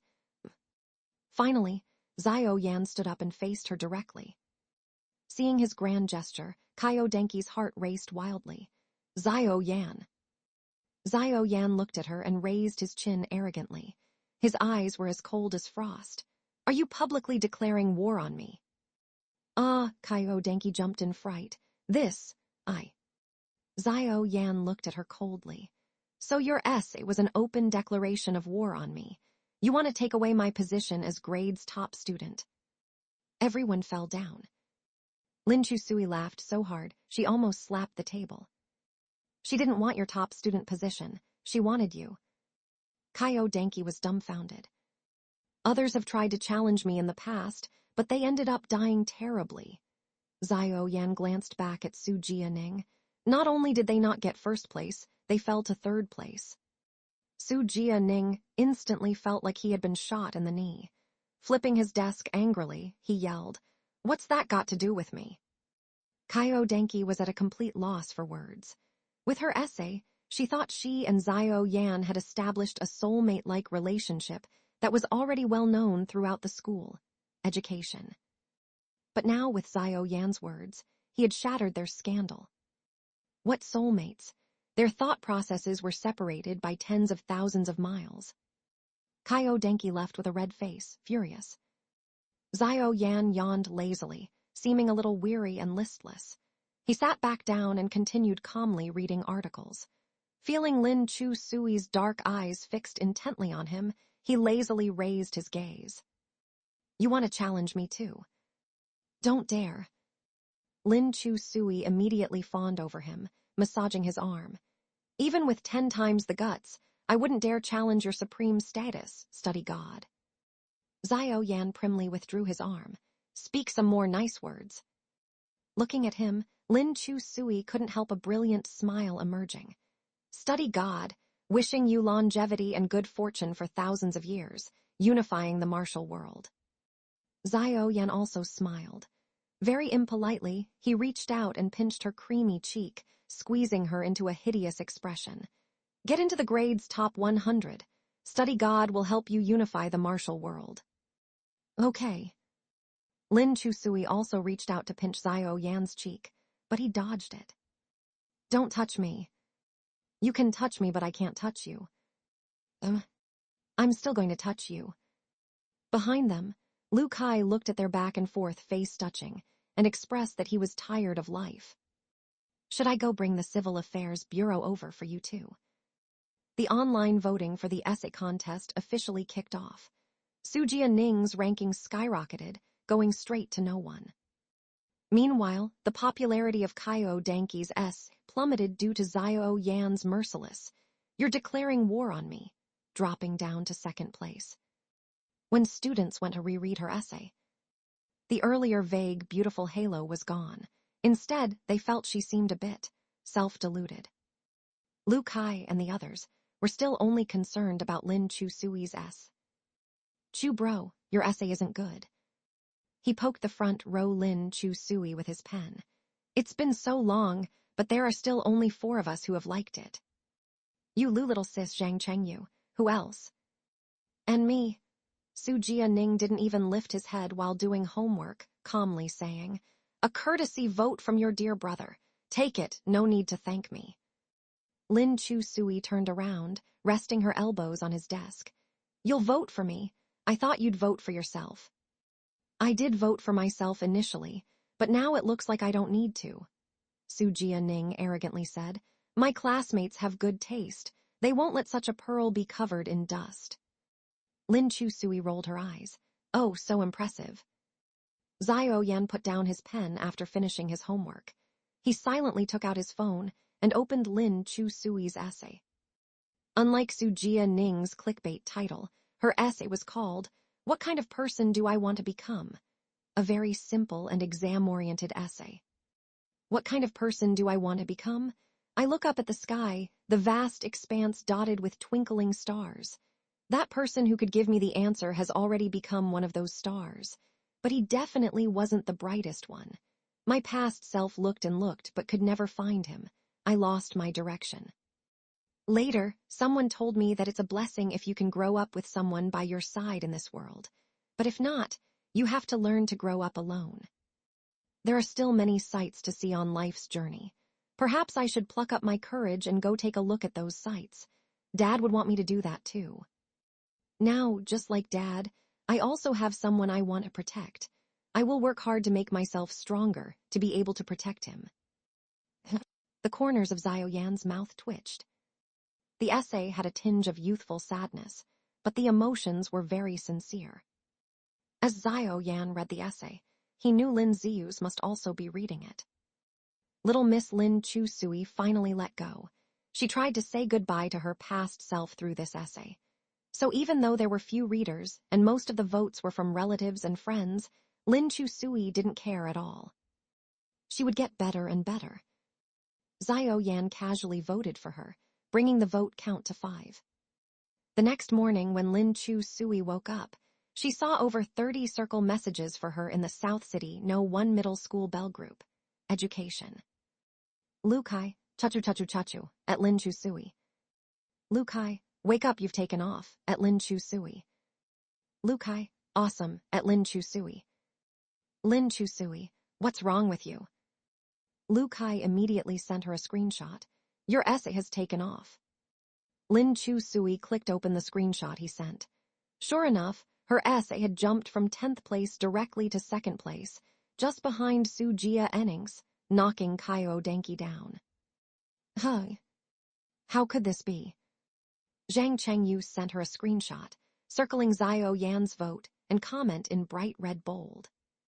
Good essay, worth reading. Under this comment, there were already over 100 reply comments. Haha, if you don't look at the name, this perfunctory comment makes it seem like the author bought Water Army supporters. Isn't the point that the aloof genius actually praised someone for once? This must be a friendly vote. She's the genius's personal disciple who doesn't have to pay tuition fees. I smell a whiff of ambiguous feelings. Wow, a teacher-student romance. I'm kinda interested in shipping this. Isn't it more fragrant than some pseudo-spiritual soulmate? Lu Tianbai, I refuse to make associations. Focus on the content. Focus on the content. Focus on the content. Are you secretly in love with the genius above? Romance.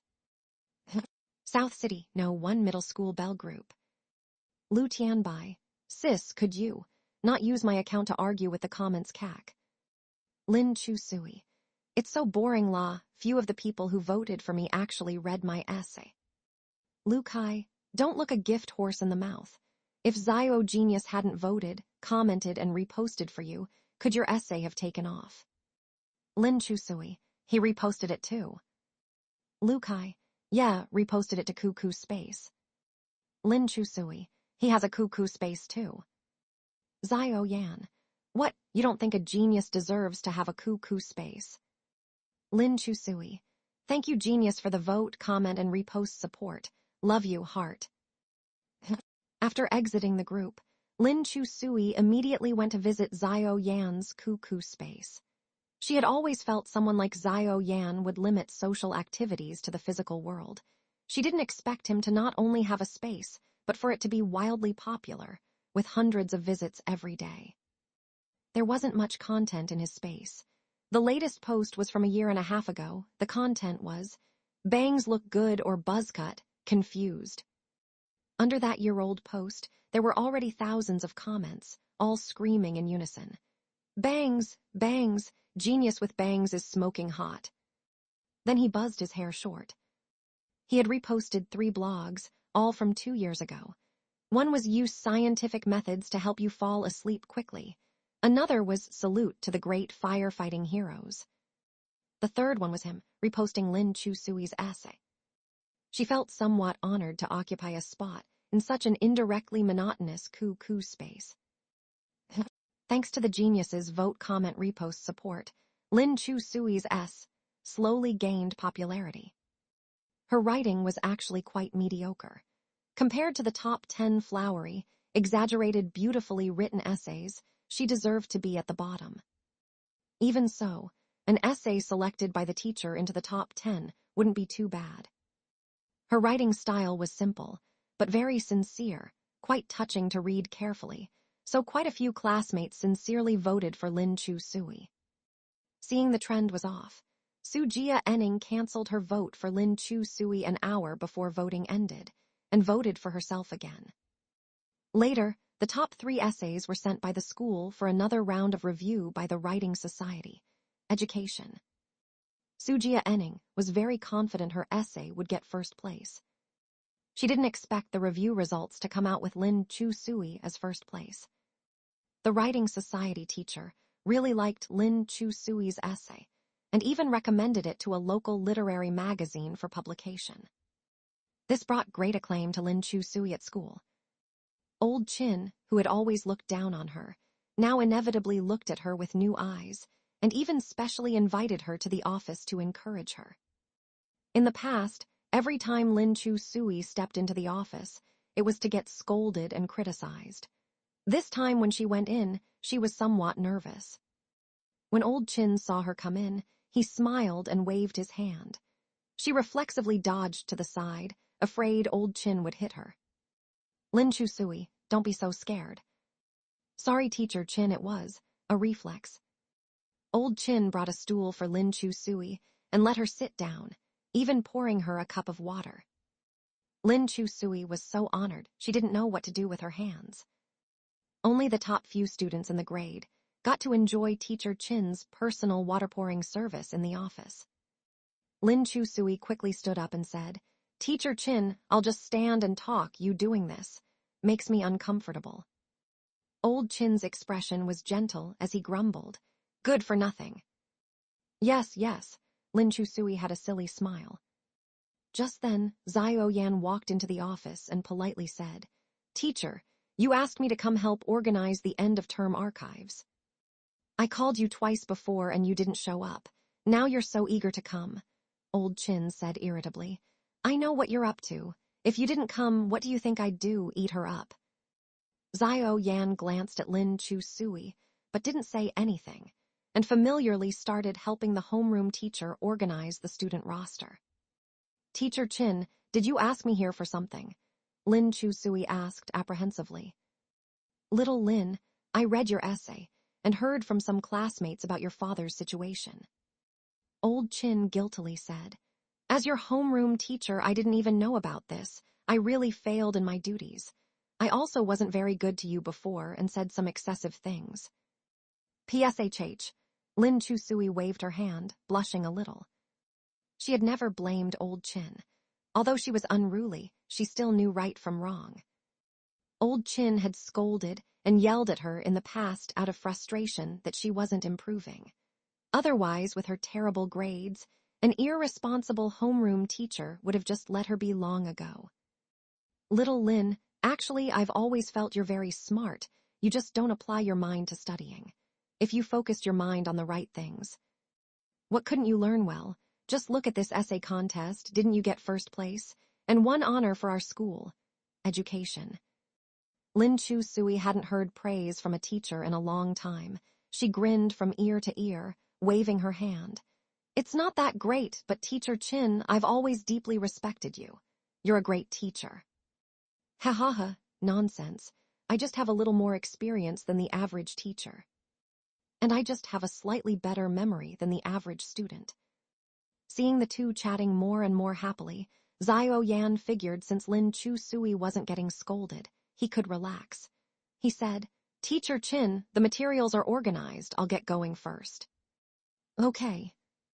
Seeing Zio Yan leave, Lin Chu Sui also bid farewell, but Old Chin called her to stop. "Wait, Lin. I asked you here because I hope you can set a goal for yourself." "A goal?" Old Chin nodded. "Since your father has passed, as your homeroom teacher, I'll be like a father from now on. I didn't fulfill my duties to you before, but now I've decided to make up for lost time. Oh. Lin Chusui had a very bad feeling. Set a goal for yourself. For the final exams, try to reach that goal.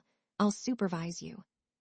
Lin Chusui scratched her ear and glanced back at Xiao Yan, meeting his bright dark eyes right on. She remembered the bet she lost to Xiao Yan before. The stake was the top 100 in the grade. At that moment, Xiao Yan looked at her with a kind of almost loving expression, encouraging her to set this goal. Lin Chusui sighed and said with determination, "Then I'll set a goal of being in the top 100 of the grade. Once I achieve that, I'll aim for Peking University." Good, Teacher Chin slapped the table, promising, as expected of my student. Lin Chusui was startled by him. Don't get so excited, I might not be able to complete it. Since you've made this pledge yourself, you have to strive to fulfill it. Teacher Chin patted her slender shoulders. If you can't complete it next semester, I think you shouldn't sit next to Xiao Yan anymore.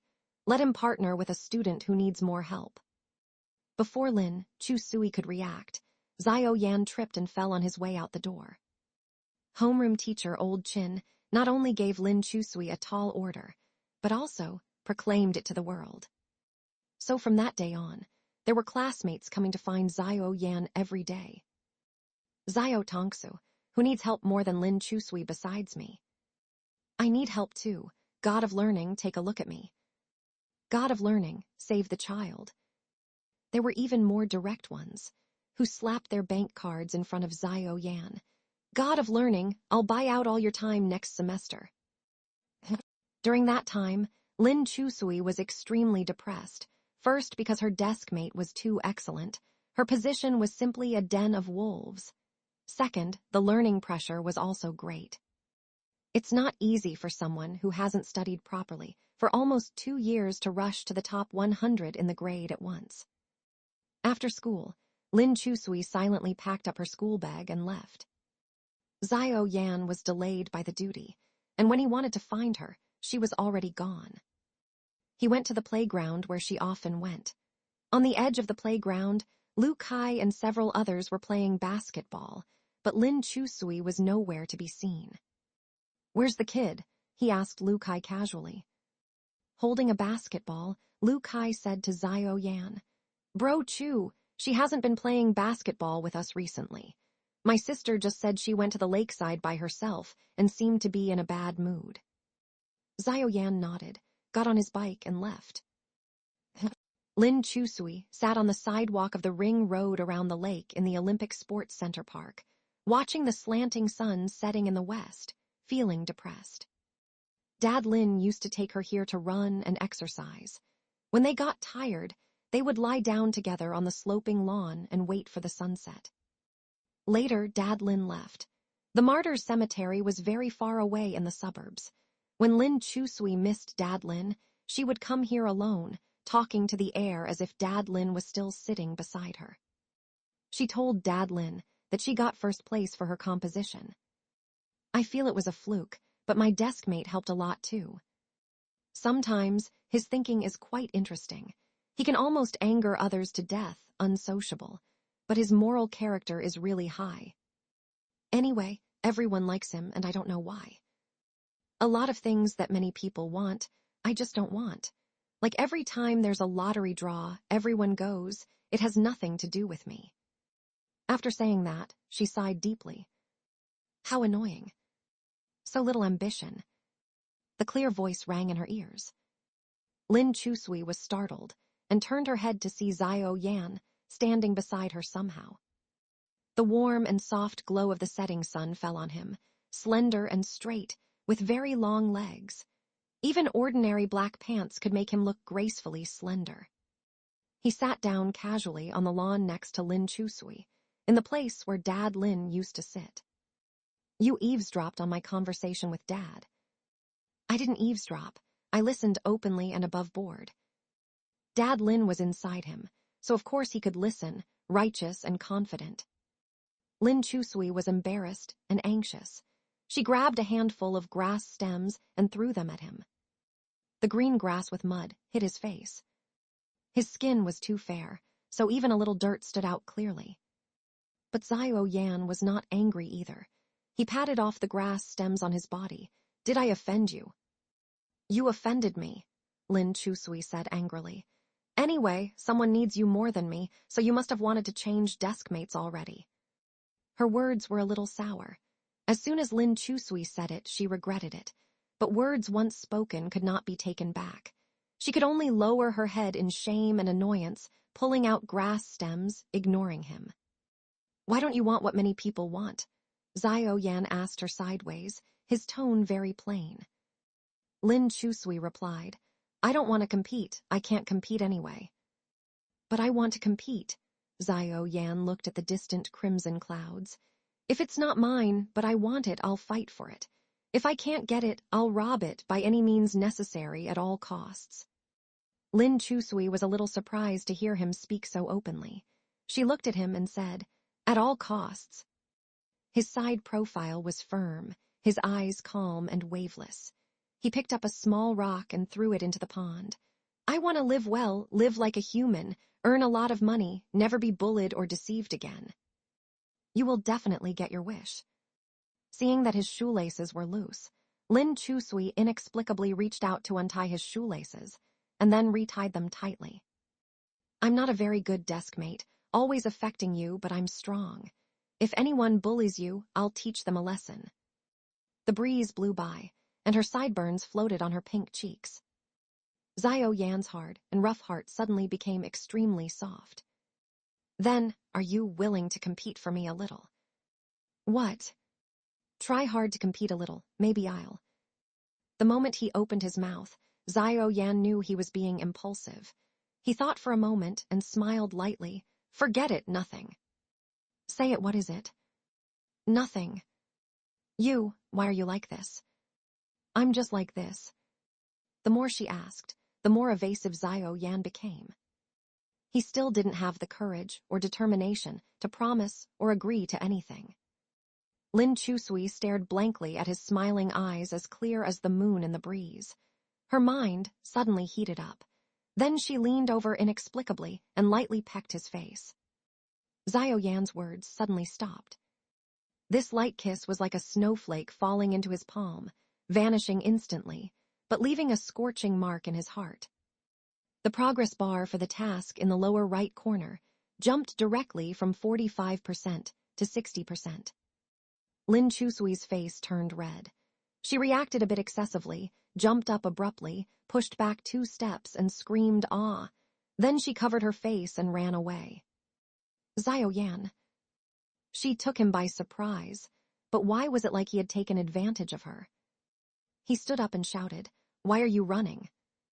"Don't talk to me." In a minute, the marathon goddess ran away covering her head.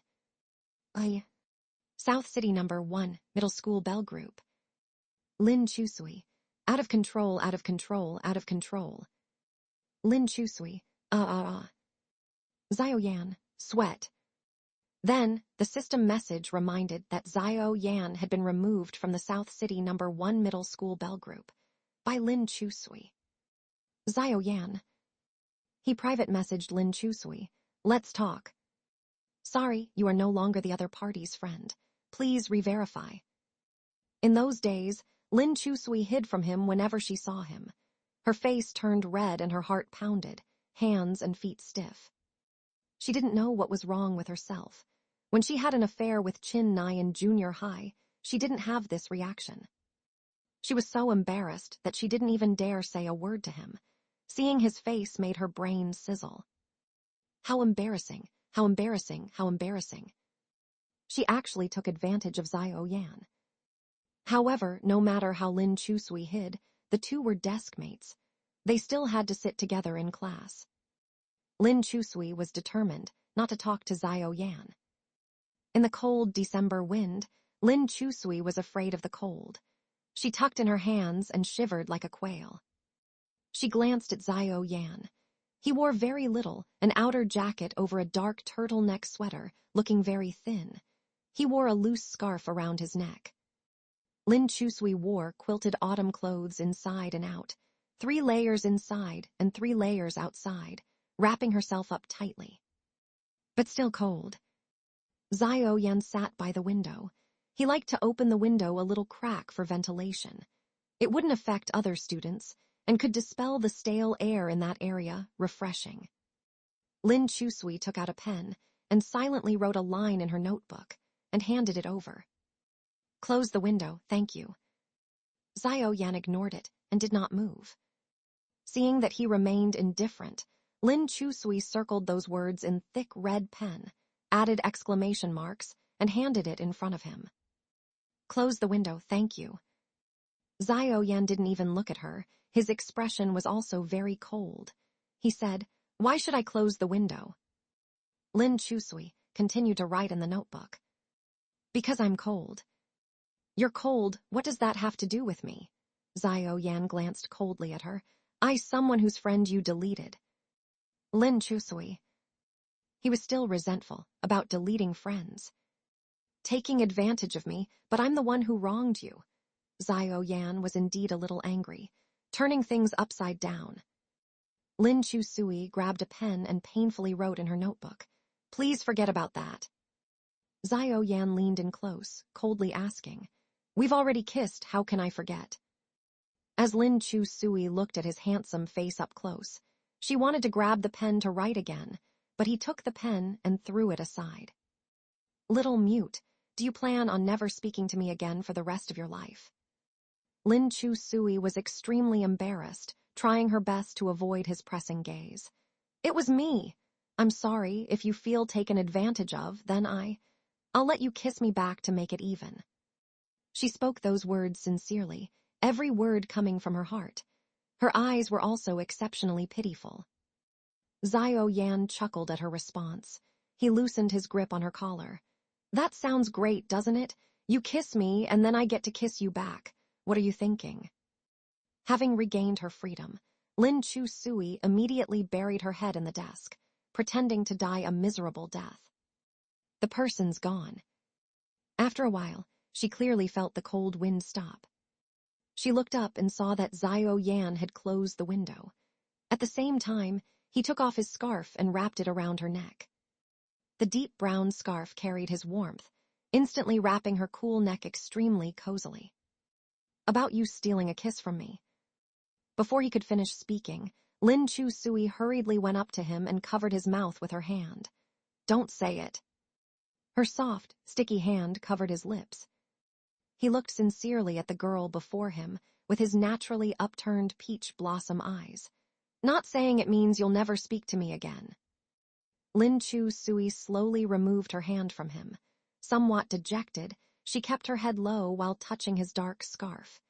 It was me being impulsive and violating you. Even if you want to be angry, I have no complaints. Who was the one who got angry first? Xiao Yan said helplessly. The one who kicked me out of the group chat, deleted me as a friend, that was you. The one who stopped talking to me, that was also you. Because you would definitely have left the group and deleted me as a friend. I struck first. You have to compete with me for a win or loss. Lin Chusui looked at him like a small rabbit, guilty. Dad said girls definitely can't take the initiative, otherwise they'll be looked down on. But she was the one who shamefully fell for him first. She was also very discouraged. Afraid of being looked down on, so you directly cut off all ties. Xiao Yan's mouth curved up slightly. You're being very unreasonable. It wasn't because I was afraid of being looked down on that I deleted you, but rather. She spoke in a tiny mosquito-like voice. I was afraid of being rejected. It wasn't because I was afraid of being looked down upon that I deleted you, but because I was afraid of being rejected. And then what happened next? At the school gate, Lu Tianbai clutched Lin Chusui's sleeve, her eyes full of gossip. What happened between you two next? Did you confess to each other? Lin Chusui closed her eyes and shook her head painfully. Then I kicked him. Lu Tianbai was stunned. What did you just say you did? I kicked him, Lin Chusui added. Then I grabbed his throat and forced him to forget the conversation just now. He agreed, so I let him go. Lu Tianbai's mouth twitched as she looked at Lin Chu Sui in despair. So you confessed to Xiao Yan, and just as he was about to respond, you assaulted him violently. Lin Chu Sui buried her head in her hands, completely devastated. Stop talking about it. Lu Tianbai looked at her pitifully. My bestie is going to die alone and pitiful. Lin Chu Sui stood up, regaining her spirit. Never mind, let's go eat some spicy hot pot noodles. Let's go. Lin Chu Sui and Lu Tianbai went to the street of food stalls behind the school and sat down at their usual small stand, each ordering an extra-large bowl of hot pot noodles. Bestie, aren't you going to ask me why I like him? Lin Chu Sui was eager to pour her heart out and actively steered the topic. But Lu Tianbai was very uncooperative. Is there a need to ask? Lin Chu Sui emphasized. Isn't there? He's Xiao Yan. Lu Tianbai held up her fingers for emphasis. From Lu Kai's ex-girlfriend to Tang Yannai, and then to Kaio Danqi. These girls knew there were mountains of daggers and seas of flames ahead, yet they still embarked courageously. With Xiao Yan's charm, even my crush Su Jianing can't compare. How could you not fall for him after interacting with him every day and night? Lin Chu Sui said gloomily. That's the crux of the problem. He's so outstanding, so many people like him, and the girls who like him are equally outstanding. If we line up by results, I'd be at the very back. That was why she kept avoiding it, not daring to face him. Because she cared too much, she became insecure and cautious, afraid that one misstep would ruin even their current friendship. But you're great too, Lu Tianbai patted her shoulder comfortingly. Who said outstanding people can only be with other outstanding people? Lin Chu Sui. Because of natural selection and survival of the fittest, humans are like animals, always looking to mate with the highest quality genes. Those were my dad's exact words when he broke me and Chin Nai up. Lu Tianbai.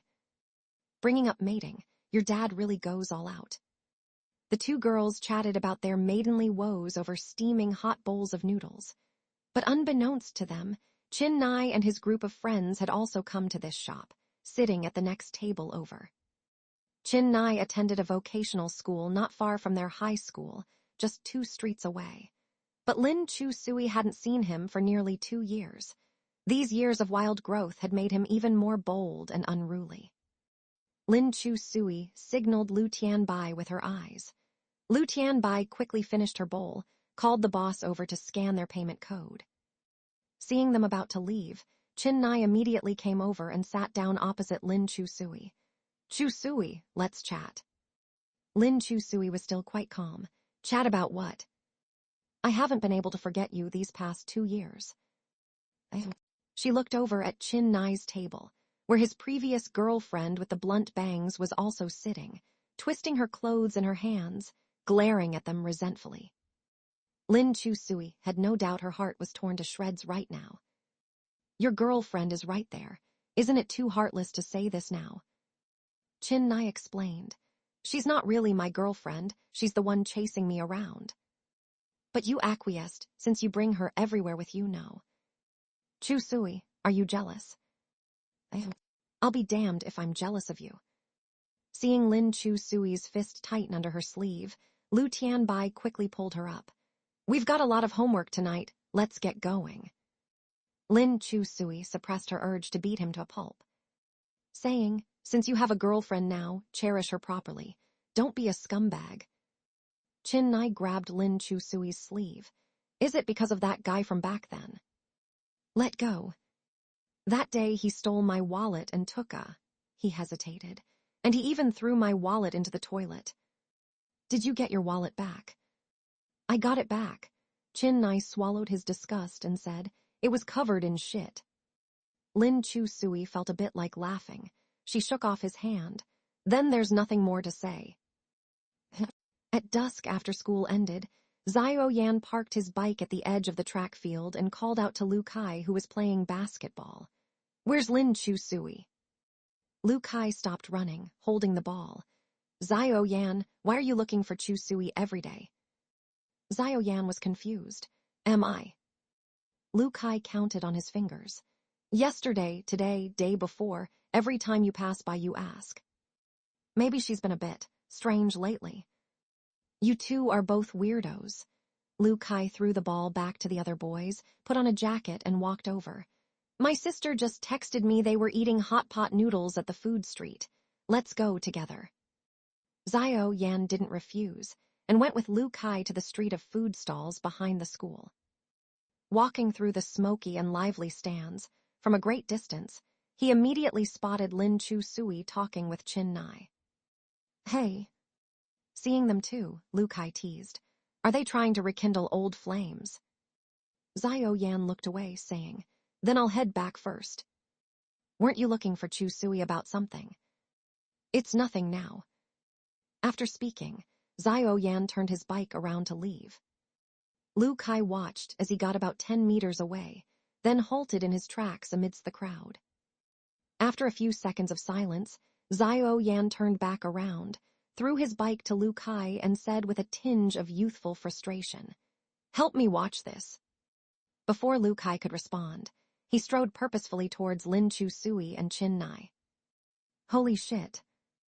Lu Kai had never seen Xiao Yan so fired up before, every hair on his body seemingly standing on end and ready for battle. He quickly pushed the bike and followed behind Xiao Yan.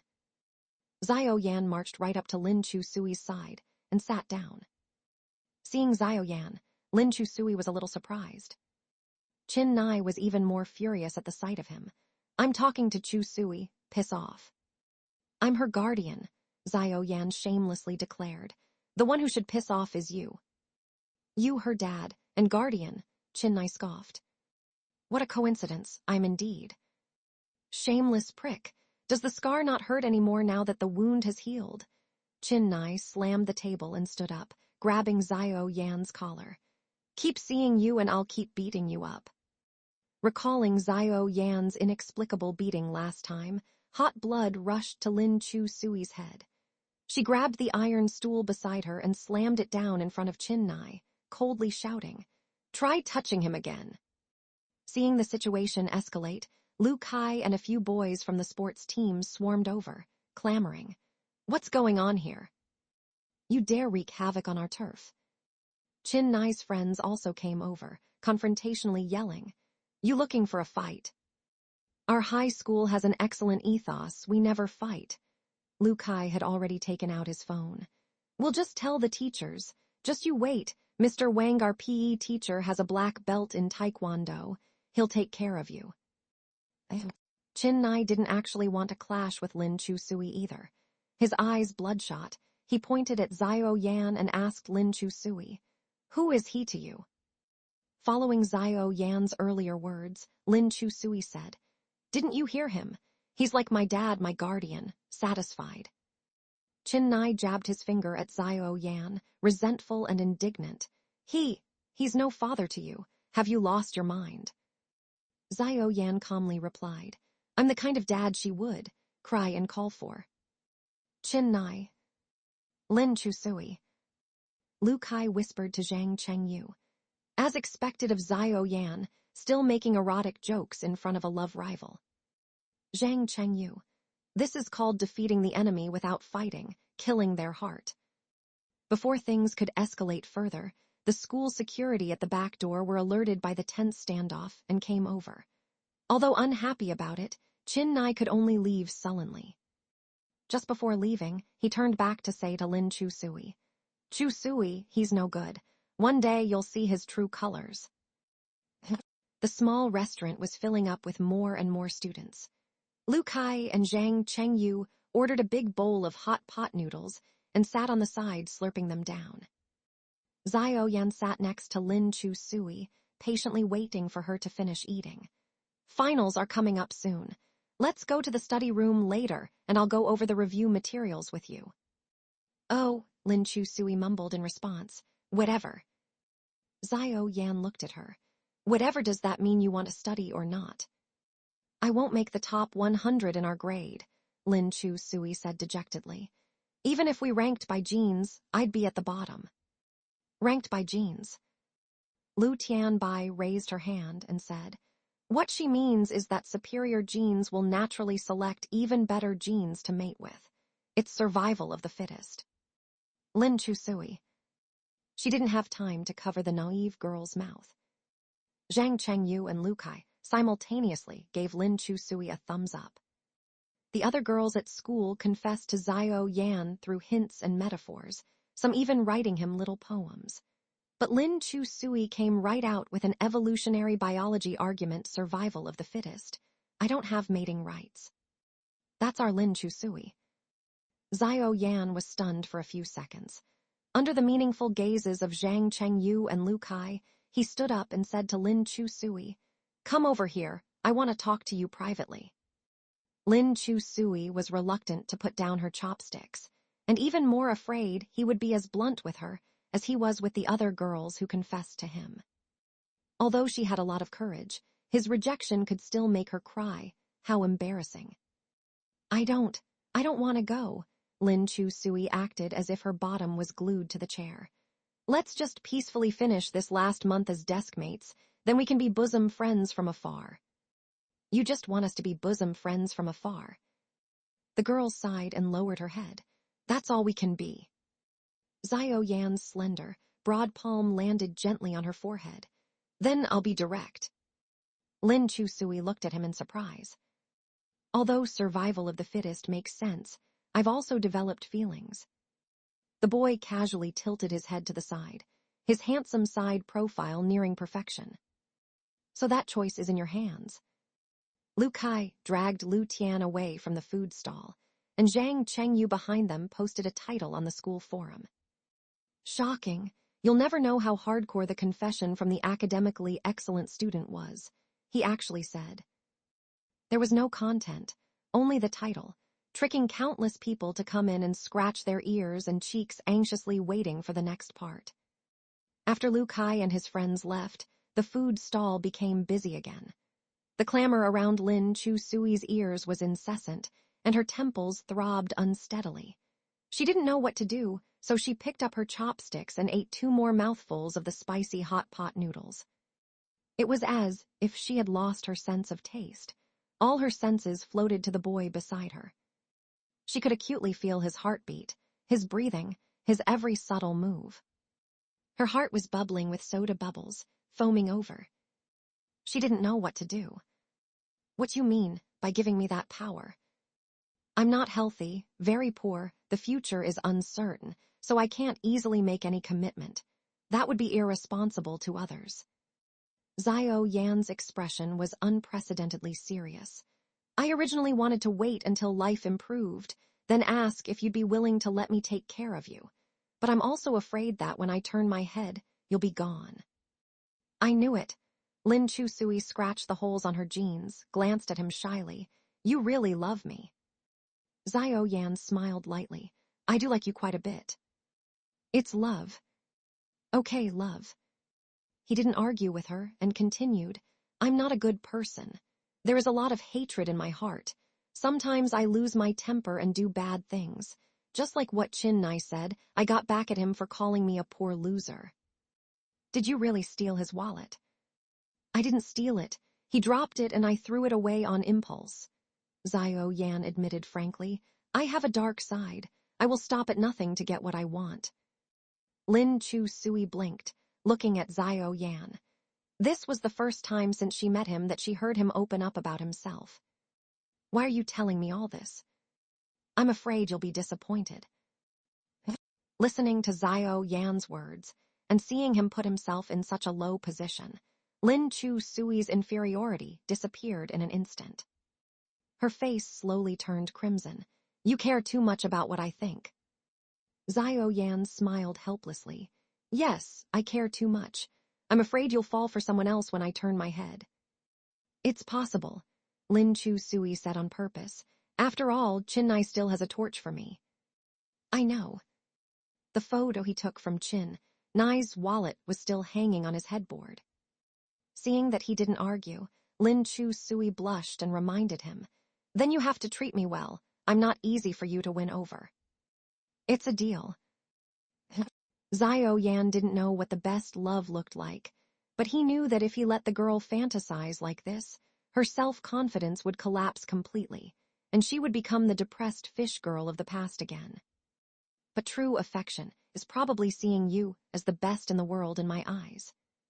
Since Lin Chu-sui had taken the initiative, she started to nitpick after taking advantage, looking around. My first confession happened to be at a food stall. How unromantic.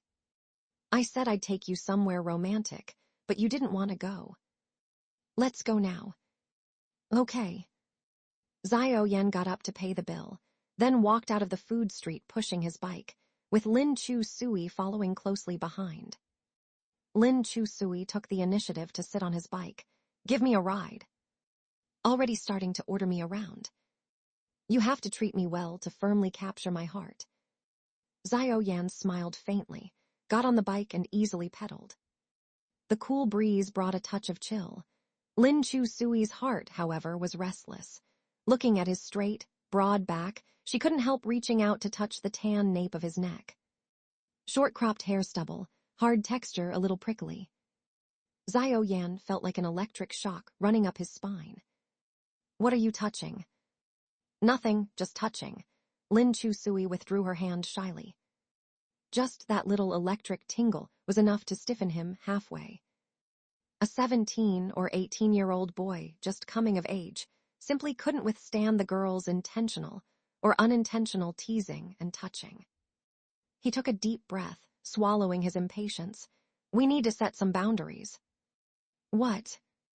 Before graduation, we'll interact like we used to. Are you giving me conditions? I guess so. Xiao Yan, have you heard this saying? Ahem. The one who loves more doesn't get to set conditions. The girl's hand moved from his nape down to his Adam's apple, gently poking. Don't refuse, or I'll make sure you get your heart broken. Xiao Yan. Soon, the bike stopped under a red wall in a suburban park. The wall was dilapidated from years of disrepair, with clusters of withered leaves on it. There were few people around, looking desolate. Lin Chu-sui looked around and asked with her hands behind her back, The romantic place you mentioned is here. Isn't this romantic? Not at all. Lin Chu-sui looked at the overgrown weeds around, too desolate, barely anyone around. Xiao Yan liked quiet, but she liked liveliness, afraid of loneliness and desolation. I accidentally saw it here last spring. There were lots of acacia flowers hanging down the vines, which paired nicely with the red wall. It looked great. Xiao Yan gazed at the peeling red wall in front of him. No one else knows about this place. I discovered it alone. Next spring, I want to bring you here, take pictures of you. It will definitely look amazing. For some reason, Lin Chu-sui's heart was struck.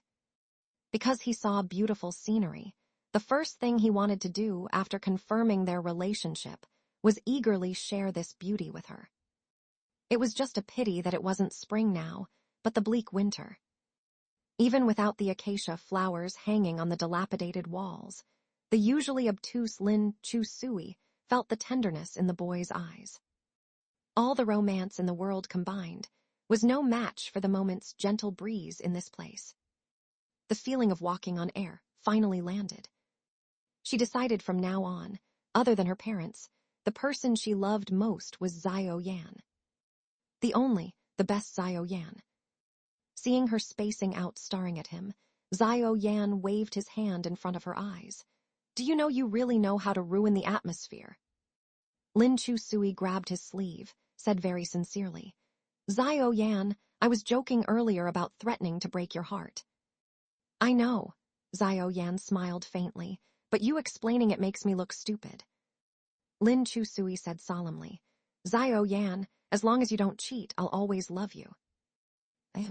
A line that was meant to be touching. Why did it sound so awkward? Xiao Yan pinched her little nose. Do you know you really don't know how to ruin the atmosphere? Lin Chu-sui didn't mind at all, said decisively. I'll treat you very well, really, very, very well. I won't let others trick you or bully you. You can safely pursue your dreams. I'll always chase after you, never leave you. After saying that, she tiptoed and lightly kissed his cheek. This was the second kiss. No shock, no panic. At this moment, other than tender feelings, Xiao Yan's heart contained nothing else. Won't trick you, won't bully you, will treat you very, very well. She precisely hit Xiao Yan's weakest, fatal spot. The progress bar in the lower right corner started rocketing upwards. Xiao Yan closed his eyes, firmly holding the back of her head, lowered his head about to kiss her soft lips. Lin Xiu's cough. The kiss landed at the corner of her lips. Lin Chu Sui could feel the suppressed tremors in his body. She was dizzy and confused, clutching tightly to the hem of Xiao Yan's clothes. Her blood was surging and boiling to the same degree as his. Xiao Yan hugged her forcefully for a moment, then immediately let her go. He liked planning out his life. Whether studying or doing things, he would always make a plan ahead of time, then complete it step by step. The first time in his life he completely lost control without a plan was at this moment, bringing her to his secret garden, then passionately kissing her by the wall. Both of their cheeks were flushed, and a gust of wind blew by, sending a chill. Lin Chu Sui said in a low voice, "Let's head back." She walked in front of the red wall, and Xiao Yan pushed his bike behind her, following her shadow. Lin Chu Sui looked back at him. The setting sun shone on his face, his features resolute, his gaze profound, his thin lips lightly pursed, seeming lost in his own thoughts. "What are you thinking about?" "The future." "What about the future?" "Where we'll buy our future home," Xiao Yan said matter-of-factly. "It has to be in a good school district, for the convenience of our kids going to the best schools." "I'd like a daughter. What about you?" "Lin Chu Sui, aren't you thinking too far ahead?" Lin Chu Sui returned home. Su Songbai and Ms. Fang, ye were both sitting in the living room. Su Songbai was peeling melon seeds, one by one, peeling them and placing them on a small dish, handing it to Fang Yuya's side. Fang Yuya was looking at project reports on her iPad, eyes glued to it, directly swallowing the peeled melon seeds in one mouthful. In fact, Lin Chu Sui had to admit that although Su Songbai was ruthless in educating children, he was really considerate to Fang Yuya. Old Mr. Lin was not a family man. He regarded his career very importantly, even at the cost of violating his grandparents' wish for him to inherit the family business. He had already chosen to become a firefighter, family. Perhaps this was also why Fang Yuya would choose to be with Su Songbai. After experiencing separation of life and death, she now needed a husband who would always put family first. No matter what, Lin Chu Sui could not bring herself to like this stepfather, but it didn't matter if she didn't like him, as long as her mother was happy. Lin Chu Sui politely greeted Su Songbai, then listened to Fang Yuya's exhortations about studying, and silently returned to her room. After closing the door, changing from her demure appearance, she rolled excitedly on the bed several times, took out her phone, and was about to report today's situation to Lu Tianbai. At this moment, there was a knock on the door. "Who is it?" "Your dear brother." "Welcome." Su Jianing pushed the door and walked in. His warm sweater looked especially homey in the light. Don't use it randomly if you don't know it well. You can directly say, "Coming please," when inviting someone into the room. "So dear brother came to my room to practice English with me." Su Jianing closed the door and listened next to it to make sure Xiao Huangque was not following behind. Lin Chu Sui's mouth curled up. "Are you that cautious?" "You don't know how scary a homemaking cancer man can be." Lin Chu Sui, "I think cancer's reputation is maligned. Sir just has an extremely controlling patriarchal personality." Su Jianing, "Yes, he is. If you keep pulling this ABC with me, I'm just going to GTFO." Su Jianing was too lazy to chit-chat and got straight to the point. "I heard from Lu Tianbai that you and Xiao Yan have been getting close lately." "What's going on between you and Lu Tianbai?" Lin Chu Sui was shocked. "How does she tell you everything?" "Compared to you, she's more like the ideal younger sister I envisioned." "That's enough. Anyone can see that she doesn't have pure sibling affection for you. Su Jianing pulled the topic back. Are you with Xiao Yan now? None of your business. Lin Chu-sui didn't want to discuss this with Su Jianing. She sat down at the desk and opened her textbook. Please leave, I have homework to do. If you are really together, as your legal brother. Su Jianing walked over to her and whispered in her ear. I suggest you keep a low profile, low profile. Once old Su finds out. He gave a cold laugh. He will make you cry sadly. You're trying to scare me. Lin Chu-sui didn't seem to take his words to heart. I'm not afraid of him at all. I suggest you be a little afraid. Why should I? Because he can easily crush your boyfriend, who is slowly crawling up like a snail, and press him firmly into the mud for life, never to get up again. After Su Jianing said this, Lin Chu-sui's face instantly turned pale, and she grabbed his clothes forcefully. What right does he have? Because he is now your dear dad-in-law. Su Jianing gently patted her head. So be good, this is your brother's advice. After speaking, he turned and left. Lin Chu-sui watched his back. Brother, don't you want to rebel at all? Su Jianing tilted his head, and she quickly added, let's rise up and revolt then. Why revolt? Because of Sir's tyranny. Su Jianing put his hands in his pockets, casually said, Society, family. They all have their rules of operation. There is no absolute fairness. If you want to break the rules, you will inevitably smash your head and bleed. Smart kids should learn to reconcile with the rules, and within the limited freedom, use the rules to gain maximum benefit for themselves. Family. Lin Chu-sui had never heard anyone say this before. Lu Kai, Lu Tianbai, Zhang Chengyu, and the others, they had always risen up to rebel against unfair things with her. The word, reconcile, did not exist in these rebellious children's dictionary. Has your father never, Lin Chu-sui carefully chose her words, never indulged or compromised with you on anything? He's not old Mr. Lin. Su Jianing glanced at Lin Chu-sui. Old Mr. Lin must have been a great dad, but Su Songbai isn't. Su Jianing's words left a shadow in Lin Chu-sui's mind that wasn't big but wouldn't go away. She finished her homework and lay on the bed staring at the ceiling in a daze.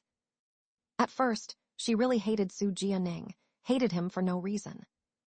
His hypocrisy, his two-facedness, the way he pretended to be a good boy in front of parents and teachers. Everything about him made Lin Chu-sui unable to adapt. But now, Lin Chu-sui finally understood him a little. Only children who grew up in a loving environment have the right to be willful. Su Jianing and Xiao Yan were not those kinds of kids, so they would interact with others in a smarter way. She sent Su Jianing a text. I get it, I'll be careful. After sending it, she added 4 more words. Thank you, brother. In the room, Su Jianing's mouth slightly pursed when he saw the word brother. After thanking Su Jianing, Lin Chu-sui wanted to text Xiao Yan, but when she looked for his name in her contacts, she remembered that she had deleted Xiao Yan. Lin Chu-sui copied his phone number and re-added Xiao Yan. Since Xiao Yan didn't delete her, adding him instantly worked. Boyfriend genius, if my mom gave you 500 million and forced you to break up with me, what would you do? Xiao Yan immediately replied without thinking. Use part of it to study, use the rest to start a business, and if there's any left over, choose some risky investments. Does this boyfriend not have a heart? She righteously lambasted. Is our relationship not worth a mere 5 million? After speaking, she was about to block Xiao Yan again, but saw that Xiao Yan had sent a voice message. Lin Chu-sui impatiently clicked to open it, and his low, magnetic voice came through. Use the money to start a business and bankrupt your family, then keep you imprisoned by my side. Is this answer standard enough, family? Lin Chu-sui. As expected of the study god's script. At the end of the year, it entered the final exam preparation stage. Lin Chu-sui settled down and got up early and slept late every day, studying diligently. Her diligence was almost on par with Su Jianing, who had his head muddled by love. After working hard, when the final grades came out, she had only managed to get 205th in her grade after exerting all her effort. This was already the best grade Lin Chusui had ever gotten. However, the matter of her and Zhao Yan switching places was set in stone. Teacher Chin had planned and schemed for it the entire semester. Grades were grades, puppy love was puppy love, they absolutely could not be confused. He was indeed an experienced senior teacher, with a wealth of experience in his past teaching career. He had seen too many top students ruined by puppy love, and even more terrible cases of underage pregnancy that had extremely harmful effects. He absolutely could not condone or indulge any signs of such tendencies. Even the tiniest spark had to be completely extinguished. Many female classmates had signed up with Teacher Chin, hoping to become desk mates with Zhao Yan next semester to learn from him. There were few male students, only the half-baked Lu Kai. Teacher Chin felt a little complicated. Of course, he knew what these female students were thinking. Zhao Yan was very popular, he was not unaware of this. How many of these girls really wanted to be desk mates with him to study? They were more interested in the musician than the music. After careful consideration, Teacher Chin decided to have Lu Kai and Lin Chusui switch seats, so that Lu Kai sat with Zhao Yan and Lin Chusui sat with Su Jianing. This was the most prudent arrangement. After class, Teacher Chin called Lin Chusui and Lu Kai to the office and told them about the seat change. Lin Chusui glared at Lu Kai all the way. "You got a good deal." Lu Kai shrugged. "Since you only got a 250, if I don't give you a good deal, those girls who are like hungry wolves will get it. It's up to you to choose." The two came to the office. The other teachers around saw Lin Chusui and couldn't help praising. "Lin has made great progress." Yeah, she actually didn't get any of the ancient poetry questions in Chinese wrong. Rare. Before Lin Chusui could speak, Teacher Chin took the chance to boast about himself. "Although I'm the new homeroom teacher for the Senior 3 class, I have experience. When she first came, this girl was very naughty. But no matter how crooked a tree is, in my hands, I can correct it." Other teachers learn from Teacher Chin. Lin Chusui. "It's all thanks to Teacher Chin's painstaking love and earnest teachings. The student keeps it in mind and will never forget it. Teacher Chin is the best teacher in the world." Romance. Teacher Chin grinned from ear to ear and waved his hand. Not that good, haha. Lin Chusui. "Teacher Chin, about the matter of my deskmate." Teacher Chin's eyes glared, his face changed suddenly, his tone firm. "This was the military order you made yourself.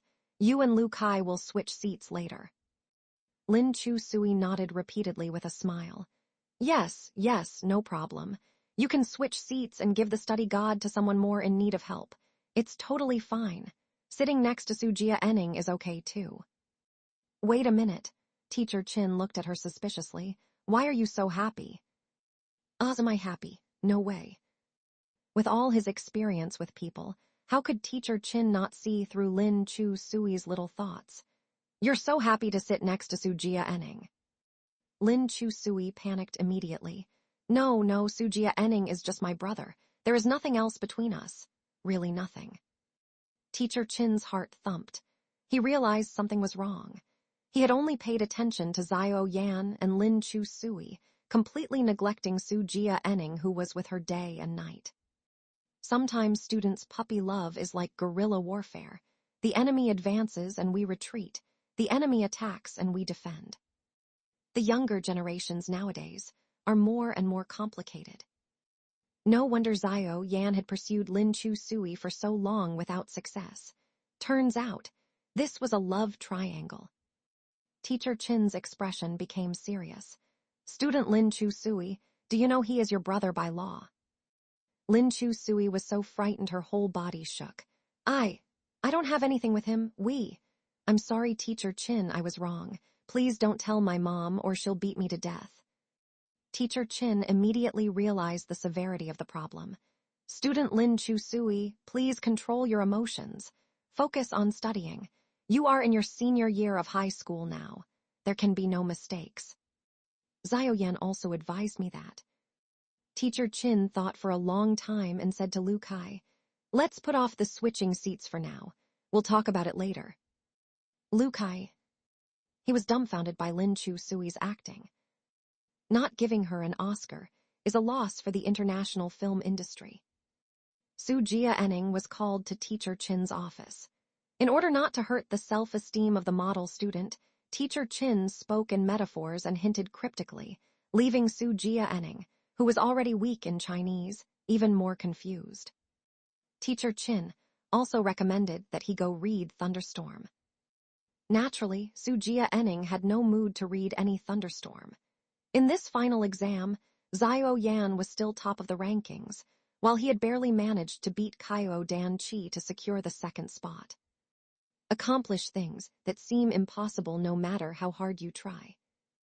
Only by accomplishing it could he meet the person he wanted to see, but Su Jianing still could not do it. That night, Xiao Yan was busy working in the shop, chopping vegetables, simmering broth, tidying up the countertops. Lin Chu Sui stuck to him like a little stalker. Wherever he went, she followed. The already cramped little shop became even more crowded. Tall and slender, Xiao Yan had an apron tied around his waist. His handsome features softened the lofty, unapproachable impression his good looks often evoked, lending him an earthly, mundane air instead. Lin Chu Sui liked watching him work. He was always so focused, and that serious look was also quite charming. Xiao Yan said, "Miss Lin, if you're bored, why not recite some poems for me? We just finished finals and are on winter break. You're still going on about studying." "Break? What misconceptions do you have about the life of a high school senior?" Lin Chu Sui blinked blankly. "What do you mean, scholar god?" The corner of Xiao Yan's mouth quirked up. "Kind reminder, makeup classes start tomorrow. You're welcome." "Oh my god," she looked at Xiao Yan in horror. "How did you know?" Xiao Yan shot the question back. "How could you not know when we go to the same school?" Lin Chu Sui instantly deflated, listlessly taking out her phone and sending a message in the Nanchang, No. 1 middle school bells group. "The news about makeup classes isn't something only I didn't know about, right?" Su Jianing immediately replied, "Yes, everyone else knew, only you didn't lose her." No sooner had he sent the message than, "Lu Kai, oh my god. Zhang Chengyu, oh my god. Lu Tianbai, BFF don't scare me. Su Jianing.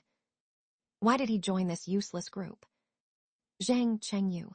I already bought high-speed rail tickets to go out and play tomorrow.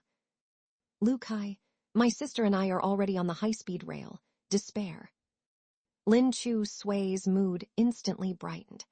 As expected of the good friends her dad got her with a summer's worth of QQ candies, not one of them let her down when it mattered. Fine, she'd attend makeup classes.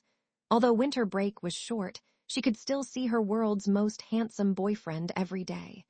That was also extremely delightful. Xiao Yan held a knife and was chopping vegetables. His fingertips aligned perfectly with the blade's edge as he sliced potatoes into fine, thin strands. Lin Chu Sui stared at his long, beautiful, delicate hands. Don't know who's so lucky to have a boyfriend with such nice, long fingers. Xiao Yan stopped his motions. I strongly advise you again not to make inappropriate jokes. How is complimenting your long fingers inappropriate? Lin Chu Sui said disdainfully. You're the one with a dirty mind. Xiao Yan didn't bother debating her.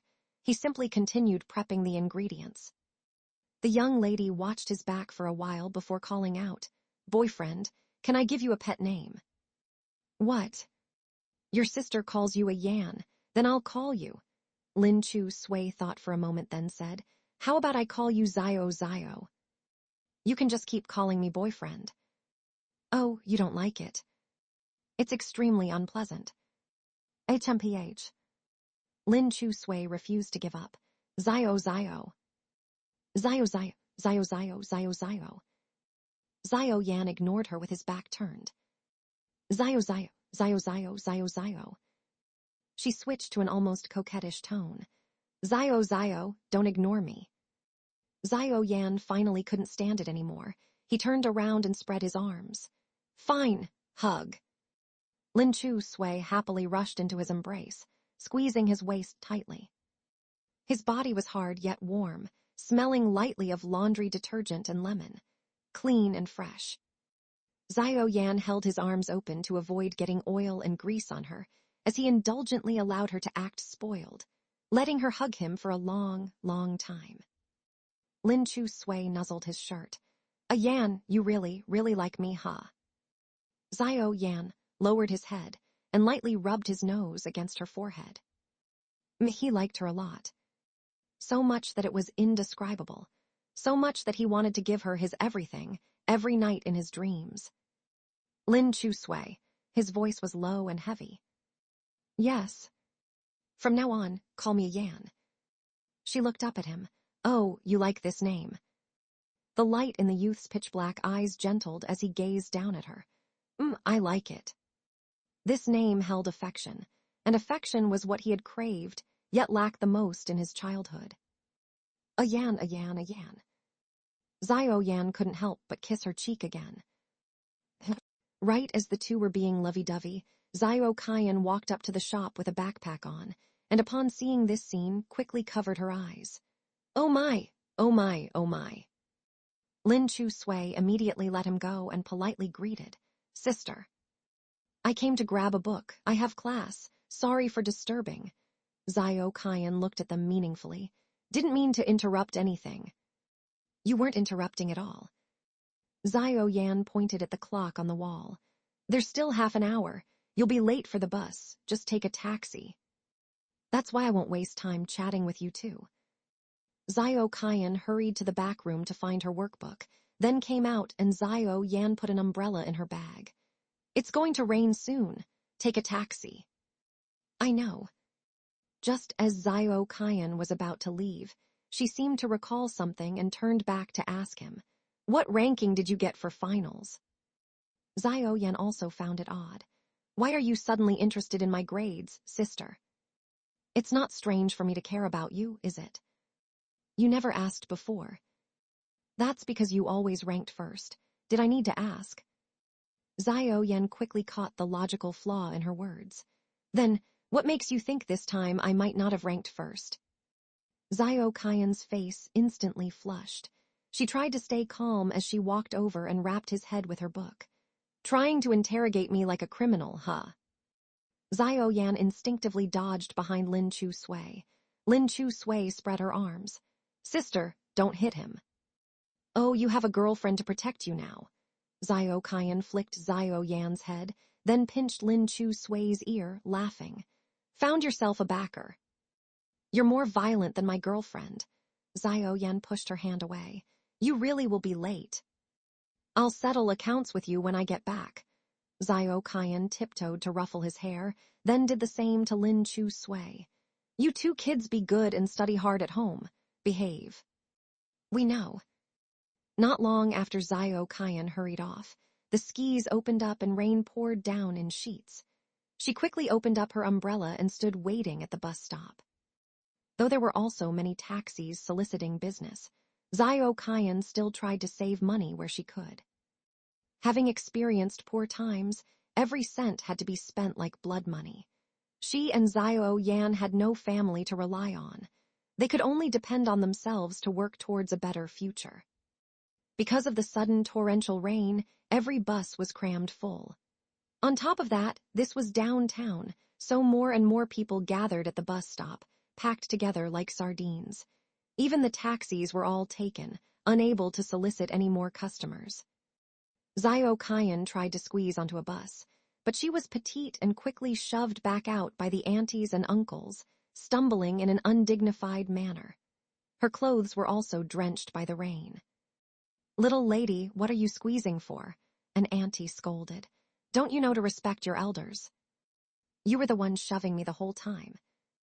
Zio Qian still tried to push her way forward, but was pushed violently by the auntie and nearly fell.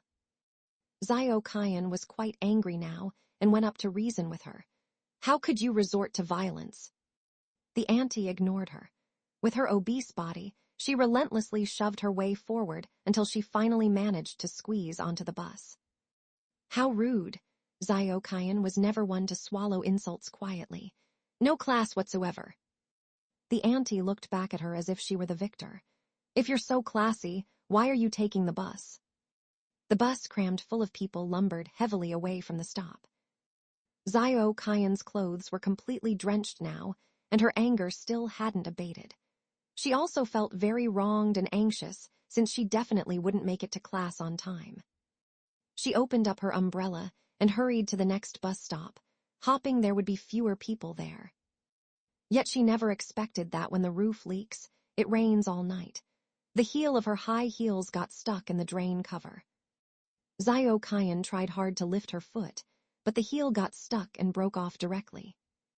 The class she was going to was body shaping trainee.